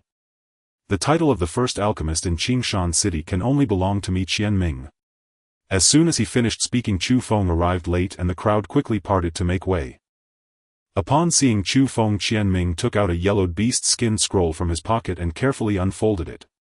This scroll detailed the recipe for a pill called Jade Phoenix Pill, which was the source of his confidence this time.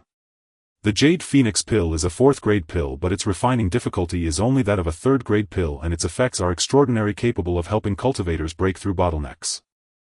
Below the transformation realm, any bottleneck can be overcome by consuming this pill. With this recipe, he was sure he could produce astonishing pills in the Dan Tower trials and crush Chu Feng. Chu Feng, this is the recipe for the Jade Phoenix Pill, a 4th grade pill. Even if you can refine a perfect third-grade pill, what does it matter? I can already refine fourth-grade pills. Sun Yue stood among the crowd frowning at Qian Ming's arrogant words. Qian Ming, you've been defeated by Chu Feng multiple times, and even your master Elder Shen has willingly taken Chu Feng as his disciple. What makes you think your alchemical talent is superior to his? What would you know, you woman? Qian Ming's expression darkened as he retorted angrily. Alchemical talent and mastery of alchemy are two different things. Chu Feng only relies on some good fortune to refine perfect pills. In terms of talent, he doesn't even compare to my pinky finger. He turned his gaze towards Chu Feng, provoking him. Chu Feng, if you have the ability, enter the Dan Tower with me and we'll see who prevails. With that, he turned and strode towards the entrance of the Dan Tower. Watching Qian Ming enter the tower, Sun Yue couldn't help but feel a sense of worry as Chu Feng seemed to have no intention of entering. Chu Feng, aren't you going in? Chu Feng glanced at the Dan Tower and replied indifferently, no rush. Just as he finished speaking, Shen Guan hurriedly approached in midair. His clothes were somewhat disheveled and he appeared fatigued, clearly having rushed here. Master, I've returned. Shen Guan quickly walked up to Chu Feng, bowing respectfully, then took out a light blue storage ring and handed it to Chu Feng. The materials you needed, Master, I've gathered them all. Chu Feng took the storage ring and, using his divine sense, confirmed that it contained all the materials required to refine the 9 turns concentration pill. Thank you for your hard work. With that, he turned and walked into the Dan Tower. The crowd couldn't help but begin to murmur. Who do you think has stronger alchemical talent? I heard there's a refining furnace hidden inside the Dan Tower, a sacred artifact. That's right, only those with 9 levels of alchemical talent can obtain that sacred artifact. As Chu Feng entered the Dan Tower, the space on the first floor was extremely spacious. Surrounding it were 10 independent alchemy rooms, each separated by heavy stone doors. At this moment, one of the alchemy room's stone doors was already closed, indicating that Qian Ming had begun refining pills inside. However, Chu Feng did not choose an alchemy room like Qian Ming but headed straight for the stairs. As soon as he stepped onto the second floor, an invisible pressure struck him. The space on the second floor was much smaller than the first, and the ground was engraved with a complex formation that formed an invisible barrier blocking his advance. However, in his past life, Chu Feng had entered the Dan Tower before and was well acquainted with the formations here. The moment he stepped into the formation, golden light suddenly surged and countless golden runes swept toward him. However, Chu Feng moved as if strolling leisurely, his steps never faltering. He cast various spells that landed on the key nodes of the formation. As the spells landed, the golden light of the formation gradually dimmed and the invisible barrier slowly dissipated. Chu Feng easily passed through the formation and walked toward the 3rd floor. In the span of a tea's worth of time, Chu Feng had already ascended to the 9th floor. In the center of the floor stood a massive furnace, the legendary sacred artifact, the Qian Kun purple gold furnace. On the edge of the Qian Kun purple gold furnace sat a woman. She wore a long crimson dress that trailed on the ground, resembling a burning flame, perfectly outlining her exquisite figure. Her long straight legs were crossed, revealing a small section of fair skin which appeared particularly alluring against the backdrop of the fiery red dress. However, her form was extremely ethereal, as if a gust of wind could blow her away, and the fluctuations of spiritual power around her were also faint. She was the spirit of the Qian Kun purple gold furnace, Ziyan. Seeing that Chu Feng could actually ascend to the 9th floor, Ziyan's beautiful eyes narrowed instantly. How did you get up here? Chu Feng looked at the breathtaking woman on the edge of the furnace, a glint of appreciation in his eyes. I walked up. Ziyan's brow furrowed slightly, her wariness intensifying. The formations in the first 8 floors of the Dan Tower are extremely dangerous, even a master of formations cannot easily break them. Believe it or not. Chu Feng shrugged. A flash of anger crossed Ziyan's eyes. This young man was far too arrogant. As the spirit of a sacred artifact, she also held her own pride. She condensed a light red stream of spiritual power in her hand, emanating a fierce aura as it shot toward Chu Feng's chest. However, she was far too weak. This attack's power was even less than a full-force strike from a golden core cultivator. Chu Feng looked at the enchanting woman rushing toward him, a hint of helplessness flashing in his eyes. He sidestepped and easily avoided the stream of spiritual power. At the same time, he extended his right hand and accurately grasped Ziyan's wrist. Ziyan's wrist was slender and cold, akin to fine mutton fat jade, and Chu Feng felt a delicate sensation at his fingertips. Let go of me. Ziyan shouted angrily, attempting to break free from Chu Feng's grip, but found that his hand was like a vice firmly holding her wrist and rendering her immobile. Unwilling to yield, she swung her other hand toward Chu Feng's head. Chu Feng extended his left hand and seized her other wrist once more. At this moment the two were very close, and Chu Feng could distinctly smell a faint fragrance emanating from Ziyan. Her body was firmly restrained by Chu Feng and her ample chest was nearly pressed against his. "Let go of me, lecher." Ziyan was both shy and angry, struggling even harder. Her body twisted continuously, causing her ample chest to rub against Chu Feng's, bringing an unusual sensation. Chu Feng's throat involuntarily rolled. This woman was simply too alluring. "If this continues, your spirit body will dissipate completely. I'm here to help you." "Help me." Ziyan's struggles came to an abrupt halt as her beautiful eyes fixed intently on Chu Feng. Chu Feng candidly said, "I can help you refine a 9 turns concentration pill to restore your spirit body to its peak state." 9 turns concentration pill. Ziyan's pupils constricted. That was a 9th grade pill. How could a young man in his 20s possibly achieve that? She was more than aware of the difficulty of refining the 9 turns concentration pill, which required profound alchemical knowledge and powerful mental strength. "Why should I trust you? Just because I can stand in front of you." Being able to easily break through the formations of the Dan Tower and ascend to the 9th floor was proof enough. Ziyan's beautiful eyes were fixed intently on Chu Feng, the suspicion in her gaze unwavering. This young man effortlessly ascended to the 9th level of the Dan Tower and could refine the 9-turn concentration pill, indicating he was no ordinary figure and undoubtedly had ulterior motives. With this thought in mind, she chuckled lightly and then spoke coldly. "Even if you reach the 9th floor, what does it matter?"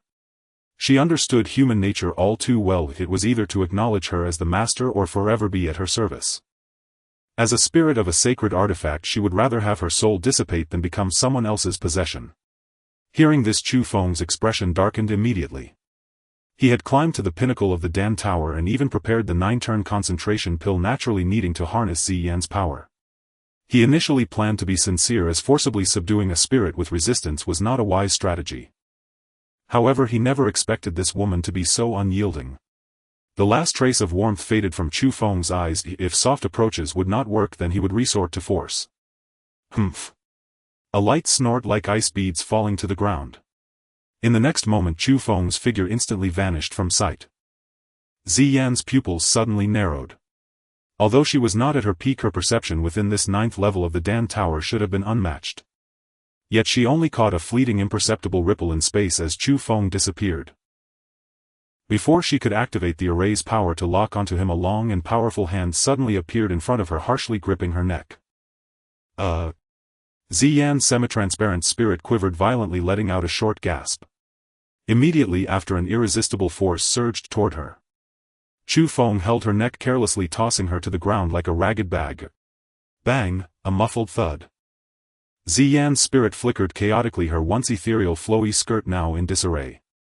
Although a spirit does not truly feel pain, the sensation of being treated so roughly and the panic of her spiritual power being restrained shocked her deeply. Chu Feng's figure solidified before her, looking down at her from a height. "You really don't think I am pleading with you, do you?" Ziyan lay on the ground, a strange expression appearing on her otherwise beautiful face for the first time. She had never been treated so brutally. Previously, those who participated in trials, even if they harbored ulterior motives, always treated her with respect, and no one had ever dared to lay hands on her. "You! Despicable!" After regaining her senses, Ziyan exclaimed angrily. "Arrogant ant! I will kill you. I will mobilize the Dan Tower's restrictions to completely refine you." However, the spiritual power that Chu Feng infused while gripping her neck was like countless fine chains already sealing all her power. Slap! A crisp sound interrupted Ziyan's futile threats. Chu Feng swung his hand, delivering a powerful slap that landed squarely on Ziyan's cheek. This slap not only disrupted the spiritual power that Ziyan was gathering but also shattered her icy facade. Ziyan's head turned to the side, covering her face, utterly dazed. A wave of energy trembled through her spirit, causing her soul to shudder. She turned her head blankly to look at Chu Feng, her usually cool and aloof purple eyes filled with strange glimmers. Chu Feng looked at her coldly, a smirk appearing at the corner of his mouth. "With you as a spirit, you think you can kill me?" Ziyan, covering her face, suddenly spoke much softer, even with a hint of tremor in her voice. You're too forceful. This voice was light and soft, completely contrasting with her previously cold and ethereal image. Chu Feng raised an eyebrow, sensing something amiss. He looked closely at Ziyan and saw that her formerly pale cheek had developed 2 patches of crimson that spread all the way to her ears. Those usually clear and cold purple eyes now shimmered with watery glints, misty and hazy.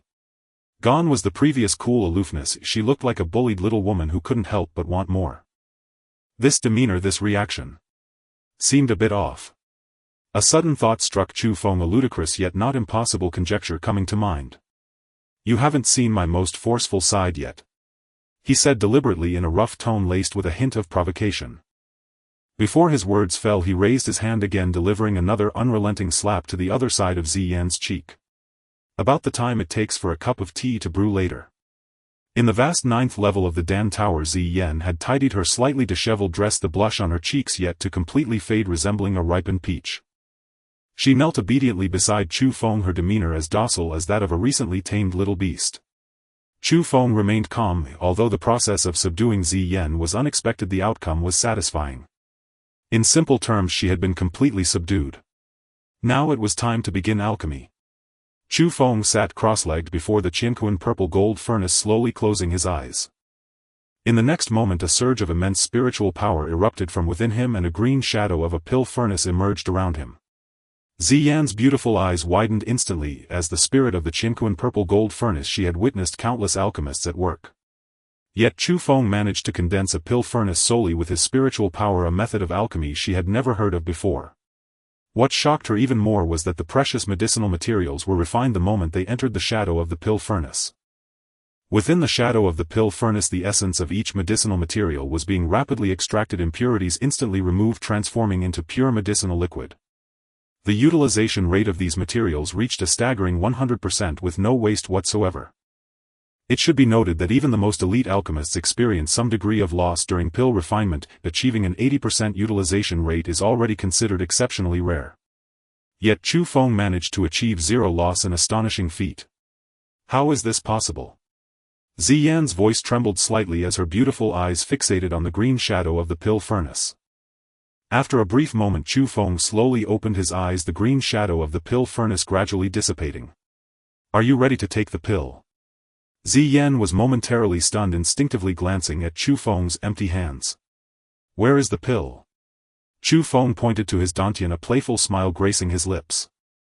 It's inside me. Inside you? Ziyan's beautiful eyes were filled with confusion. Then how am I supposed to take it? Chu Feng stood up, walking towards Ziyan step by step. You want to? With me? Ziyan blushed with anger, retreating several steps. She never expected Chu Feng to propose such an idea. Chu Feng had already seen through this woman's heart. He pretended to show a hint of helplessness, turning to speak to the air. Aunt Pei, she doesn't want to take this pill. As soon as his words fell, a purple stream of light shot out from the star sword at Chu Feng's waist, landing on the ground and transforming into a stunning woman in a purple gown. With a charming smile on her lips, it was Pei Yuhan, the spirit of the star sword. Pei Yuhan cooperatively played along with Chu Feng's act, walking to his side, extending her delicate hand to affectionately link arms with him, her expression one of flirtation. Since she doesn't want it, then let's give it to Aunt Pei. Saying this, she gently kissed Chu Feng's cheek. Chu Feng's throat tightened slightly. He had merely wanted Pei Yuhan to play along, yet he did not expect her to be so dedicated, almost as if she intended to take it seriously. The soft tip of her tongue brushed against his cheek, sending a wave of tingling sensation through his body, causing him to involuntarily tense up. Upon seeing Pei Yuhan, Ziyan immediately panicked. She was merely a bit shy at the moment. Who said she didn't want it? If the 9-turn concentration pill was taken by Pei Yuhan, she would truly have nowhere to turn. I want it. Ziyan almost blurted out. She did indeed need the 9-turn concentration pill, otherwise within a month she would completely vanish.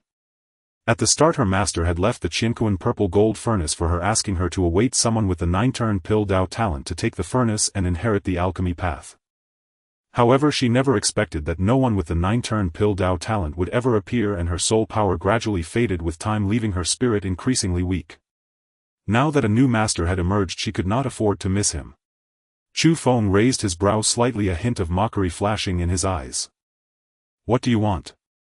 Ziyan's cheeks flushed bright red resembling a ripe apple. She couldn't act as flirtatiously as Pei Yuhan, but to obtain the 9-turn concentration pill she could only shyly whisper. "I want my master to feed me." "The pill." Pei Yuhan gazed at Ziyan's bashful appearance, her beautiful eyes crescent-shaped revealing a playful smile. She leaned close to Chu Feng's ear, lightly biting his earlobe. "You owe Aunt Pei a 9-turn concentration pill." Chu Feng's body shuddered. He turned to speak but found that Pei Yuhan had already transformed into a purple stream of light, returning to the star sword, leaving only a lingering fragrance in the air. He gently touched his earlobe, a helpless smile appearing on his face, then walked towards Ziyan again. Feeling Chu Feng's approach, Ziyan's body tensed involuntarily, her heart racing like a drum. She lifted her head, gripping her skirt tightly, the fiery red fabric wrinkled in her grasp. Chu Feng approached her, slightly bending down, his nose nearly touching Ziyan's. Seeing her reflection in her eyes, he did not hesitate any longer, lowering his head to kiss Ziyan's soft lips. Ziyan let out a muffled gasp, her eyes widening, but she quickly closed them. A stick of incense later, amidst their entanglement, time quietly flowed by. Suddenly Ziyan abruptly arched her body. A tremendous wave of spiritual power erupted from her spirit instantly becoming incredibly solid, no longer the thin and transparent form it once was. Simultaneously her strength rapidly recovered, soaring to the realm of refining void. Ziyan slowly opened her eyes, her beautiful eyes sparkling with a crystalline glow. Her soul had completely rejuvenated, even stronger than at her peak. All of this was thanks to the 9-turn concentration pill that Chu Feng had refined. It actually has 100% efficacy. Ziyan never expected that the 9-turn concentration pill refined by Chu Feng would be a perfect pill. At this moment Chu Feng leaned close to her ear, his warm breath brushing against her earlobe. "What do you think my alchemy talent level is for this pill?" Ziyan's body trembled slightly. In fact, it was not the Dan Tower itself that tested an alchemist's talent, but her, the spirit of the Qianquan purple gold furnace. She had always judged an alchemist's talent by observing the quality of the pills they refined, their alchemy techniques and their control over spiritual power. The higher the talent, the better the quality of the refined pills, leading to higher corresponding talent levels. At this moment Qian Ming was still in the first level of the Dan Tower, refining the Jade Phoenix pill and awaiting her evaluation. But now she had completely succumbed to Chu Feng, leaving her with no desire to assess Qian Ming's alchemy talent. Ziyan's eyes slightly lost focus, her mind echoing with everything that had just transpired, murmuring. "My master has 9-turn talent. 9-turn pill Dao talent." This was the highest level of alchemy talent, the level her original master had hoped for when leaving the Qianquan purple gold furnace. Over the years countless talented alchemists had come to trial, but the highest achieved was only a 7-turn talent, and no one had ever reached 9 turns. Now that person had finally appeared. In the plaza outside the Dan Tower, a tumult of discussions surged like waves. Qian Bansheng stood at the front of the crowd, his expression tense, his hands unconsciously clenched into fists.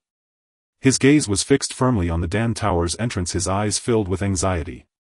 To secure the Jade Phoenix pill recipe for Qian Ming, the Qian family had nearly exhausted half of their savings. If Qian Ming's alchemy talent could not surpass Chu Feng, not only would the Qian family's position in Qingshan City become precarious, but all his years of hard work would also go to waste. Shen Guan stood beside Sun Youwei, his expression calm yet unable to conceal the anticipation in his eyes. He firmly believed that a master capable of refining a perfect longevity pill with 100% efficacy could not be mediocre in talent. Shen Guan knew Qian Ming's capabilities best. At most he could only reach a 5-turn talent, utterly incomparable to his master. Sun Youwei's brows furrowed slightly, her beautiful eyes revealing a hint of worry. She believed in Chu Feng's talent, but with Qian Ming possessing an ancient miraculous formula this time, she couldn't help but feel a bit uneasy. The crowd around them continued their animated discussions. "Who do you think has a higher talent, Lord Chu or Qian Ming?" "I bet on Lord Chu. A perfect pill with 100% efficacy is not something just anyone can refine. Qian Ming's Jade Phoenix pill is a 4th-tier pill, not too difficult to refine, and might even influence the Dan Tower's judgment of his talent." The crowd's excitement stemmed from the rarity of alchemy talent. A 5-turn talent was already a genius among millions sought after by major sects. Moreover, those above 6 turns were even rarer, appearing once every 1,000 years. Just then a slight tremor suddenly emanated from the base of the Dan Tower. Buzz! Amidst a low hum, the first level of the Dan Tower suddenly lit up with a golden light, the light spilling forth from the patterns on the tower resembling flowing gold, illuminating the first level in resplendent glory. Soon after the second, third, fourth and fifth levels. The golden light spread like wildfire layer by layer, and in the blink of an eye the fifth level of the Dan Tower was completely illuminated. 5 turns. It's actually 5-turn alchemy talent. My heavens, a Ancina Millennium alchemy genius has emerged from Qingshan City. The plaza erupted into an earth-shattering commotion, everyone widening their eyes staring at the golden light from the fifth level of the Dan Tower. No matter who it is, a 5-turn talent is enough to be nurtured as a core disciple by the Danyang sect. Qian Bancheng's breath quickened, his hands tightening even further. 5-turn talent. Although not the 6th turn he had anticipated, it was still a Ancina Million genius. As long as Qian Ming could grow, the Qian family's position in Qingshan City would be as steady as Mount Tai. Yet he felt vaguely dissatisfied. After all, they had spent so much savings on that pill recipe, and if they couldn't overpower Chu Feng, it would feel like a loss. Although he had faith in his son, he believed Chu Feng's alchemy talent should also reach 5 turns. However, just as everyone thought the light would stop there, the 6th layer's patterns suddenly illuminated with golden light. Boom! The moment the 6th layer was lit, the plaza erupted with renewed excitement. 6-turn talent. Qian Bancheng's eyes widened in disbelief, his previous tension instantly replaced by wild joy. Heaven bless, it must be my son Qian Ming's 6-turn talent. The Qian family is about to prosper. He envisioned the Qian family becoming the leading family in Qingshan City, even being courted by major sects, a smile on his face that he couldn't suppress. For this pill recipe the Qian family had essentially bet everything, and now that they finally saw a return, how could he not be excited? Sun Yuwei's brow furrowed even tighter, her worries deepening. Could it really be Qian Ming? 6-turn talent had already exceeded her expectations. Shen Guan, however, shook his head. Qian Ming could not possibly possess such talent, it had to be from his master. Since his master could refine a longevity pill with 100% efficacy, his alchemy talent must surely surpass that of an alchemy king. Sure enough, the 7th layer's golden light lit up. 777.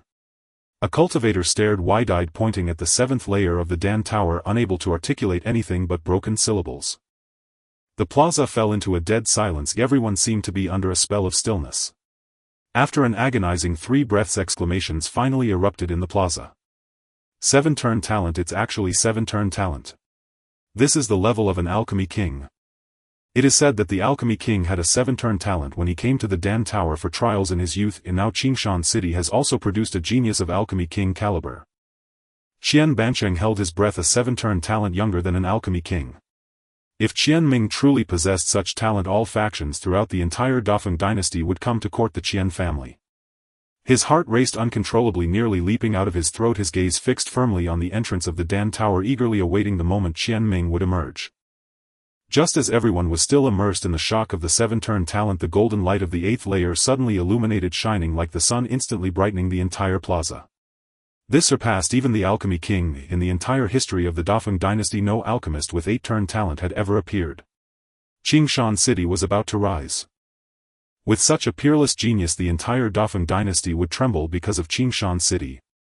The crowd in the plaza went utterly insane. An 8-turn talent could no longer be described merely as a genius, this was simply a deity of alchemy. A 7-turn talent could achieve the title of alchemy king. If an 8-turn talent were to grow, they would surely become a figure of alchemy emperor caliber. Shen Guan's throat rolled violently. To be the disciple of such a peerless genius was equivalent to striking gold. No wonder my master dares to say that an alchemy king is nothing. With such talent, an alchemy king indeed cannot compare to my master. Qian Bancheng's body had gone rigid, his face devoid of expression. This had exceeded the limits of his imagination. He even began to doubt whether this was truly Qian Ming. He knew Qian Ming's talent best. Although it was decent, could it really reach such an incredible level? Yet he was also unwilling to believe this was Chu Feng. After all, Chu Feng was the sworn enemy of the Qian family. At that moment the 9th layer of the Dan Tower lit up. As the 9th layer was illuminated, the entire world seemed to fall silent. Deathly stillness. A thick golden beam of light shot up from the 9th layer of the Dan Tower, piercing the sky and forming a massive golden curtain in the heavens, visible clearly within 1,000 miles. The legendary 9-turn alchemy talent actually exists. An alchemy emperor. This is the future alchemy emperor. The one and only in 10,000 years 9-turn alchemy talent, the first person in countless ages. At this moment all eyes were fixated on the entrance of the Dan Tower. Whoever stepped out first would be the one with 9-turn alchemy talent, the future alchemy emperor. It really is Qian Ming. The one with a 9-fold alchemy talent is actually Qian Ming if the Qian family is about to rise. I thought it was Chu Feng at first, but it turns out it's young Master Qian. It seems he is the true dragon hidden in the depths. Where is Chu Feng? Why hasn't he come out yet? Could it be that his talent is too low and he's embarrassed to show himself?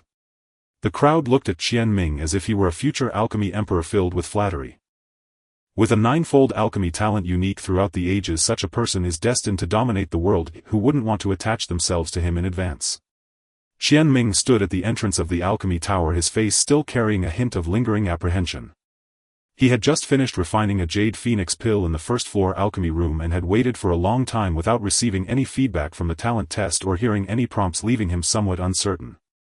He even doubted if he had failed in refining the pill. After hesitating for a long time, he finally steeled himself to walk out of the alchemy tower. As soon as he emerged, he was surrounded by countless fervent gazes with praises and exclamations ringing in his ears, gradually replacing his apprehension with an inexplicable ecstasy. He instinctively looked towards the front row of the crowd and immediately spotted his father Qian Bansheng. Father. Qian Bansheng was already trembling with excitement. He rushed forward and embraced Qian Ming tightly, his hands gripping his arm so fiercely that his nails nearly sank into his flesh. His face was filled with a savage joy, his mouth stretched wide to the roots of his ears, releasing a thunderous burst of laughter. Ha ha ha. My son. My good son. You possess 9-fold alchemy talent. 9-fold. He had previously worried that Qian Ming's talent would not be enough to overpower Chu Feng, but now it seemed those worries were unfounded. With 9-fold talent, Qian Ming was destined to soar to great heights. Not only the small Qingshan city but even the entire Defeng dynasty would eagerly seek his son. The Qian family was about to become a truly top-tier force. My son Qian Ming possesses the demeanor of an emperor. Boom! Qian Ming's mind was struck as if by a bolt of lightning, instantly blank.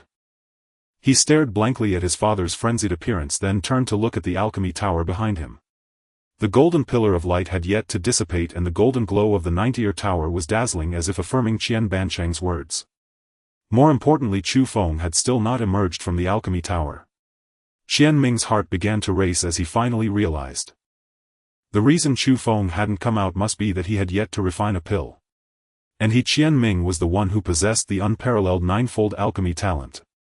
Shengguan was right, he truly was an extraordinary alchemist. What did it matter that he had been humiliated by Chu Feng repeatedly? Those were merely temporary setbacks. With this 9-fold alchemy talent he would command the admiration of all. Not only the small Qingshan city but even the royal family of the Defeng dynasty would treat him like a guest of honor. What of the Dan Wang? It is said that he only possessed a 7-fold alchemy talent in his youth, but now he was at 9-fold. His future was destined to surpass the Dan Wang and become the true supreme master of alchemy, revered by all. I possess 9-fold alchemy talent. Qian Ming lifted his head. The oppression he felt from Chu Feng was swept away, replaced by an air of arrogance that looked down upon the world. Young Master Qian, congratulations. Young Master Qian's talent is phenomenal, he is bound to have a bright future. The Qian family is about to rise, we hope young Master Qian will take care of us in the future. The surrounding crowd rushed forward, their faces filled with fawning smiles as they scrambled to congratulate Qian Ming and Qian Bansheng. Various compliments surged towards Qian Ming like a tide, making him feel even more elated, as if he had truly become the exalted alchemy emperor. Qian Ming reveled in the adoration of the crowd, his gaze sweeping through the throng until it landed on Shengguan. A mocking smile curled at the corners of his mouth as he pushed through the crowd surrounding him, striding directly towards Shengguan. Shengguan stood in place watching Qian Ming's self-satisfied demeanor, the corners of his mouth twitching slightly. He knew Qian Ming too well. Though his alchemy talent was not bad, it was at most 5-fold, how could he possibly possess 9-fold talent? However, the fact that Chu Feng had still not come out left him somewhat bewildered. Qian Ming approached Shengguan, looking down at him from a height, his eyes filled with scorn. Shengguan, you were right, my talent in alchemy is indeed 1 in a million. Shengguan frowned and opened his mouth to say something. Disciple, Qian Ming's expression instantly turned cold as he spoke in a chilling tone. I now possess 9-fold alchemy talent, the future alchemy emperor. You, a mere outer sect elder of the Dan Yang sect, dare to aspire to be my master. Do you think you are worthy? In his eyes Shen Guan's current status was no longer worthy of being his master. Otherwise it would be a blemish on his future as the Alchemy Emperor Qianming. I hereby sever ties with you as master and disciple. Had it not been for you taking Chu Feng as your disciple, perhaps I could have benefited from it. But you foolishly neglected a genius disciple like me to fawn over someone of mediocre talent. It is truly laughable. Surrounding crowds upon hearing that Qianming intended to sever ties with Shen Guan revealed expressions of amusement. Some thought Qianming was forgetting his roots, but many felt it was only natural. A future alchemy emperor with ninefold talent could not possibly have a fourth-rank alchemist as his master. That would be a disgrace to Qianming's identity. Shen Guan watched Qianming's arrogant demeanor, sighing inwardly. When he had told Qianming that his alchemical talent was 1 in a million, it was merely to encourage him to practice diligently, a white lie. He never expected Qianming to take it seriously. Considering their past teacher-disciple bond, he did not shatter Qianming's dream. Very well, our teacher-disciple fate has come to an end. Seeing Shen Guan so decisive, Qianming felt even more pleased, believing Shen Guan was intimidated by him. He snorted coldly, disregarding Shen Guan, and turned back to continue accepting the crowd's adoration. On the other side of the crowd, the faces of Sun family's father and daughter turned an extremely ugly shade. Sun Yue clenched her fists tightly, her face turning pale. How could this be possible? How could someone with ninefold alchemy talent beat Qianming? Chu Feng's performance in alchemy was clearly far superior to Qianming's. He could refine perfect pills with full efficacy and easily win bets against Shen Guan, even making someone like Shen Guan willingly submit as a disciple. Such a person, how could his talent possibly be inferior to Qianming's? There must have been a mistake, there had to be. Previously, to refuse Qianming's proposal, she had completely bound herself to Chu Feng, effectively offending the Qian family. Now that Qianming had become the future alchemy emperor with ninefold talent, the Qian family's power would surely soar, and the fate of the Sun family was dire. The head of the Sun family, Sun Yuan, staggered and nearly fell to the ground. His eyes were vacant, his lips trembling as he mumbled to himself. Qianming actually possesses ninefold alchemy talent. If the Sun family is finished. Shirlanin hurriedly reached out to support him, her face filled with panic. Husband, please don't scare me. Is there really no turning point in this situation? Sun Yuan's voice was filled with regret as he let out a long sigh. Qianming is destined to become the future Pill Emperor. If the Qian family will surely retaliate against our Sun family. Our Sun family can no longer find a foothold in Qingshan City. He initially believed that Chu Feng was strong enough to protect the Sun family, but now it seems that in front of the nine-layer Dan Dao genius Qianming, Chu Feng's strength is utterly insignificant. He gazed at Qianming, who was surrounded by admirers and full of vigor, and felt a wave of dizziness. If it weren't for Shirlanyan's support, he might have collapsed to the ground. The onlookers also noticed the predicament of the Sun father and daughter, their faces displaying a gloating expression. The Sun family is bound to suffer this time. They were so close to Chu Feng before, but now that Qianming has become the future Pill Emperor, what good can the Sun family expect?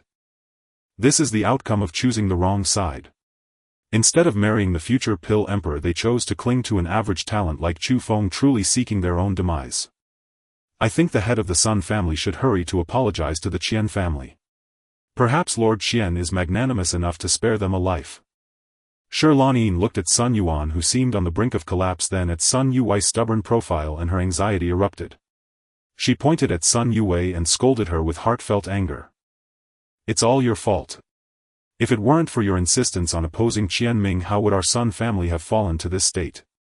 Now look, the future of the Sun family is about to be ruined because of you. When Qianming came to propose back then, he was so impressive.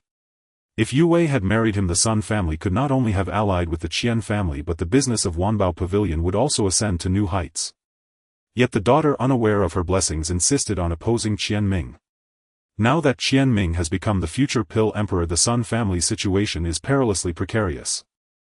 Sun Yue tightly pressed her thin lips, biting them until they turned pale, yet there was no trace of regret in her eyes.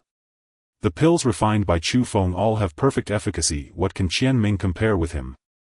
Whether in the past or now, she has never regretted her choice. Even if it means death, she will never marry Qianming. Yu. Sun Yuan trembled with rage at his daughter's words, his face turning ashen, unable to utter a complete sentence for a long time. He never expected that at such a critical moment his daughter would still defend Chu Feng. Shirlanin hurriedly patted Sun Yuan's back, trying to calm him down while lowering her voice to remind him. Sir, please don't let your anger harm your health. The urgent matter now is to find a way to mend relations with the Qian family. Didn't you verbally agree to the marriage between Qian Ming and Yue Wei? Although there were some conflicts between Wanbao Pavilion and Baodan Pavilion because of Chu Feng, as long as Yue Wei is willing to marry over and sincerely apologize, the past can be forgotten.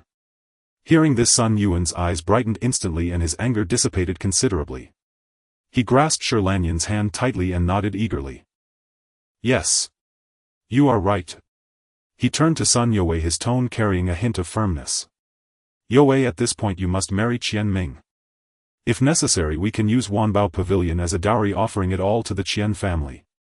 As long as Lord Qian does not hold grudges and can assist our Sun family in the future, it will all be worth it, no matter how much we have to give up.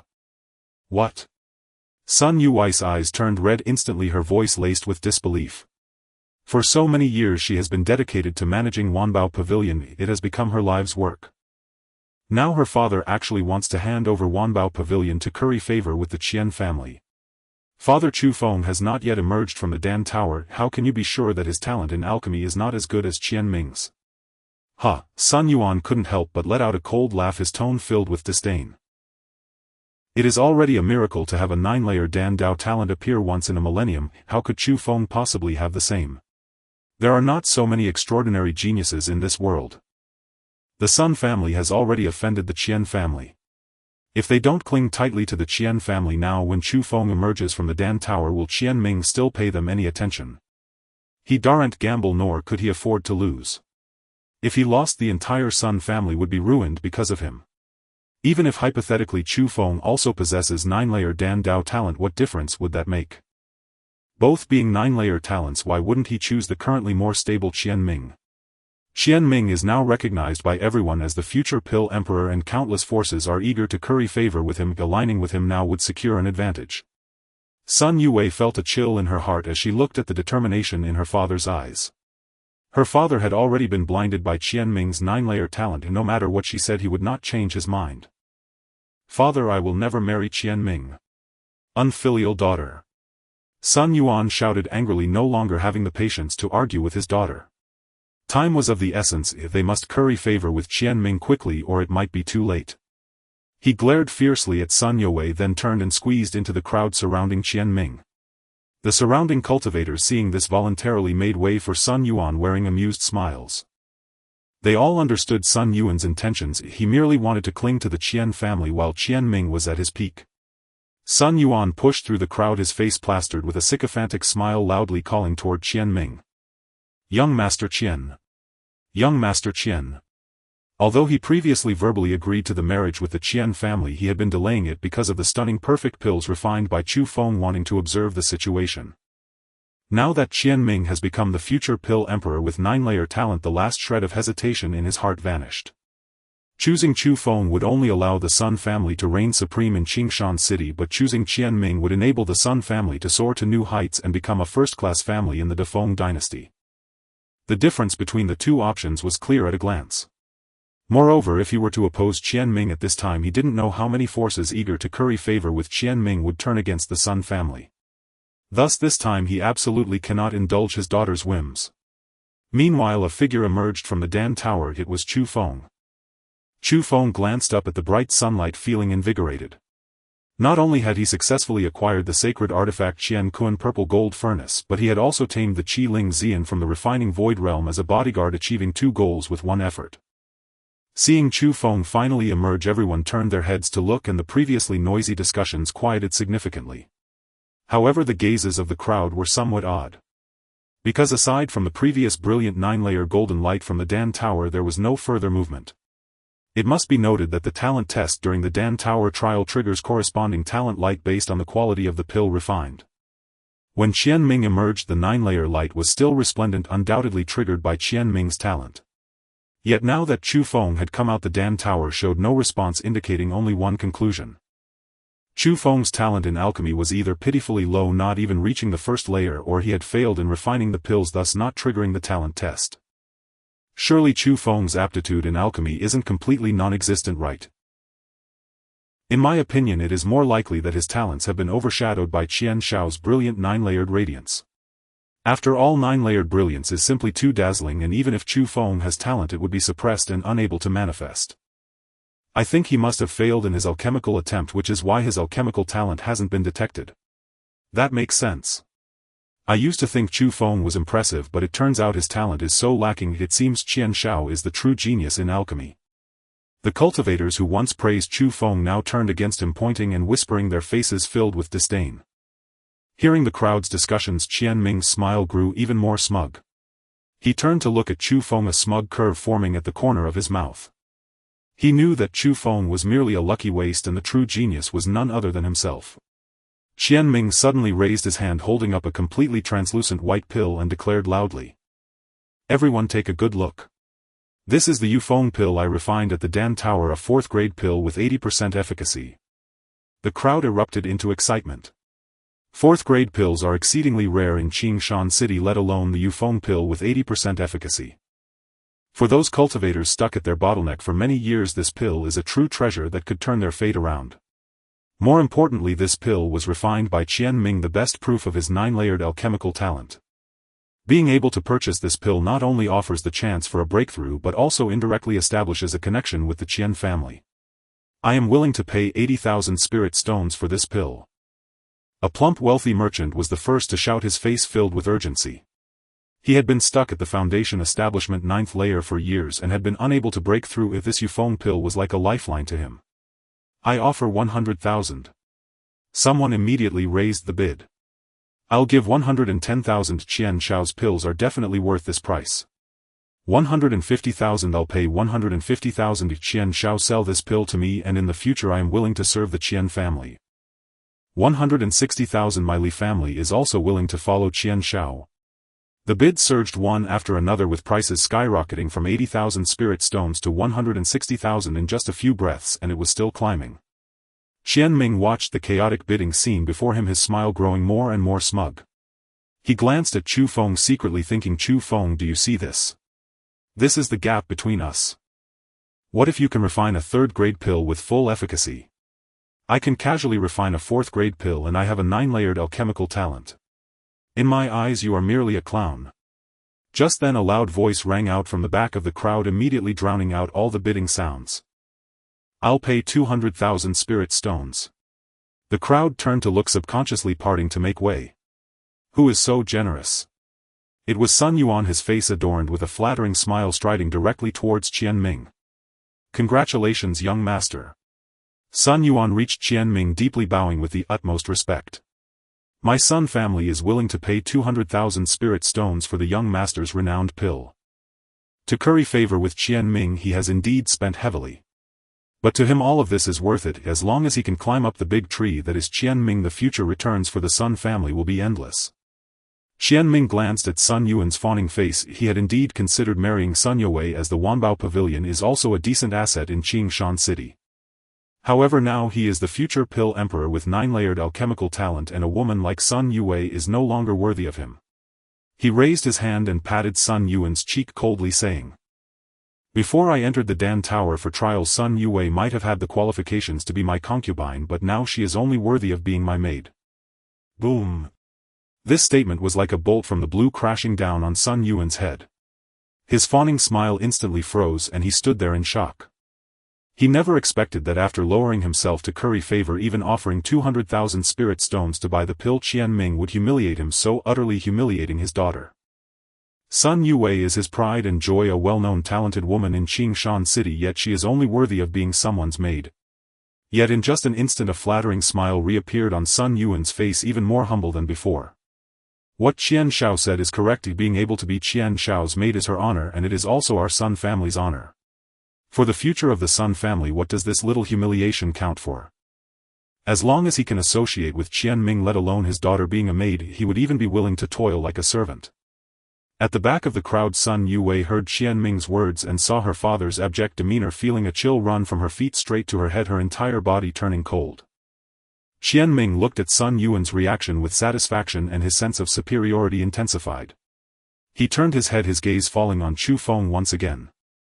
"Chu Feng, where is the pill you refined in the Dan Tower? Show it to everyone." His voice deliberately amplified, prompting the surrounding crowd to echo. Yes, Chu Feng, show us your pill. Could it be that you really failed in refining it? I think he simply has no talent. Previously when he refined perfect pills it must have been sheer luck. Chu Feng stood still calmly observing everything before him, already aware in his heart. He had been entangled with Xian on the 9th floor of the Dan Tower for quite some time, wasting a lot of time.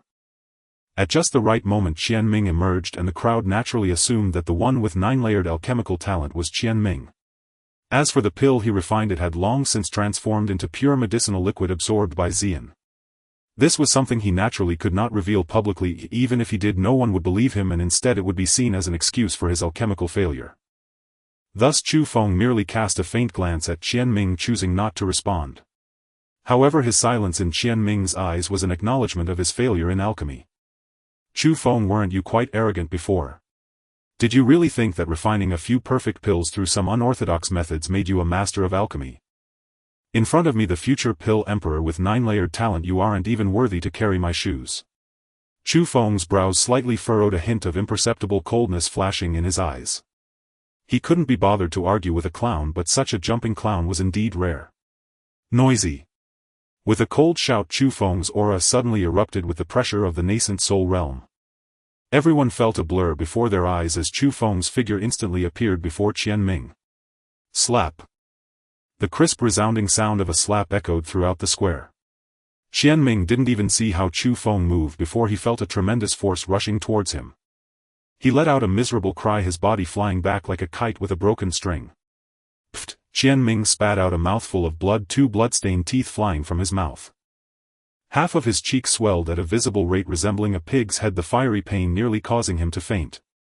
I am the Pill Emperor, how dare you hit me? Qian Ming covered his swollen cheek, for he is the future Pill Emperor, and yet Chu Feng still dared to strike him. This is simply outrageous. Chu Feng looked down at Qian Ming on the ground, lifting his right foot and unhesitatingly stomping down towards the base of Qian Ming's thigh. With this stomp he crushed Qian Ming's lifeline. Is that what you call a Pill Emperor? Ah! Qian Ming let out a piercing scream, the sound as jarring as that of a pig being slaughtered. His body curled on the ground, convulsing violently, cold sweat cascading down his forehead, instantly soaking his clothes. The heart-wrenching pain from his lower body made him feel as if he had lost something vital. Chu Feng's foot remained firmly planted at the root of his thigh, showing no sign of relent. A genius that has not matured is nothing but an ant. A simple statement, yet it carried an air of disdain, as if looking down on the world. In the face of absolute power, so-called talent and future are merely illusions. What does it matter if Qian Ming possesses the talent of the 9th level of alchemy? Before a nascent soul cultivator like him he remains utterly vulnerable, easily crushed at will. Qian Ming's screams gradually weakened, his eyes bulging in terror. He wanted to threaten Chu Feng with harsh words, but the intense pain rendered him speechless and he fainted from the agony. The square fell into a dead silence, everyone stunned by the scene before them. After a long while whispers began to break the stillness. Chu Feng is truly tyrannical, he directly crippled Qian Ming. Qian Ming is a genius with the talent of the 9th level, isn't he afraid of future retaliation from him? After all, Qian Ming is a disciple of the Dan Yang sect, so talented. Chu Feng has crippled him, and surely the Dan Yang sect will stand up for Qian Ming. Sun Yuan stood frozen watching Qian Ming's pitiable state, his flattering smile instantly freezing on his face. His body trembled and his legs weakened, almost collapsing to the ground. Chu Feng was right, a genius that has not matured is merely an ant. Before Qian Ming fully attached himself to other powerful forces he could not afford to offend Chu Feng. Sun Yue observed everything before her as despair gradually faded from her eyes, replaced by a complex emotion. Chu Feng was still the same Chu Feng, still so domineering and inscrutable. Chu Feng slowly withdrew his foot, his gaze calmly sweeping across the crowd. All the cultivators who met his eyes instinctively lowered their heads, not daring to make eye contact. Heh! He sneered, no longer paying attention to the unconscious Qian Ming on the ground, and turned to walk towards the Chu residence. Shengguan hurriedly followed behind Chu Feng, his steps urgent yet cautious. His mind was filled with too many questions. His master had clearly entered the alchemist tower, and the tower had shone with golden light of 9 layers, indicating that someone must have triggered the 9th level of alchemy talent. Everyone believed it was Qian Ming, but he could not accept it. He knew best how limited Qian Ming's abilities were. Even if he managed to refine a 4th grade Yufeng pill, it was impossible for him to trigger the 9th level talent. Back then the Alchemy King was exceedingly talented, refining 6th-grade pills in the Alchemist Tower, and he only attained the 7th level of talent. What reason did Qianming have to do better? The only possibility was his master. But if his master was indeed the true possessor of the 9th level talent, then what about the pills he refined? If his master truly succeeded in refining the 9 transformations calming spirit pill, why not take it out to prove himself? But if his master failed in alchemy, how could they explain the 9th level talent? Shengguan wanted to ask several times, but the words got stuck in his throat. After a long while he finally couldn't hold back any longer and tentatively spoke. Master, you are in the Alchemist Tower. Chu Feng's footsteps paused slightly, but he did not turn back. Qianming has the 9th level alchemy talent, a future alchemy emperor. If you change your allegiance now and become his disciple, there is still time. Shengguan's body tensed suddenly as if doused in icy water. I dare not. How can Qianming compare with my master? I only recognize you as my master in this life, and I have no other intentions. After the matter with the longevity pill, he had long since trusted Chu Feng's alchemical skills. Even if the whole world believed Qianming to have the 9th level talent, he firmly believed that the true genius was only his master. At this moment a gentle figure hurried forward, affectionately linking arms with Chu Feng. Husband, how about we move away from Qingshan City? Wherever you want to go, I'll accompany you. Chu Feng looked at Zhao Yurong's worried face, a hint of confusion appearing in his eyes. Why move? Qianming has awakened the 9th level alchemy talent. Zhao Yurong furrowed her brows slightly. You crippled him today, he will surely bear a grudge. With his 9th level talent he will definitely be heavily nurtured by the Danyang sect. The Danyang sect is one of the top sects in the Great Feng dynasty with a profound background. Although Chu Feng is at the nascent soul realm and can dominate in Qingshan City, facing such a large sect is akin to an ant shaking a tree.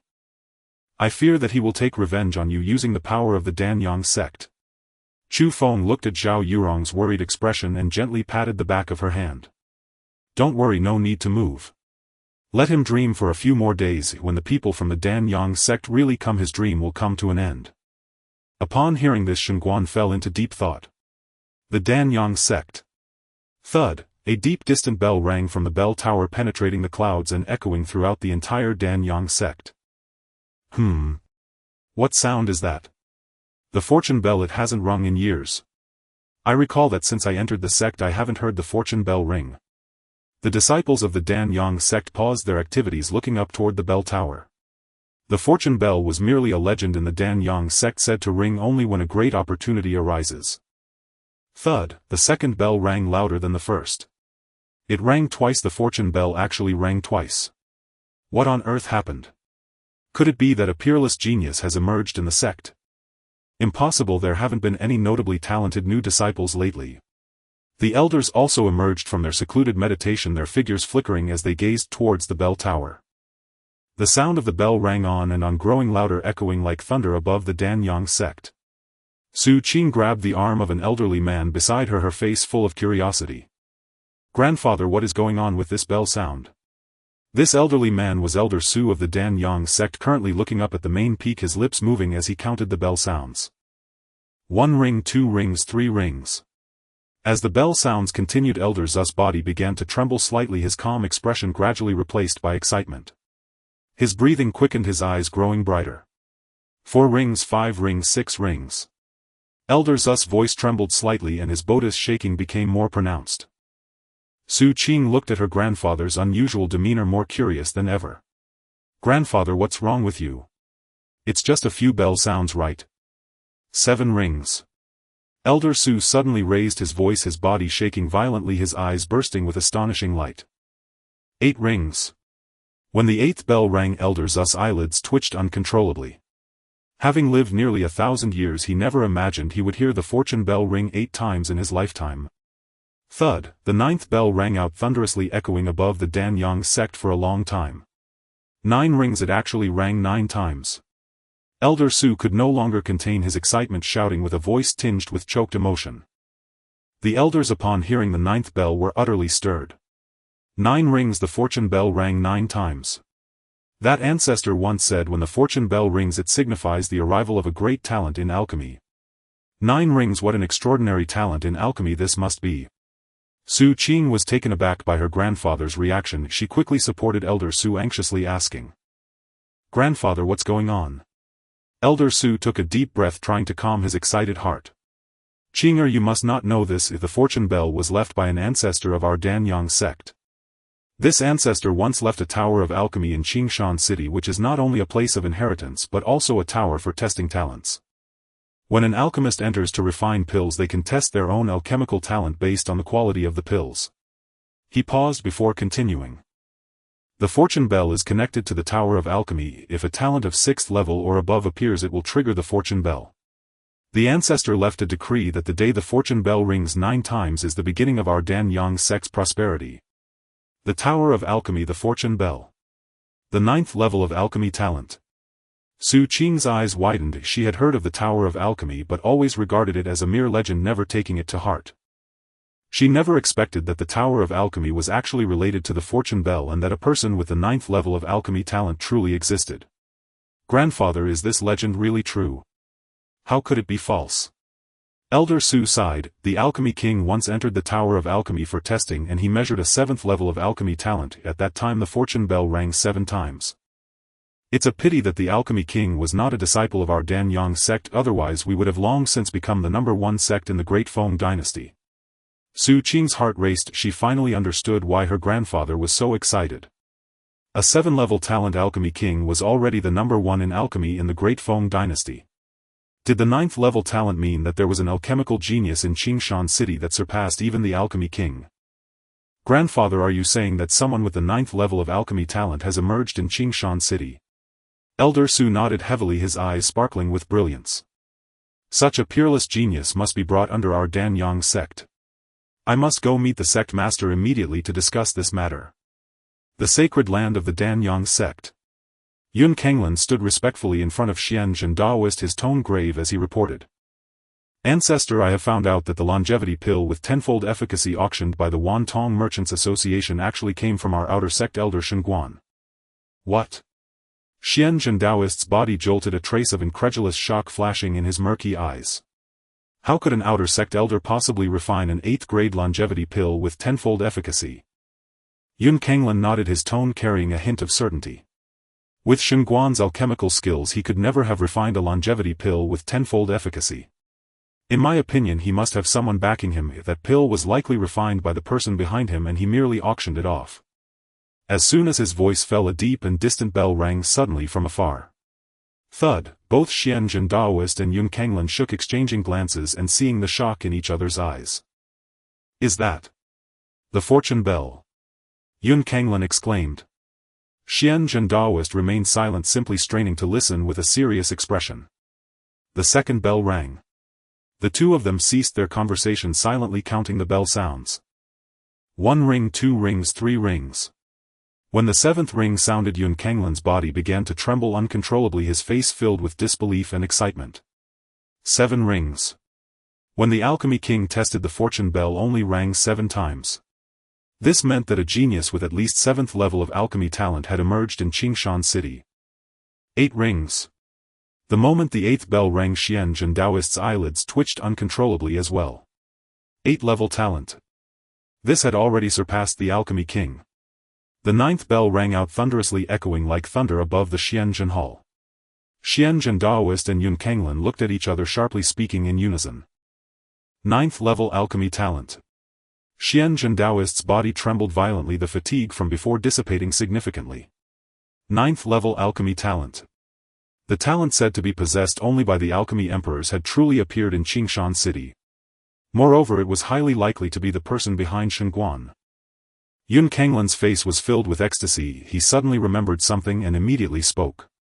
"Ancestor, I also found out that Shenguan has a disciple named Qian Ming who is a local from Qingshan City.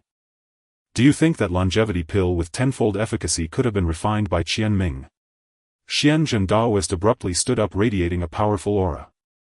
"Immediately summon Shenguan to see me. I want to ask him personally." "Ancestor, Shenguan is not in the sect." Yun Kenglin hurriedly replied. He used all the spirit stones from the auction of the longevity pill to purchase materials for refining the 9 transformations calming spirit pill and seems to have gone to Qingshan City. The 9 transformations calming spirit pill. Xian Jin Taoist's body shook again. If the 9 transformations calming spirit pill is a 9th grade pill. If someone could refine the 9 transformations calming spirit pill, they would certainly be able to refine the infinite longevity pill. I must personally go to Qingshan City. Wanbao Pavilion. All of you get out of my way. A series of arrogant footsteps approached from afar as a group of people surrounded a woman striding in boldly. The woman at the forefront was none other than Zhao Cui. Dressed in luxurious silks and satins with a golden hairpin in her hair and thick makeup on her face, her eyes sparkled with pride, showing none of her former humility. Qian Ming had long known that Zhao Cui and Sun Yue had a deep-seated grudge against each other. After being crippled by Chu Feng, his hatred had nowhere to vent, so he deliberately sent Zhao Cui to Wanbao Pavilion, wanting to unleash all his resentment on Sun Yue. Since leaving Wanbao Pavilion, Zhao Cui had relied on her previous relationship with Qian Ming to go to Baodan Pavilion. Now backed by the Qian family, she naturally wanted to flaunt her power, repaying the grievances she suffered in the past with interest. Behind Zhao Cui followed a burly elder, the newly recruited Zhou Feng from the Qian family, with a cultivation level at the 6th stage of Golden Core. He had originally been a wandering cultivator, but hearing that Qian Ming had awakened a 9-fold alchemical talent, he eagerly sought to join the Qian family. He thought about how he could ride the coattails of their success. Behind Zhou Feng followed a dozen or so servants from the Qian family. They strutted about, glaring fiercely at the attendants of Wanbao Pavilion, exuding an air of superiority. As Zhao Cui entered Wanbao Pavilion, she headed straight for the center of the hall, her gaze falling on Sun Yue. Sun Yue wore a light blue dress, looking at Zhao Cui with tightly furrowed brows, a hint of disgust flashing in her eyes. "Zhao Cui, how dare you come to my Wanbao Pavilion?" Zhao Cui found Sun Yue's words to be the height of absurdity. "Sun Yue, do you think you are still the lofty master of Wanbao Pavilion?" She walked step by step toward Sun Yue, her eyes filled with provocation. "To be honest, I am now the manager of Baodan Pavilion. Today I come by the orders of young Master Qian to take you to the Qian family." "Take me to the Qian family?" Sun Yue's brows furrowed tighter. "I have nothing to do with the Qian family, why should I go?" Zhao Cui laughed scornfully, her tone growing harsher. "Don't pretend to be confused. Your father long ago agreed to send you to the Qian family to serve young Master Qian." Sun Yue's body trembled violently, her complexion drained of color. She could never have imagined that her father would actually make such a decision. To curry favor with the Qian family, he would sacrifice her happiness and send her to serve Qian Ming as a maid. "My father would never agree to such a thing." Zhao Cui pulled out a document from her bosom, waving it triumphantly. "This is a document personally signed by your father, clearly stating that you willingly go to the Qian family to serve young Master Qian." Sun Yue looked at the document, feeling as if the world was spinning around her, her heart constricted as if something was blocking her breath. Seeing this, Zhao Cui leaned closer to Sun Yue, her tone filled with vengeful satisfaction.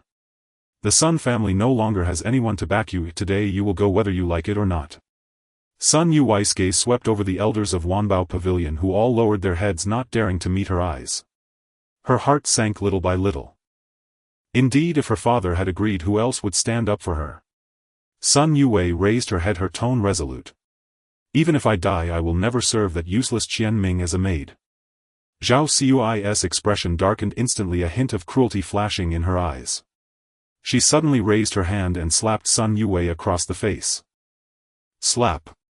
The crisp sound of the slap echoed loudly in the silent Wanbao Pavilion, particularly jarring.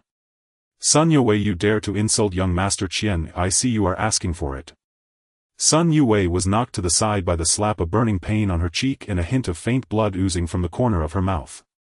She stared at Zhao Cui, her fury erupting like a volcano. How could a maid who had been kicked out of Wanbao Pavilion dare to strike her?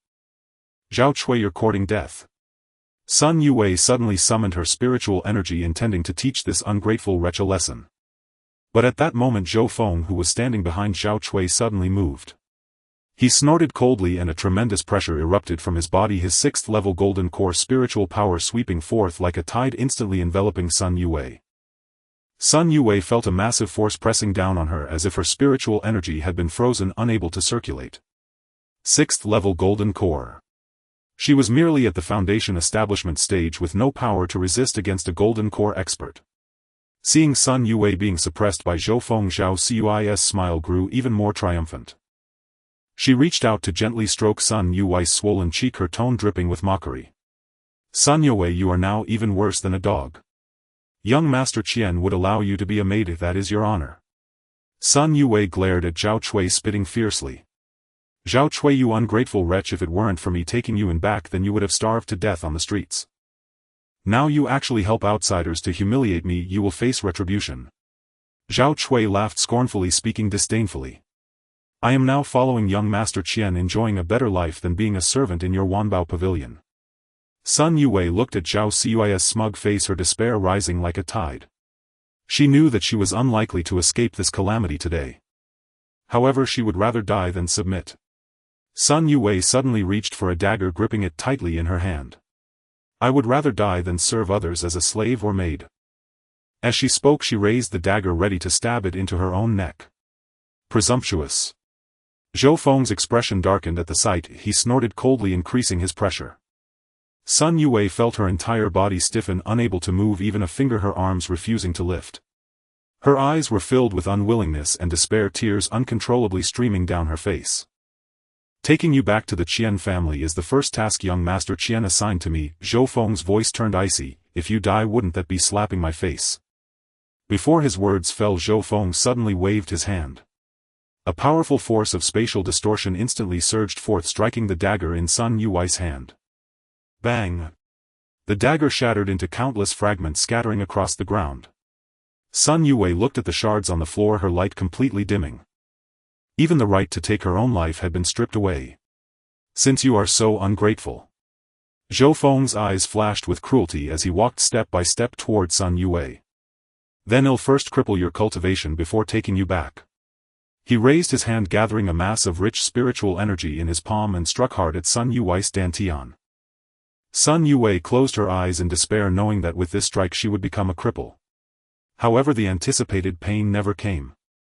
Sun Yue opened her eyes in confusion, only to see a familiar silhouette had appeared before her. Chu Feng. Sun Yue gazed at that silhouette, her lips trembling, tears falling like pearls from a broken string. Chu Feng did not turn around, he simply stood there quietly, his gaze coldly fixed on Zhou Feng. This person I will protect.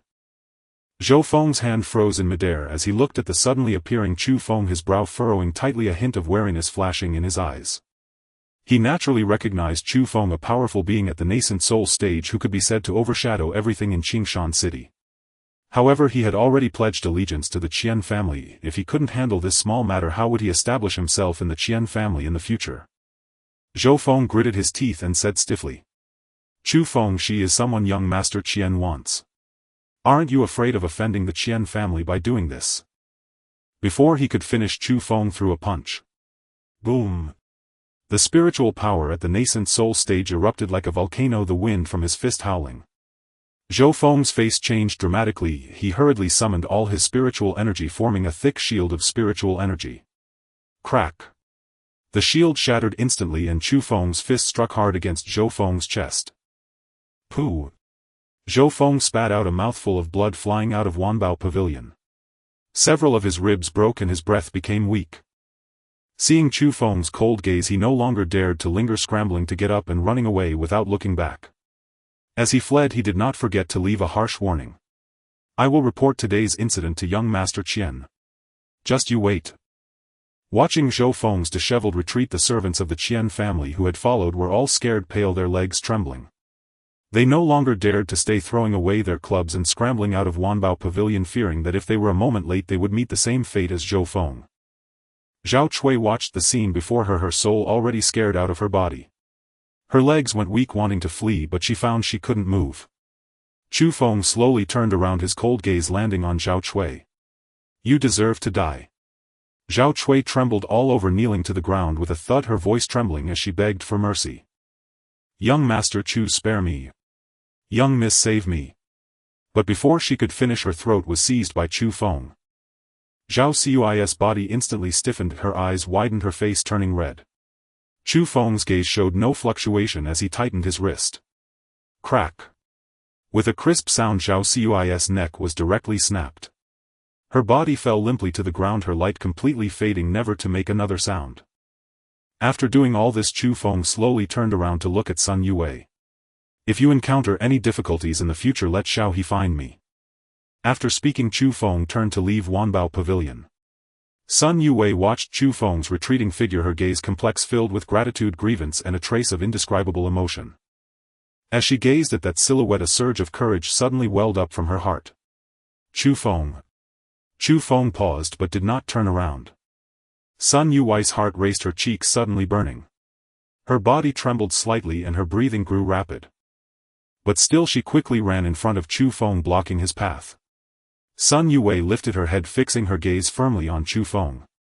Chu Feng looked at Sun Yue before him, her eyes were red, her cheek bore the mark of a slap, yet she remained breathtakingly beautiful. He said nothing, simply standing quietly waiting for her to continue. Sun Yue's lips trembled slightly, she remained silent for a long time before taking a deep breath and spoke first. Qian Ming wants me to serve him as a maid and I refuse. Chu Feng remained silent, merely watching her. Sun Yue's heart raced even faster as she asked word by word. Do you dare to marry me? As her words fell, silence enveloped Wanbao Pavilion. Everyone turned to look at Sun Yue, their pupils shaking. Sun Yue's cheeks burned fiercely, she didn't even dare to look into Chu Feng's eyes, nervously lowering her head. She could never have imagined that she would say such a thing. Chu Feng took a step forward, the distance between them closing instantly, close enough to feel each other's breath. Sun Yue's body trembled violently as she raised her head, falling into Chu Feng's starry gaze. In the next moment Chu Feng suddenly lowered his head and kissed her lips. Sun Yue trembled all over, her eyes widening instantly and a soft whimper escaped her lips. After a long while her lips parted.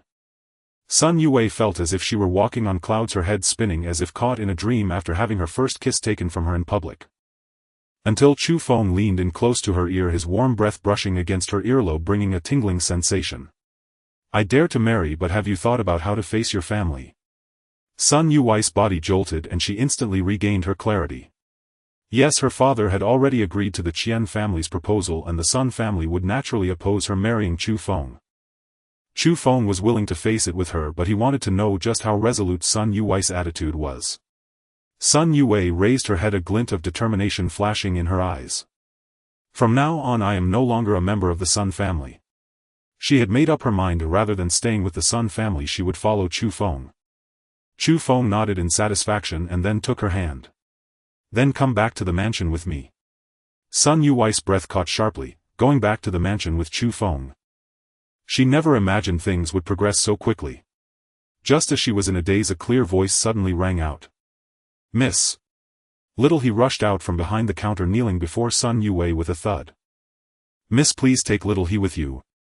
Little He understood well that her position in the Wanbao Pavilion was entirely due to Chu Feng. Now that Sun Yue was about to completely sever ties with the Sun family, if she stayed at the Wanbao Pavilion she would surely face retaliation. After all, she had been the one responsible for receiving Chu Feng and was the closest to him. Sun Yue looked at Little He kneeling on the ground. She was about to speak when she saw Chu Feng nodding at her. During this time Little He had indeed served her with utmost dedication at the Wanbao Pavilion. Chu Feng naturally did not want this loyal girl to remain in the fire pit that was the Wanbao Pavilion. Take her with you, you also need a maid to attend to you. Little He hurriedly bowed her head to Chu Feng and Sun Yue upon hearing his words. Thank you, miss. Thank you, young Master Chu. The next day. Red lanterns adorned every eve of the Chu family's mansion, each lantern embossed with the gilded character of double happiness. Unlike the cumbersome procedures of a typical wedding, the wedding that Chu Feng arranged for Sun Yue lacked the traditional procession and the formalities of matchmakers. This was simply because Sun Yue had already spent the night in the west wing of the Chu family and would become his wife today. Little He entered the west wing holding a set of wedding attire that Chu Feng had hastily prepared overnight. Miss, it's time to get ready. Sun Yue sat on the edge of the bed, her fingers trembling slightly as she gazed at the resplendent wedding dress. Little He skillfully helped her remove her plain dress and changed her into the bright red wedding gown. The copper mirror reflected Sun Yue's face, her originally delicate features appearing even more radiant against the backdrop of red. Miss, you look truly beautiful today. Little He gazed at Sun Yue's reflection in the mirror, genuinely admiring her. Her heart fluttered with joy like a little rabbit dancing inside. Once she had been just an inconspicuous maid in the Wanbao Pavilion, serving tea and water, witnessing all sorts of people's expressions and carefully attending to difficult customers, fearing even the slightest mistake. At that time she never imagined that one day she would step into the Chu family. Compared to her days at the Wanbao Pavilion, her current life was not just 100-fold better, it was thousands of times better. She felt happy for her mistress and she felt happy for herself. Sun Yue gazed at her reflection in the mirror, feeling as if everything before her was just a dream. She had indeed fantasized about how wonderful it would be to marry Chu Feng. Those fantasies were merely the innocent thoughts of a young girl's secrets hidden in her heart that she dared not speak. She knew her own identity, understood that Chu Feng was already an unreachable existence for her. She believed that in this lifetime simply being able to watch him from afar and maintain a cooperative relationship with him would be a great fortune. Yet she never expected that this day would truly come, and it would come so quickly. So quickly that she felt a bit caught off guard, so quickly that even now she felt as if she were floating on clouds, light and ethereal, unreal. Little he finished styling Sun Yue's hair, inserting a phoenix hairpin, but couldn't help but ask. "Miss, I heard that Qian Ming has a 9-fold alchemical talent. Are you really not afraid of future retaliation from the Qian family after marrying young Master Chu?" Although she was just a little maid, she had heard far too much about Qian Ming's discussions in Qingshan City over these days. 9-fold alchemical talent, it was said to be a talent only possessed by the legendary alchemy emperor, a rare genius. Everyone said that Qian Ming would definitely be heavily nurtured by the Danyang sect and would become an important figure in the future. Hearing Little He's words, Sun Yue's smile paused for a moment before she regained her composure. She turned her head, looking into Little He's worried eyes, and spoke with firm resolve. "Even if I have to die with him, it's better than being a maid for Qian Ming." As they were talking, a servant's voice came from outside the door. "Miss, the family head is already waiting in the main hall if the auspicious time is approaching." In the main hall, the wedding hall had already been prepared. The officiant cleared his throat and loudly announced. Couple bow to each other. As Chu Feng and Sun Yue stood facing each other preparing to bow, a sudden commotion erupted from outside the courtyard. "Rebellious daughter." Following that, 2 figures pushed through the servants' obstruction and barged in. It was Sun Yuan and Shi Lanin. Lu Quan was in a cold sweat, knowing that the family head was getting married today and wanted to prevent anyone from causing trouble. However, these two were the parents of the bride. He as a steward dared not truly lay hands to stop them. Sun Yuan, dressed in a brocade robe, had a face as dark as thunder, his beard bristling with rage. He immediately spotted Sun Yue in the center of the wedding hall, dressed in a phoenix crown and bridal gown, and his fury ignited as he pointed at her nose, scolding her harshly. "You rebellious daughter, come over here at once." His chest heaved violently, his whole body trembling with anger. Sun Yue was the woman chosen by young Master Qian, who was young Master Qian. He was the future alchemy emperor with 9-fold alchemical talent. As long as Sun Yue obediently became young Master Qian's maid, the Sun family could climb the ranks by attaching themselves to the Qian family and become a top-tier family. Yet this rebellious daughter dared to make her own decisions and marry Chu Feng. Marrying Chu Feng meant completely offending young Master Qian and utterly severing the Sun family's future. Now how many people were fighting to enter the Qian family as servants, yet had no opportunity. His foolish daughter had given up such a chance to ascend and instead chose to jump into the fire pit. However, Sun Yue stood her ground, motionless. "I am no longer a member of the Sun family. From now on I have no ties with the Sun family." Sun Yuan pointed at Sun Yue, speechless for a long time. Shi Lanin, hands on her hips, pointed at Chu Feng's nose and screamed angrily. "Chu Feng, you have such audacity to abduct our daughter." However, before she could finish her words, Chu Feng suddenly raised his hand. Slap. A crisp and loud slap echoed throughout the wedding hall. Chu Feng slapped Shi Lanin across the face with such force that it sent her flying. "What are you to dare make a fuss here?" Shi Lanin covered her stinging cheek, her eyes wide with disbelief. "I am Sun Yue's mother. How dare you hit me?" Chu Feng scoffed, his gaze growing colder. "You are merely a concubine of Sun Yuan. Sun Yue's biological mother passed away many years ago. Who do you think you are to act so arrogantly here?" Shi Lanin wanted to say something more, but when her eyes met Chu Feng's gaze filled with killing intent, the words stuck in her throat. That gaze was terrifying, as if it could swallow a person whole. She dared not utter another word, only turning to rush toward Sun Yuan, crying out, "Master! You must stand up for me." Sun Yuan looked at Shi Lanin's swollen cheek, his anger burning fiercely. He knew that he was no match for Chu Feng. Chu Feng was a powerful figure at the nascent soul stage, capable of crushing him with just a finger. Trying to use force was nothing but a delusion. However, he had his own confidence to cause a ruckus today. He figured that since Chu Feng was getting married today aiming for auspiciousness, he certainly wouldn't want bloodshed and wouldn't want to escalate matters. Even if Chu Feng was furious, he wouldn't dare to do anything to him. However, he also realized that it was already impossible to stop Sun Yue from marrying into the Chu family. But after raising his daughter for so long, how could he let her marry into the Chu family so easily? He must strike a heavy blow against the Chu family. With this thought, Sun Yuan took a deep breath, suppressing the fear in his heart. Chu Feng Yue is my daughter. Even if you want to marry her, you must first pay the betrothal gifts. Sun Yue's body trembled violently, her nails digging deep into her palm, bringing a sharp pain, yet it was nothing compared to the chill in her heart. At the moment her parents forcibly barged into the Chu family wedding hall, a trace of insignificant hope lingered in her heart.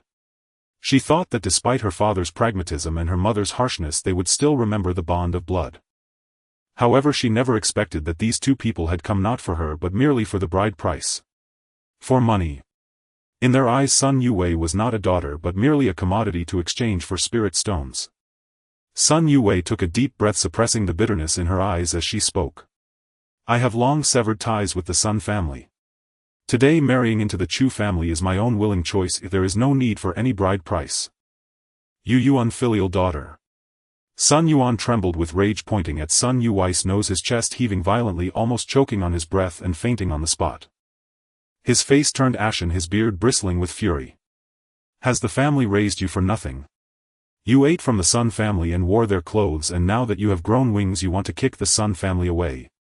There is no such easy deal in the world. As his words fell, Shirlanin quickly echoed, covering her still swollen cheek, and shouted sharply, Yue, you must not forget your gratitude. If it weren't for your father's hard work raising you, would you be where you are today? It's only right for young Master Chu to give a bride price for marrying you. Chu Feng stood to the side, observing everything. How could he not see through Sun Yuan's intentions? What blood ties, what gratitude for raising her were merely excuses for extortion. Chu Feng gently patted Sun Yue's hand, his gaze calmly settling on Sun Yuan as he spoke directly. How many spirit stones do you want?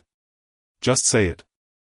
Upon hearing this, Sun Yuan felt a surge of joy, a trace of barely perceptible greed flashing in his eyes. He instinctively exchanged glances with Shirlanin beside him and saw the same excitement reflected in her eyes. Sure enough. Chu Feng was afraid. Sun Yuan cleared his throat deliberately, putting on a difficult expression, and extended 2 fingers. In light of your genuine love for Yue, I won't ask for much. If you can offer 200,000 spirit stones, I will agree to my daughter marrying into the Chu family and will no longer interfere in your matters. 200,000 spirit stones. The guests erupted in an uproar, their eyes wide with disbelief. 200,000 spirit stones was no small sum. Even if the Chu family emptied their entire fortune, they might not be able to produce such a quantity of spirit stones. This was not a request for a bride price, it was clearly a lion's demand, an attempt to extort Chu Feng. Sun Yue trembled with anger, almost lifting the red veil off her head on the spot. She never imagined that her father could be so shameless. 200,000 spirit stones, how could he even say such a thing? His daughter was not worth 200,000 spirit stones. Sun Yue's chest heaved violently, wanting to argue with Sun Yuan, but was grabbed by the wrist by Chu Feng. Don't worry, leave this to me. Don't let your eyes be sullied. With that, Chu Feng ignored Sun Yuan's greedy expression, raised his hand and took out an ancient wooden box from his storage ring. The wooden box was entirely made of agarwood, exuding a faint fragrance, clearly not an ordinary item. Chu Feng casually threw the small wooden box in front of Sun Yuan and it landed on the smooth bluestone floor with a crisp sound. Here is a Dian transformation pill which should be enough to cover the price you mentioned. Chu Feng's tone was calm, as if he had merely taken out an insignificant item. However, these words were like a giant stone thrown into a calm lake, instantly stirring up waves in the wedding hall.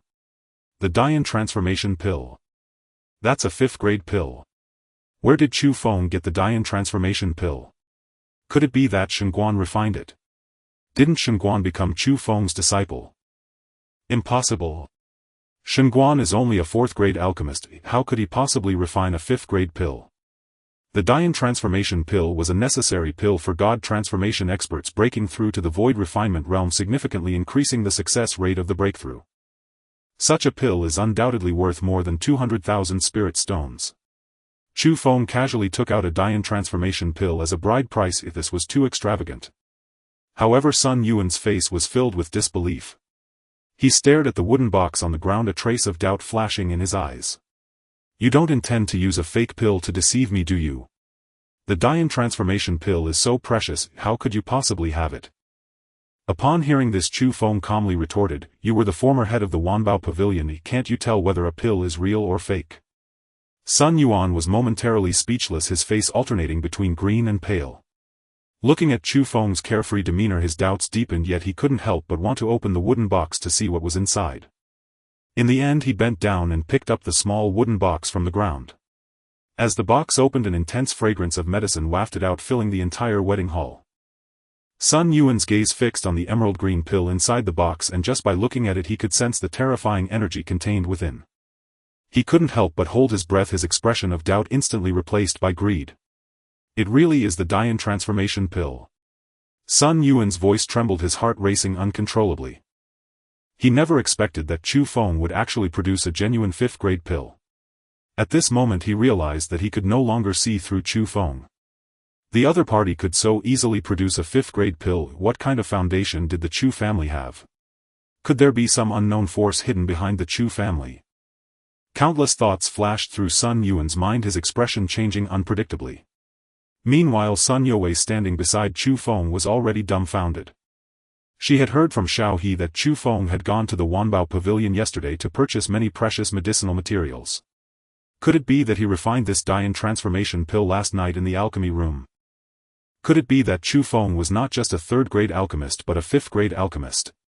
As this thought crossed her mind, Sun Yu's heartbeat quickened. In the corner of the wedding hall, Shen Guan stood observing the shocked expressions of the crowd with disdain. A mere 5th-grade pill could astonish them, so they really had never seen the world. Her master had refined a perfect 8th-grade longevity pill right in front of him. Shen Guan's gaze fell on Sun Yuan, filled with contempt. In the future, Sun Yue would be his master's wife. If the Sun family could leverage this relationship to cling to Chu Feng, how could they not soar to great heights? How could they not have countless spirit stones and pills? Yet at this moment Sun Yuan was willing to sever ties with Chu Feng over a mere 200,000 spirit stones and a 5th-grade pill. This was simply throwing away a sesame seed while losing a watermelon. With the future pill emperor as his father-in-law, how many Dian transformation pills could Sun Yuan expect to have in the future? He probably wouldn't even be able to count them. Fool! Sun Yuan tightly clutched the small wooden box in his hand, a sudden wave of regret surging in his heart. Had he made a mistake? But it was too late, he had already accepted the Dian transformation pill. Even if he regretted it now, it was already too late. At this moment Shi Lanyin stumbled over to Sun Yuan. Husband, is this really the Dian transformation pill? Although she knew nothing about pills, she had heard of the name of the 5th-grade pill. Having followed Sun Yuan in the Wanbao Pavilion for so many years, she had naturally seen many things and knew that the value of a 5th-grade pill far exceeded 200,000 spirit stones. Yet Sun Yuan's gaze seemed somewhat numb. He looked down at the pill in the wooden box, the rich fragrance wafting into his nostrils, making his heart tremble, but he felt an inexplicable emptiness, as if he had lost something even more important. After a long silence he slowly nodded. This is indeed the Dian transformation pill. A genuine 5th-grade pill. The gazes of the crowd all turned toward Sun Yue. Using a 5th-grade pill as a bride price, this must be the most extravagant bride price in the history of Qingshan City, right? Sun Yue stood in the center of the wedding hall listening to the discussions around her and could no longer hold back the tears in her eyes, which rolled down like pearls from a broken string, staining her bright red wedding dress with a small patch of dark color. Her shoulders trembled slightly, a mix of emotions, bitterness, grievance, relief, all intertwined, leaving her almost speechless. Husband.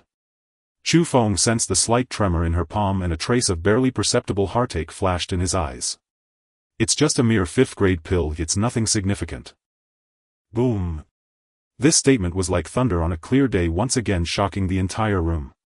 The crowd couldn't help but gasp, looking at Chu Feng with eyes full of incredulous shock. Just a mere 5th-grade pill. That was a 5th-grade pill, a treasure countless cultivators dreamt of. How could it be treated like a candy that could be casually discarded by Chu Feng? Listening to Chu Feng's words, the greed on Sun Yuan's face gradually faded, replaced by a complex expression. He took a deep breath, forcing a smile onto his face, his tone softening significantly, even carrying a hint of flattery. Son-in-law, today is your joyous day. In this wedding ceremony how can there be no elders present? As Yu Wei's father I should sit in the high seat and receive your bow. As he spoke he moved toward the Grandmaster chair at the top of the wedding hall. As long as he could sit in that chair and receive a bow from Chu Feng and Sun Yue, he would still be Sun Yu Wei's father, and in the future he could leverage this relationship to gain more benefits from the Chu family. What was a fifth-grade pill? As long as he clung to Chu Feng's leg he could have as many pills as he wanted in the future. However, as soon as his words fell, Chu Feng's gaze suddenly turned cold. You think you deserve that? Chu Feng waved his hand impatiently and said coldly, take the pill and get lost. From now on Yu Wei has nothing to do with the Sun family. The reason he was willing to offer this fifth-grade pill was not to satisfy Sun Yuan's greed but to completely sever the ties between Sun Yu Wei and the Sun family so she would no longer feel indebted. The Sun family had indeed raised Sun Yu Wei for many years. Even though she was determined to cut off her relationship with them, she would still feel a trace of guilt in her heart. Now with a fifth-grade pill, a compensation far exceeding the gratitude for her upbringing, this guilt would surely vanish completely. From now on Sun Yu Wei could be at ease as the mistress of the Chu family, no longer bound by the Sun family's constraints. Sun Yuan's face instantly turned pale, his outstretched foot froze in midair and the flattering smile on his face stiffened, becoming extremely ugly. Just then a figure suddenly blocked his way. It was Shen Guan. Shen Guan looked at him expressionlessly, releasing the pressure of his second-level nascent soul without reservation, enveloping Sun Yuan. Did you not hear what my master said? Sun Yuan trembled in fear from this pressure, daring not to utter another word. Yet his inherent greed still made him glance toward Sun Yu Wei with a sliver of hope. Daughter. You must serve your husband well in the future. He believed that Sun Yu Wei was soft-hearted, and as long as she spoke Chu Feng would certainly give her face. But his words completely infuriated Sun Yu Wei. Beneath her veil Sun Yu Wei coldly spat out two words, slap him. With the matriarch's command, Shen Guan showed no hesitation. He abruptly raised his hand and fiercely slapped Sun Yuan across the face. Slap. The crisp sound echoed throughout the wedding hall. The force of this slap was immense, and Sun Yuan didn't even have time to react before his body was sent flying like a kite with a severed string. His cheek swelled visibly and a blood-stained tooth flew out of his mouth.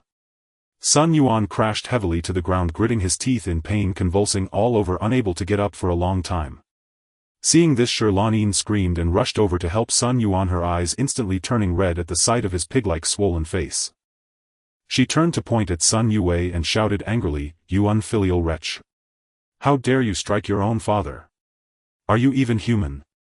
Shen Guan's gaze narrowed slightly, a glimmer of killing intent flashing in his eyes. Without needing Sun Yu Wei to speak, he stepped forward, raising his hand to deliver two more slaps directly on Shirlanyan's face. Slap. Slap. Two crisp sounds rang out in succession. Shirlanyan's body was spun around twice before crashing heavily beside Sun Yuan. Her cheeks instantly swelled up and she couldn't even utter a complete sentence. Then Shen Guan stepped forward, grabbing Sun Yuan and Shirlanin by the back of their necks like picking up little chicks, directly dragging them out of the Chu family's main door and tossing them onto the street outside. Get lost. With the farce over, the joyous atmosphere in the wedding hall thickened once more. The officiant cleared his throat and straightened his back. The newlywed couple bows to each other and enters the bridal chamber. Night fell like ink. Sun Yu Wei sat at the edge of the bed, her bright red wedding dress spread out like a blooming flame rose. The door was gently pushed open and Chu Feng walked in, bringing with him the crisp night breeze. He held a jade rui and gently lifted a corner of the red veil. The red silk slowly slid down like flowing clouds, revealing Sun Yu Wei's blushing face. Her lips were rosy and plump, glistening with a hint of moisture. As their eyes met, Sun Yu Wei's heart skipped a beat and she quickly closed her eyes, her long eyelashes trembling violently, even her ears turning red. Chu Feng looked at her shy appearance, his Adam's apple bobbing slightly. Don't be afraid. Chu Feng's voice fell in her ear, his warm breath brushing against her earlobe, bringing a tingling sensation. Sun Yu Wei's body trembled slightly. Before she could respond, Chu Feng gently pushed her down onto the bed. The dragon and phoenix embroidered quilt was soft as clouds, wrapping them both in a faint warmth. The red candles flickered, shadows swaying. Boom! After taking Sun Yu Wei's pure essence, Chu Feng seemed to have opened a new gate and his Taiji body became even more powerful. This significantly improved his control over spiritual power, enhancing his cultivation speed by at least 5 times. Even more pleasing was that his cultivation had also broken through to the 3rd level of nascent soul under the impetus of the body breakthrough. One day and one night. The red candles burned out and dawn broke. Sun Yue slowly awakened, feeling as if her body was completely disassembled, sore and weak. Even moving a finger felt laborious. She frowned slightly, wanting to sit up, but found herself tightly held in Chu Feng's arms. Sun Yue's cheeks flushed slightly as she recalled the events of last night, causing her to blush. She gently broke free from his embrace and sat up, only to suddenly feel a strange power flowing within her. Instinctively she tried to circulate her spiritual power, only to discover she had actually made a breakthrough. Spiritual power surged through her meridians, flowing several times more smoothly than before, and her cultivation had already stepped into the 5th level of foundation establishment. Sun Yue's eyes widened in astonishment, her face filled with wonder. She had been stuck at the 4th level of foundation establishment for half a year, diligently practicing day and night using various pills, yet she could make no progress. But now, just overnight, she had surprisingly broken through to the 5th level. I've been stuck at the 4th level of foundation establishment for so long, why did I break through in just one night? Chu Feng was awakened by her voice and slowly opened his eyes. He looked at Sun Yue's astonished expression, a teasing smile tugging at the corners of his mouth.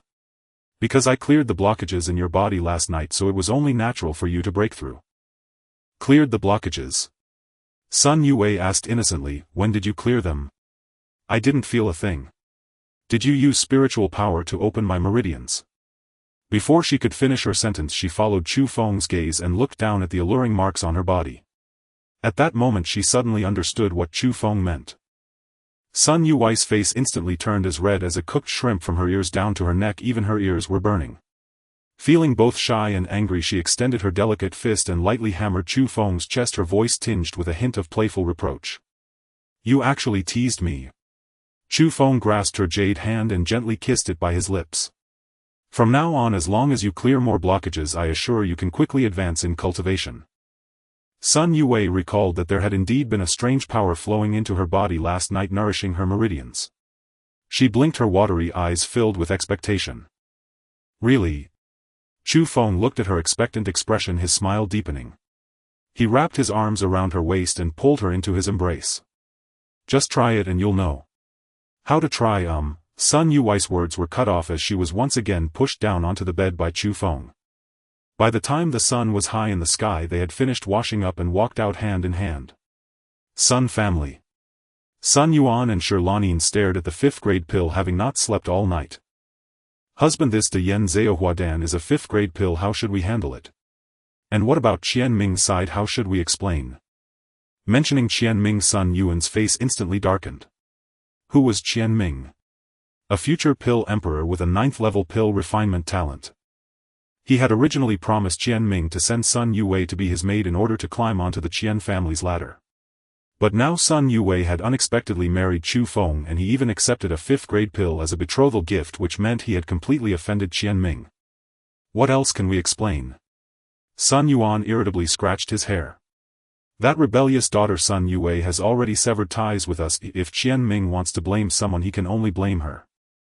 But Qian Ming may not believe it. Shirlanin stomped her feet anxiously. What if Qian Ming vents his anger on our Sun family? What should we do? Just then a young figure stepped out from the inner hall. This person with a face like a jade crown was none other than Sun Yuan and Shirlanin's son Sun Qingyang. Sun Qingyang's gaze fell on the small wooden box, a glimmer of calculation flashing in his eyes. Father, mother, in my opinion our Sun family cannot keep this de Yen Zao Huadan. What do you mean by that? Sun Yuan and Shirlanin were both taken aback and looked at him in unison. This 5th grade pill is worth its weight in gold and would make countless forces envious. Sun Qingyang slowly explained, rather than keeping it and inviting disaster, it's better to offer it up.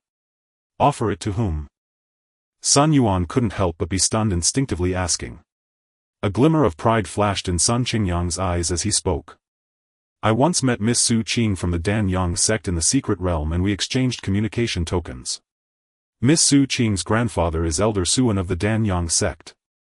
If I could hand over this de Yen Zao Huadan to Elder Su, not only could I join the Dan-Yang sect, but I could also marry Su Qing, establishing a connection with them. If we establish this relationship, Qian Ming will have no reason to blame us, and at that time we can push everything onto Chu Feng. Upon hearing this, Lanin's eyes instantly lit up. She grasped Sun Qingyang's hand excitedly, saying, "Son, when did you establish a connection with a disciple of the Dan-Yang sect?" Sun Qingyang raised his chin, deliberately speaking with a hint of humility. "Previously I hadn't established a relationship with Miss Su, so I didn't report to you, father and mother." Sun Yuan looked at the small wooden box in his hand, his brows tightly furrowed, but he felt somewhat hesitant. It was hard to part with a fifth-grade pill so easily. Yet Sun Qingyang's words indeed made sense. The Sun family could not keep this pill. Offering it to the Dan-Yang sect would not only protect the Sun family but also allow his son to join the sect and connect with Elder Su. This deal seemed to be worthwhile. To what stage have you and that Miss Su developed?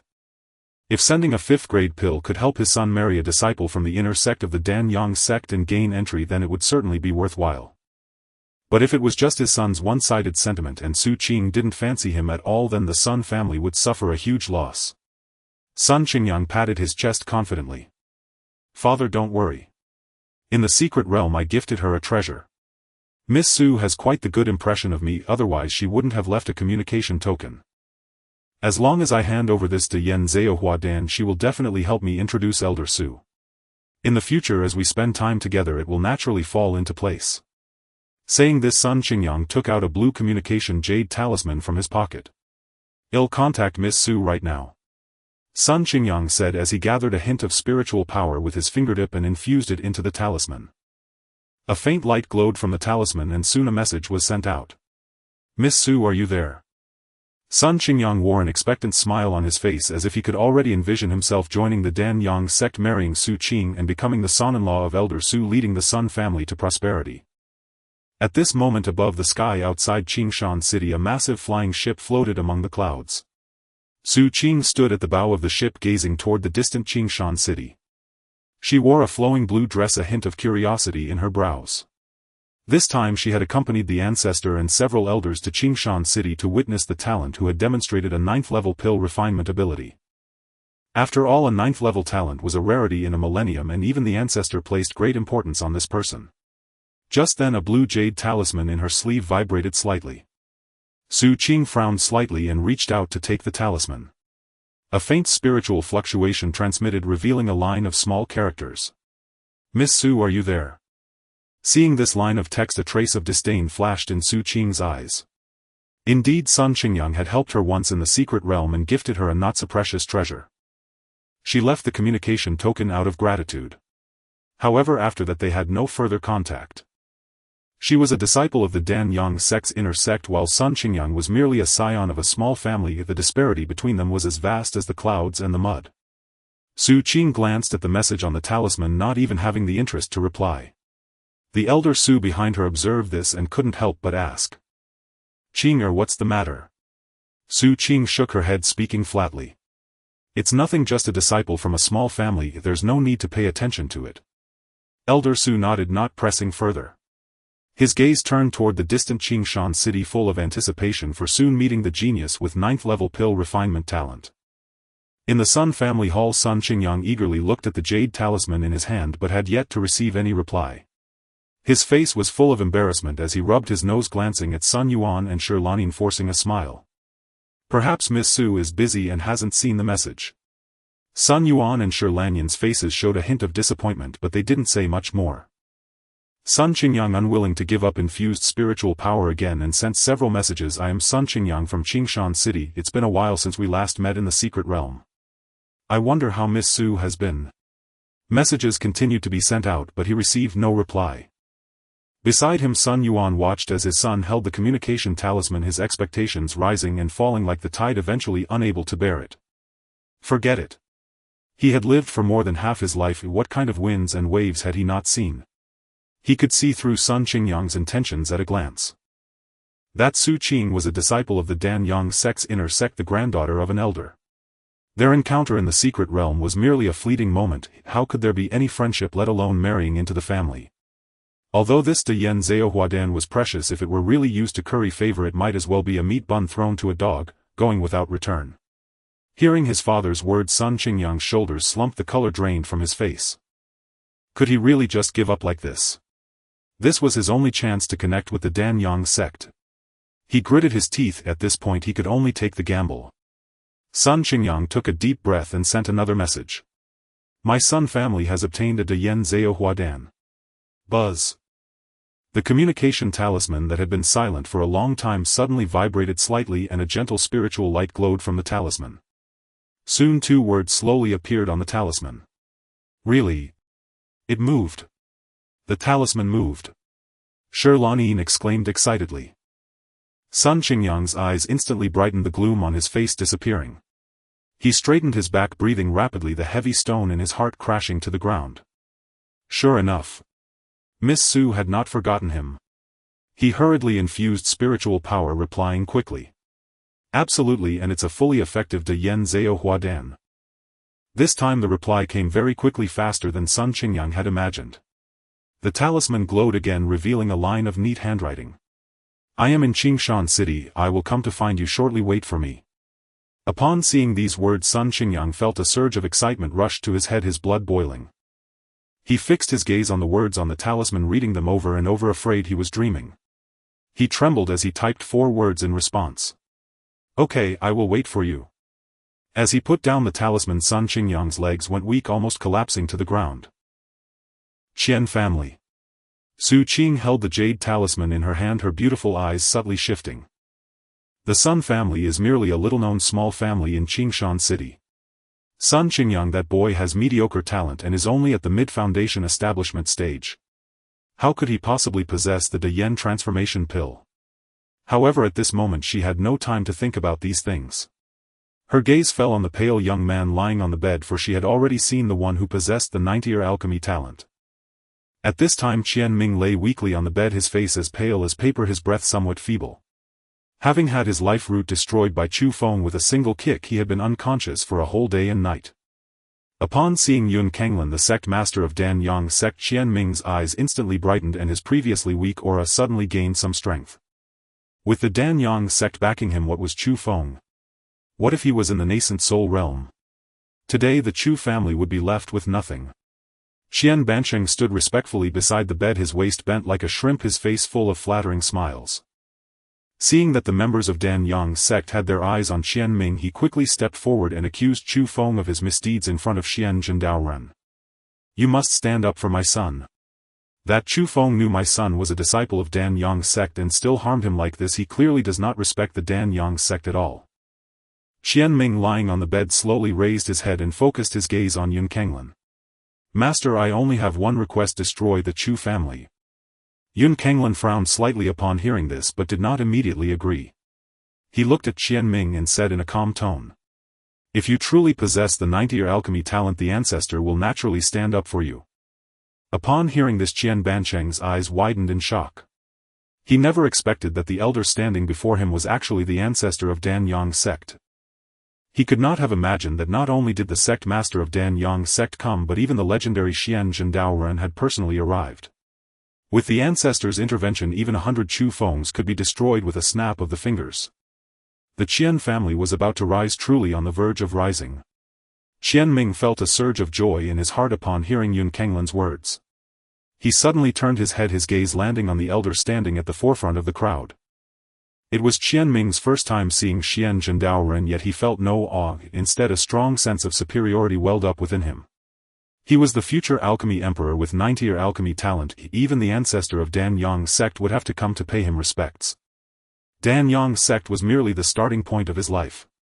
Today he would take revenge using Dan-Yang sect, and in the future when he became the alchemy emperor, Dan-Yang sect would have to rely on him. Qian Ming looked at Xian Zhendaoren with an air of arrogance, his tone carrying a hint of condescension. Ancestor, I entered the Dan Tower trial and tested for 90-year alchemy talent. Everyone in Qingshan City witnessed it and can testify. If I become the alchemy emperor in the future, I will never forget today's grace from the sect and will surely support Dan-Yang sect. Upon hearing this, the elders standing behind Xian Zhendaoren slightly furrowed their brows. This child has such a bold claim. Xian Zhendaoren's murky eyes narrowed slightly as he scrutinized Qian Ming. After their party arrived in Qingshan City, they had already sent someone to investigate. Everyone said that Qian Ming was the one who triggered the golden light of the 90-year Dan Tower and tested for 90-year alchemy talent. Otherwise they would not have come directly to the Qian family. However, compared to Qian Ming's alchemy talent, Qian Zhendao Ren was more concerned about that longevity pill with a tenfold efficacy. That longevity pill auctioned at the Wantong Chamber of Commerce, was it refined by you? Boom. This question struck Qian Ming like a thunderclap. His body trembled violently and the arrogant smile on his face instantly froze. Longevity pill. But the problem was that pill was not refined by him at all. Qian Ming's heart raced and countless thoughts flashed through his mind. He knew that his current situation relied entirely on the trump card of 90-year alchemy talent. Qian Ming took a deep breath, forcefully suppressing the panic within. He held his neck high and forced himself to say, "Yes, it was refined by me. It was just a longevity pill. With his 90-year alchemy talent and the full support of Dan Yang's sect in the future, he would surely be able to refine it." Upon these words the entire main hall instantly fell into silence. Yun Kenglin and Qian Zhendao Ren exchanged a glance and a hint of understanding flashed in their eyes. They had already suspected this long ago, and at this moment it was just a confirmation. But the other elders were completely stunned. That longevity pill with tenfold efficacy was actually refined by Qian Ming. An 8th grade perfect pill, such an achievement even a pill king cannot compare. No wonder he could test for 90-year alchemy talent if this level of alchemy mastery is simply against the heavens. Qian Shao is indeed a once in 1,000 years genius if the future alchemy emperor can be expected. With such a disciple, how can our Dan Yang sect not thrive? Everyone knew about the longevity pill auctioned at the Wantong Chamber of Commerce. At that time everyone was guessing which hidden alchemy master refined it, but they never expected it to be this young man before them. Listening to these discussions, Qian Ming's heart skipped a beat. A perfect longevity pill with tenfold efficacy. He had originally thought he only needed to refine a longevity pill but did not expect it to be a perfect one. Who on earth refined this perfect longevity pill? Yet as he listened to the compliments of the crowd, he felt an unprecedented sense of satisfaction. Chu Feng. In front of him he was merely a clown. Today, with Dan Yang's sect backing him, the Chu family would surely be annihilated. He could already envision the scene of Chu Feng kneeling before him begging for mercy and seeing Sun Yue crying and pleading for his forgiveness. The entire Qingshan city would be crawling at his feet. After hearing the answer he desired, Qian Zhendao Ren continued to ask, "Can you refine the Wu Ji longevity pill?" Upon this question the whole place fell into silence. The Wu Ji longevity pill. That is a legendary 9th grade pill capable of extending life by 1,000 years.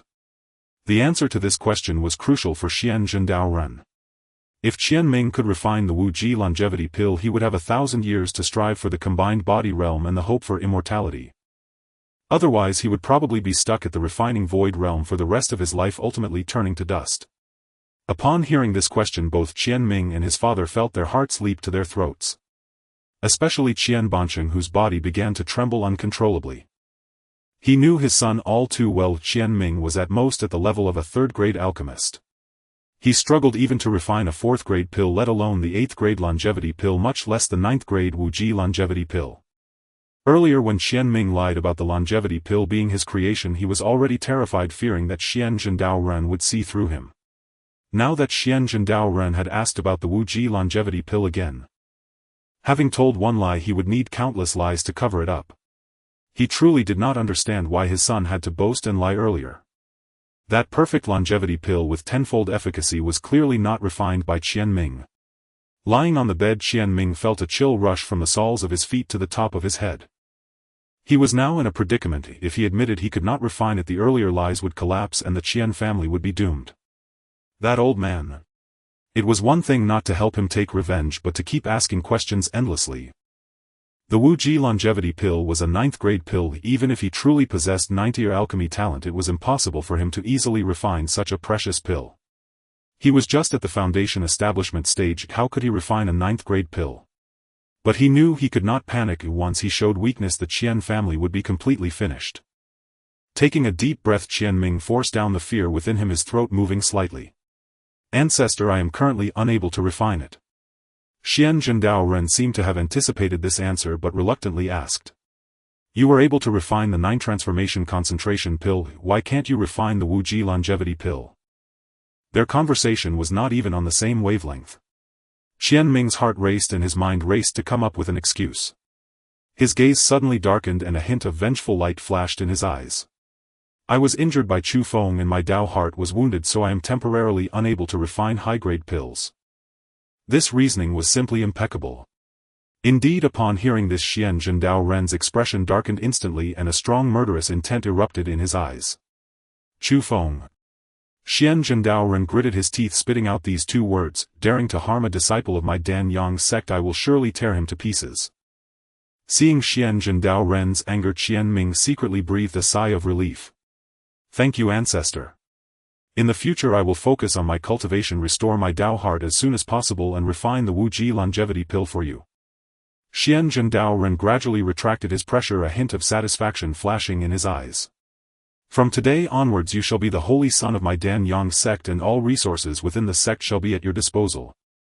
Upon hearing this, everyone was taken aback. Qian Ming, who had originally been an unknown outer disciple, had suddenly risen to become the holy son of Dan Yang sect. But no one dared to voice any objections because these words came from the ancestor. Moreover, with Qian Ming's 90-year alchemy talent, his future was limitless and he was undoubtedly worthy of the title of Holy Son. Qian Bancheng was so excited that he trembled all over, tears nearly spilling from his eyes. Holy Son. His son had actually become the Holy Son of Dan Yang sect. However, to everyone's surprise, Qian Ming did not immediately agree. His gaze slightly shifted, his peripheral vision falling on Su Qing, a hint of subtle greed flashing in his eyes.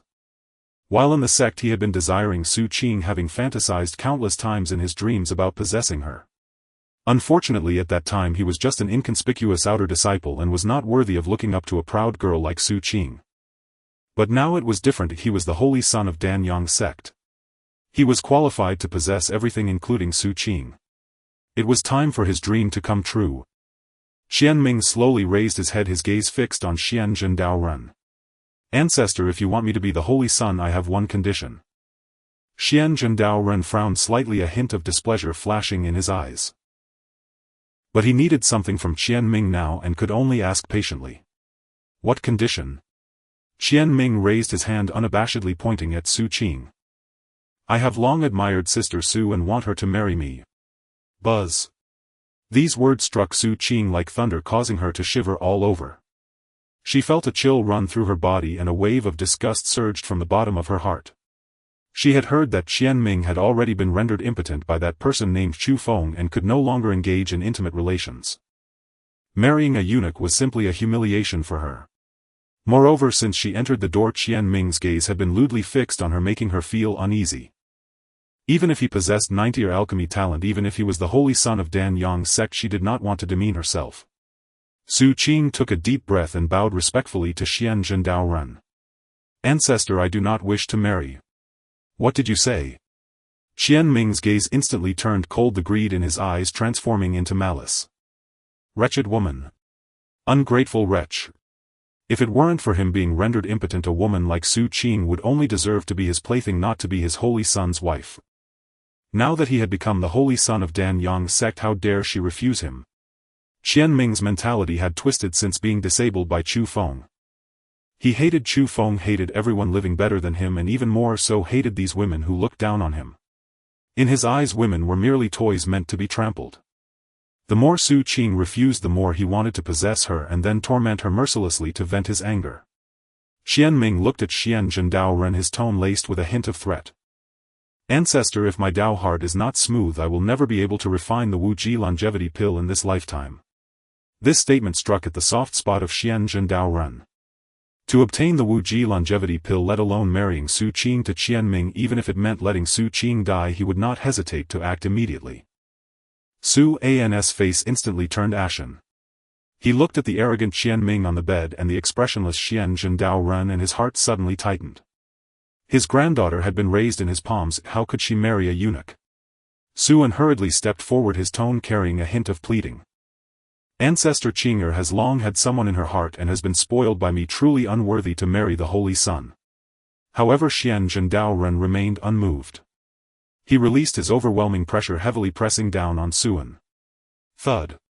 Su An's body softened and he fell heavily to the ground like an old tree bent under pressure. He wanted to raise his head to plead, but realized he did not even have the strength to lift his head. Su and Xian Zhendao Ren's voice was icy. The Tao heart of the Holy Sun concerns the future of my Dan-Yang sect. You must prioritize the greater good. Qian Ming looked at Su An's miserable appearance on the ground, secretly feeling pleased. Now he was the sky of Dan-Yang sect. If the ancestor could do anything for him, this way he could have any woman from Dan-Yang sect. Even if he wanted to sleep with the sect master's wife, Yun Kanglan would have to obediently send her to his bed. Su Qing looked at her grandfather kneeling in humiliation, and she knew she had no choice left. She hurriedly knelt before the ancestor and cried out, "Ancestor, I am willing to marry, please spare my grandfather." Upon hearing this, the coldness in Xian Zhendao Ren's eyes finally faded a bit. "Come carry the Holy Sun with me to the Chu family. Today I will destroy the Chu family." The Chu family. A deafening crash echoed from the direction of the Chu family gate. Following that, a heavy footfall approached from afar, drawing closer to the courtyard. "It's the people from the Dan-Yang sect." Zhao Yurong's face turned pale in an instant as she abruptly stood up, gripping Chu Feng's sleeve tightly. There were at least a dozen nascent soul cultivators among the newcomers, along with a profound and unfathomable aura. Yet Chu Feng remained seated on the stone bench, his hand holding the teacup steady as a mountain. At the entrance of the courtyard, the leader was an old man, the Xian Zhendaoist. Behind him followed Yun Kanglan, the sect master of the Dan-Yang sect, along with several elders. Amidst this group, Qian Ming was carefully carried by two servants, half-leaning on a soft sedan chair. At the sight of Chu Feng, a fierce hatred erupted in Qian Ming's eyes. He struggled to sit up but grimaced in pain from the severe ache in his waist. "Chu Feng, did you ever expect me to return? I am now the Holy Son of the Dan-Yang sect. Today no one can save you. What you owe me I will have you repay 100-fold.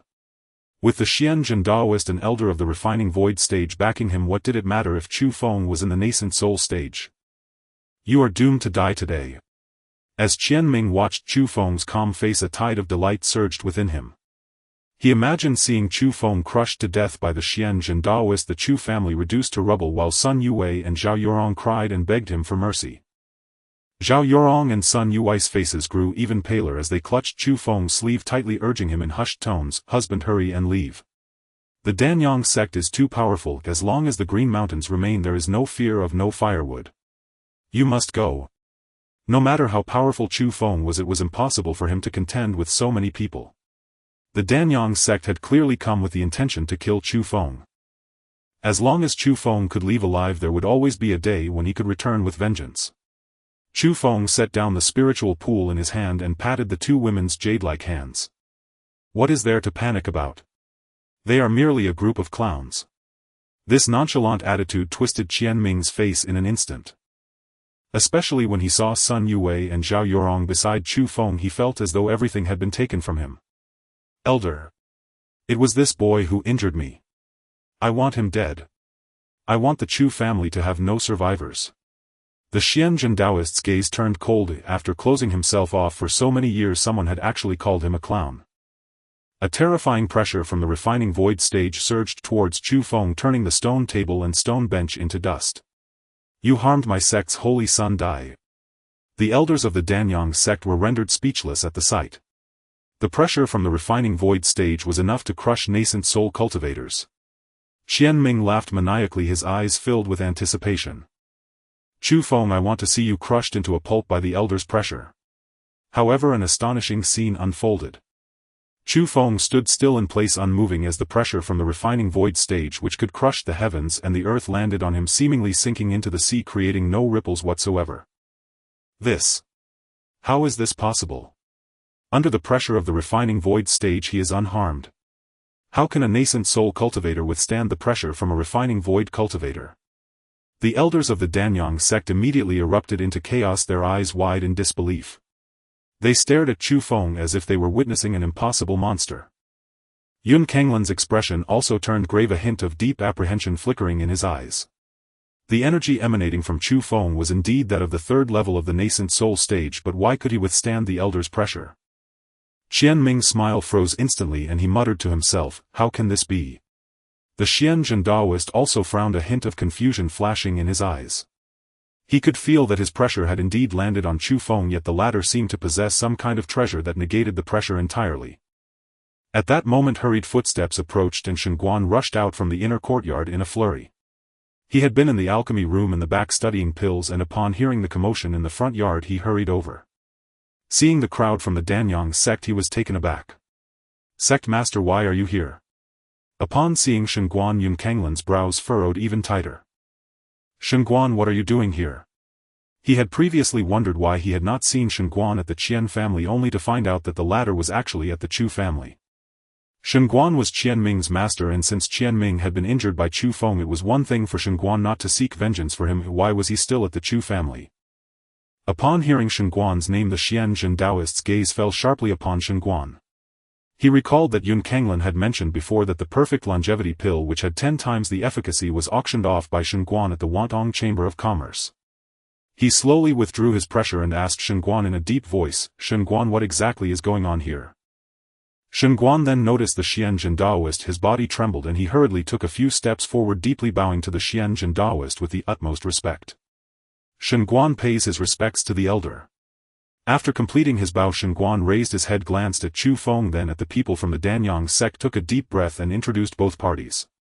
"Elder sect master and esteemed elders, this is my master, the city lord of Qingshan City, Chu Feng." After saying this he turned to Chu Feng and respectfully introduced, "Master, this is the elder of my Danyang sect, Xianjin Taoist. This is sect master Yun Kanglin and the esteemed elders." Shengguan's words struck the crowd from the Danyang sect like thunder, heavy and shocking. The elders fell into a stunned silence, their eyes wide open as if they had heard an unbelievable tale. Shengguan actually took this kid as his master. What is this Chu Feng's background that could make Shengguan willingly take him as a master? He is Qianming's master, yet he wants to take another as his own. The crowd looked at Chu Feng with eyes full of curiosity. Shengguan was also an elder of the Danyang sect. Since he took Chu Feng as his master, it indicated that Chu Feng's alchemical skills far surpassed that of Shengguan. Qianming's face instantly turned as dark as water, utterly displeased. He glared at Shengguan with resentment in his eyes. His master taking his enemy as a master was an utter humiliation. "Shengguan, I am now the holy son of the sect. You kneel before me and admit your mistake immediately. Otherwise I will expel you from the sect and you will never set foot in the sect again." He was now the holy son of the Danyang sect, a position of immense power, and he did not believe Shengguan would dare defy him. As long as Shengguan admitted his mistake he might spare him. If Shengguan chose to be ungrateful he would definitely make him pay the price. Hearing Qianming's words, Shengguan showed a trace of disdain on his face. He turned to Yun Kanglin with a puzzled expression and said, "Sect master, you actually made him the holy son. Does he not know what kind of person Qianming is? What virtue or capability does this boy have to be the holy son of the Danyang sect?" The Xianjin Taoist's tone carried a hint of displeasure. "Qianming possesses 9 levels of alchemical talent, a rare prodigy of alchemy for millennia. Is there a problem with me making him the holy son?" In his view, 9 levels of alchemical talent were enough to deserve the position of holy son. In fact, this position was a concession to Qianming. Shengguan, upon hearing this, felt as if he had heard the biggest joke in the world. "Elder, the one with 9 levels of alchemical talent cannot possibly be Qianming but my master Chu Feng." This statement struck like a bolt from the blue, flipping the entire scene.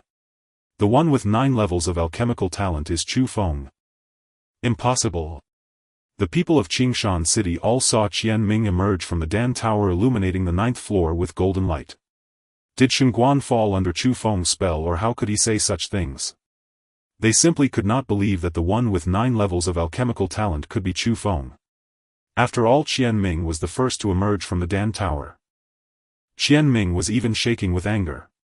"The pills I refined illuminated the 9th floor of the Dan Tower. If the entire Qingshan City can testify to that.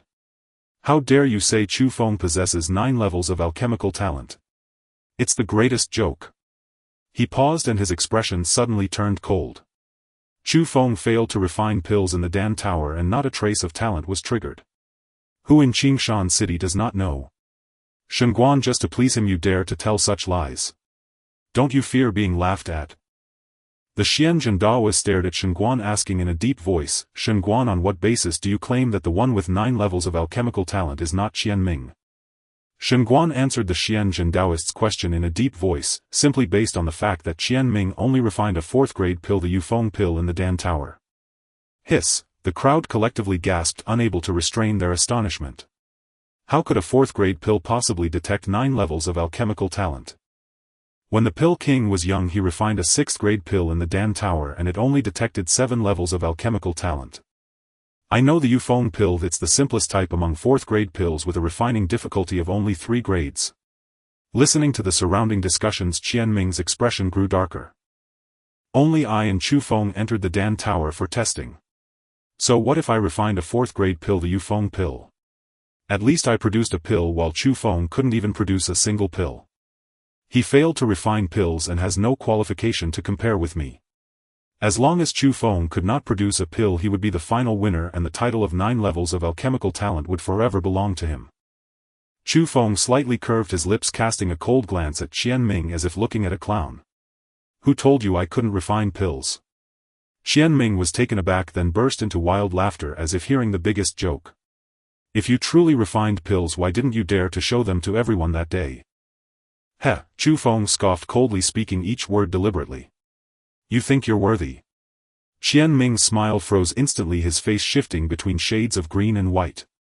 You. At this moment the Xianzhen Daoist standing at the forefront of the crowd slightly squinted his eyes. Qian Ming's words sounded full of flaws to him. If that perfect longevity pill with 10 times the efficacy was indeed refined by Qian Ming, then his alchemical skills would be extraordinary.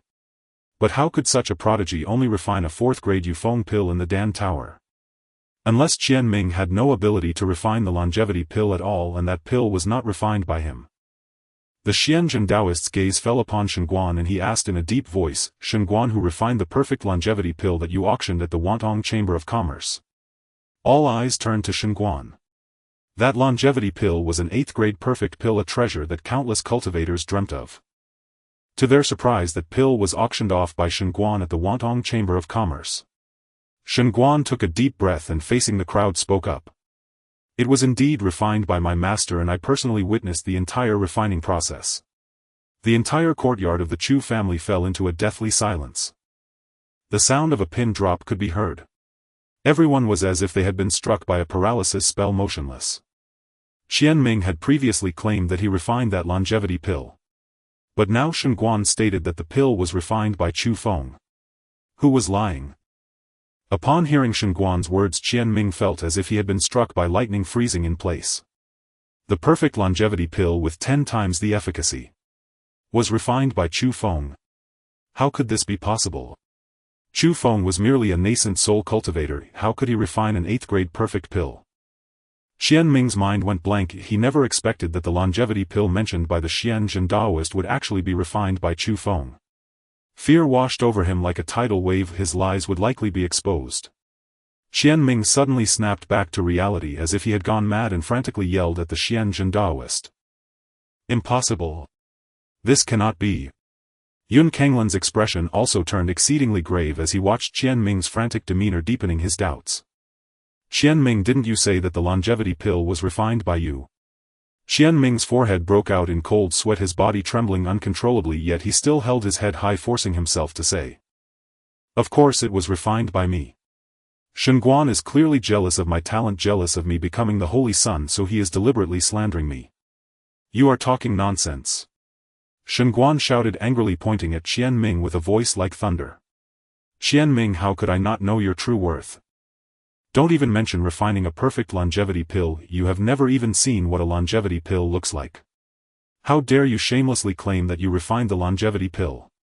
Do you still have any shame? Every word from Shenguan was a stab to the heart. Qian Ming's lips trembled as he tried to retort but found himself utterly speechless. Shenguan no longer paid attention to Qian Ming and deeply bowed to the Xianzhen Daoist. Elder, please do not be deceived by him. Qian Ming's alchemical talent is at most at the level of a 5th grade alchemist, he could never refine an 8th grade pill. The Xianzhen Daoist's gaze slowly fell upon Chu Feng and he realized he had been too hasty in his judgment. He had been too eager for the Wuji longevity pill, too eager for immortality, thus when he heard that Qian Ming possessed 9 levels of alchemical talent he lost his composure and directly named him as the Holy Son without careful confirmation of Qian Ming's identity. Now that he thought about it, everything seemed off. The Xianzhen Daoist took a deep breath, suppressing the turmoil within him. Chu Feng, how can you prove that you are the one with 9 levels of alchemical talent? Upon hearing this, Chu Feng's lips curled into a faint cold smile. He initially intended to make the Danyang sect a force behind him, but unexpectedly these people were all blind. They had been deceived by a clown like Qian Ming, even naming him as the Holy Sun. Why should I prove anything to you? As soon as these words were spoken, the entire courtyard fell into a deathly silence once more. Everyone stared at Chu Feng as if they were looking at a madman. How dare he speak to the Xianjin Daoist like that? The Xianjin Daoist was the elder of the Danyang sect, a powerhouse at the 9th level of the refining void stage. Chu Feng was merely a 3rd-level nascent soul cultivator. How could he be so arrogant and disrespectful? Shen Guan's throat constricted violently, cold sweat beading on his forehead as he silently lamented. Master, oh master, did I not introduce you clearly just now? Standing before you is a powerhouse at the 9th level of the refining void stage, someone who could crush you with a single slap. He nervously watched the Xianjin Daoist, fearing that the elder would become enraged and strike Chu Feng dead. The Xianjin Daoist's eyes narrowed slightly, a glint of cold killing intent flashing within. Young man, do not be so arrogant.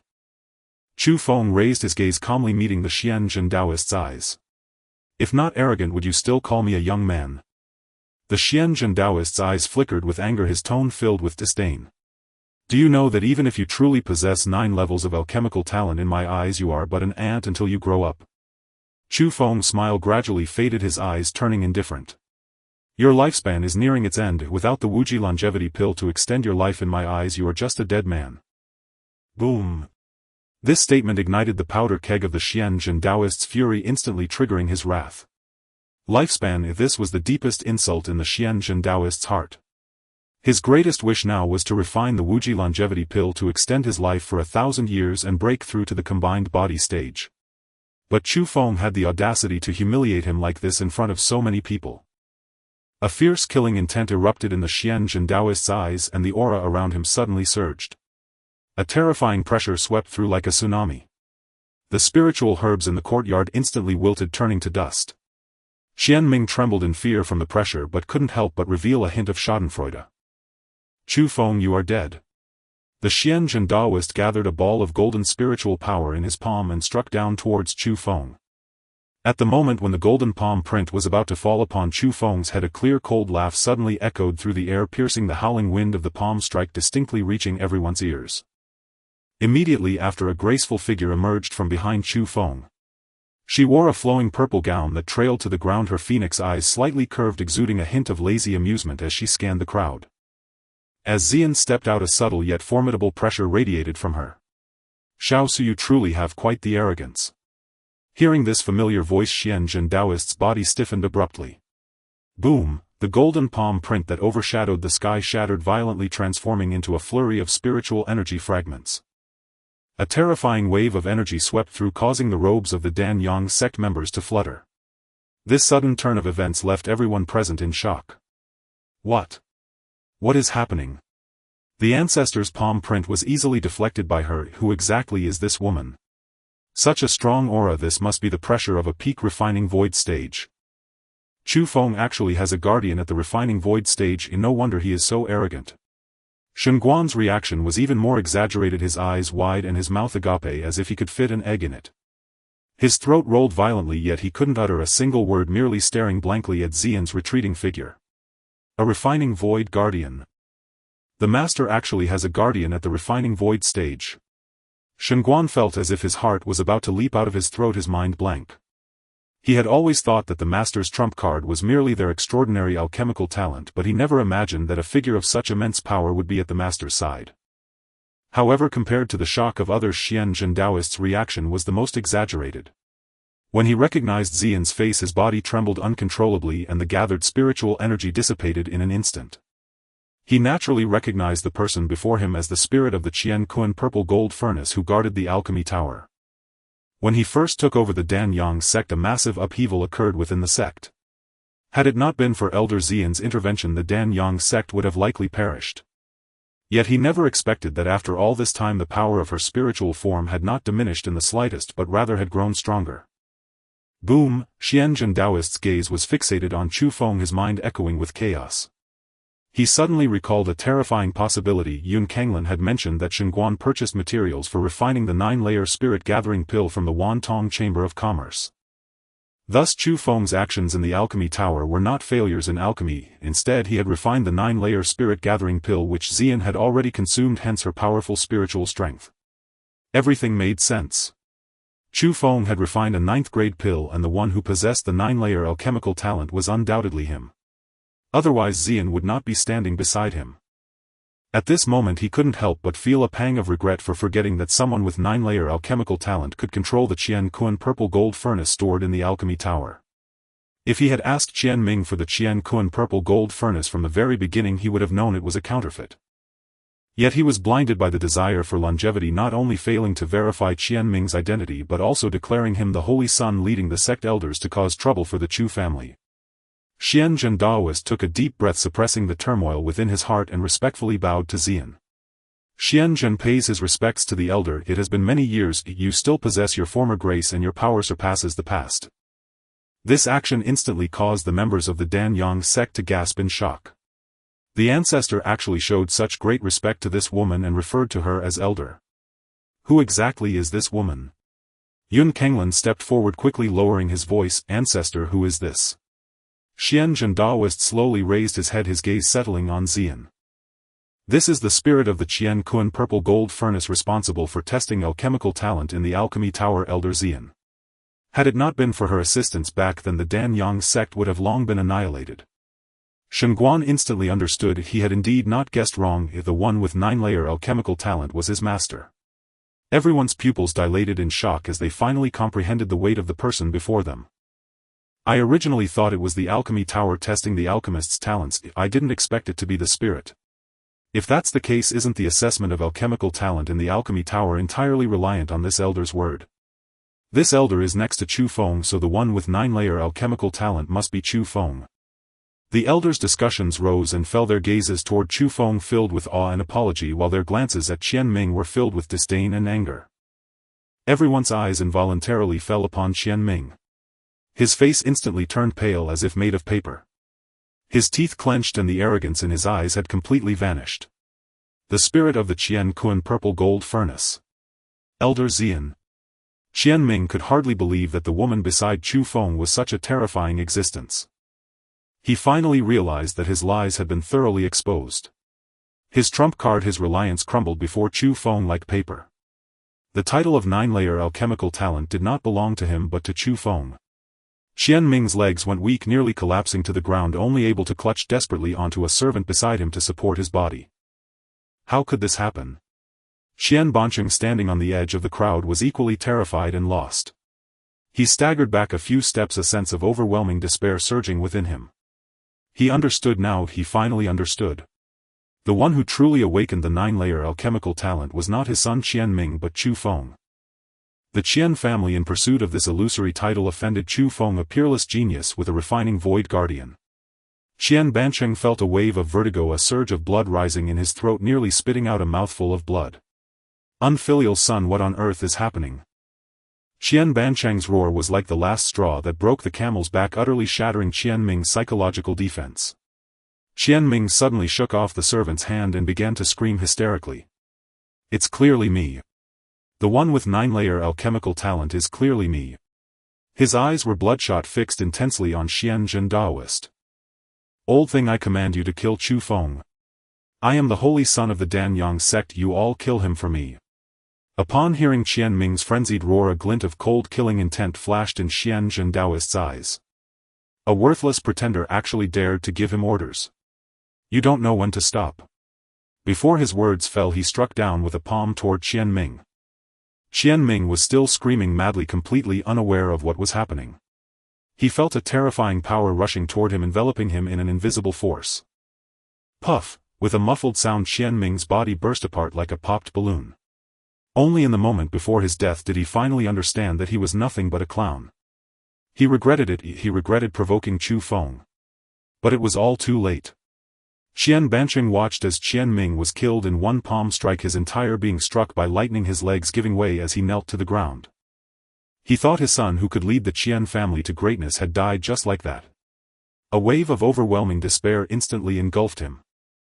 Qian Bancheng suddenly turned to Chu Feng, repeatedly bowing deeply. Young Master Chu, spare my life. Qian Bancheng's voice quivered with tears pleading incoherently. I had no eyes, please spare me, I am willing to give you everything of the Qian family, just spare me a dog's life. Watching this scene, Sun Yue stood beside Chu Feng, feeling an incredibly absurd sensation rise within her. Just a few days ago her father was like a lapdog circling around the Qian family, even sacrificing her happiness to offer her to Qian Ming as a servant. At that time who could have guessed that the one who truly possessed 9-layer alchemical talent was Chu Feng? Who could have imagined that the once mighty Qian family would meet such an end? The Sun family, in order to curry favor with the Qian family, did not hesitate to turn against Chu Feng, even severing their relationship with the Chu family over a De Yen creation pill. A bitter smile curved Sun Yue's lips as she pondered how her father No Sun Yuan would react if he knew of this matter. Chu Feng cast a cold glance at Qian Bancheng, his eyes revealing no ripples. Leave all of the Qian family's assets behind and you can roll out of Qingshan City.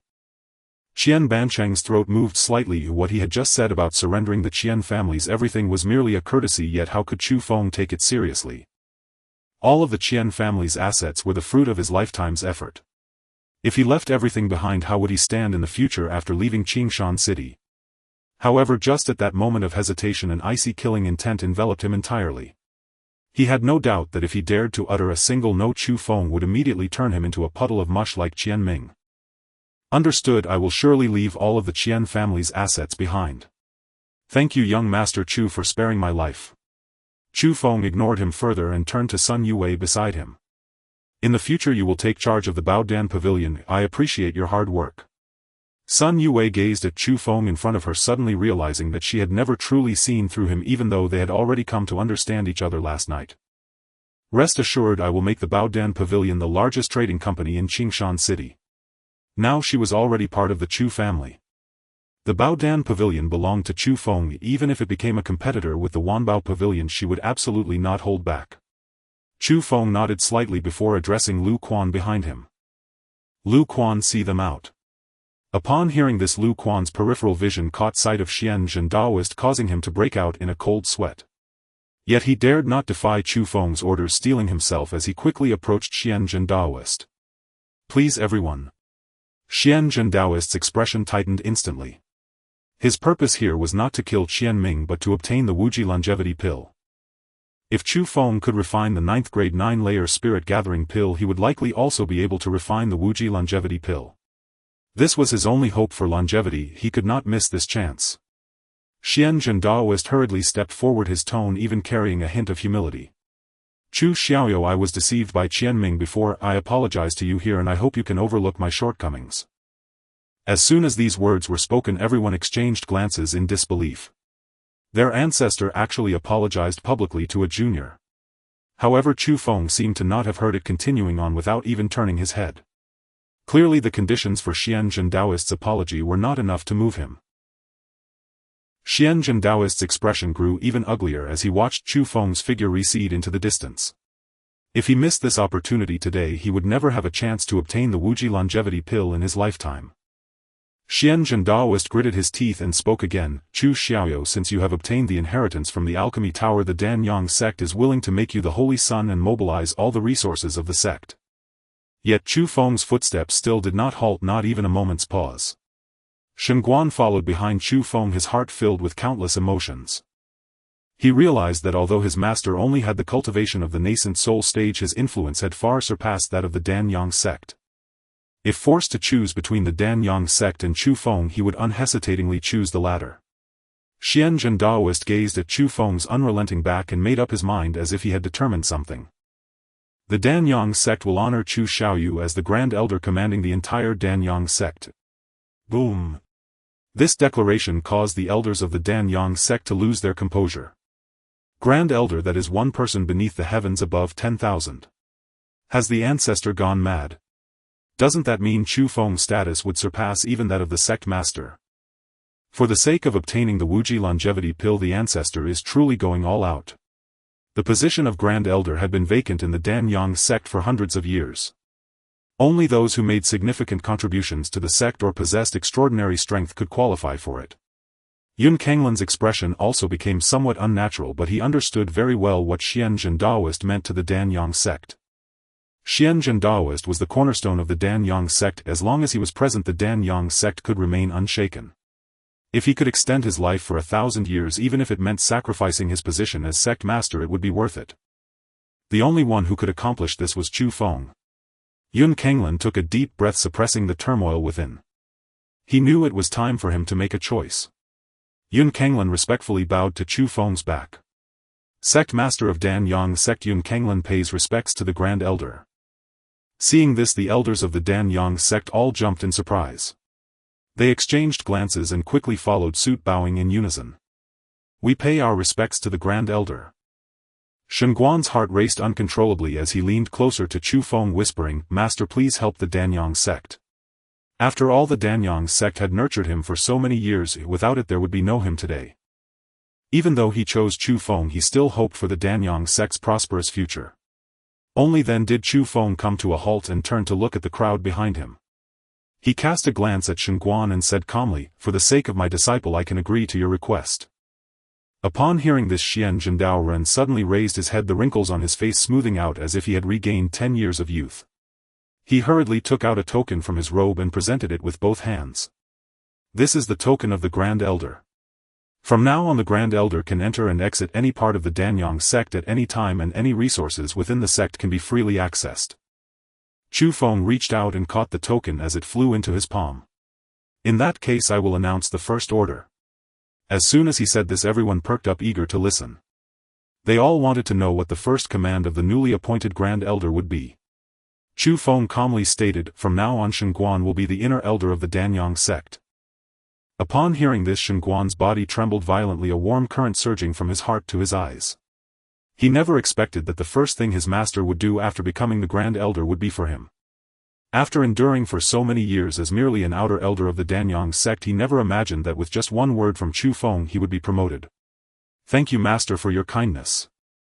Seeing this, Xianzhen Daoren couldn't help but nod slightly, a hint of approval flashing in his eyes. He could tell that Chu Feng was a person who valued loyalty and righteousness. To promote his disciple immediately upon taking office, such a person would certainly not neglect the Dan-Yang sect. In this way, his Wujin longevity pill would have a chance. With his heart at ease, Xianzhen Daoren stepped forward. Grand Elder, I have something I wish to discuss with you privately. Chu Feng turned to Zhao Yorong and Sun Youwei, who were standing nearby, and instructed them. Yorong, please take the elders to the hall to rest and receive them well. Youwei, go and take over the Qian family's assets. Qian Banqing shouldn't be allowed to take away a single spirit stone.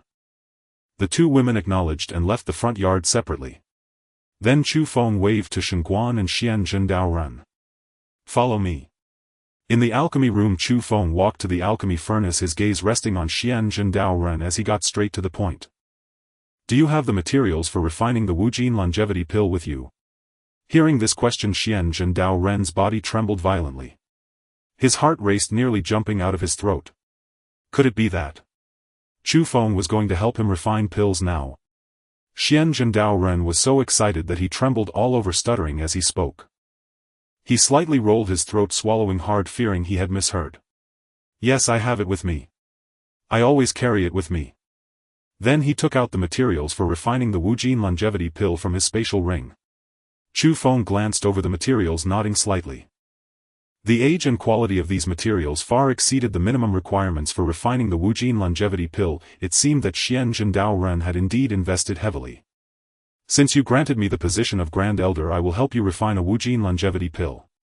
Chu Feng shifted his gaze from the materials. You may leave for now, I will begin the refinement. Upon hearing this, Xianzhen Daoren felt a rush of heat to his head, almost kneeling down to Chu Feng on the spot. If it had been anyone else claiming they could refine the Wujin longevity pill, he would have undoubtedly doubted it. After all, the difficulty of refining a 9th-grade pill far exceeded expectations. However, Xian stood right beside Chu Feng, which was the best proof. Since Chu Feng could refine the 9th-grade 9-turn spirit pill, refining the Wujin longevity pill would naturally be a piece of cake. Xianzhen Daoren suppressed his excitement and deeply bowed to Chu Feng. Thank you, Grand Elder, I will wait outside. Xianzhen Daoren hurriedly exited the alchemy room, fearing he would disturb Chu Feng's refining. However, just as Shengguan was about to follow Xianzhen Daoren out, a calm voice rang out from behind him. Shengguan, where are you going? Shengguan's steps halted abruptly, his body freezing in place. He slowly turned his head, revealing a hint of uncertain joy on his face. Master, can I also watch the process of refining pills? Shengguan's heart raced, his mind going blank. Back then Chu Feng had refined an 8th grade longevity pill with perfect efficacy in front of him, which had greatly benefited him and significantly improved his alchemy skills. But now Chu Feng was going to refine the 9th grade Wujin longevity pill. In the entire Dafeng dynasty besides Chu Feng, no one else could do it. Watching the refining process of a 9th grade pill was an opportunity that countless alchemists dreamed of. Even the pill kings did not have such a chance. Looking at his excited expression, Chu Feng said calmly, otherwise how will you learn my alchemy techniques? Upon hearing this, Shengguan could no longer control his emotions and directly bowed to Chu Feng. Thank you, master, I will not let you down. Standing at the door of the alchemy room, Xian Zhendao Ren couldn't help but show a hint of envy at their conversation. As the ancestor of the Danyang sect, his alchemy skills were second only to the pill king. Watching the refining process of a 9th grade pill was also a tremendous opportunity for him. Yet he did not have that qualification. A mere outer elder had unexpectedly stumbled into such luck and received such an opportunity. Even he, an ancestor at the 9th level of void refinement, did not have the right to see it, but Shengguan could. Time passed quickly, and a stick of incense later, a rich medicinal fragrance wafted out from the alchemy room, instantly filling the entire Chu family courtyard. Standing guard at the door, Xian Zhendao Ren felt his heart leap with joy upon smelling the fragrance. He stared intently at the door of the alchemy room, his voice trembling slightly.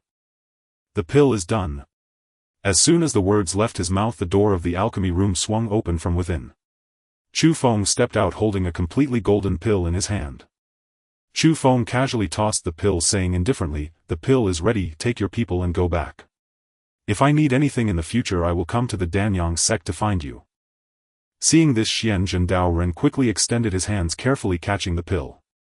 The pill felt warm in his hands, and a pure power surged into his limbs and bones, causing his very soul to tremble. He looked down at the Wujin longevity pill in his hand, his body stiffening, suddenly completely frozen in place, even forgetting to breathe. 10 perfect efficacy. Chu Feng could refine an 8th grade longevity pill with perfect efficacy, which was already astonishing enough to drive the alchemists of the entire Dafeng dynasty mad. But he never expected that the 9th grade Wujin longevity pill refined by Chu Feng could also achieve perfect efficacy. This was a flawless 9th grade pill. At this moment the hand holding the pill trembled violently, nearly causing him to faint. The first thing he did was not to immediately refine the pill in his hand to extend his lifespan. Instead he directly knelt before Chu Feng, his tone filled with a slight choke. I also wish to become your disciple. Is that possible?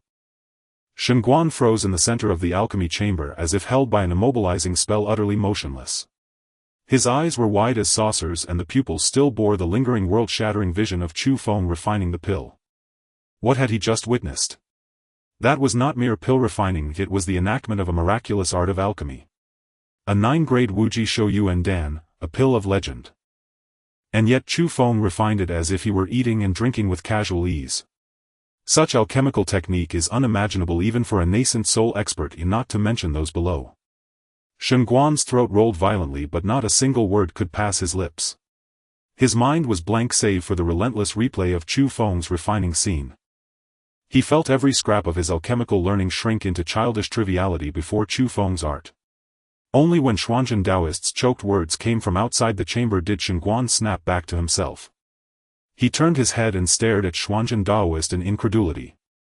The sect ancestor wants to take Chu Feng as his master.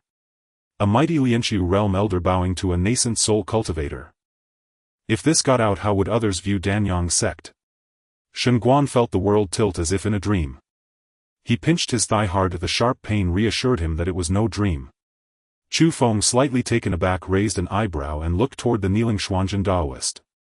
You are the Danyang sect's ancestor, Lianqiu 9th stage master. Do you not fear being the laughingstock if you bow to a nascent soul cultivator as your teacher? Xuanzhen Daoist only shook his head forcefully. Before you I am but an alchemist. He inhaled deeply as if steeling himself, then spoke again with resolve. If you accept me as your disciple, Danyang sect will henceforth look to the master alone for guidance. Chu Feng felt a stir of temptation. He had already agreed to become the sect's supreme elder, a position of great prestige and influence, yet in truth Danyang's sect would still be governed by Xuanzhen Taoist's decisions. After all, Xuanzhen Taoist was the sect's anchor, and most elders were loyal to him. But if Xuanzhen became his disciple, everything would change. If Xuanzhen Taoist became his junior, Chu Feng could legitimately preside over Danyang's sect. Any attempt by Xuanzhen to learn alchemy from him would bind him to obey. Moreover, the Wuji longevity pill was only the beginning. If for Xuanzhen to advance in alchemy or break through realms, he would need Chu Feng's guidance. After only a heartbeat's thought, Chu Feng decided. I will take you as my disciple, but you must swear a celestial Dao oath pledging loyalty to me this lifetime and never betray me. Xuanzhen Taoist is not someone Chu Feng can easily control, so a celestial oath was necessary. He would soon face the imperial family and could not afford the slightest misstep. Xuanzhen Taoist heard Chu Feng and hardly hesitated, crying out loud, I am willing. To have such a peerless alchemist as master, he would give anything. What is the honorific of ancestor but a name? Chu Feng's future deeds would surely surpass current fame. He might well become a legendary Dan Emperor. A golden-scaled fish is no mere pond creature. When winds and clouds come, it becomes a dragon. To be Chu Feng's disciple now is no shame, it is a privilege. Soon the entire Dafeng dynasty would swarm to seek a place beneath Chu Feng's banner. By then even kneeling and begging might not secure the chance. In an instant a vast surge of spirit-soul power burst from Xuanzhen Taoist. I Xuanzhen today willingly bow to Chu Feng as master. I pledge my life to master with unwavering heart. If I betray, let my spirit soul be destroyed and never be reborn. Heaven and Tao bear witness. The moment his vow fell, a thunderclap split the sky. A golden bolt of lightning tore the clouds and struck Xuanzhen Taoist in the brow, the mark of a celestial Tao oath. Once cast, it binds to the spirit soul and cannot be undone. Should he break the oath, heaven itself will mete out punishment and annihilate his spirit soul without Chu Feng lifting a finger. Disciple Xuanzhen greets master. Chu Feng nodded with quiet satisfaction. With the celestial oath sealed, Xuanzhen Taoist was now his disciple. He turned to Shengguan and said calmly. Greetings, your senior brother. Boom. Those words struck Shengguan like thunder, dizzying him anew. Senior brother. He is the sect ancestor's senior brother. Shengguan was only a nascent soul second-layer elder of a fringe faction. Even if he had the luck to be an inner sect elder, what merit did he possess to be the ancestor's fellow disciple? Xuanzhen Taoist's mouth twitched faintly, clearly finding the address awkward too. Still he stepped into the alchemy chamber and bowed to Shengguan. Greetings, senior brother. Shengguan stood stupefied, rooted to the spot as a chill raced from his soles to his crown. The sect ancestor actually bowed to him and called him senior brother. He finally recovered and in a flurry helped Xuanzhen Taoist to his feet. Ancestor, you flatter me. But Xuanzhen Taoist's face was solemn. Senior brother, that is not correct. From now on, before master, you are indeed my senior brother. He finished with a kindly smile directed at Shengguan. Shengguan could only manage a stiff nod. Who would dare refuse? Xuanzhen Taoist seated himself cross-legged and began absorbing the Wuji Shou Yuan Dan. The pill melted on his tongue and became a warm tide flowing into his dantian. His meridians were instantly widened. The once declining spiritual energy within him surged with renewed vigor. A faint golden radiance began to emanate from his body. His aura grew increasingly robust and majestic. Shengguan watched the transformation with eyes full of astonishment. Xuanzhen Taoist's lifespan was rapidly extending. His spiritual energy grew more concentrated. After a short while he opened his eyes, his life was extended by a full 1,000 years and he appeared a dozen years younger. He could no longer contain his emotions and prostrated himself before Chu Feng. Master has given me life anew, I shall never forget this debt. Chu Feng waved him off, his tone unruffled. Rise.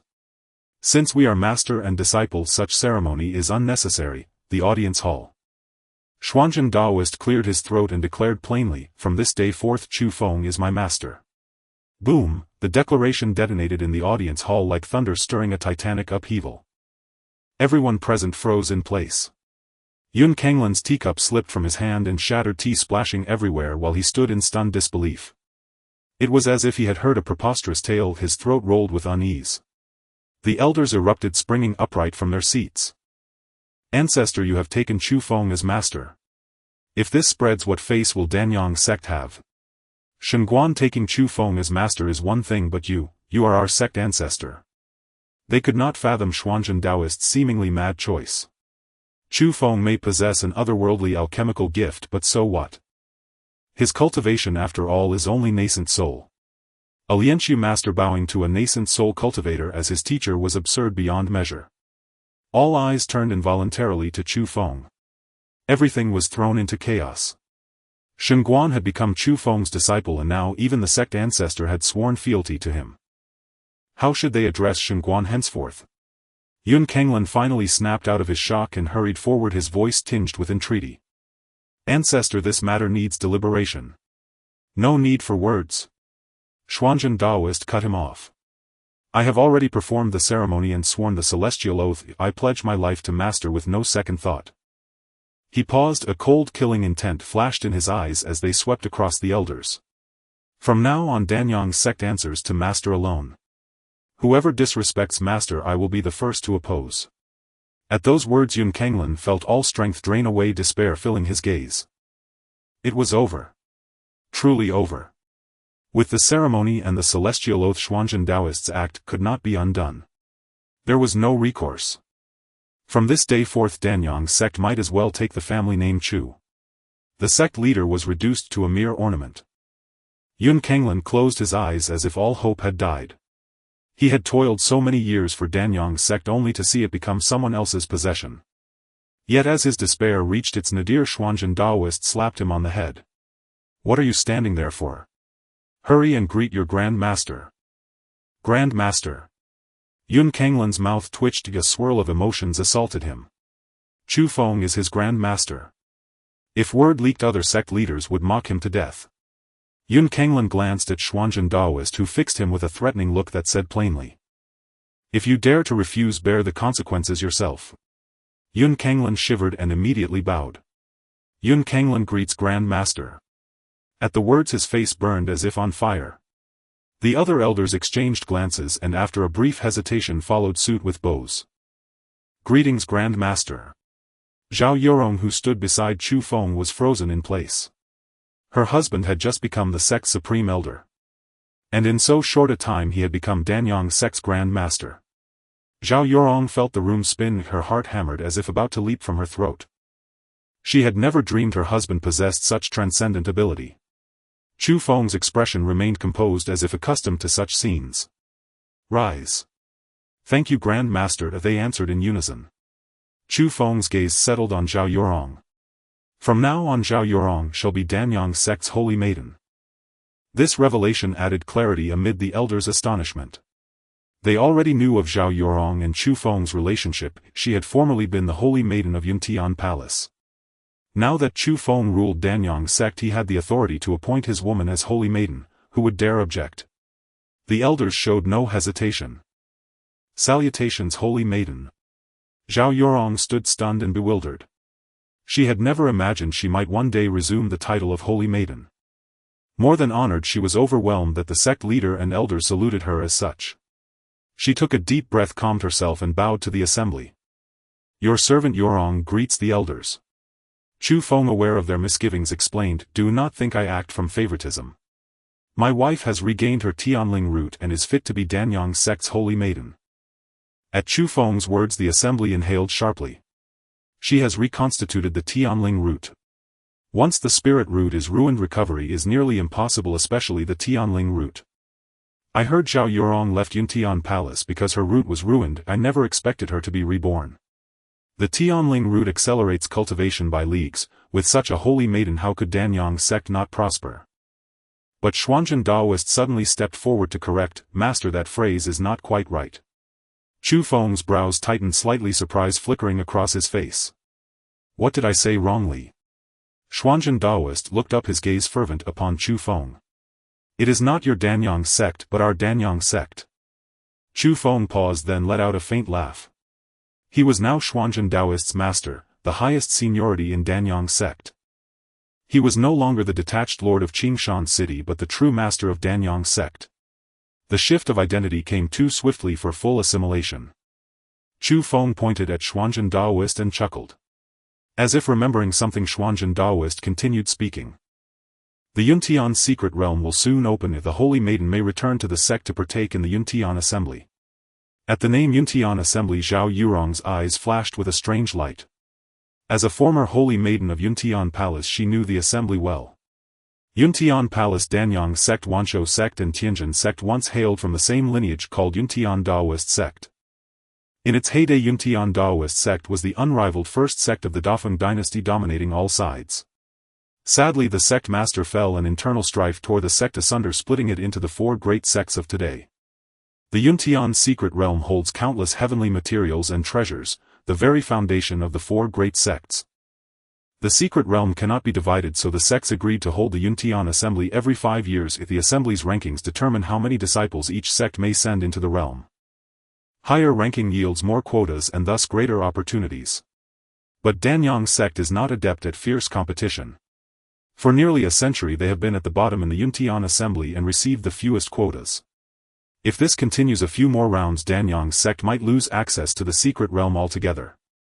Zhao Yurong drew a steady breath and spoke with resolute strength. I will represent Danyang sect in the upcoming Yuntian assembly. She would fight not only for the sect's honor but to announce her return to Yuntian Palace. Chu Feng had also heard of the Yuntian secret realm and knew of something within he desired. I am now part of Danyang sect, may I also take part in the Yuntian assembly? Exactly the response Xuanzhen Daoist hoped for. Of course. With Master leading, Danyang sect will surely seize first place in the Yuntian assembly. They then went over the assembly rules in detail. Once the discussion concluded, Chu Feng took Zhao Yurong's hand and rose to leave. In the emptied audience hall the atmosphere grew delicate. Yun Kenglin hesitated long before finally asking the question on everyone's mind. Ancestor, although Chu Feng possesses a ninefold alchemical talent, he is after all only a nascent soul cultivator. How can he possibly be your master? Yun Kenglin's words voiced every elder's thoughts. They looked to Xuanzhen Daoist with shared bewilderment. Indeed, Ancestor, we do not doubt Chu Feng's skill, but the generational gap is too vast. He is so young, and no matter his talent, how could he instruct you? Su Qing at the rear wore the same puzzled look. Xuanzhen Daoist needed only one sentence to silence all their murmurs. Master just refined for me a Wuji Shou Yuan Dan with full Tenatoften efficacy. The audience hall fell into a deathly silence. A pin could be heard falling. Expressions froze as if frozen by a spell. A 9-grade Wuji pill with perfect tenfold efficacy. That was a legendary 9-grade pill capable of extending life by 1,000 years. The elders finally reacted, cries of astonishment escaping them. Good heavens, a 9-grade pill, and a perfect one at that.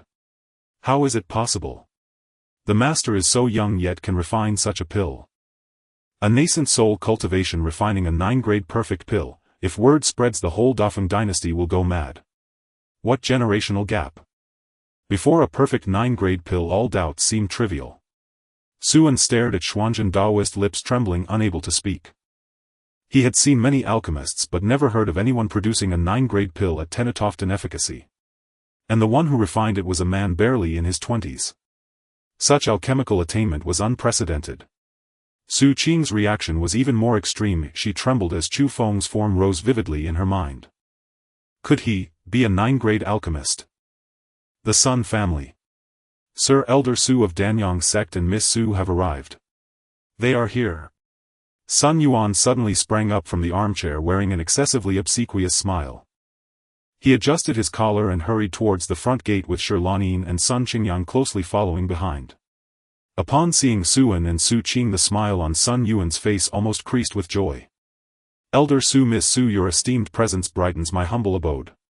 Shi Lanyin quickly stepped forward, her face adorned with a flattering smile, admiring Su Qing with awe. I have long heard that Miss Su is as beautiful as a celestial being, yet seeing her today she truly lives up to her reputation, even more stunning than the fairy in the painting. Sun Qingyang gazed fervently at Su Qing, his voice trembling slightly. Miss Su, long time no see. Su Qing cast a faint glance at him, her expression devoid of any waves, as if she were merely looking at a stranger. Suan nodded slightly, speaking in a calm tone. There is no need for excessive courtesy, we have come today for serious matters. Yes, serious matters are important. Sun Yuan quickly stepped aside to lead the way, bustling with eagerness as they walked. The group entered the living room and took their seats. Sun Yuan sat at the lower end leaning slightly forward, his gaze fixed tightly on Suan. Sun Qingyang sat opposite Su Qing, his eyes glued to her, already imagining himself becoming Su An's disciple, marrying Su Qing, and the Sun family thriving. Seemingly feeling uncomfortable under the gaze, Su Qing spoke first. Friend Sun, in the message you sent via the communication jade token you mentioned you possess a Dian transformation pill. Yes. Sun Qingyang suddenly snapped back to attention, pulling out the Dian transformation pill he had prepared earlier. Miss Su, please take a look. This is the Dian transformation pill I mentioned. Su Qing raised her gaze to the wooden box, extending her delicate fingers to gently open it. In an instant an intense fragrance of medicine wafted out from the box. Su Qing examined it closely for a moment, then turned to Suan saying, "Grandfather, this is indeed a Dian transformation pill with full efficacy of excellent quality." Su An's eyes flashed with a hint of satisfaction upon hearing this. He took the wooden box and asked calmly, "Speak, what is it that you desire?" As soon as this was said, Sun Yuan's eyes lit up and he was about to speak when Sun Qingyang jumped in first. Taking a deep breath, Sun Qingyang hurried to Suan, bowing deeply. "Elder Su, I wish to become your disciple." Shi Lanyin quickly echoed. "Elder Su, my son has a profound understanding of alchemy, please take him in." At this moment Su Qing instinctively asked, "Where did you obtain this pill?" This question caused Sun Qingyang to hesitate slightly, and Sun Yuan and Shi Lanyin exchanged glances, a hint of panic flashing in their eyes. But soon Shi Lanyin calmed down. "This pill is a betrothal gift for my daughter." "Betrothal gift?" Suan raised an eyebrow slightly. "What do you mean?" Sun Yuan hurriedly took over, continuing. "To be honest, my daughter Sun Yue is set to marry Chu Feng. This Dian transformation pill is the betrothal gift he sent." Upon hearing this, Suan and Su Qing exchanged a glance, shock evident in their eyes. The Sun family and the Chu family are actually in-laws.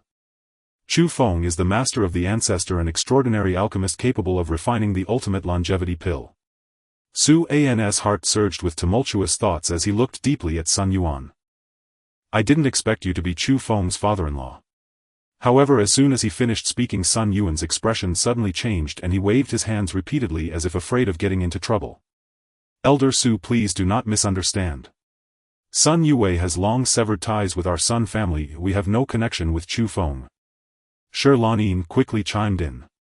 "Sun Yue is a thankless wretch. For that Chu Feng she dared to oppose us. We have long since disowned her as our daughter. Chu Feng is Chu Feng and our Sun family is our Sun family. They are unrelated." They had already guessed that the people from Danyang sect came to Qingshan city certainly for Qianming.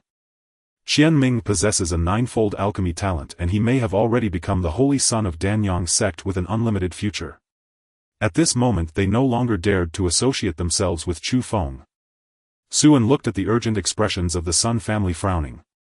If Chu Feng can present a Dian transformation pill with full efficacy as a betrothal gift, it shows how much he values it. Why do you wish to sever ties with him? Sun Yuan sighed, a look of deep sorrow appearing on his face. "Elder Su, you are not aware, we originally wanted Yue to marry young Master Qianming. Young Master Qianming possesses a ninefold alchemy talent with an unlimited future." Shi Lanyin quickly added.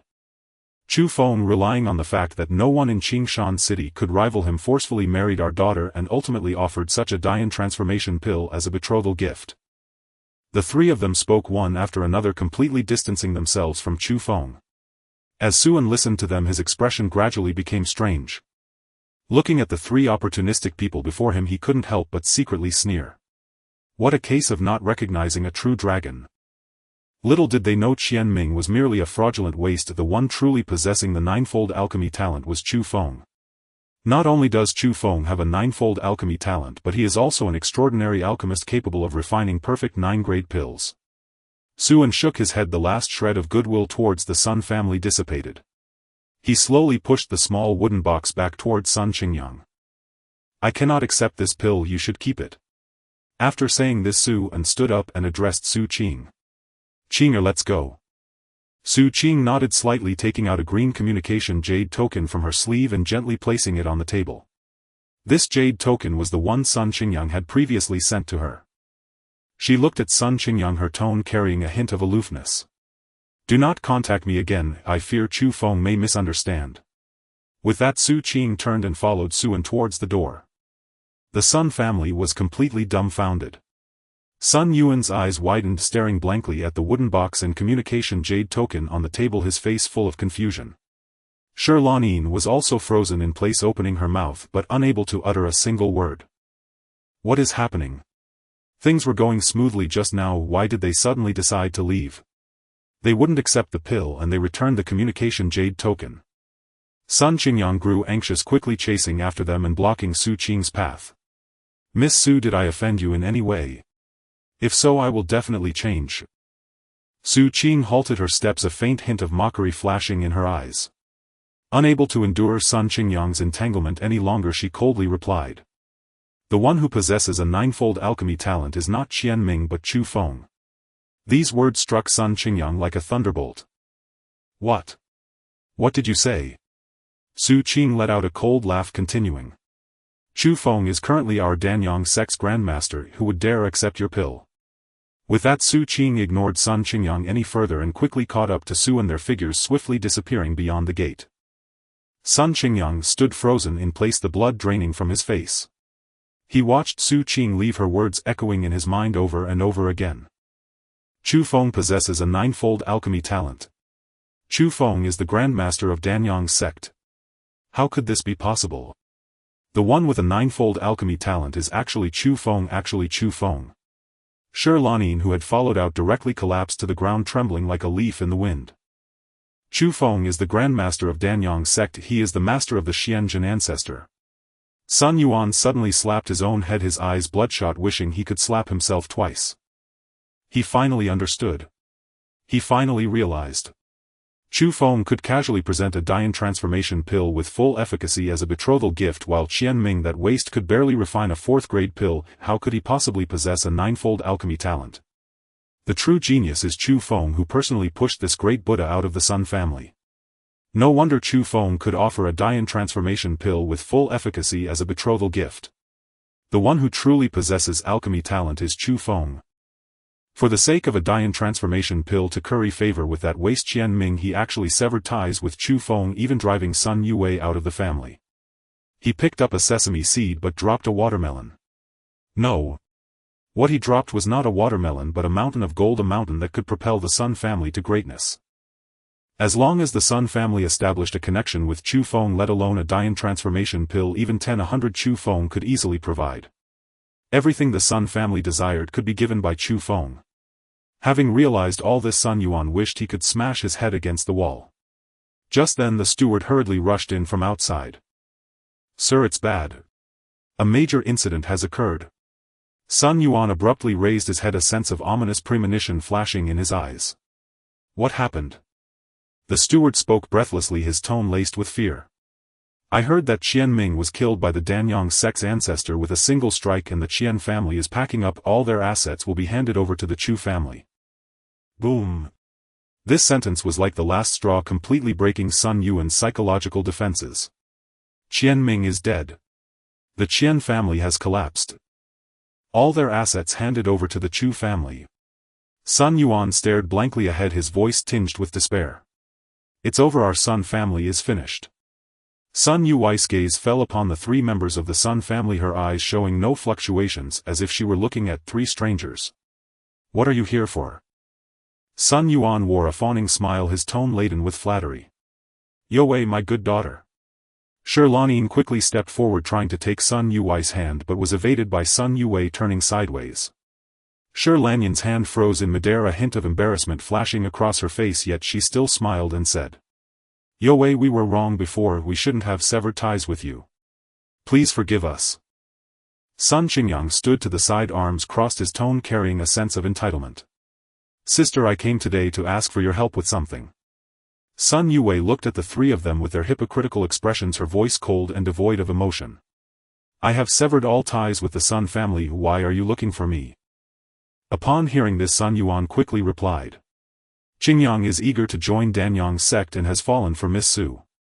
Could you ask Chu Feng for help to let Qingyang join Danyang's sect and have Miss Su marry him? Shi Lanyin quickly chimed in. Qingyang is your brother, can you bear to see his marriage go unresolved? Sun Qingyang raised his head, his tone carrying a hint of arrogance. Sister, as long as you say a word to brother-in-law, Su Qing will have to marry me obediently.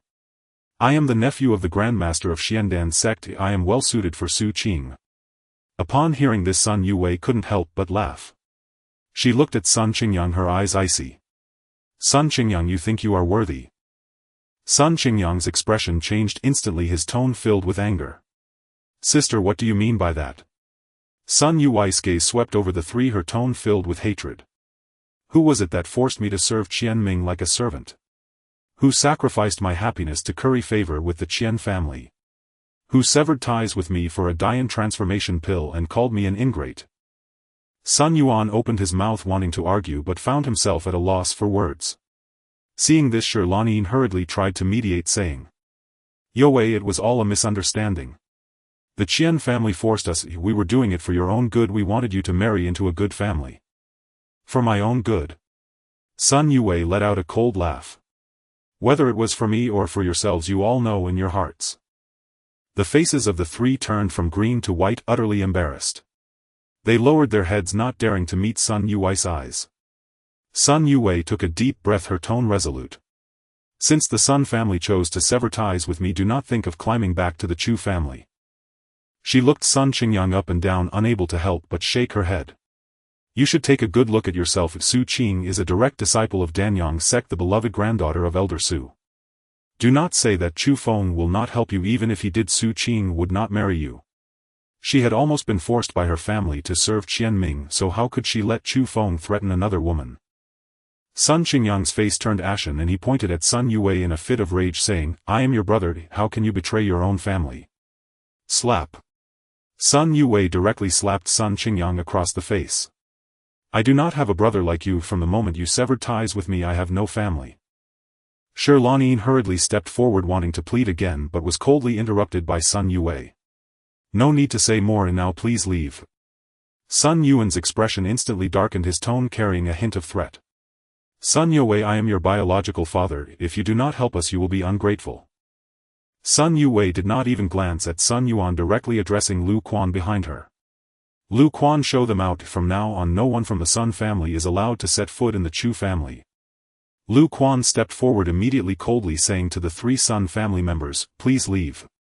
Seeing Sun Yui's resolute attitude, the three of them had no room for negotiation and their expressions instantly turned sinister. Their fawning smiles vanished in an instant. Sun Yue. You thankless wretch, you forgot your roots once you married. Are you not afraid of retribution from the heavens? You unfilial daughter, we raised you for so long. Has your conscience been eaten by dogs? Are you just going to watch your brother's future be ruined?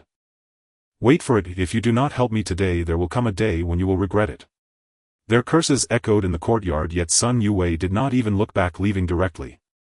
Just as the three of them were cursing vigorously, a massive shadow suddenly rushed out from the inner courtyard.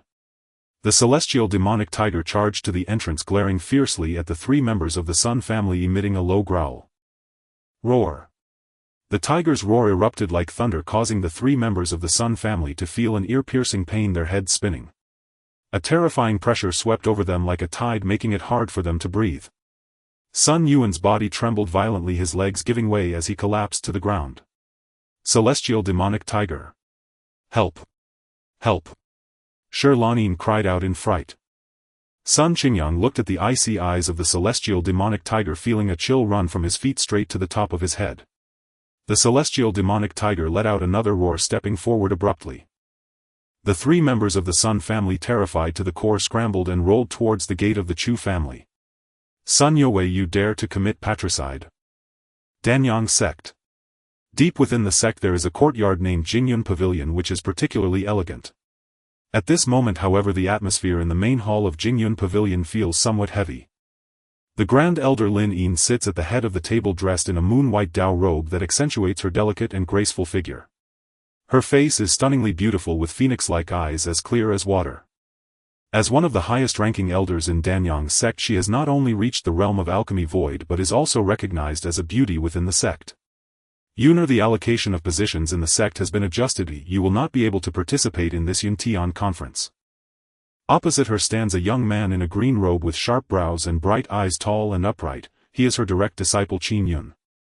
Qin Yun has already reached the third level of Golden Core realm, making him one of the outstanding young talents of Danyang sect and one of the core candidates selected for this Yin-Yang conference.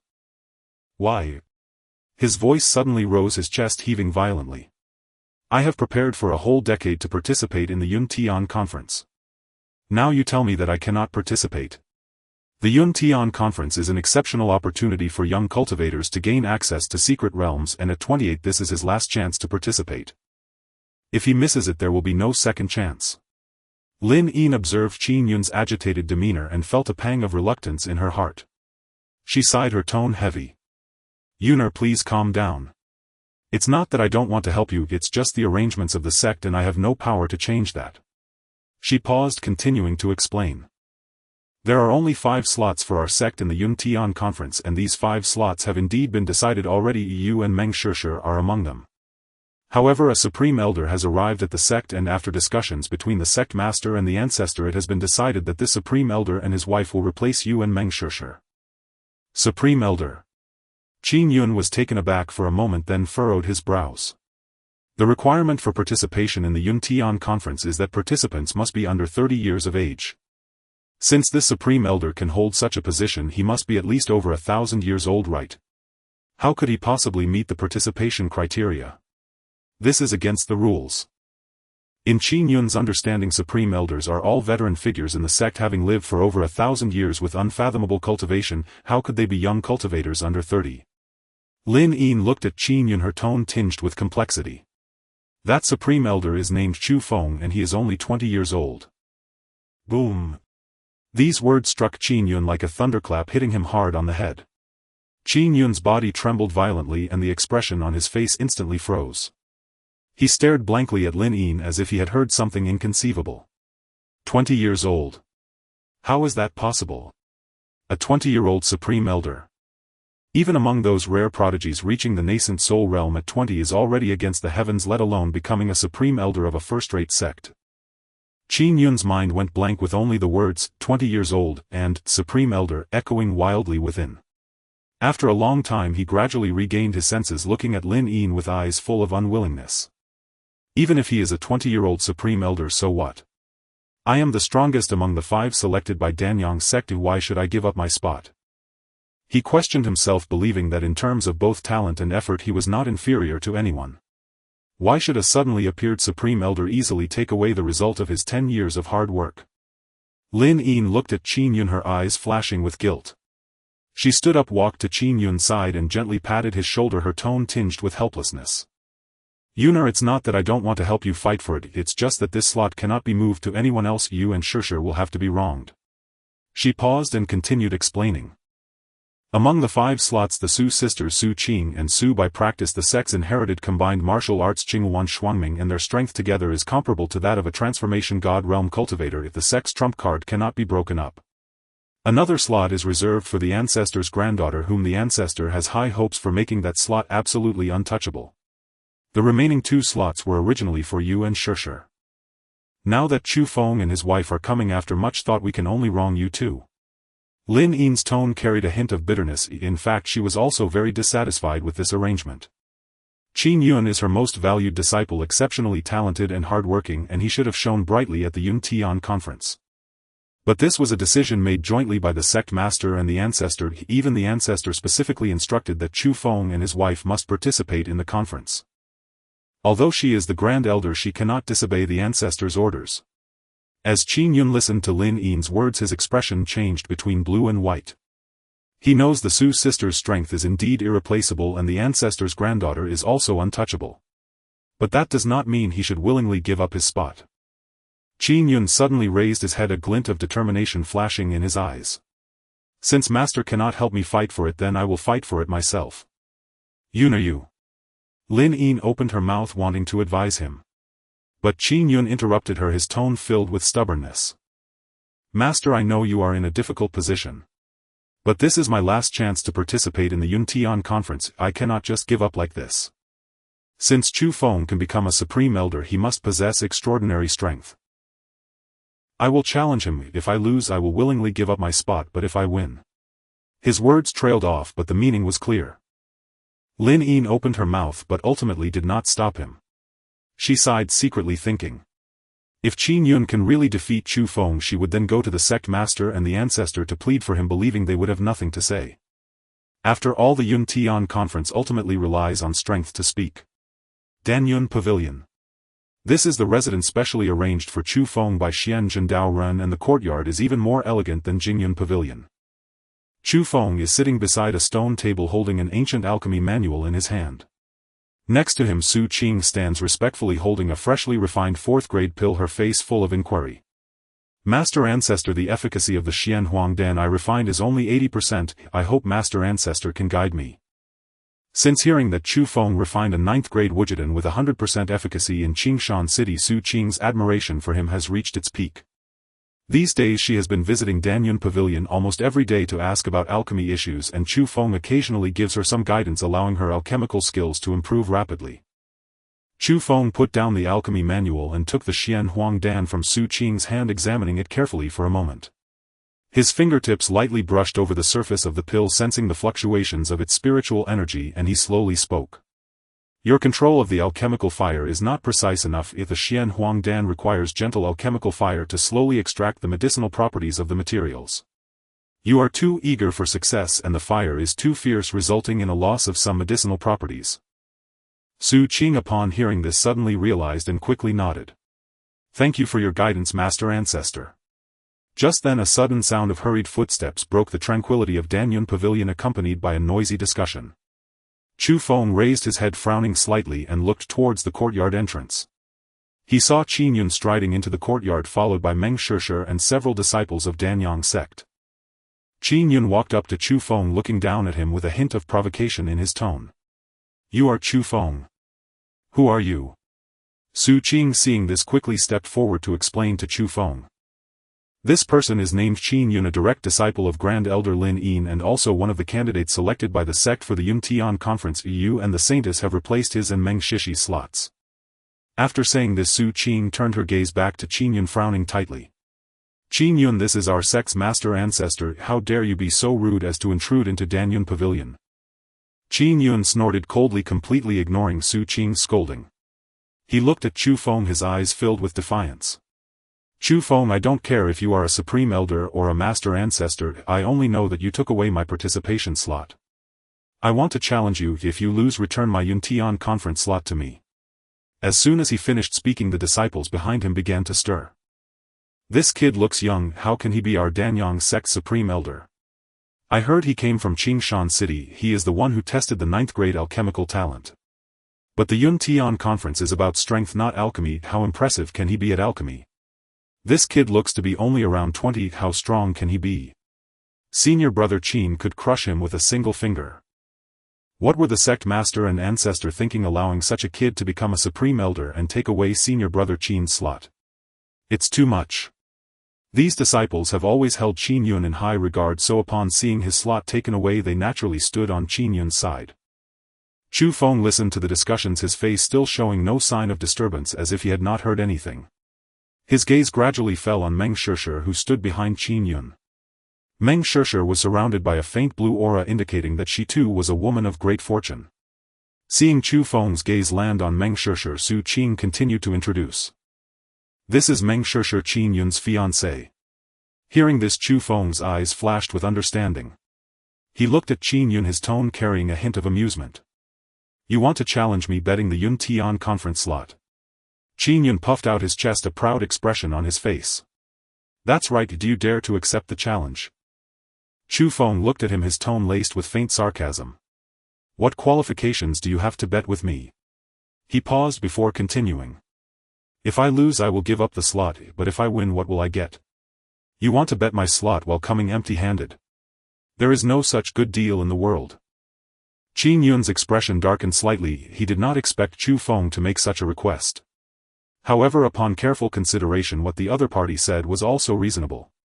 He gritted his teeth and drew the long sword from his waist. The sword was entirely black. As it was unsheathed, a fierce sword energy burst forth. This is the sword my master gave me, named Mo-ing sword. It is a low-grade artifact. Qin Yun held the Mo-ing sword forward. This sword should be enough as a wager, right? A hint of envy flashed in everyone's eyes. Only inner sect elders are qualified to possess low-grade artifacts. The fact that Qin Yun possesses a low-grade artifact sword is enough to show the Grand Elder's regard for him. Chu Feng looked at the Mo-ing sword. A faint cold smile crept onto his lips. He flicked his finger and the Xingxi sword appeared in his hand. As soon as the sword appeared, a terrifying pressure instantly spread out, far more imposing than the Mo-ing sword. Do you think I would covet your broken sword? This is. Qin Yun's pupils constricted suddenly, his body trembling slightly as a name echoed wildly in his mind. Above low-grade artifacts are mid-grade artifacts. The sword in Chu Feng's hand is actually a mid-grade artifact. The disciples present instantly erupted in an uproar. Isn't Chu Feng from Qingshan City? How could such a place possibly have a mid-grade artifact? In my opinion, it must have been a reward from the ancestor. Senior brother Qin's low-grade artifact pales in comparison to a mid-grade artifact. Qin Yun's hand gripping the Mo-ing sword trembled violently. Under the light of the Xingxi sword, the Mo-ing sword appeared so dim and pathetic. What bet do you want? Anything I can offer is yours. He found himself in a difficult position. If he does not bet today, not only will he lose his slot, but he will also become the laughingstock of the sect. Chu Feng looked at Qin Yun, the smile on his lips growing more pronounced. He pointed at Meng Shishir, a hint of playfulness in his eyes, and spoke slowly. I want her. Qin Yun's gaze turned cold. You. What did you say? Chu Feng looked at him and repeated, I want her to swear an oath to the heavens. If you lose, she must recognize me as her master. This statement landed like a thunderclap, instantly shocking the entire place. Qin Yun's face turned ashen, his fists clenched tightly, his eyes filled with flames of rage. Chu Feng, you are going too far. Meng Shishir trembled all over, her face filled with disbelief. Since she entered, Chu Feng's gaze had been fixed on her, but she never expected that he would dare to make such a request. The disciples behind them were also stunned, exchanging glances at each other. No one had anticipated that the wager Chu Feng wanted would actually be Meng Shishir. The atmosphere in Danyun Pavilion instantly became tense and charged. Chu Feng actually dared to make Meng Shishir recognize him as her master. He has gone mad, he is definitely insane. Meng Shishir is senior brother Qin's fiancé. He is just relying on his 9th-grade alchemical talent, appointed as a supreme elder by the ancestor. Does he really think he is invincible in the world? Yet Chu Feng seemed to be completely unaffected by Qin Yun's fury. If you are afraid to bet, then get out. Qin Yun's face turned iron-gray, his golden core level 3 spiritual energy surging like boiling water. He fixed his gaze on Chu Feng, veins bulging on his forehead, his voice squeezed out between gritted teeth. Chu Feng. You are seeking death. Meng Shishir is my fiancé, my determined partner. This is not only an insult to Meng Shishir but also a slap in my face. How can such humiliation be tolerated? Standing beside Chu Feng, Su Qing's expression also changed. She hurriedly stepped forward and spoke urgently to Qin Yun. Qin Yun, calm down. This is the Grand Elder of our sect, our great ancestor, you must not be rude. Although she felt that Chu Feng's request was somewhat excessive given Chu Feng's status, if Qin Yun were to act violently the consequences would be unimaginable.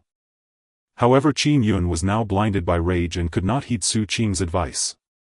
You dare to humiliate Shishir like this? His voice trembled with anger, the tip of his sword aimed directly at Chu Feng. Chu Feng, don't think that just because you have the title of Grand Elder you can do whatever you want. Chu Feng gently rubbed the sheath of the star rhyme sword, his tone calm. I am merely suggesting a reasonable wager. If you are confident in your victory, why concern yourself with what the wager is? Lu Ruyen stood beside Meng Shishir, a flicker of complex emotion passing through her eyes. She and Meng Shishir were both disciples under the Grand Elder, and while her appearance was quite fair, she was always overshadowed by Meng Shishir's brilliance. At this moment she gently tugged at Meng Shishir's sleeve and whispered, Sister Shishir, Chu Feng is being too unreasonable to make such a request. Meng Shishir bit her lip, a strong sense of unease rising within her.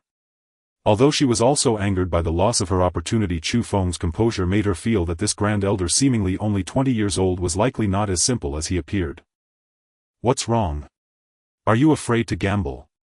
Chu Feng finally looked up at Qin Yun, a barely perceptible smile curling at the corner of his mouth.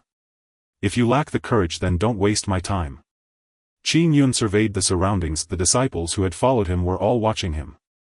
If he were to back down today, the prestige he had built over the years within the sect would vanish in an instant. Senior brother Qin, you cannot agree. Su Qing anxiously advised, this matter requires careful deliberation. Qin Yun raised a hand to interrupt her, a look of determination flashing in his eyes. I Qin Yun have cultivated for so many years without a single defeat among my peers. If I cannot even accept the challenge of a 20-year-old, what is the point of cultivating the Tao? What is the meaning of seeking immortality? He turned to Chu Feng and spoke each word deliberately. All right, I accept your wager. But if I win, you must not only return the slot for the Cloud Sky Conference, but you must also kneel before me in public to apologize, acknowledging that you are unworthy of the title of Grand Elder. Agreed. Chu Feng nodded decisively as if conceding to a trivial matter. Yun Gu. Meng Shishir could not help but speak up, her eyes filled with worry. Qin Yun turned to grasp her hand, his gaze intense. Sure, even if he started cultivating from birth, it would be a miracle for a 20-year-old to reach the golden core stage. He is certainly no match for me. Lu Ruyen also leaned in softly, saying, Sister Sure, senior brother Qin is right. If you do not agree to this wager, won't it seem like you do not trust him? With so many disciples watching, where will senior brother Qin's face go? Meng Shishir looked at Qin Yun, seeing the undeniable confidence in his eyes, and glanced at the expectant gazes around her, finally nodding with difficulty. She walked to the center of the courtyard and looked up at the sky. Heavenly Tao above, I disciple Meng Shishir vow here. If today Qin Yun loses the duel against Chu Feng, I willingly acknowledge Chu Feng as my master, serving him for life without betrayal. As her voice fell, a faint thunder rumbled in the sky. A pale golden light descended from above, coalescing into a complex rune mark at the center of Meng Shishir's forehead, flickering 3 times before slowly sinking beneath her skin. The oath to the Heavenly Tao was established. Seeing that the vow was made, Qin Yun hesitated no longer. He positioned the Mo-ing sword across his chest and his aura began to surge. Chu Feng, prepare to die. He shouted coldly, unleashing his full strength at the 3rd level of Golden Core. The disciples who followed Qin Yun retreated quickly, leaving enough space for the two. Su Qing also retreated to the corridor, filled with worry, not for Chu Feng but for Qin Yun. Unlike others, she knew very well that Chu Feng was a nascent soul cultivator. However, at this moment a crowd of disciples continued to cheer for Qin Yun. Senior brother Qin, teach this arrogant kid a lesson. Let him see the strength of our Dan Yang sect's direct disciples. A mere 20 years old, how much power could he possibly have? Senior brother Qin will defeat him in 3 moves. Meng Shishir stood at the front of the crowd, hands tightly clasped over her chest.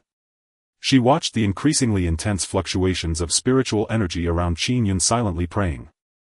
With the vow to the Heavenly Tao established, if Qin Yun lost, her entire life would change drastically. Chu Feng, draw your sword. Seeing Chu Feng come unarmed, Qin Yun felt insulted, his anger flaring even more. To deal with you I need no weapon. Chu Feng replied casually. Arrogant. A cold light flashed in Qin Yun's eyes as he charged at Chu Feng like an arrow released from a bow. A single sword to shatter the sky. On the Mo-ing sword, a green sword aura rapidly condensed, instantly transforming into a massive sword shadow over 30 feet long. The spiritual energy in the courtyard surged wildly, all converging towards that sword shadow. So powerful, senior brother Qin's sword already possesses the might of the late Golden Core stage.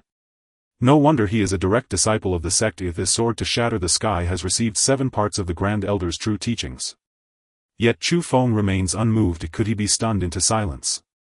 As the crowd murmured, the green sword shadow carrying a devastating momentum struck down at Chu Feng. Before the sword even reached him, the fierce sword energy had carved a deep trench into the ground, closing in on Chu Feng. Meng Shishir held her breath, her eyes fixed on Chu Feng. Lu Ruyen smirked. She knew very well the power of this sword. Last year during the sect's grand competition, Qin Yun had defeated a senior brother at the 5th level of Golden Core using this very sword. However, Chu Feng only lightly raised his right hand. His fingers spread slightly as if to catch a falling leaf. A terrifying pressure erupted from Chu Feng, centering around him, and the air in the courtyard froze in that instant. Time seemed to stand still. The unstoppable sword shadow, halting just 3 feet above Chu Feng's head, remained frozen in midair, the green light swirling along the sword body no longer flowed. The spatial rifts around the sword shadow torn apart, quickly smoothed out as if an invisible hand had caressed them, swiftly merging and disappearing. What is this? Qin Yun realized he could not advance even a fraction. No, it was not just that he could not move forward, he could not even lift a finger. That invisible pressure felt like a towering mountain pressing down on his shoulders. He desperately activated the 9 turns mystic origin art and the golden core within his dantian spun wildly. However, as all his spiritual energy left his body, it was crushed to dust by that pressure like a cow sinking into the sea. The Mo-ing sword in his hand trembled violently, emitting a mournful sword wail. This earthly-grade long sword began to show fine cracks on its body. Crack. The clear sound of breaking echoed as the 30-foot green sword shadow shattered inch by inch from the tip, dispersing into countless light points. No. Impossible. Qin Yun forced out a few words through clenched teeth, veins bulging on his forehead. He exerted all his strength to push the sword forward even a single inch, but his arm felt as heavy as a mountain, unable to tremble. Chu Feng slowly lowered his right hand and took a step forward. With just one step the pressure increased threefold. Bang! Qin Yun's knees buckled, crashing heavily to the ground. The bluestone ground was smashed by his knees, creating 2 deep pits with cracks spreading out like spider webs. The Mo-ing sword slipped from his grip, clattering to the ground, its cracks now clearly visible. The entire Danyun pavilion fell into a deathly silence. The faces of those who had been clamoring to cheer were collectively frozen. Lu Ruyan's smile had long since disappeared. She staggered back 2 steps, her lips trembling as she tried to say something, but no sound came out. He lost. Qin Yun actually lost. Meng Shishir trembled violently, her nails digging deep into her palms, blood dripping through her fingers, yet she remained oblivious. She watched Qin Yun, who was kneeling on the ground and unable to move, all her hopes turning to dust in that moment. The golden mark of the heavenly Tao oath on her forehead pulsed with heat, reminding her of the irrevocable contract. If Qin Yun lost, she would acknowledge Chu Feng as her master and serve him for life. Chu Feng walked towards the kneeling Qin Yun, each step feeling like a stomp on everyone's heartbeat. Finally he stood before Qin Yun. Qin Yun struggled to lift his head, bloodshot eyes filled with despair, his previously handsome face twisted. "What level of cultivation are you?" Chu Feng did not answer but raised his right foot, gently stepping on Qin Yun's head. This action was light, even lacking force, but the humiliation it entailed made everyone gasp in shock. "Surrender or die. I give you 3 breaths to decide." Qin Yun stammered, You dare to kill me? My master is the Grand Elder." 2. Chu Feng interrupted directly, increasing the pressure beneath his foot. Qin Yun felt the bones of his skull cracking under the unbearable weight, the shadow of death enveloping his heart. At this moment all his unwillingness seemed laughably insignificant in the face of such an absolute gap in strength. He recalled his years of hard training, the decade of preparation for the Cloud Sky Conference, and the grand vows he had made to his master in the Jingyun Pavilion. But all of this paled in comparison to the fear of death he felt now. "I surrender." The 3 words drained all his strength. As those words fell, Qin Yun felt as if all his essence had been drained, collapsing to the ground, staring vacantly at the sky. Chu Feng withdrew his foot, and the terrifying pressure that had enveloped the entire courtyard receded like a tide. "Get lost." The disciples, as if awakening from a dream, hurriedly rushed forward, supporting the limp Qin Yun. Someone picked up the Mo-ing sword, now covered in cracks, and hurriedly sheathed it. Throughout the entire process no one dared to speak, even their breathing becoming deliberately lighter, fearing to attract Chu Feng's attention. Everyone left except for Meng Shishir, who stood frozen in place, her body slightly trembling. Chu Feng sat down again, finally directing his gaze at her. "Meng Shishir." Meng Shishir slowly raised her head, her eyes a dull gray. She approached Chu Feng, kneeling on both knees, her voice hollow. "Master." The oath to the heavenly Tao had begun to take effect, and the golden mark on her forehead flickered faintly, firmly locking in the master-servant relationship between her and Chu Feng. Su Qing, recognizing the situation, immediately bowed and said, "Disciple takes her leave." As she turned she cast a complex glance at Meng Shishir, then exited the courtyard and closed the door. In the courtyard of Danyun Pavilion a sudden silence enveloped, leaving only the sound of the wind rustling the bamboo leaves. Meng Shishir stood 3 steps away from Chu Feng, head lowered, her hands unconsciously gripping her clothes tightly. She could hear her own heartbeat thudding again and again, particularly clear in the stillness of the night. Chu Feng quietly watched her slowly approaching. Meng Shishir instinctively wanted to retreat, but her feet felt as though they were rooted in place, unable to move. Finally Chu Feng stopped in front of her. The distance between them was so close that they could feel each other's breath. Meng Shishir caught a faint refreshing scent coming from him. Chu Feng reached out, gently lifting her chin.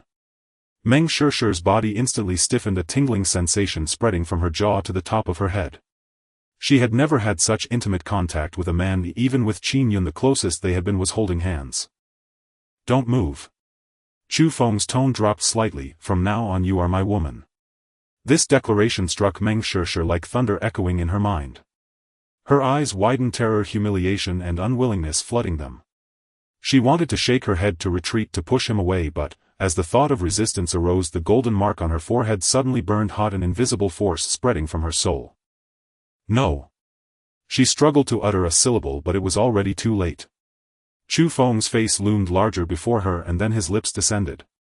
Meng Shishir's body trembled violently as she pushed against his chest with both hands, attempting to shove him away. But the force was feeble. Rather than a push, it was a powerless struggle. The constraint of the heavenly Tao oath grew stronger. Each time a thought of resistance arose, her soul felt as if it were being pricked by needles. More terrifying was that her body began to betray her will. Meng Shishir felt her waist loosen as her clothing lost its restraint. No. She struggled again, her voice tinged with a sob. I am not ready yet. No need to prepare. Chu Feng's tone left no room for argument. You need only to accept. With that he forcefully lifted her into his arms. Meng Shishir closed her eyes, her long lashes fluttering, a tear slipping down. News spread through Danyang sect like wildfire. Have you heard? Senior brother Qin challenged the newly arrived Grand Elder and ended up suppressed without even making a move. Not just a single move. Senior brother Qin unleashed a sword to shatter the sky, yet Chu Feng didn't even budge, merely crushing senior brother Qin's sword aura with his pressure. A 20-year-old nascent soul cultivator, simply a freak. Oh my, what about sister Meng Shishir? I heard she made a vow to the heavenly Tao. Alas, she has already acknowledged him as her master, currently serving him in Danyang Pavilion. On a misty mountain peak deep within Danyang sect. Daoist Xianjun stood by the cliff's edge, listening to the report from Yuntsang Lan, a meaningful smile appearing on his face. It seems the position of Grand Elder was worth granting. Yuntsang Lan's expression was somewhat strange. Elder Chu Feng humiliated Qin Yun like this. What will the Grand Elder think? Daoist Xianjun waved his hand. A bit of pride in the youth is good, but not knowing the heights of heaven and depths of the earth, they must learn their lesson. Chu Feng's actions served to establish authority and to knock some sense into certain arrogant juniors. Inside Jingyun Pavilion, Lin Yingji gazed at the kneeling, disheveled Qin Yun before her, speechless for a long time. She never expected that Chu Feng was actually a nascent soul cultivator. Master, I have brought you shame. Qin Yun's voice was hoarse, his eyes devoid of their usual brilliance.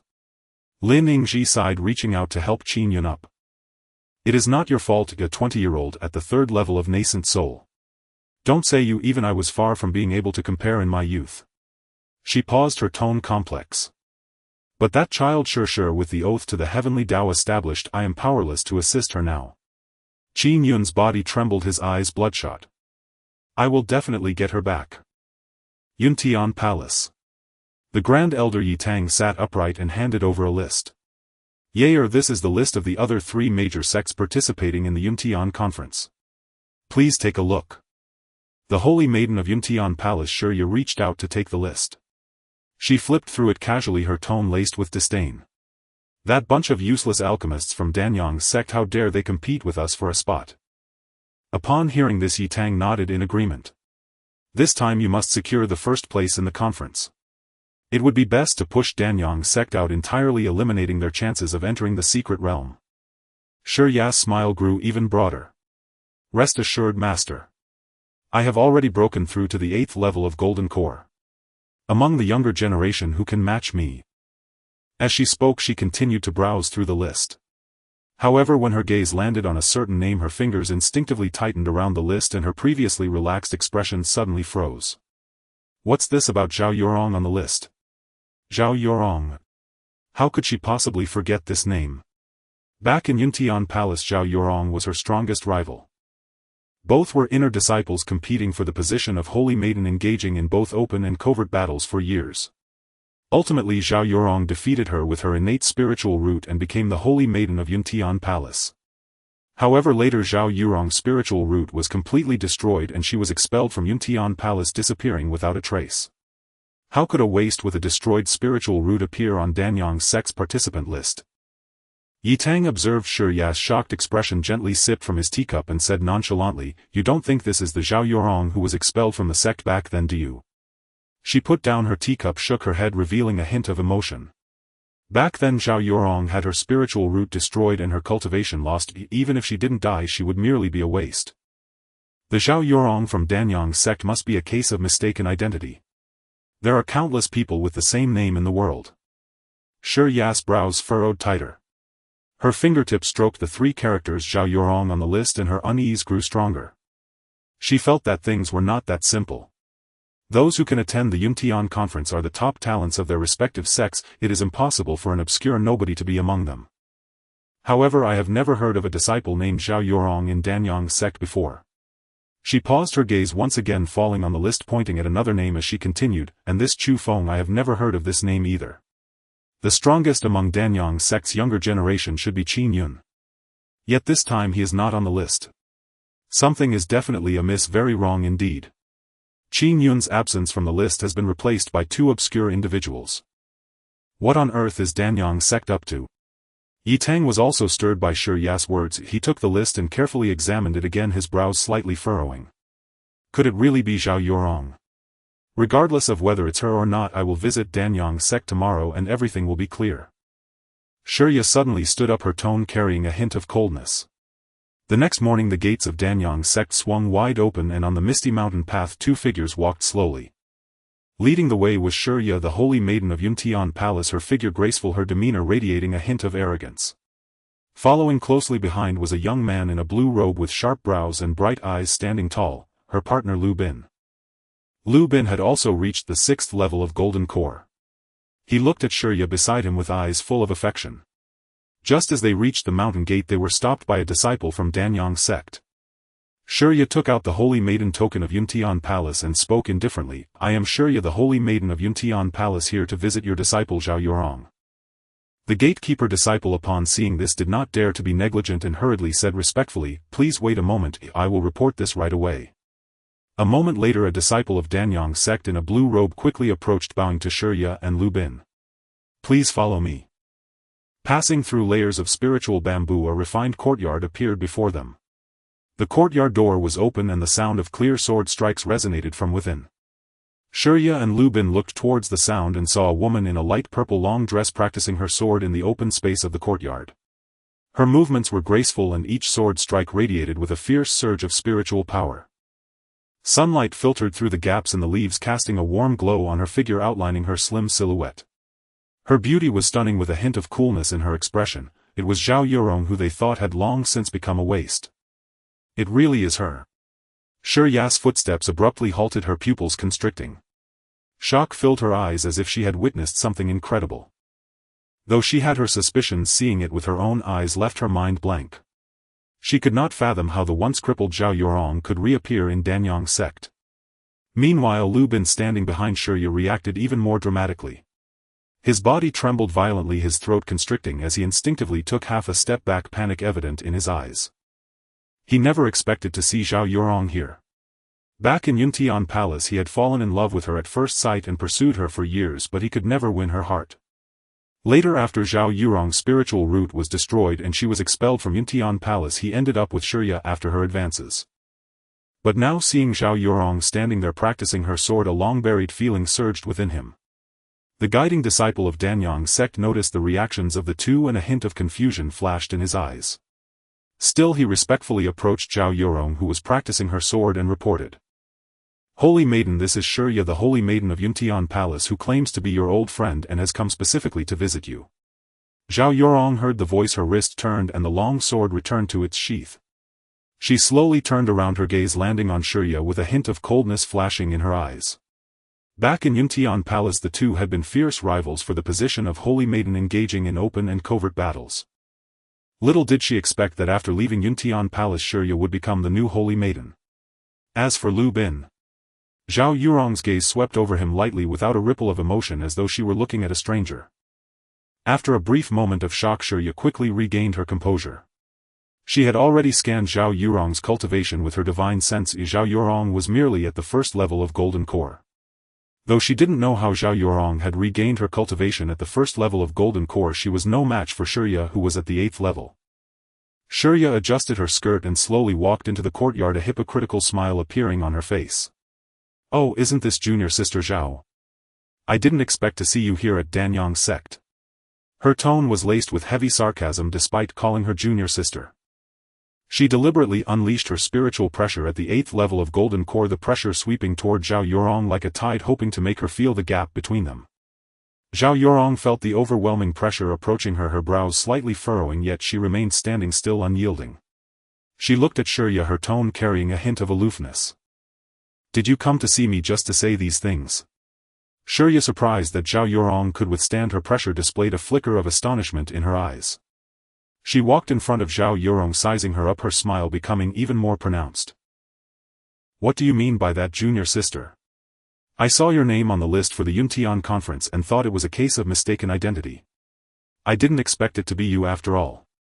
You really are impressive, being able to restore your cultivation even after your spiritual root was destroyed. It truly makes me see you in a new light." Lu Bin, standing to the side, looked at Zhao Yurong's familiar face, his anxiety mounting. He opened his mouth wanting to say something but was at a loss for words. Shurya noticed Lu Bin's odd behavior, a hint of displeasure flashing in her eyes. She suddenly grabbed Lu Bin's arm, pulling him close to her, and boasted to Zhao Yurong, "By the way, junior sister, Lu Shixiang and I are now a couple." She paused, leaning in close to Zhao Yurong's ear, her voice low enough for everyone present to hear clearly. "Lu Shixiang used to have a crush on you, but unfortunately back then you were expelled from Yin-Yang Palace after losing your cultivation. In Yin-Yang Palace, Zhao Yurong was the admired holy maiden beloved by all. Shurya had always been overshadowed by Zhao Yurong's brilliance, much like a swan among ducks. But now the wheel of fortune had turned. She had become the holy maiden of Yin-Yang Palace. Her cultivation reached the 8th level of golden core, and she even had a partner at the 6th level of golden core. Meanwhile, Zhao Yurong was merely at the 1st level of golden core, living off others at Danyang sect, barely surviving. Shurya looked at Zhao Yurong filled with glee. She wanted Zhao Yurong to feel envy and resentment. She wanted Zhao Yurong to know who the true winner was in the end. Lu Bin, held by Shurya, felt stiff, a hint of embarrassment appearing on his face. He looked at Zhao Yurong, a flicker of guilt crossing his eyes, yet he didn't dare to break free from Shurya's grip. Zhao Yurong observed Shurya's smug demeanor and Lu Bin's awkward expression, a faint sneer curling her lips. "Are you done? You can leave now." Upon hearing this, Shurya's hypocritical smile abruptly vanished as she dropped the pretense. "Do you still think you can participate in the Yin-Yang conference?" She exerted a slight force with her hand, gripping Zhao Yurong's chin, forcing her to look up at her. "Zhao Yurong, do you think that just because you have regained the 1st level of golden core you can turn the tables? Let me tell you, in my eyes you are still that waste expelled from Yin-Yang Palace. If you dare to participate in the Yin-Yang conference, I will ensure that you die there." Zhao Yurong coldly stared at Shurya, enunciating each word clearly. "My affairs are none of your concern." "None of my concern?" Shurya laughed as if she had heard the funniest joke. "Back then you stole my position as holy maiden, and now you appear on the participant list of Danyang sect. You say this has nothing to do with me." At that moment, Lu Bin, who had been standing behind Shurya with a pale face, could no longer hold back and spoke up. He tugged at Shurya's sleeve, his tone tinged with a hint of pleading. "Yair, don't do this. Let's talk it out peacefully." His gaze inadvertently fell on Zhao Yurong's face. Even though Zhao Yurong's current cultivation was only at the 1st level of golden core, in his heart she was still that holy maiden who towered above him, haunting his dreams. Upon hearing Lu Bin's words, Shurya's expression instantly turned ashen. She abruptly turned her head and slapped Lu Bin hard across the face. Smack! The crisp sound echoed loudly in the silent courtyard. Lu Bin's body trembled violently, his cheek instantly swelling and blood trickling from the corner of his mouth. He looked at Shurya in disbelief, shock evident in his eyes. "Yeah, you." Shurya glared at Lu Bin, her eyes full of rage. "Are you still holding on to feelings for her? Seeing her makes you soft-hearted, doesn't it?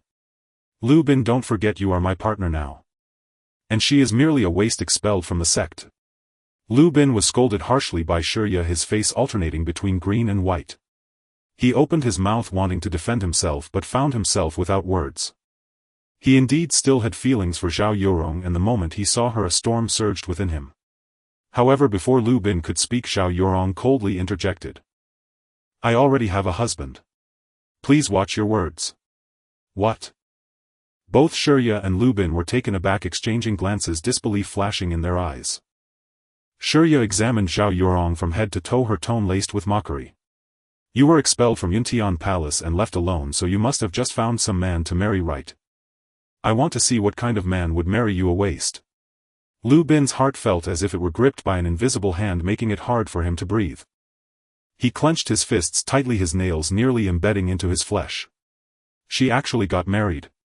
The holy maiden who once captivated him had actually married. At that moment a clear voice came from outside the courtyard. You wrong. Everyone turned at the sound to see Chu Feng walking in slowly. Sunlight filtered through the leaves, casting a warm glow on him, outlining his tall figure like an immortal descending to the mortal realm.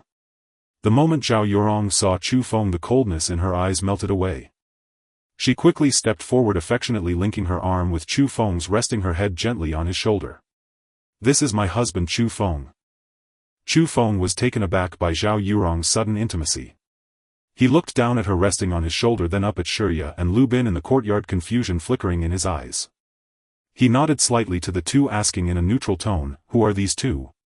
Zhao Yorong, still linked to Chu Feng's arm, spoke slowly, her eyes carrying a hint of coldness. This is Shurya, the new holy maiden of Yin-Yang Palace. If this is her partner, Lu Bin. Lu Bin looked at Chu Feng, hostility evident in his eyes. Shurya's eyes lit up the moment she saw Chu Feng. Her gaze fell on his handsome face, a hint of admiration flashing in her eyes. Chu Feng's look surpassed Lu Bin by far, and he exuded an indescribable aura that made her heart race. Instantly a thought surged in her mind. She wanted to take everything Zhao Yorong had. She had snatched the position of holy maiden back then, and now she wanted to take Zhao Yorong's husband. Shurya walked up to Chu Feng, displaying a charming smile, her voice sweet enough to drip water. Young Master Chu, I am Shurya, the holy maiden of Yin-Yang Palace. Lu Bin felt a surge of anger trembling all over as jealousy filled his eyes upon seeing Shurya's eagerness toward Chu Feng. Zhao Yorong sensed Shurya's gaze, her brows knitting tightly as she tightened her grip on Chu Feng's arm, a hint of vigilance in her eyes. Shurya, did you come to me just to flirt with my husband? Shurya turned to Zhao Yorong, a smug smile curling her lips. Junior sister Zhao, are you feeling jealous? I was merely greeting young Master Chu. Chu Feng observed the tense atmosphere among the three and suddenly understood a bit. Though he didn't know the history between them, he could see Shurya's provocation. May I ask what brings the holy maiden here today? Shurya noticed that Chu Feng's tone remained indifferent, not swayed by her beauty, and a flicker of displeasure crossed her mind, but she quickly masked it. It's nothing much, just came to see junior sister. After all, we will soon meet at the Yin-Yang conference. After saying that, Shurya sent a flirtatious glance at Chu Feng before turning to leave. Lu Bin stumbled, unable to resist glancing back at Zhao Yorong. Zhao Yorong merely shot him a cold look, her eyes betraying no emotion. After they left, the courtyard finally returned to tranquility. Zhao Yorong suddenly tugged on Chu Feng's arm, striding towards the house. Chu Feng, being pulled along, teased, "My dear, it's broad daylight." Zhao Yorong halted abruptly, urgency in her tone. I want to improve my cultivation and need to defeat Shurya at the Yin-Yang conference. Chu Feng looked at the tears glistening in Zhao Yorong's eyes, his earlier teasing instantly disappearing. Alright, I will help you. During this time he had already used pills to elevate Zhao Yorong's cultivation to the first level of golden core. However, helping her break through to the 8th level before the Yin-Yang conference was still a bit challenging.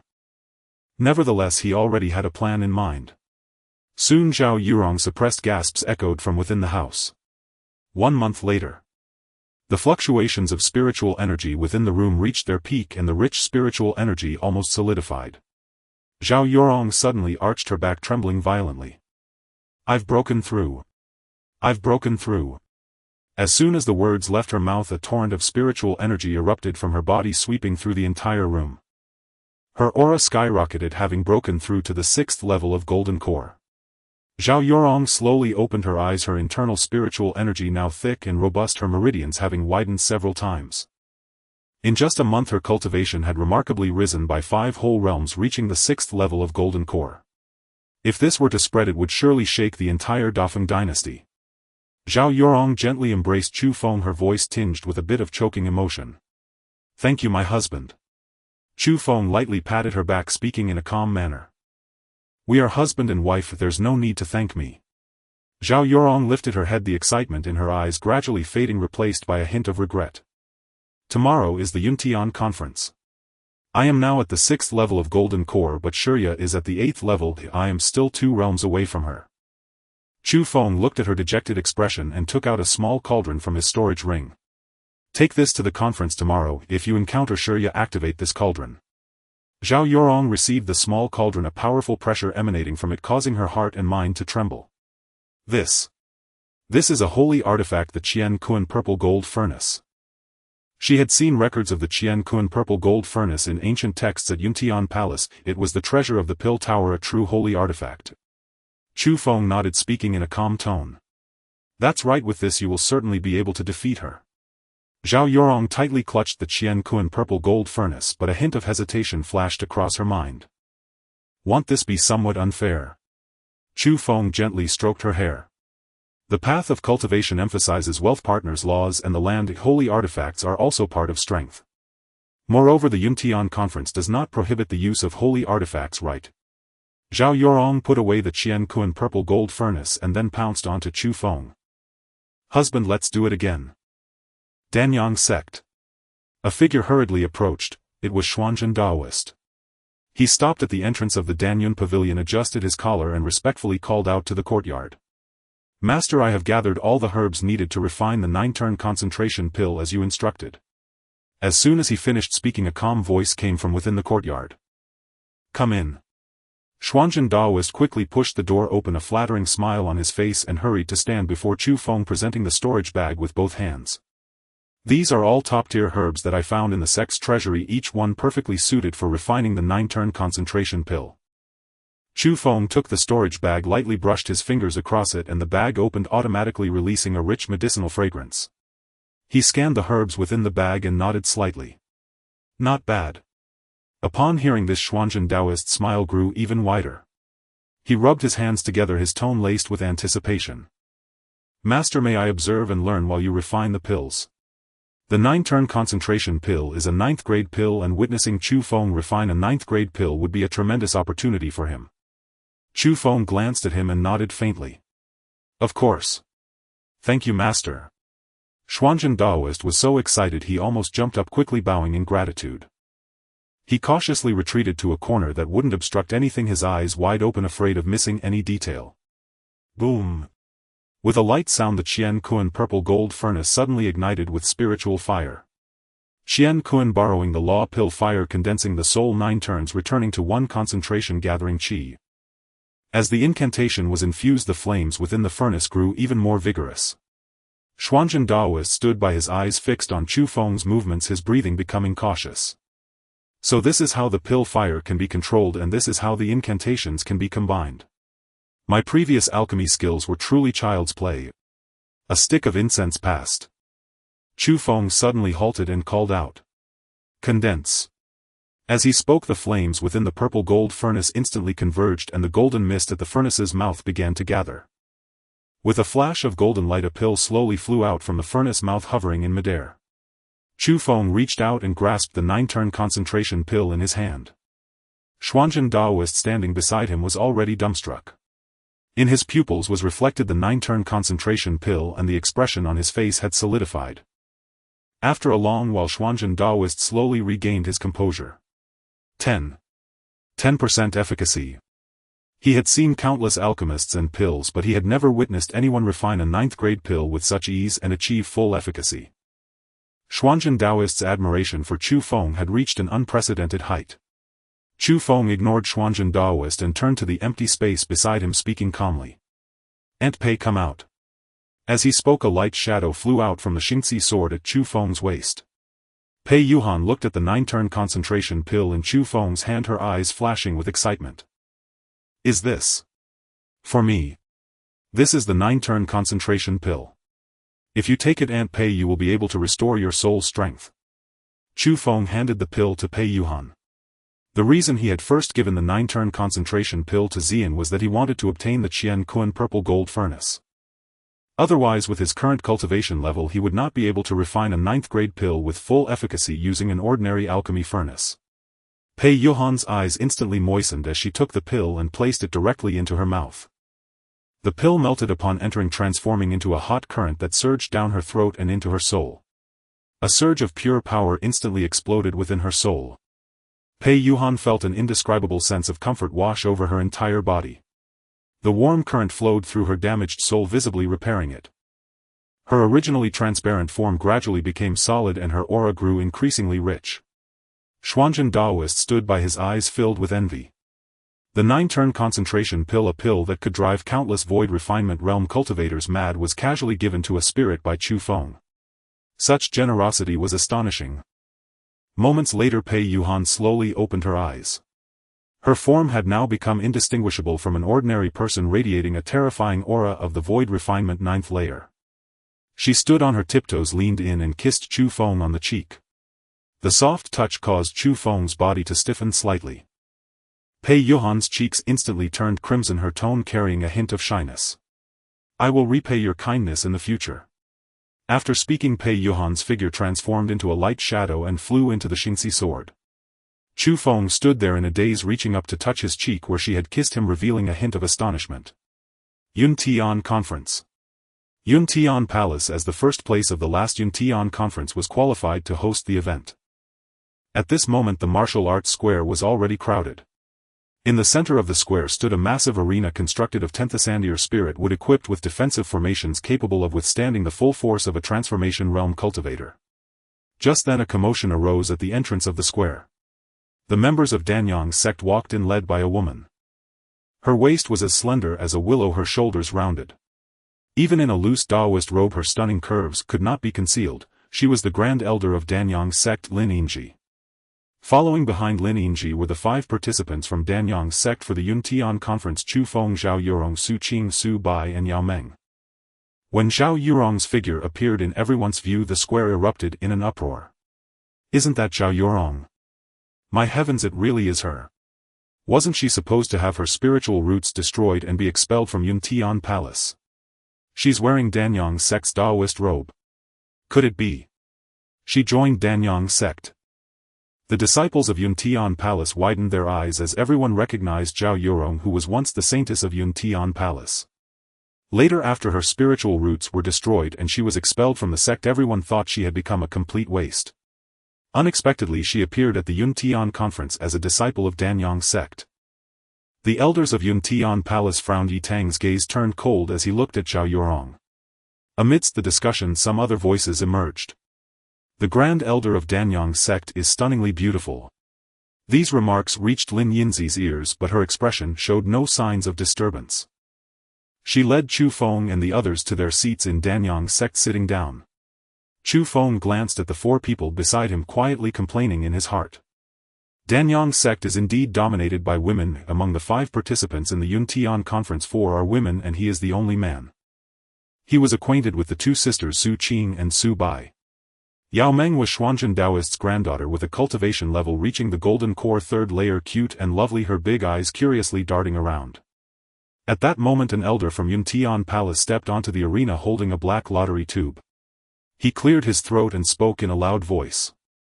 "Ladies and gentlemen, we will now conduct the lottery for the Yuntian Conference.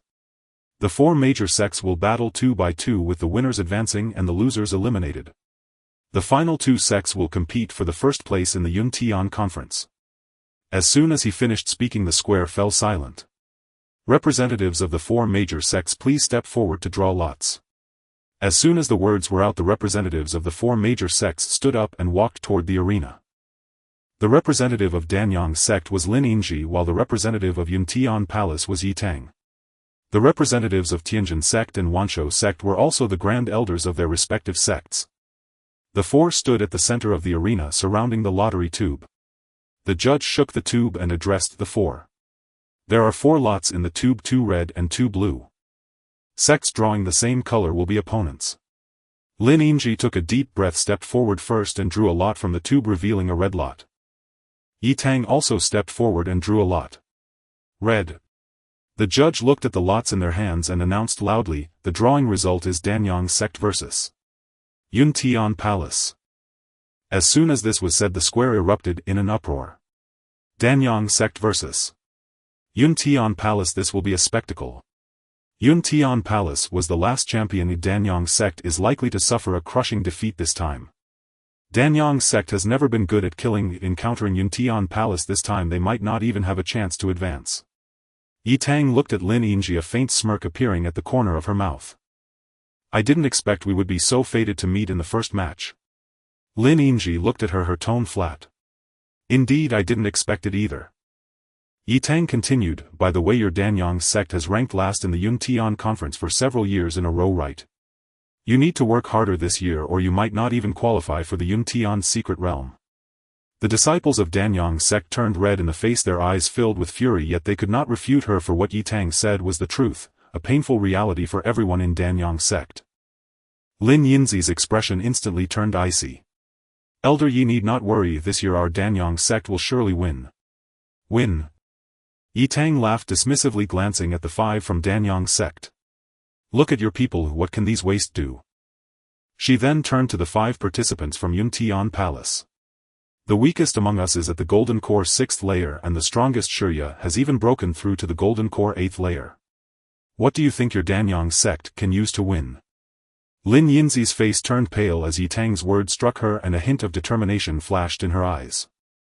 Since you look down on my Danyang sect so much, dare you make a bet with me? Yi Tang frowned slightly but then snickered. What does Danyang sect have left to bet with? Let's bet on the outcome of the first match. Lin Yinzi's voice rang clear, echoing throughout the martial arts square, silencing the previously noisy discussions as everyone's gaze focused on the two. She took a deep breath and declared clearly, if my Danyang sect loses, I Lin Yinji will kneel before you in public, admitting that Danyang sect is inferior to Yin-Yang Palace. If your Yin-Yang Palace loses, you Yi Tang must also kneel before me in front of everyone and admit that Yin-Yang Palace is outmatched. Upon hearing those words, the entire arena was stunned. The 2 grand elders of the sects actually knelt in public as a wager. If they lost, not only would they lose their personal dignity, but the entire sect's reputation would be trampled underfoot. Yi Tang's pupils contracted suddenly, her heart racing. But then she thought the Danyang sect had absolutely no chance of winning this competition. Alright, I'll bet with you. Just wait for me to make you kneel. At that moment Yi Tang's gaze crossed Lin Yin and landed on Zhao Yurong in the Danyang sect's team. When she saw Zhao Yurong's familiar face, Yi Tang's expression darkened instantly, a cold, killing intent flashing in her eyes. She had long heard from Shurya that Zhao Yurong had restored her cultivation and joined the Danyang sect, representing them at the Yin-Yang conference. Seeing Zhao Yurong standing in the Danyang sect's team now filled her with an overwhelming rage. Zhao Yurong had grown up under her watch, she was her personally trained disciple. Back then Yi Tang had high hopes for Zhao Yurong, even considering having her inherit her position. Yet after Zhao Yurong's spiritual roots were destroyed and she was expelled from the Yin-Yang Palace, she did not return to seek her out but instead turned to the Danyang sect. This was a betrayal against her. A betrayal against the entire Yin-Yang Palace. Shurya, since she doesn't want to return to the Yin-Yang Palace, then cripple her. Zhao Yurong's body trembled violently as she looked up at Yi Tang's cold face. Years ago, when her spiritual roots were destroyed, she had knelt before Yi Tang begging her to believe in her and give her a chance. But what about Yi Tang? She hadn't even let her through the door, directly having her beaten out, declaring that she would never be qualified to step into the Yin-Yang Palace again. Now that she had restored her cultivation, Yi Tang actually wanted to cripple her. Her gaze became increasingly resolute and cold. The people from the Danyang sect erupted at Yi Tang's words. Senior sister Zhao merely joined our Danyang sect, yet you want to cripple her. Do you really think our Danyang sect is easy to bully? Yin-Yang Palace expelled senior sister Zhao from the sect back then, and now they want to annihilate her. Shameless. Today we must let Yin-Yang Palace know our strength. Among the crowd, Yao Meng's reaction was the most intense. She was the granddaughter of Xian Zhendao Ren, spoiled since childhood, and couldn't stand others bullying the Danyang sect. She jumped out, pointed toward the direction of the Yin-Yang Palace and shouted loudly. I want to be the first to go on the stage. However, just then a delicate yet menacing voice from the Yin-Yang Palace's team rang out. Senior sister, dare you to battle? Following the voice, everyone looked and saw Shurya holding a long sword, walking step by step onto the stage.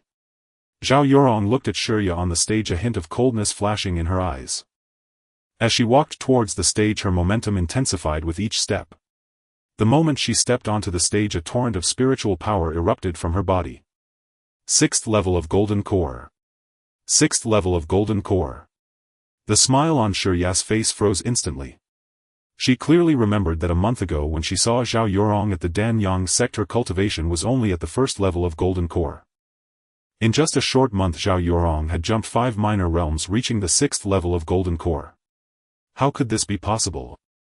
Then she quickly reacted. A month ago at the Danyang sect you intentionally concealed your strength in front of me, didn't you? In Shurya's eyes, Zhao Yurong must have restored her cultivation long ago, even reaching the 6th level of Golden Core, and had only pretended to be weak at the Danyang sect. However, even so, Zhao Yurong was still not her opponent. Zhao Yurong did not explain, only drawing out the long sword at her waist. Draw your sword. As the words fell, Zhao Yurong slashed out with her sword. Flowing cloud, stunning moon. This was the palace's sword technique, divided into 9 levels. When perfected, a single strike could summon clouds and cut the stars. Its power was boundless. When Zhao Yurong was the saintess of the Yuntian Palace, she had cultivated this sword technique to the 7th level. At this moment, as her sword move unfolded, everyone was astonished to find that her sword move was fluid and graceful, clearly at the perfected realm. Shurya's expression turned ugly in an instant. She had practiced this sword technique for many years but had remained stuck at the 8th level, unable to break through to the perfected realm. Yet Zhao Yurong, the expelled waste, had actually succeeded. A strong killing intent surged in Shurya's heart as she shouted angrily. Even if you've succeeded, so what? The gap in realms cannot be bridged by a sword technique. As her words fell, the long sword in Shurya's hand erupted with dazzling azure light. She knew that the best defense was offense. She had to completely crush Zhao Yurong in front of everyone to regain her dignity. Tearing Sky Sword. Shurya's long sword slashed out a green sword aura dozens of feet long, ripping through the air, fiercely striking towards Zhao Yurong. Boom! A deafening sound echoed. A powerful wave of energy spread around the collision point. Everyone focused their gaze and saw Zhao Yurong standing still while Shurya staggered back several steps, her face pale, a trickle of blood spilling from her mouth, clearly injured. This. How is this possible? Shurya stared at her palm, feeling a sharp pain in her hand. She could never have imagined that her 8th level of Golden Core cultivation would be shaken by Zhao Yurong, who was at the 6th level. This was an utter humiliation. Shurya's face turned blue and white, looking at Zhao Yurong with a hint of madness in her eyes. Immediately she took out a treasure from her storage ring. It was a small bell, entirely golden, exuding a tremendous pressure. The Tai Su Bell. A sacred artifact of the Yuntian Palace capable of crushing cultivators at the Golden Core level. The people of the Danyang sect were instantly incensed upon seeing Shurya take out the Tai Su Bell. Shameless, utterly shameless. Unable to defeat our saintess, you dare use a sacred artifact? This is not a fair competition at all. The Yuntian conference is a contest for the younger generation, yet she dares to use a sacred artifact. Yuntian Palace is truly shameless. Lin Yin's face turned ashen in an instant. She suddenly stood up and looked at Yi Tang. This competition is for the younger generation. How could you allow Shurya to use a sacred artifact? Has it become a contest of sect background? She never expected Yi Tang to be so unscrupulous. Originally thinking this competition was a fair contest for the younger generation, the sect had not prepared a sacred artifact for Zhao Yurong. But now, with Shurya bringing out the Tai Su Bell, what could Zhao Yurong use to defend herself? Yi Tang looked at Lin Yin's furious expression, her tone carrying a hint of disdainful mockery. Elder Lin, there's no rule in the Yuntian conference against using sacred artifacts. You, Lin Yin was so furious she trembled all over, pointing at Yi Tang but unable to utter a single word. On the stage, a sinister smile appeared on Shurya's face. Zhao Yurong, you forced me to this. Today I will surely cripple you. As her words fell, Shurya injected her spiritual power into the Tai Su Bell. With a low hum, the Tai Su Bell instantly expanded, transforming into a giant bell dozens of feet high, hovering in the air. The runes on the bell lit up, exuding a terrifying pressure that crushed down fiercely toward Zhao Yurong. This pressure made Zhao Yurong's body tremble slightly, her face turning pale instantly, and the spiritual power within her began to go awry. The crowd below held their breath, the disciples of Danyang sect showing expressions of despair. Yi Tang looked at the scene on the arena, her face devoid of any sympathy. She intended to publicly cripple Zhao Yurong, showing everyone the fate of betraying her. Lin Yingji also closed her eyes, unable to bear to watch. She knew that Zhao Yurong was bound to lose. However, just when everyone thought Zhao Yurong was about to concede defeat, the Qian Kun purple gold furnace flew out from her storage ring. At the moment the Qian Kun purple gold furnace appeared in Zhao Yurong's hand, the entire martial arts square fell silent. The disciples of Dan Yang's sect were momentarily stunned before erupting into deafening cheers. That is the Qian Kun purple gold furnace. Great senior sister Zhao also has a holy artifact. Let's see how Yuntian Palace can act arrogantly now. If that's the case, doesn't that mean our Dan Yang's sect has 2 holy artifacts? Yi Tang's expression instantly turned ashen as she abruptly turned to look at Lin Yingji. Lin Yingji, you actually hid this move. I never expected you Dan Yang's sect would find the Qian Kun purple gold furnace. Lin Yingji also looked shocked as she had no idea the Qian Kun purple gold furnace was in Zhao Yurong's hands. But seeing Yi Tang's discomfiture, Lin Yingji felt an indescribable pleasure rise within her. Thank you for your kindness. The Tai Su Bell and the Qian Kun purple gold furnace faced each other from a distance, their holy artifact pressures sweeping over the entire martial arts square like invisible tidal waves. Shirya gripped the Tai Su Bell's spell tightly, pouring her golden core stage spiritual power into it as if it were free. The giant bell, towering dozens of feet high, erupted with dazzling golden light, unleashing a terrifying suction force that seemed ready to swallow the entire arena. Zhao Yurong died. The Qian Kun purple gold furnace in Zhao Yurong's hand also surged to dozens of feet high under the urging of her spiritual power. Although the purple mist did not appear, it was clear to everyone that the power of the Qian Kun purple gold furnace far surpassed that of the Tai Su Bell. In the next moment the Qian Kun purple gold furnace brutally pressed down on the Tai Su Bell. Boom! The light from the 2 holy artifacts collided violently and the shockwave spread out like a tsunami. Disciples around the martial arts square frantically urged their spiritual power to resist, while some disciples with lower cultivation levels were even sent flying by the shockwave, spitting blood. One could see that the golden light under the impact of the purple light rapidly disintegrated like paper.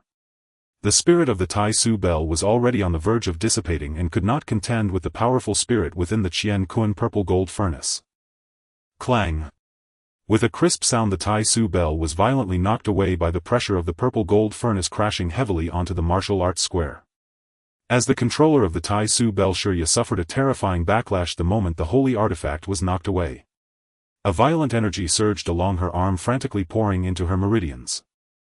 Ah! Shirya let out a heart-wrenching scream, her body flying back like a kite with a broken string crashing heavily against the edge of the arena, spitting blood. Her complexion instantly turned as pale as paper and her meridians felt as though they were pierced by countless steel needles, delivering excruciating pain. Shirya collapsed on the ground, convulsing as she gazed at Zhao Yurong, who was slowly approaching her, her eyes filled with fear. Zhao Yurong's gaze was as cold as ice, showing no mercy whatsoever.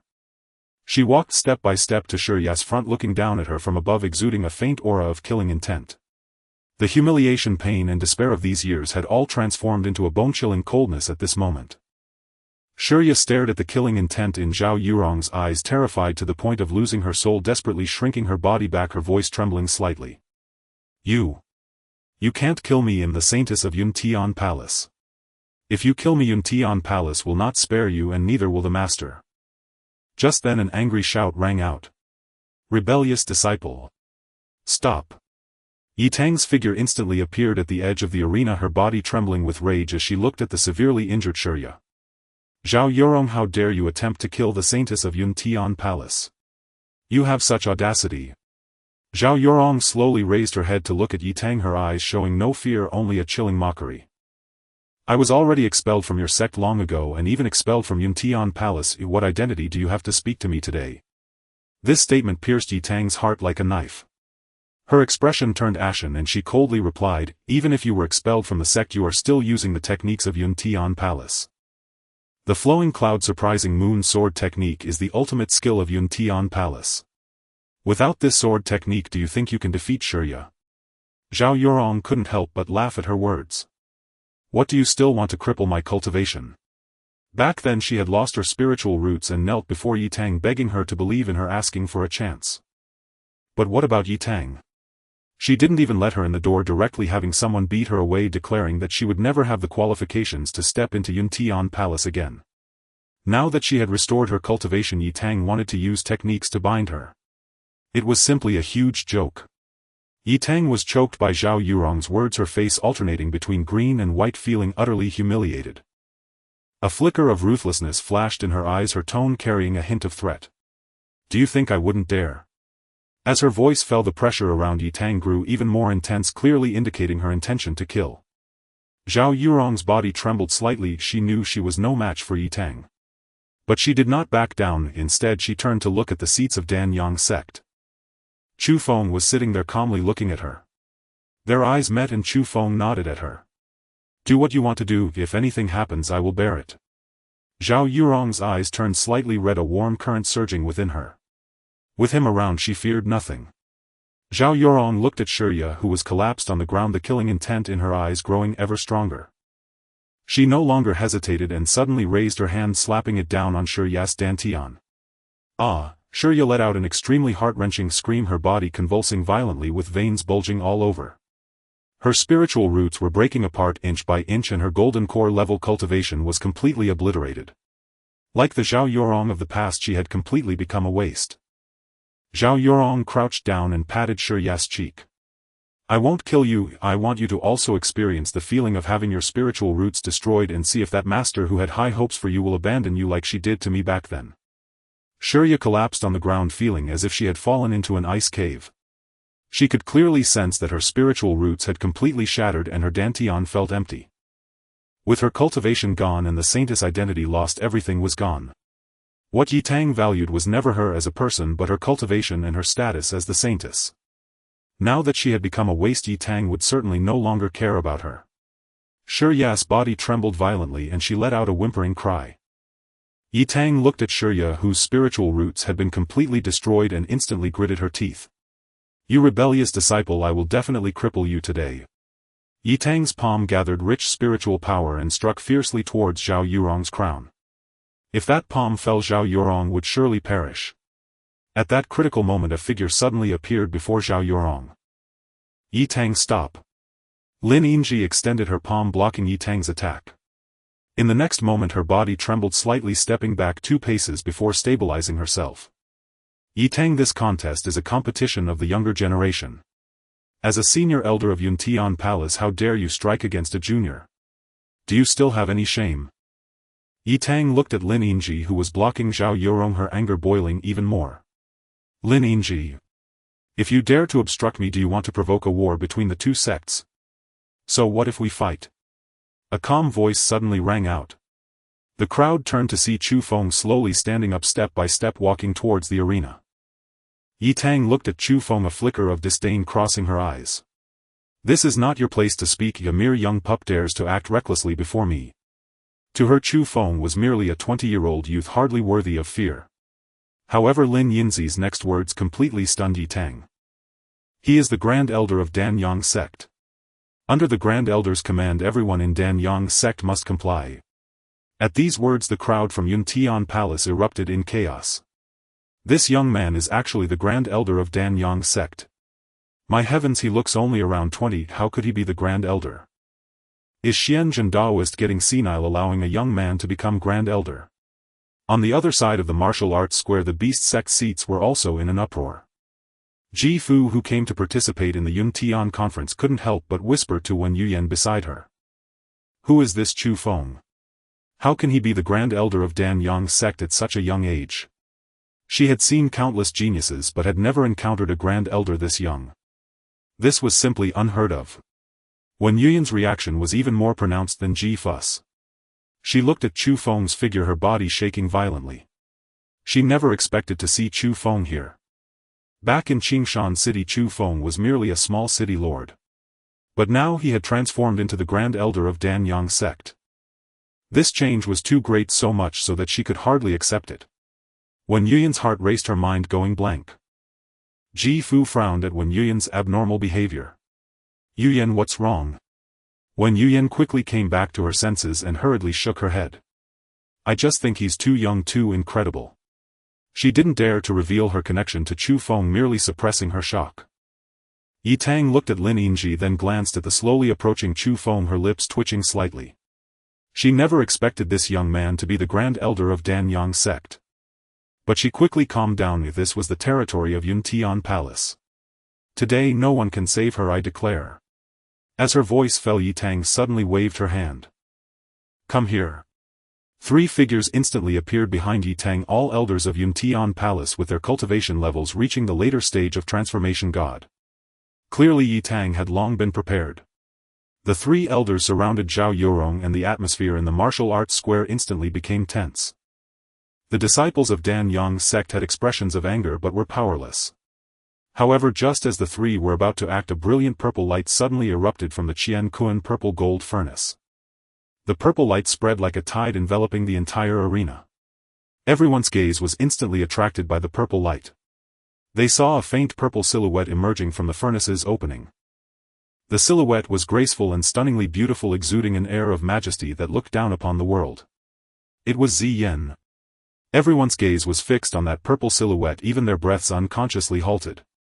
The disciples of Yuntian Palace were the first to explode. Refining Void 9th level. This spirit is actually at the Refining Void 9th level. The spirit of the Qian Kuan purple gold furnace not only has not dissipated but remains intact. The spirits of holy artifacts usually suffer from the erosion of time and are mostly incomplete, but this spirit is simply defying the heavens. Ji Fu suddenly stood up from her seat, her beautiful eyes wide open. A spirit at the Refining Void 9th level. How many trump cards does Danyang sect hide? Surely Xian Jin Daoist must have known about the Qian Kuan purple gold furnace long ago. When Yuyan's gaze fell on Chu Feng, for some reason she always felt that Chu Feng was the true master of the Qian Kuan purple gold furnace. How many secrets does this man have? On the arena, the 3 elders of Yuntian Palace were already pale under the pressure of Ziyan. That pressure weighed upon their spirits like a mountain, making it difficult for them to even move a single finger. Ziyan looked at them, her face showing no ripples, as if she were looking at 3 insignificant ants. She slowly raised her jade hand and gently waved. But this seemingly gentle wave contained the terrifying might of Refining Void 9th level. Boom! A tremendous shockwave erupted, sending the 3 elders of Yuntian Palace flying like kites with severed strings. They spewed blood from their mouths, their bodies tracing 3 embarrassing arcs in the air before crashing heavily onto the martial arts square. The 3 struggled to stand up, only to find their meridians breaking inch by inch, the spiritual power in their dantians in disarray, unable to muster even a shred of strength. This scene completely shocked the entire audience. The martial arts square fell silent, the sound of a pin dropping could be heard. Everyone's eyes were wide open, staring at the graceful purple figure on the arena. Transformation god elders were so easily overpowered in her hands. Yitang's body trembled violently, staggering back 2 steps. Her own cultivation was merely at the Refining Void 7th level, a full 2 small realms below Ziyan. What did this mean? It meant that killing her would be as easy as crushing an ant for Ziyan. Yitang felt a chill rush up from her feet to the top of her head, as if all the blood in her body had frozen at that moment. She stared at Ziyan, her lips trembling but unable to utter a word. It was only then that she truly realized how terrifying of an existence she had provoked. Chu Feng slowly walked onto the arena, his calm gaze landing on Yitang. Since you lost the bet, kneel down. Yitang suddenly came back to her senses. She and Lin Yingji had wagered on the outcome of this contest, betting on kneeling in public to admit that her sect was inferior to the other. She dared to make this bet because she was certain that Danyang sect would lose, but she never expected that Danyang sect would hide such an extraordinary trump card. Kneel before Lin Yingji. Dream on. Yitang took a deep breath, forcibly suppressing her fear, revealing a hint of fierce determination on her face. Do you think that having a refining void spirit means you can act recklessly? Don't forget, this is Yuntian Palace. As her voice fell, the spiritual power at the Refining Void 7th level surged violently around her, trying to maintain her last shred of dignity under the pressure of Ziyan. Ha! A clear cold laugh resonated. Since you refuse to be dignified, then I shall help you with that. As her words fell, Chu Feng received a knowing glance from Ziyan. Ziyan understood immediately, appearing above Yitang in an instant, lightly stepping down. Boom! That was the pressure of Refining Void 9th level, carrying an air of superiority that crushed down on Yitang. Yitang's body suddenly stiffened, the pressure stabbing into her limbs like countless steel needles, piercing deep into her soul. Her bones began to make sounds under the unbearable burden as if they would shatter at any moment. Yet Yi-Tang gritted her teeth, her knees seemingly infused with lead, refusing to bend. As the Grand Elder of Yuntian Palace, her dignity did not allow her to kneel before so many people. Ah! Yi-Tang let out a heart-wrenching scream as she reached out, pouring all her spiritual power into the Tai Su bell. Under her infusion of spiritual power, the Tai Su bell instantly erupted with a golden light, countering some of Ziyan's pressure. Even if you have a holy artifact, what of it? My Yuntian Palace has a holy artifact too. Ziyan looked at the Tai Su bell, which was on the verge of collapse, a hint of disdain crossing her delicate face. She raised her jade hand, beckoning the Qian Kun purple gold furnace on the arena. Whoosh! The Qian Kun purple gold furnace transformed into a stream of purple gold light, flying swiftly to Ziyan's feet. Ziyan lightly stepped onto the furnace's top, calmly gazing at the Tai Su bell. You think this nearly broken bell can stop me? As her voice fell, the Qian Kun purple gold furnace beneath her erupted with a boundless purple gold radiance. Clang! The Qian Kun purple gold furnace collided forcefully with the Tai Su bell once more, producing a deafening clang that resounded throughout the heavens, echoing across the entire Yuntian Palace. The lights of the two holy artifacts clashed violently in midair, golden and purple lights intertwining as they unleashed a terrifying wave of energy. Ziyan looked at the Tai Su bell, her tone carrying a hint of gentle temptation, as if speaking to an old friend. Little bell, if you continue to hold out, you will only be scattered to the winds. If you do not wish to meet that fate, it would be better not to obstruct me. She paused, glancing at Chu Feng from the corner of her eye. Of course, if you can win his favor, perhaps you can also restore your soul power like I did. Every holy artifact has its own spirit, and the Tai Su bell was no exception. However, the spirit of the Tai Su bell had been eroded by time, and after the previous collisions it had suffered severe damage, already in a state of residual soul, almost unable to gather its soul body. Ziyan's words echoed deep within the residual soul of the Tai Su bell. Restore soul power. This was what she had always dreamed of.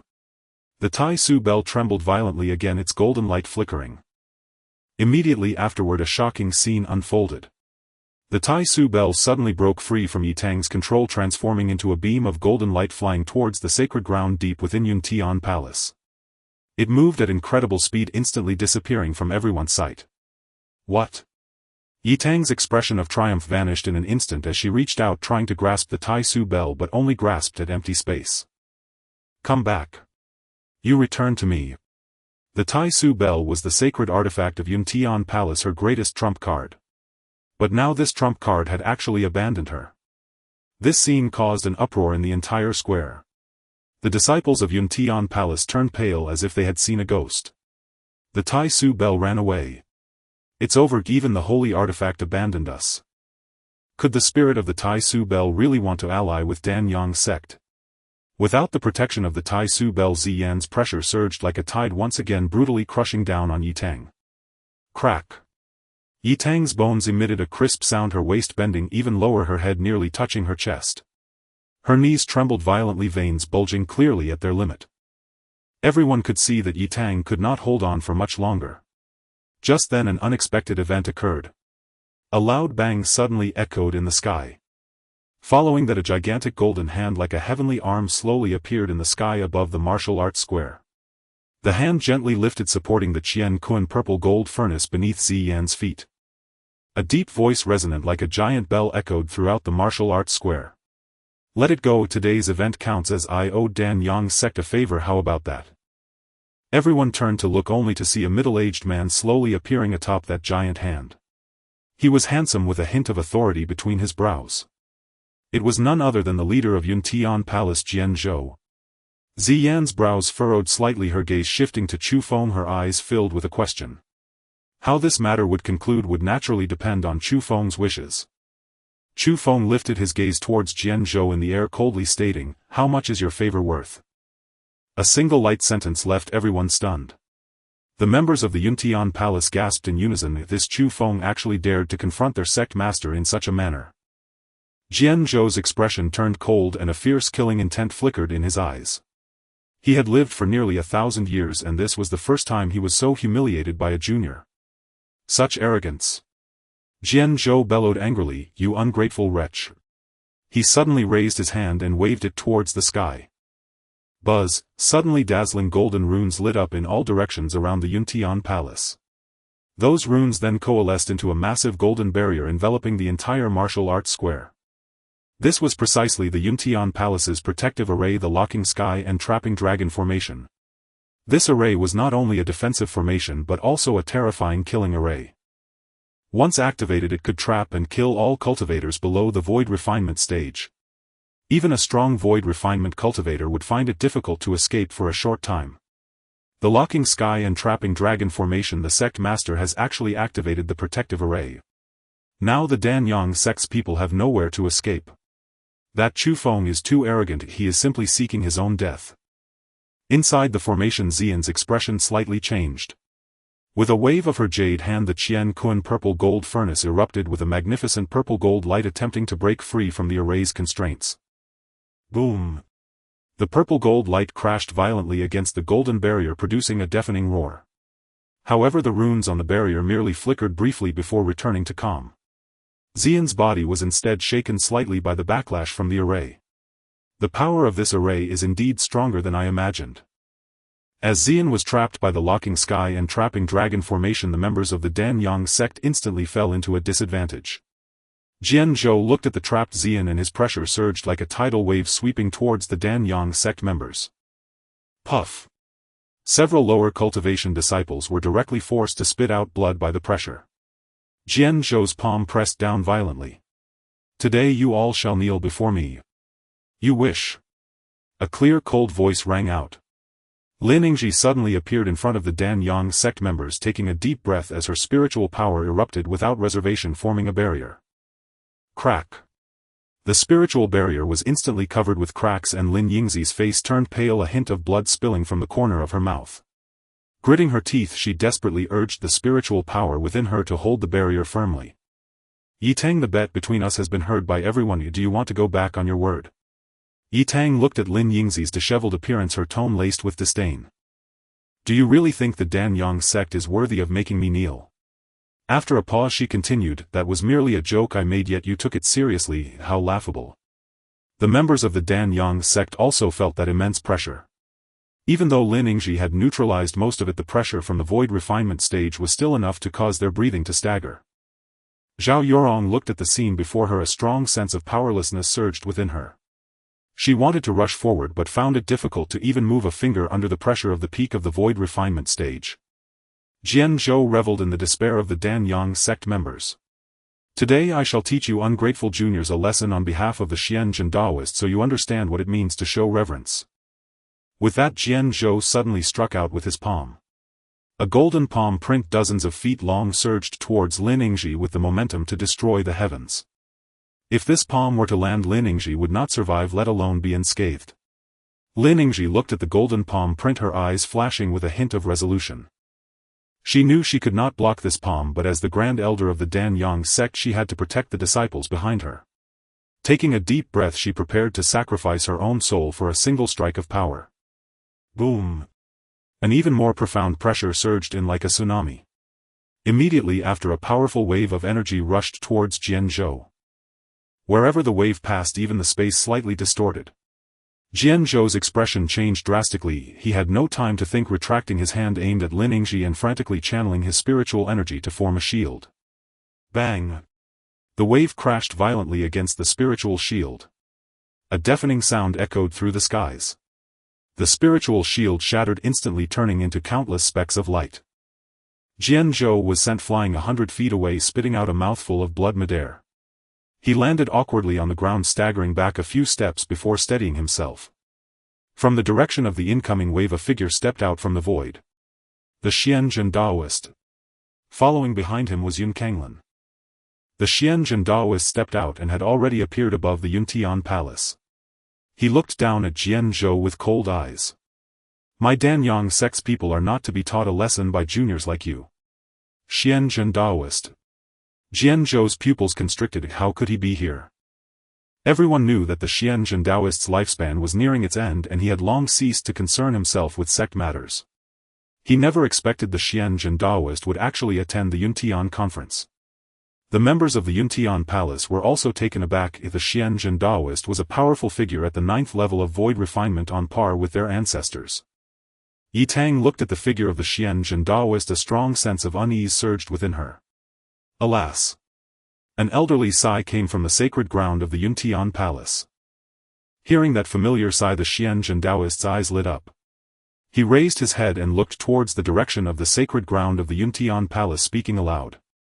"If you don't come out, old man, I'm going to cause a ruckus in the Yuntian Palace." With his words, an elderly figure slowly floated out from the sacred ground.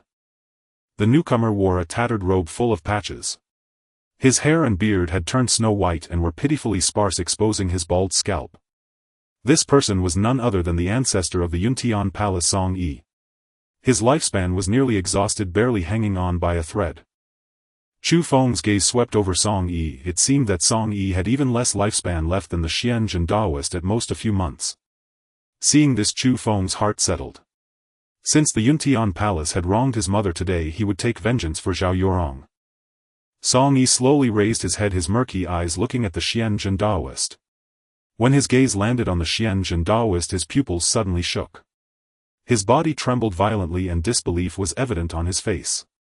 Your lifespan. He could clearly feel a rich aura of life emanating from the Xianzhen Daoist.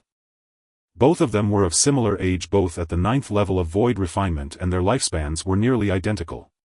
10 years ago he had seen the Xianzhen Daoist once. At that time the Xianzhen Daoist was in slightly better condition than him, but just barely. Yet 10 years had passed and he was now completely spent, at any moment ready to depart from this world. In contrast, the Xianzhen Daoist looked rosy and vigorous, his aura of life as rich as that of a man in his prime. This meant the Xianzhen Daoist still had at least a millennium of lifespan left. How could he not be shocked? Both of them had long consumed lifespan elixirs and their lifespans had reached their limits. It was impossible to extend them further. Unless the Xianzhen Daoist had consumed the legendary infinite lifespan pill. How did you manage to do this? Song Yi's voice trembled, filled with urgency. He also wanted to extend his life, he also wanted to continue living. Ha ha ha. The Xianzhen Daoist laughed heartily, his laughter resonant and joyous, echoing throughout the Yuntian Palace. He laughed until he was doubled over, nearly shedding tears. He could clearly see the shock and jealousy on Song Yi's face, and a sense of indescribable delight surged within him. The Danyang sect had been oppressed by the Yuntian Palace for so long, always constrained. Each time they met he was ridiculed and mocked by Song Yi. Now he had finally surpassed this old man in lifespan, and he could finally hold his head high. After laughing enough, the Xianzhen Daoist looked at Song Yi, his eyes full of pride. "You want to know? I'm not going to tell you." Song Yi's lips trembled, but he could not utter a single word. Jian Zhou and Yi Tang finally noticed something was off with the Xianzhen Daoist. The Xianzhen Daoist's spiritual energy was profound, his voice booming like thunder. He showed no signs of a depleted lifespan. How can the Xianzhen Daoist's lifespan be so abundant? Wasn't he on the brink of death 10 years ago? How does he look more spirited than our sect master now? Could it be he consumed the legendary infinite lifespan pill? The infinite lifespan pill has long been lost. How could anyone refine it? Song Yi finally could not hold it together. He hunched over his weak aura, seeming as if it would extinguish at any moment. Lifespan, lifespan, still lifespan. These two words wrapped around his soul like a curse. Over the years he had searched high and low for treasures of heaven and earth, all to extend even a single day of lifespan. But no matter how hard he tried, his lifespan continued to rapidly diminish and death loomed over him at every moment. Seeing the Xianzhen Daoist's overwhelming vitality nearly made his heart leap out of his throat. The Xianzhen Daoist must have some secret method to extend his life. He must. "Xianzhen, what do you want?" "As long as you tell me the method to extend life, the Yuntian Palace will agree to any conditions you have. Even if it means giving up 30% of the profits from the Yuntian secret realm, I will accept." His posture was extremely low, almost to the ground. Before lifespan, any sense of pride was insignificant. As long as he could live on, he was willing to do anything. However, the Xianzhen Daoist merely cast him a faint glance and did not respond. He stood with his hands behind his back, calmly observing the members of the Yuntian Palace, a faint smile on his lips. He was waiting for his master to speak. In the next moment, Chu Feng stepped forward. He extended 3 fingers, sweeping across everyone present. "I am here today for 3 things. Fairness. Fairness. And fairness again. Chu Feng pointed coldly at Jian Zhou hovering in midair. Kneel. Apologize. How dare you? Jian Zhou roared, fury rising in his eyes. This is the Yuntian Palace, it is not for a Wetbehinthier's junior like you to speak. Song Yi squinted his murky eyes, a strong sense of unease surging within him. This young man was too unusual. His aura was clearly only at the third level of nascent soul, yet his momentum was more domineering than that of a void refinement stage expert. The Yuntian Palace cannot be insulted. Very well. Chu Feng clapped his hands. Today I want to see who can stop me. As soon as his words fell, a clear sound of a sword ringing echoed through the skies. The Xing Ci sword at Chu Feng's waist instantly unsheathed, soaring into the sky. Slash. The Xing Ci sword carved an arc in the air, fiercely slicing towards the locking sky and trapping dragon formation. Boom. The combined force of Xian and the Xing Ci sword shattered the protective array in an instant. The might of the Xing Ci sword did not diminish as it transformed into a streak of light appearing above Jian Zhou's head. On the sword body, the pressure of the 9th level of void refinement surged like a tsunami, enveloping the entire Yuntian Palace. That pressure was more domineering than Xian's. That sword's pressure is from the 9th level of void refinement. That sword has a spirit, and it is a spirit at the 9th level of void refinement. How can this be? How could a heavenly weapon possess such a powerful spirit? Song Yi trembled violently, letting out a startled cry. How is this possible? The pressure of the Xing Ci sword bore down on him, instantly stiffening his body as if all the blood in his veins had congealed at that moment. Thud. Jian Zhou's knees buckled uncontrollably, heavily kneeling on the ground. He was the sect master of the Yuntian Palace, yet he was forced to kneel publicly by a young man's weapon spirit. This was an utter humiliation. In the next moment, Chu Feng appeared before Jian Zhou in an instant. He looked down at Jian Zhou, who was kneeling on the ground, and slapped him hard across the face. Slap. A crisp sound resonated throughout the martial arts square. Jian Zhou's cheek instantly swelled, 5 distinct finger marks appearing on it. His head was struck to the side and he spat out blood mixed with several shattered teeth. What if I acted recklessly today?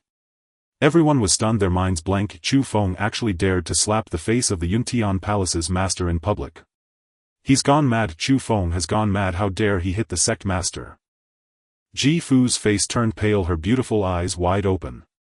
He actually dared to hit Jian Zhou. When Yuyan's palms were slightly sweaty, a strong sense of excitement surging within her. If it weren't for the fact that there were too many people present, she would have wanted to rush into Chu Feng's arms, soaking him with her affection. Ji Fu noticed her unusual behavior and furrowed her brows slightly. Yuyan, why is your face so red? When Yuyan suddenly came to her senses, hurriedly lowering her head to hide the infatuation in her eyes. It's nothing, I just think this Chu Feng is too terrifying. Ji Fu looked at Wen Yuyan's flustered appearance, filled with confusion, but she did not ask further. Ah, Jian Zhou suddenly raised his head, his cheek burned with pain, the taste of blood flooding his mouth. He glared at Chu Feng, wishing he could tear him to pieces. However, the Xing Ci sword hung above his head, the pressure of the 9th level of void refinement locking him down completely. He could not move, nor did he have the slightest ability to resist. Chu Feng looked at his defiant expression and struck again with his palm, slapping Jian Zhou on the other side of his face. Still dare to glare at me? Jian Zhou's teeth rattled together. Chu Feng, I will kill you. Chu Feng's gaze turned cold as he directly turned his back, his eyes landing on Yi Tang. At the same time, the pressure from the Xing Ci sword hovering above Jian Zhou surged drastically. You dare! Song Yi roared angrily, his spiritual energy surging wildly. The situation was dire. He could tolerate Chu Feng hitting Jian Zhou, he could tolerate Chu Feng humiliating the Yuntian Palace, but he absolutely could not allow Chu Feng to kill someone in front of him. Song Yi instantly lunged toward Chu Feng, expending the last of his strength to protect Jian Zhou. However, just as he acted, a figure blocked his way. The Xianzhen Daoist stood with his hands behind his back, showing no intention of retreating. Song Yi, do you want to cross the line? The Xianzhen Daoist had not expected that Chu Feng would actually dare to go for a kill. But Chu Feng was his master, and he would unconditionally support any decision made by him. Even if Chu Feng wanted to poke a hole in the sky, he would follow without a hint of hesitation. Ancestor! Save me! Jian Zhou finally felt fear. Looking at the Xianjun Daoist blocking him, Song Yi was engulfed in a strong sense of powerlessness. He was anxious, his eyes turning red, shouting angrily at the Xianjun Daoist. Xianjun, are you trying to force the Yuntian Palace and the Danyang sect into a fight to the death? Hearing this, the Xianjun Daoist's tone was resolute. Today, even if the Danyang sect is wiped out, we will not back down one step. We will never back down. The members of the Danyang sect shouted in unison. Jian Zhou looked at Song Yi being blocked by the Xianjun Daoist, the last glimmer of hope in his eyes completely shattered, and no one could save him now. The Yuntian Palace's holy artifact was only the Tai Su Bell, but the Tai Su Bell had already returned to the sacred ground. He regretted it, he truly regretted it. If time could be reversed, he would just want to slap Yi Tang and then kick her to the ground. But there was no if. No, don't kill me. The Xing Ci sword slashed down violently and Jian Zhou's body was instantly cleaved in two, even his soul being crushed. The entire martial arts square fell into a deathly silence in an instant. One could hear a pin drop. Everyone stared at the body cleaved in two on the ground, even forgetting to breathe. Chu Feng's gaze fell upon Yi Tang, his voice cold. It's your turn. Yi Tang watched in horror as Jian Zhou was cleaved in half by the Xingxi sword, a chill surging from her feet to the crown of her head as if her blood had congealed in that moment. The ruthlessness in her eyes had long vanished, leaving only deep-seated fear. How could Chu Feng, who dared to kill the sect master of the Lianyunchen Palace, possibly care for the life of a mere elder like her? The next moment Yi Tang's legs went weak and she fell heavily to her knees. Her body trembled violently, unable to bear the icy gaze of Chu Feng. Please. Don't kill me. Yi Tang's voice trembled with a sob filled with desperation. Her speech became stuttered and the once proud demeanor was now completely gone. The Xingxi sword hovering above her head emanated a terrifying pressure of the 9th level of the void refinement. That pressure felt like an invisible hand tightly gripping her soul. She could clearly feel that as soon as Chu Feng gave the order, she would meet the same fate as Jian Zhou, her body and head separated. Chu Feng stepped closer, looking down at Yi Tang. There was not a shred of pity in his gaze, as if he were looking at a trivial ant. Speak. Yi Tang was momentarily stunned, her mind blank, clearly intimidated by Chu Feng's imposing presence. After a moment she suddenly realized what Chu Feng meant. Her voice trembled with humiliation, yet she dared not hesitate. I lost. The Lianyunchen Palace is inferior to the Danyang sect. The moment the words left her lips, she felt the horrific pressure above her head gradually dissipate. Chu Feng slowly raised his hand and the Xingxi sword emitted a clear sound, transforming into a streak of light that flew back to his waist. A bet is a bet. It would have been better if it had been like this from the start. Why make such a fuss and end up in this situation? Hearing Chu Feng's words, the taut nerves of Yi Tang instantly relaxed. She let out a long breath as if she had survived a calamity, collapsing to the ground. Cold sweat trickled down her neck, soaking her clothes. She shakily raised her hand to wipe the beads of sweat from her forehead, her palms icy cold. That brief moment felt like a century to her. Who could have imagined that a disciple of the Danyang sect would be so brave? Daring to publicly kill the sect master of the Lianyunchen Palace and forcing the elder of the Lianyunchen Palace to kneel in surrender. Yi Tang lay on the ground, unable to regain her composure for a long time. Today's events would become a lifelong humiliation for her. Lin Yingji watched the scene unfold with a flicker of agitation in her beautiful eyes. She knew very well that if it were not for Chu Feng today, Yi Tang would never have willingly knelt to admit defeat. Lin Yinzi's gaze fell upon Chu Feng and her heart stirred with ripples. She had originally thought that Chu Feng's greatest strength was his extraordinary aptitude in alchemy. But today she realized that this young Grand Elder's most formidable trait was his overwhelming aura of a powerhouse. This caused her to feel a sense of admiration and respect for a young junior. Lin Yinzi's cheeks flushed slightly, she quickly averted her gaze, yet her heart remained turbulent. Xuanzhen Daoist stood behind Chu Feng, observing the Lianyunchen Palace's people in their disarray, and slightly raised his chin. How many years had it been? How long had the Danyang sect not had such a triumphant moment? Ever since he became the ancestor of the Danyang sect, the sect had been overshadowed by the Lianyunchen Palace. Every time they attended the Lianyan conference, the Danyang sect always ranked last, enduring the ridicule and scorn from the Lianyunchen Palace. But today the Danyang sect not only defeated the Lianyunchen Palace but also forced the elder of the Lianyunchen Palace to kneel in surrender. What a joy! Xuanzhen Daoist took a deep breath, feeling the pent-up frustration in his heart dissipate. He had not misjudged. Chu Feng was indeed the savior of the Danyang sect. At that moment Song Yi, who had been dazed, finally reacted. He looked at Chu Feng, then at Xuanzhen Daoist standing respectfully behind him, and a glimmer of light flashed in his murky eyes. In the next instant it was as if a lightning bolt had struck through his mind, and he suddenly connected all the dots. Could it be that you are the one who helped Xuanzhen extend his lifespan? Although doubt still lingered in his heart, this was the only reasonable explanation. Xuanzhen Daoist was clearly on the brink of death, yet now he appeared full of vitality with sufficient lifespan. And Chu Feng had managed to make Xuanzhen Daoist obey him, even risking a confrontation with the Lianyunchen palace for him. All of this pointed to one answer: Chu Feng possessed a method for extending life. As soon as Song Yi's words fell, an elder from the Lianyunchen palace suddenly murmured, "I seem to have heard that the ancestor of the Danyang sect took a junior as a disciple. Could the rumor be true?" Boom! This sentence exploded in Song Yi's mind, leaving him in utter shock. He abruptly turned to the elder who had spoken. "What did you say? Say it again." The elder was terrified by Song Yi's gaze, shivering all over, feeling the immense pressure coming from him. He could only harden his resolve and stammer an explanation.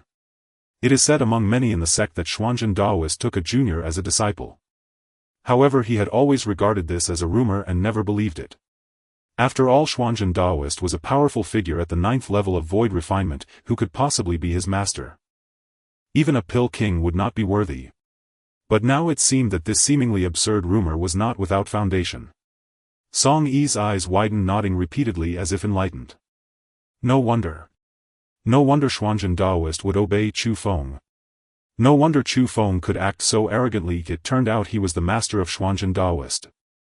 The method for extending life must be with Chu Feng. With this thought, Song Yi's attitude immediately made a complete turnaround. His previously tense face was instantly filled with a sycophantic smile. He hunched over, quickly walking up to Chu Feng, bowing deeply, his tone laced with a hint of flattery. "Chu Daoyo, it was all a misunderstanding. Since Yi Tang has already admitted defeat, shall we let this matter rest?" Song Yi's words instantly shocked the entire audience.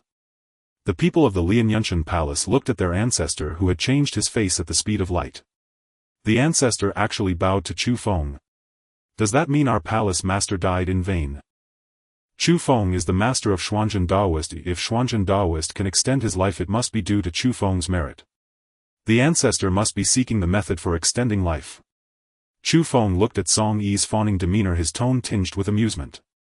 "I did kill the sect master of the Lianyunchen palace." Song Yi hurriedly waved his hands, his smile growing more ingratiating. "That was Jian Zhou's own fault. He failed to recognize your greatness and offended Chu Daoyo, which has nothing to do with you." He was now solely focused on obtaining the method for extending life, no longer caring about sect dignity or the fate of the palace master. Chu Feng observed Song Yi's demeanor and knew this old fellow was determined to bow down.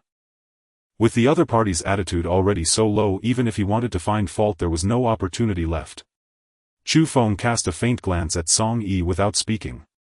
He slowly retracted the Xingxi sword, turned around and returned to his seat at the Danyang sect, sitting in his own chair. In the next moment Xuanzhen Daoist floated down behind Chu Feng. What was even more shocking was that Xuanzhen Daoist did not sit down but stood respectfully behind Chu Feng. His back was straight and his gaze was reverent, like a servant honoring his master. This scene made everyone present feel a sense of discomfort.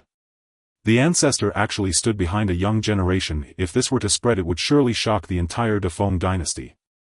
Yao Meng, sitting beside Chu Feng, saw this scene and dared not remain seated. She quickly stood up, cautiously retreating to Xuanzhen Daoist's side, speaking softly. "Grandfather, please sit." To her surprise, Xuanzhen Daoist shook his head. He gazed at Chu Feng's back, his tone carrying a hint of respect. How can a disciple sit with their master? This statement stirred up a storm. Xuanzhen Daoist's words were tantamount to publicly declaring that he had indeed taken Chu Feng as his master. Su Qing and Su Bai, the two sisters, felt as if they were sitting on pins and needles upon hearing this. They looked at Xuanzhen Daoist standing behind Chu Feng and dared not remain seated. The two quickly stood up, respectfully positioning themselves behind Xuanzhen Daoist. This scene drew the eyes of many and the training square fell into silence. All eyes were focused on Chu Feng. Shirya sat slumped in the corner of the arena, her meridian severed, her spiritual root shattered, and the once proud golden core 8th level cultivation now completely gone. At this moment she had become a waste that anyone could trample upon, just like Zhao Yurong when she was expelled from the Lianyunchen palace. Her gaze was glued to Chu Feng, the disdainful look in her eyes now replaced with envy, jealousy, and a hint of regret she was reluctant to admit. When she first met Chu Feng in the Danyang sect's courtyard, she regarded him as a junior with some talent in alchemy. But who would have thought that this seemingly handsome young man was actually the Grand Elder of the Danyang sect? Even the ancient Xuanzhen Daoist had to pay respect and call him master. He wielded the heavenly weapon, the Xingxi sword, capable of destroying the protective formation of the Lianyunchen palace with a snap of his fingers, slaying the sect master with a single strike. All of this felt like a sharp dagger ruthlessly stabbing at Shirya's heart. Why? Why did Zhao Yurong, who had turned into a waste, still manage to find such a desirable husband? Why could Zhao Yurong, expelled from the Lianyunchen palace, gain such a defiant opportunity and rise up step by step? Even at the Lianyan conference, in front of everyone, she was crippled and had everything destroyed. Shirya's nails dug deep into her palm, yet she felt no pain. Her gaze turned to Lu Bin, her disgust intensifying. Like a bright moon in the sky, Chu Feng shone brightly, dominating the world. Lu Bin was even unworthy to carry Chu Feng's shoes. Comparatively, he was nothing but garbage, not even as good as trash. Initially she chose to be with Lu Bin simply because he had pursued Zhao Yurong. She wanted to humiliate Zhao Yurong and prove herself more charming. But now it seemed how ridiculous her choice was. Lu Bin looked at Shirya, who was slumped on the ground, and felt a twinge of guilt. He hurriedly walked up to the training square, approached Shirya and bent down to help her. "Yair, let me help you up." "Get away. Don't touch me." Shirya suddenly lifted her head, her eyes filled with fierce anger. She shook off Lu Bin's hand, causing him to stagger back 2 steps. As if Lu Bin touching her was an immense insult. "You waste, what good is it to come back now?" Lu Bin's face instantly turned pale. He looked at Shirya's frenzied expression, his lips moved as if to say something, but in the end nothing came out. At that moment a cold voice rang out. "Make your move." Zhao Yurong stepped into the center of the training square, calmly gazing at Lu Bin. Clearly she had already regarded Lu Bin as an opponent. Lu Bin suddenly raised his head, meeting Zhao Yurong's calm and unwavering gaze. A hint of bitterness surged within him. How could he possibly strike at Zhao Yurong? Moreover, he could never be Zhao Yurong's opponent. Lu Bin repeatedly waved his hands, involuntarily stepping back 2 paces. His gaze darted around, unable to meet Zhao Yurong's eyes. "No need to compete, I admit defeat." With those words Lu Bin seemed to expend all his strength. He hung his head, resembling a lost dog, quickly exiting the training square. Zhao Yurong's gaze swept over the remaining 3 disciples of the Lianyunchen palace. Next, the 3 disciples trembled at Zhao Yurong's gaze upon them, hastily shaking their heads in unison. "I admit defeat." "I admit defeat too." "So do I." What a joke. Their sect master had been cleaved in half, the elder had been forced to kneel in surrender. What could they use to compete with Zhao Yurong? Going up would only be self-humiliation, and they might even lose their lives. Song Yi watched this scene but remained oblivious. His gaze remained fixed on Chu Feng. Even if the Lianyunchen conference was lost this time, what of the next 10 or 100 sessions? The Danyang sect had been ranked last for 100 years in the Lianyunchen conference, yet it remained a top sect in the Defeng dynasty. The glory of the sect and the outcomes of the conference seemed trivial in the face of lifespan. What he cared about most now was the method for extending life in Chu Feng's hands. As long as he could obtain that method and live a few more years, he would be willing to kneel and bow to Chu Feng. Seeing that the Lianyunchen palace had all admitted defeat, Chu Feng looked at the elder responsible for presiding over the conference. "Can we announce the results now?" The elder trembled at the sound of Chu Feng's voice, feeling a dryness in his throat, swallowing hard felt laborious. In the contest between the Lianyunchen palace and the Danyang sect advances. The moment the words fell, the crowd from the Danyang sect erupted in excitement. "We won, we won." Xuanzhen Daoist gently stroked his beard, his fingers trembling. This day he had waited for far too long. On the other side, Shirya struggled to get up from the ground, staggering toward Yi Tang and suddenly kneeling before her. She lowered her head, her voice choked with tears. "Master, I'm sorry I lost. I have let down your expectations and the nurturing of the Lianyunchen palace." However, she was coldly interrupted by Yi Tang. "Don't call me master, I have no disciple like you. From now on you are no longer the saintess of the Lianyunshan Palace. What? Shirya stood frozen in shock at Yi Tang's words. She abruptly raised her head staring incredulously at Yi Tang's cold face. Master, are you going to strip me of my position as saintess? She never expected Yi Tang to be so ruthless. She was the saintess raised by Yi Tang, the most valued disciple. Even if she lost the contest, even if her spiritual root was destroyed, Yi Tang shouldn't treat her like this. At this moment she finally understood Zhao Yurong's feelings back then. Back when Zhao Yurong was expelled from the Lianyunshan Palace, how utterly despairing must she have felt. Shirya's body trembled violently as she reached out, clutching Yi Tang's skirt tightly, screaming. Master, please don't give up on me, I am still useful. Zhao Yurong was able to restore her cultivation, I can too. I will definitely stand up again, I beg you for another chance. Yi Tang grasped Shirya's chin, forcing her to look up. What do you have to restore your cultivation? Zhao Yurong could find a husband like Chu Feng, can you? Zhao Yurong's ability to restore her cultivation and Xuanzhen Taoist's extension of life both pointed to the same person, Chu Feng. Yi Tang looked at Shirya's dazed expression, a glimmer of disdain flashing in her eyes. She violently shook off Shirya's hand and kicked her away. Expel her from the Lianyunshan Palace. From now on she is not allowed to step into the Lianyunshan Palace again. As soon as her voice fell, 2 disciples from the Lianyunshan Palace quickly stepped forward. Once Shirya was a revered saintess, someone they relied upon. But now she is a worthless being with her spiritual roots destroyed, having no value to the Yuntian Palace. Who would still care? 2 disciples stepped forward, one on each side, lifting Shirya's arms and dragging her out. Shirya struggled violently, her hair soon becoming disheveled. Let go of me, I am the saintess. Yi Tang's gaze fell upon Zhao Yurong and her heart was filled with regret. If only she had not expelled Zhao Yurong from the Yuntian Palace, if only she could have given Zhao Yurong a chance. Then now Chu Feng would be part of her Yuntian Palace. Zhao Yurong is the saintess of the Yuntian Palace and Chu Feng is the son-in-law of the Yuntian Palace. At that time the longevity method in Chu Feng's hands, his divine artifacts and everything he possesses would become the foundation of the Yuntian Palace. She could also gain numerous benefits by being close to the water tower first. But there are no ifs. Yurong. You will forgive your master, right? The cheers of the Danyang sect still echoed, yet a somewhat playful gaze quietly fell upon Chu Feng. The owner of that gaze was none other than Leng Yi, the saintess of the Wan Beast sect. Interesting. As soon as her words fell, an unexpected change occurred. Boom! A bell rang suddenly from the direction of the Yuntian Palace's holy land, followed by a golden light streaking across the sky like a shooting star rapidly shooting towards the martial arts square. The speed of that golden light was incredibly fast, breaking through the clouds in the blink of an eye and landing in Chu Feng's palm. As the golden light faded, it revealed itself to be the Yuntian Palace's sacred artifact, the Tai Su Bell. Several impatient elders of the Yuntian Palace stood up, pointing at Chu Feng and shouting, Chu Feng, quickly return the Tai Su Bell. That is our Yuntian Palace's sacred artifact. How dare you seize our sacred artifact in public? Ancestor, we cannot let him take the Tai Su Bell away. However, Song Yi merely opened his mouth but ultimately did not make any sound or intervene.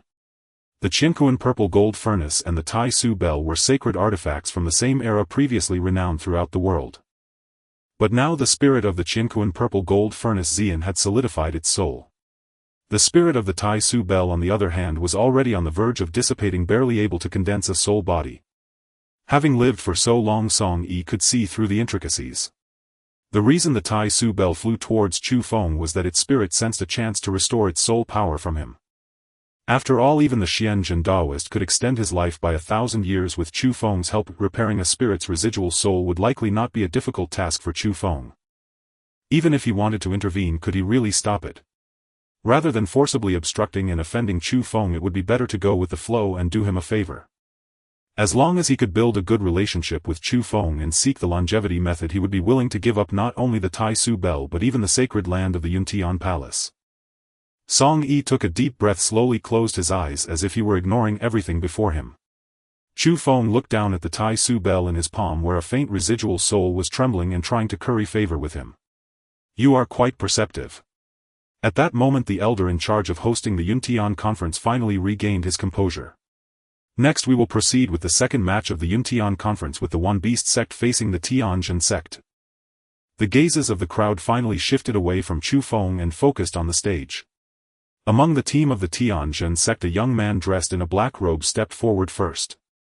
He had a handsome face holding a bronze compass in his hand, and his eyes carried a hint of arrogance. Yun Kenglin slightly bent down and leaned towards Chu Feng, introducing him.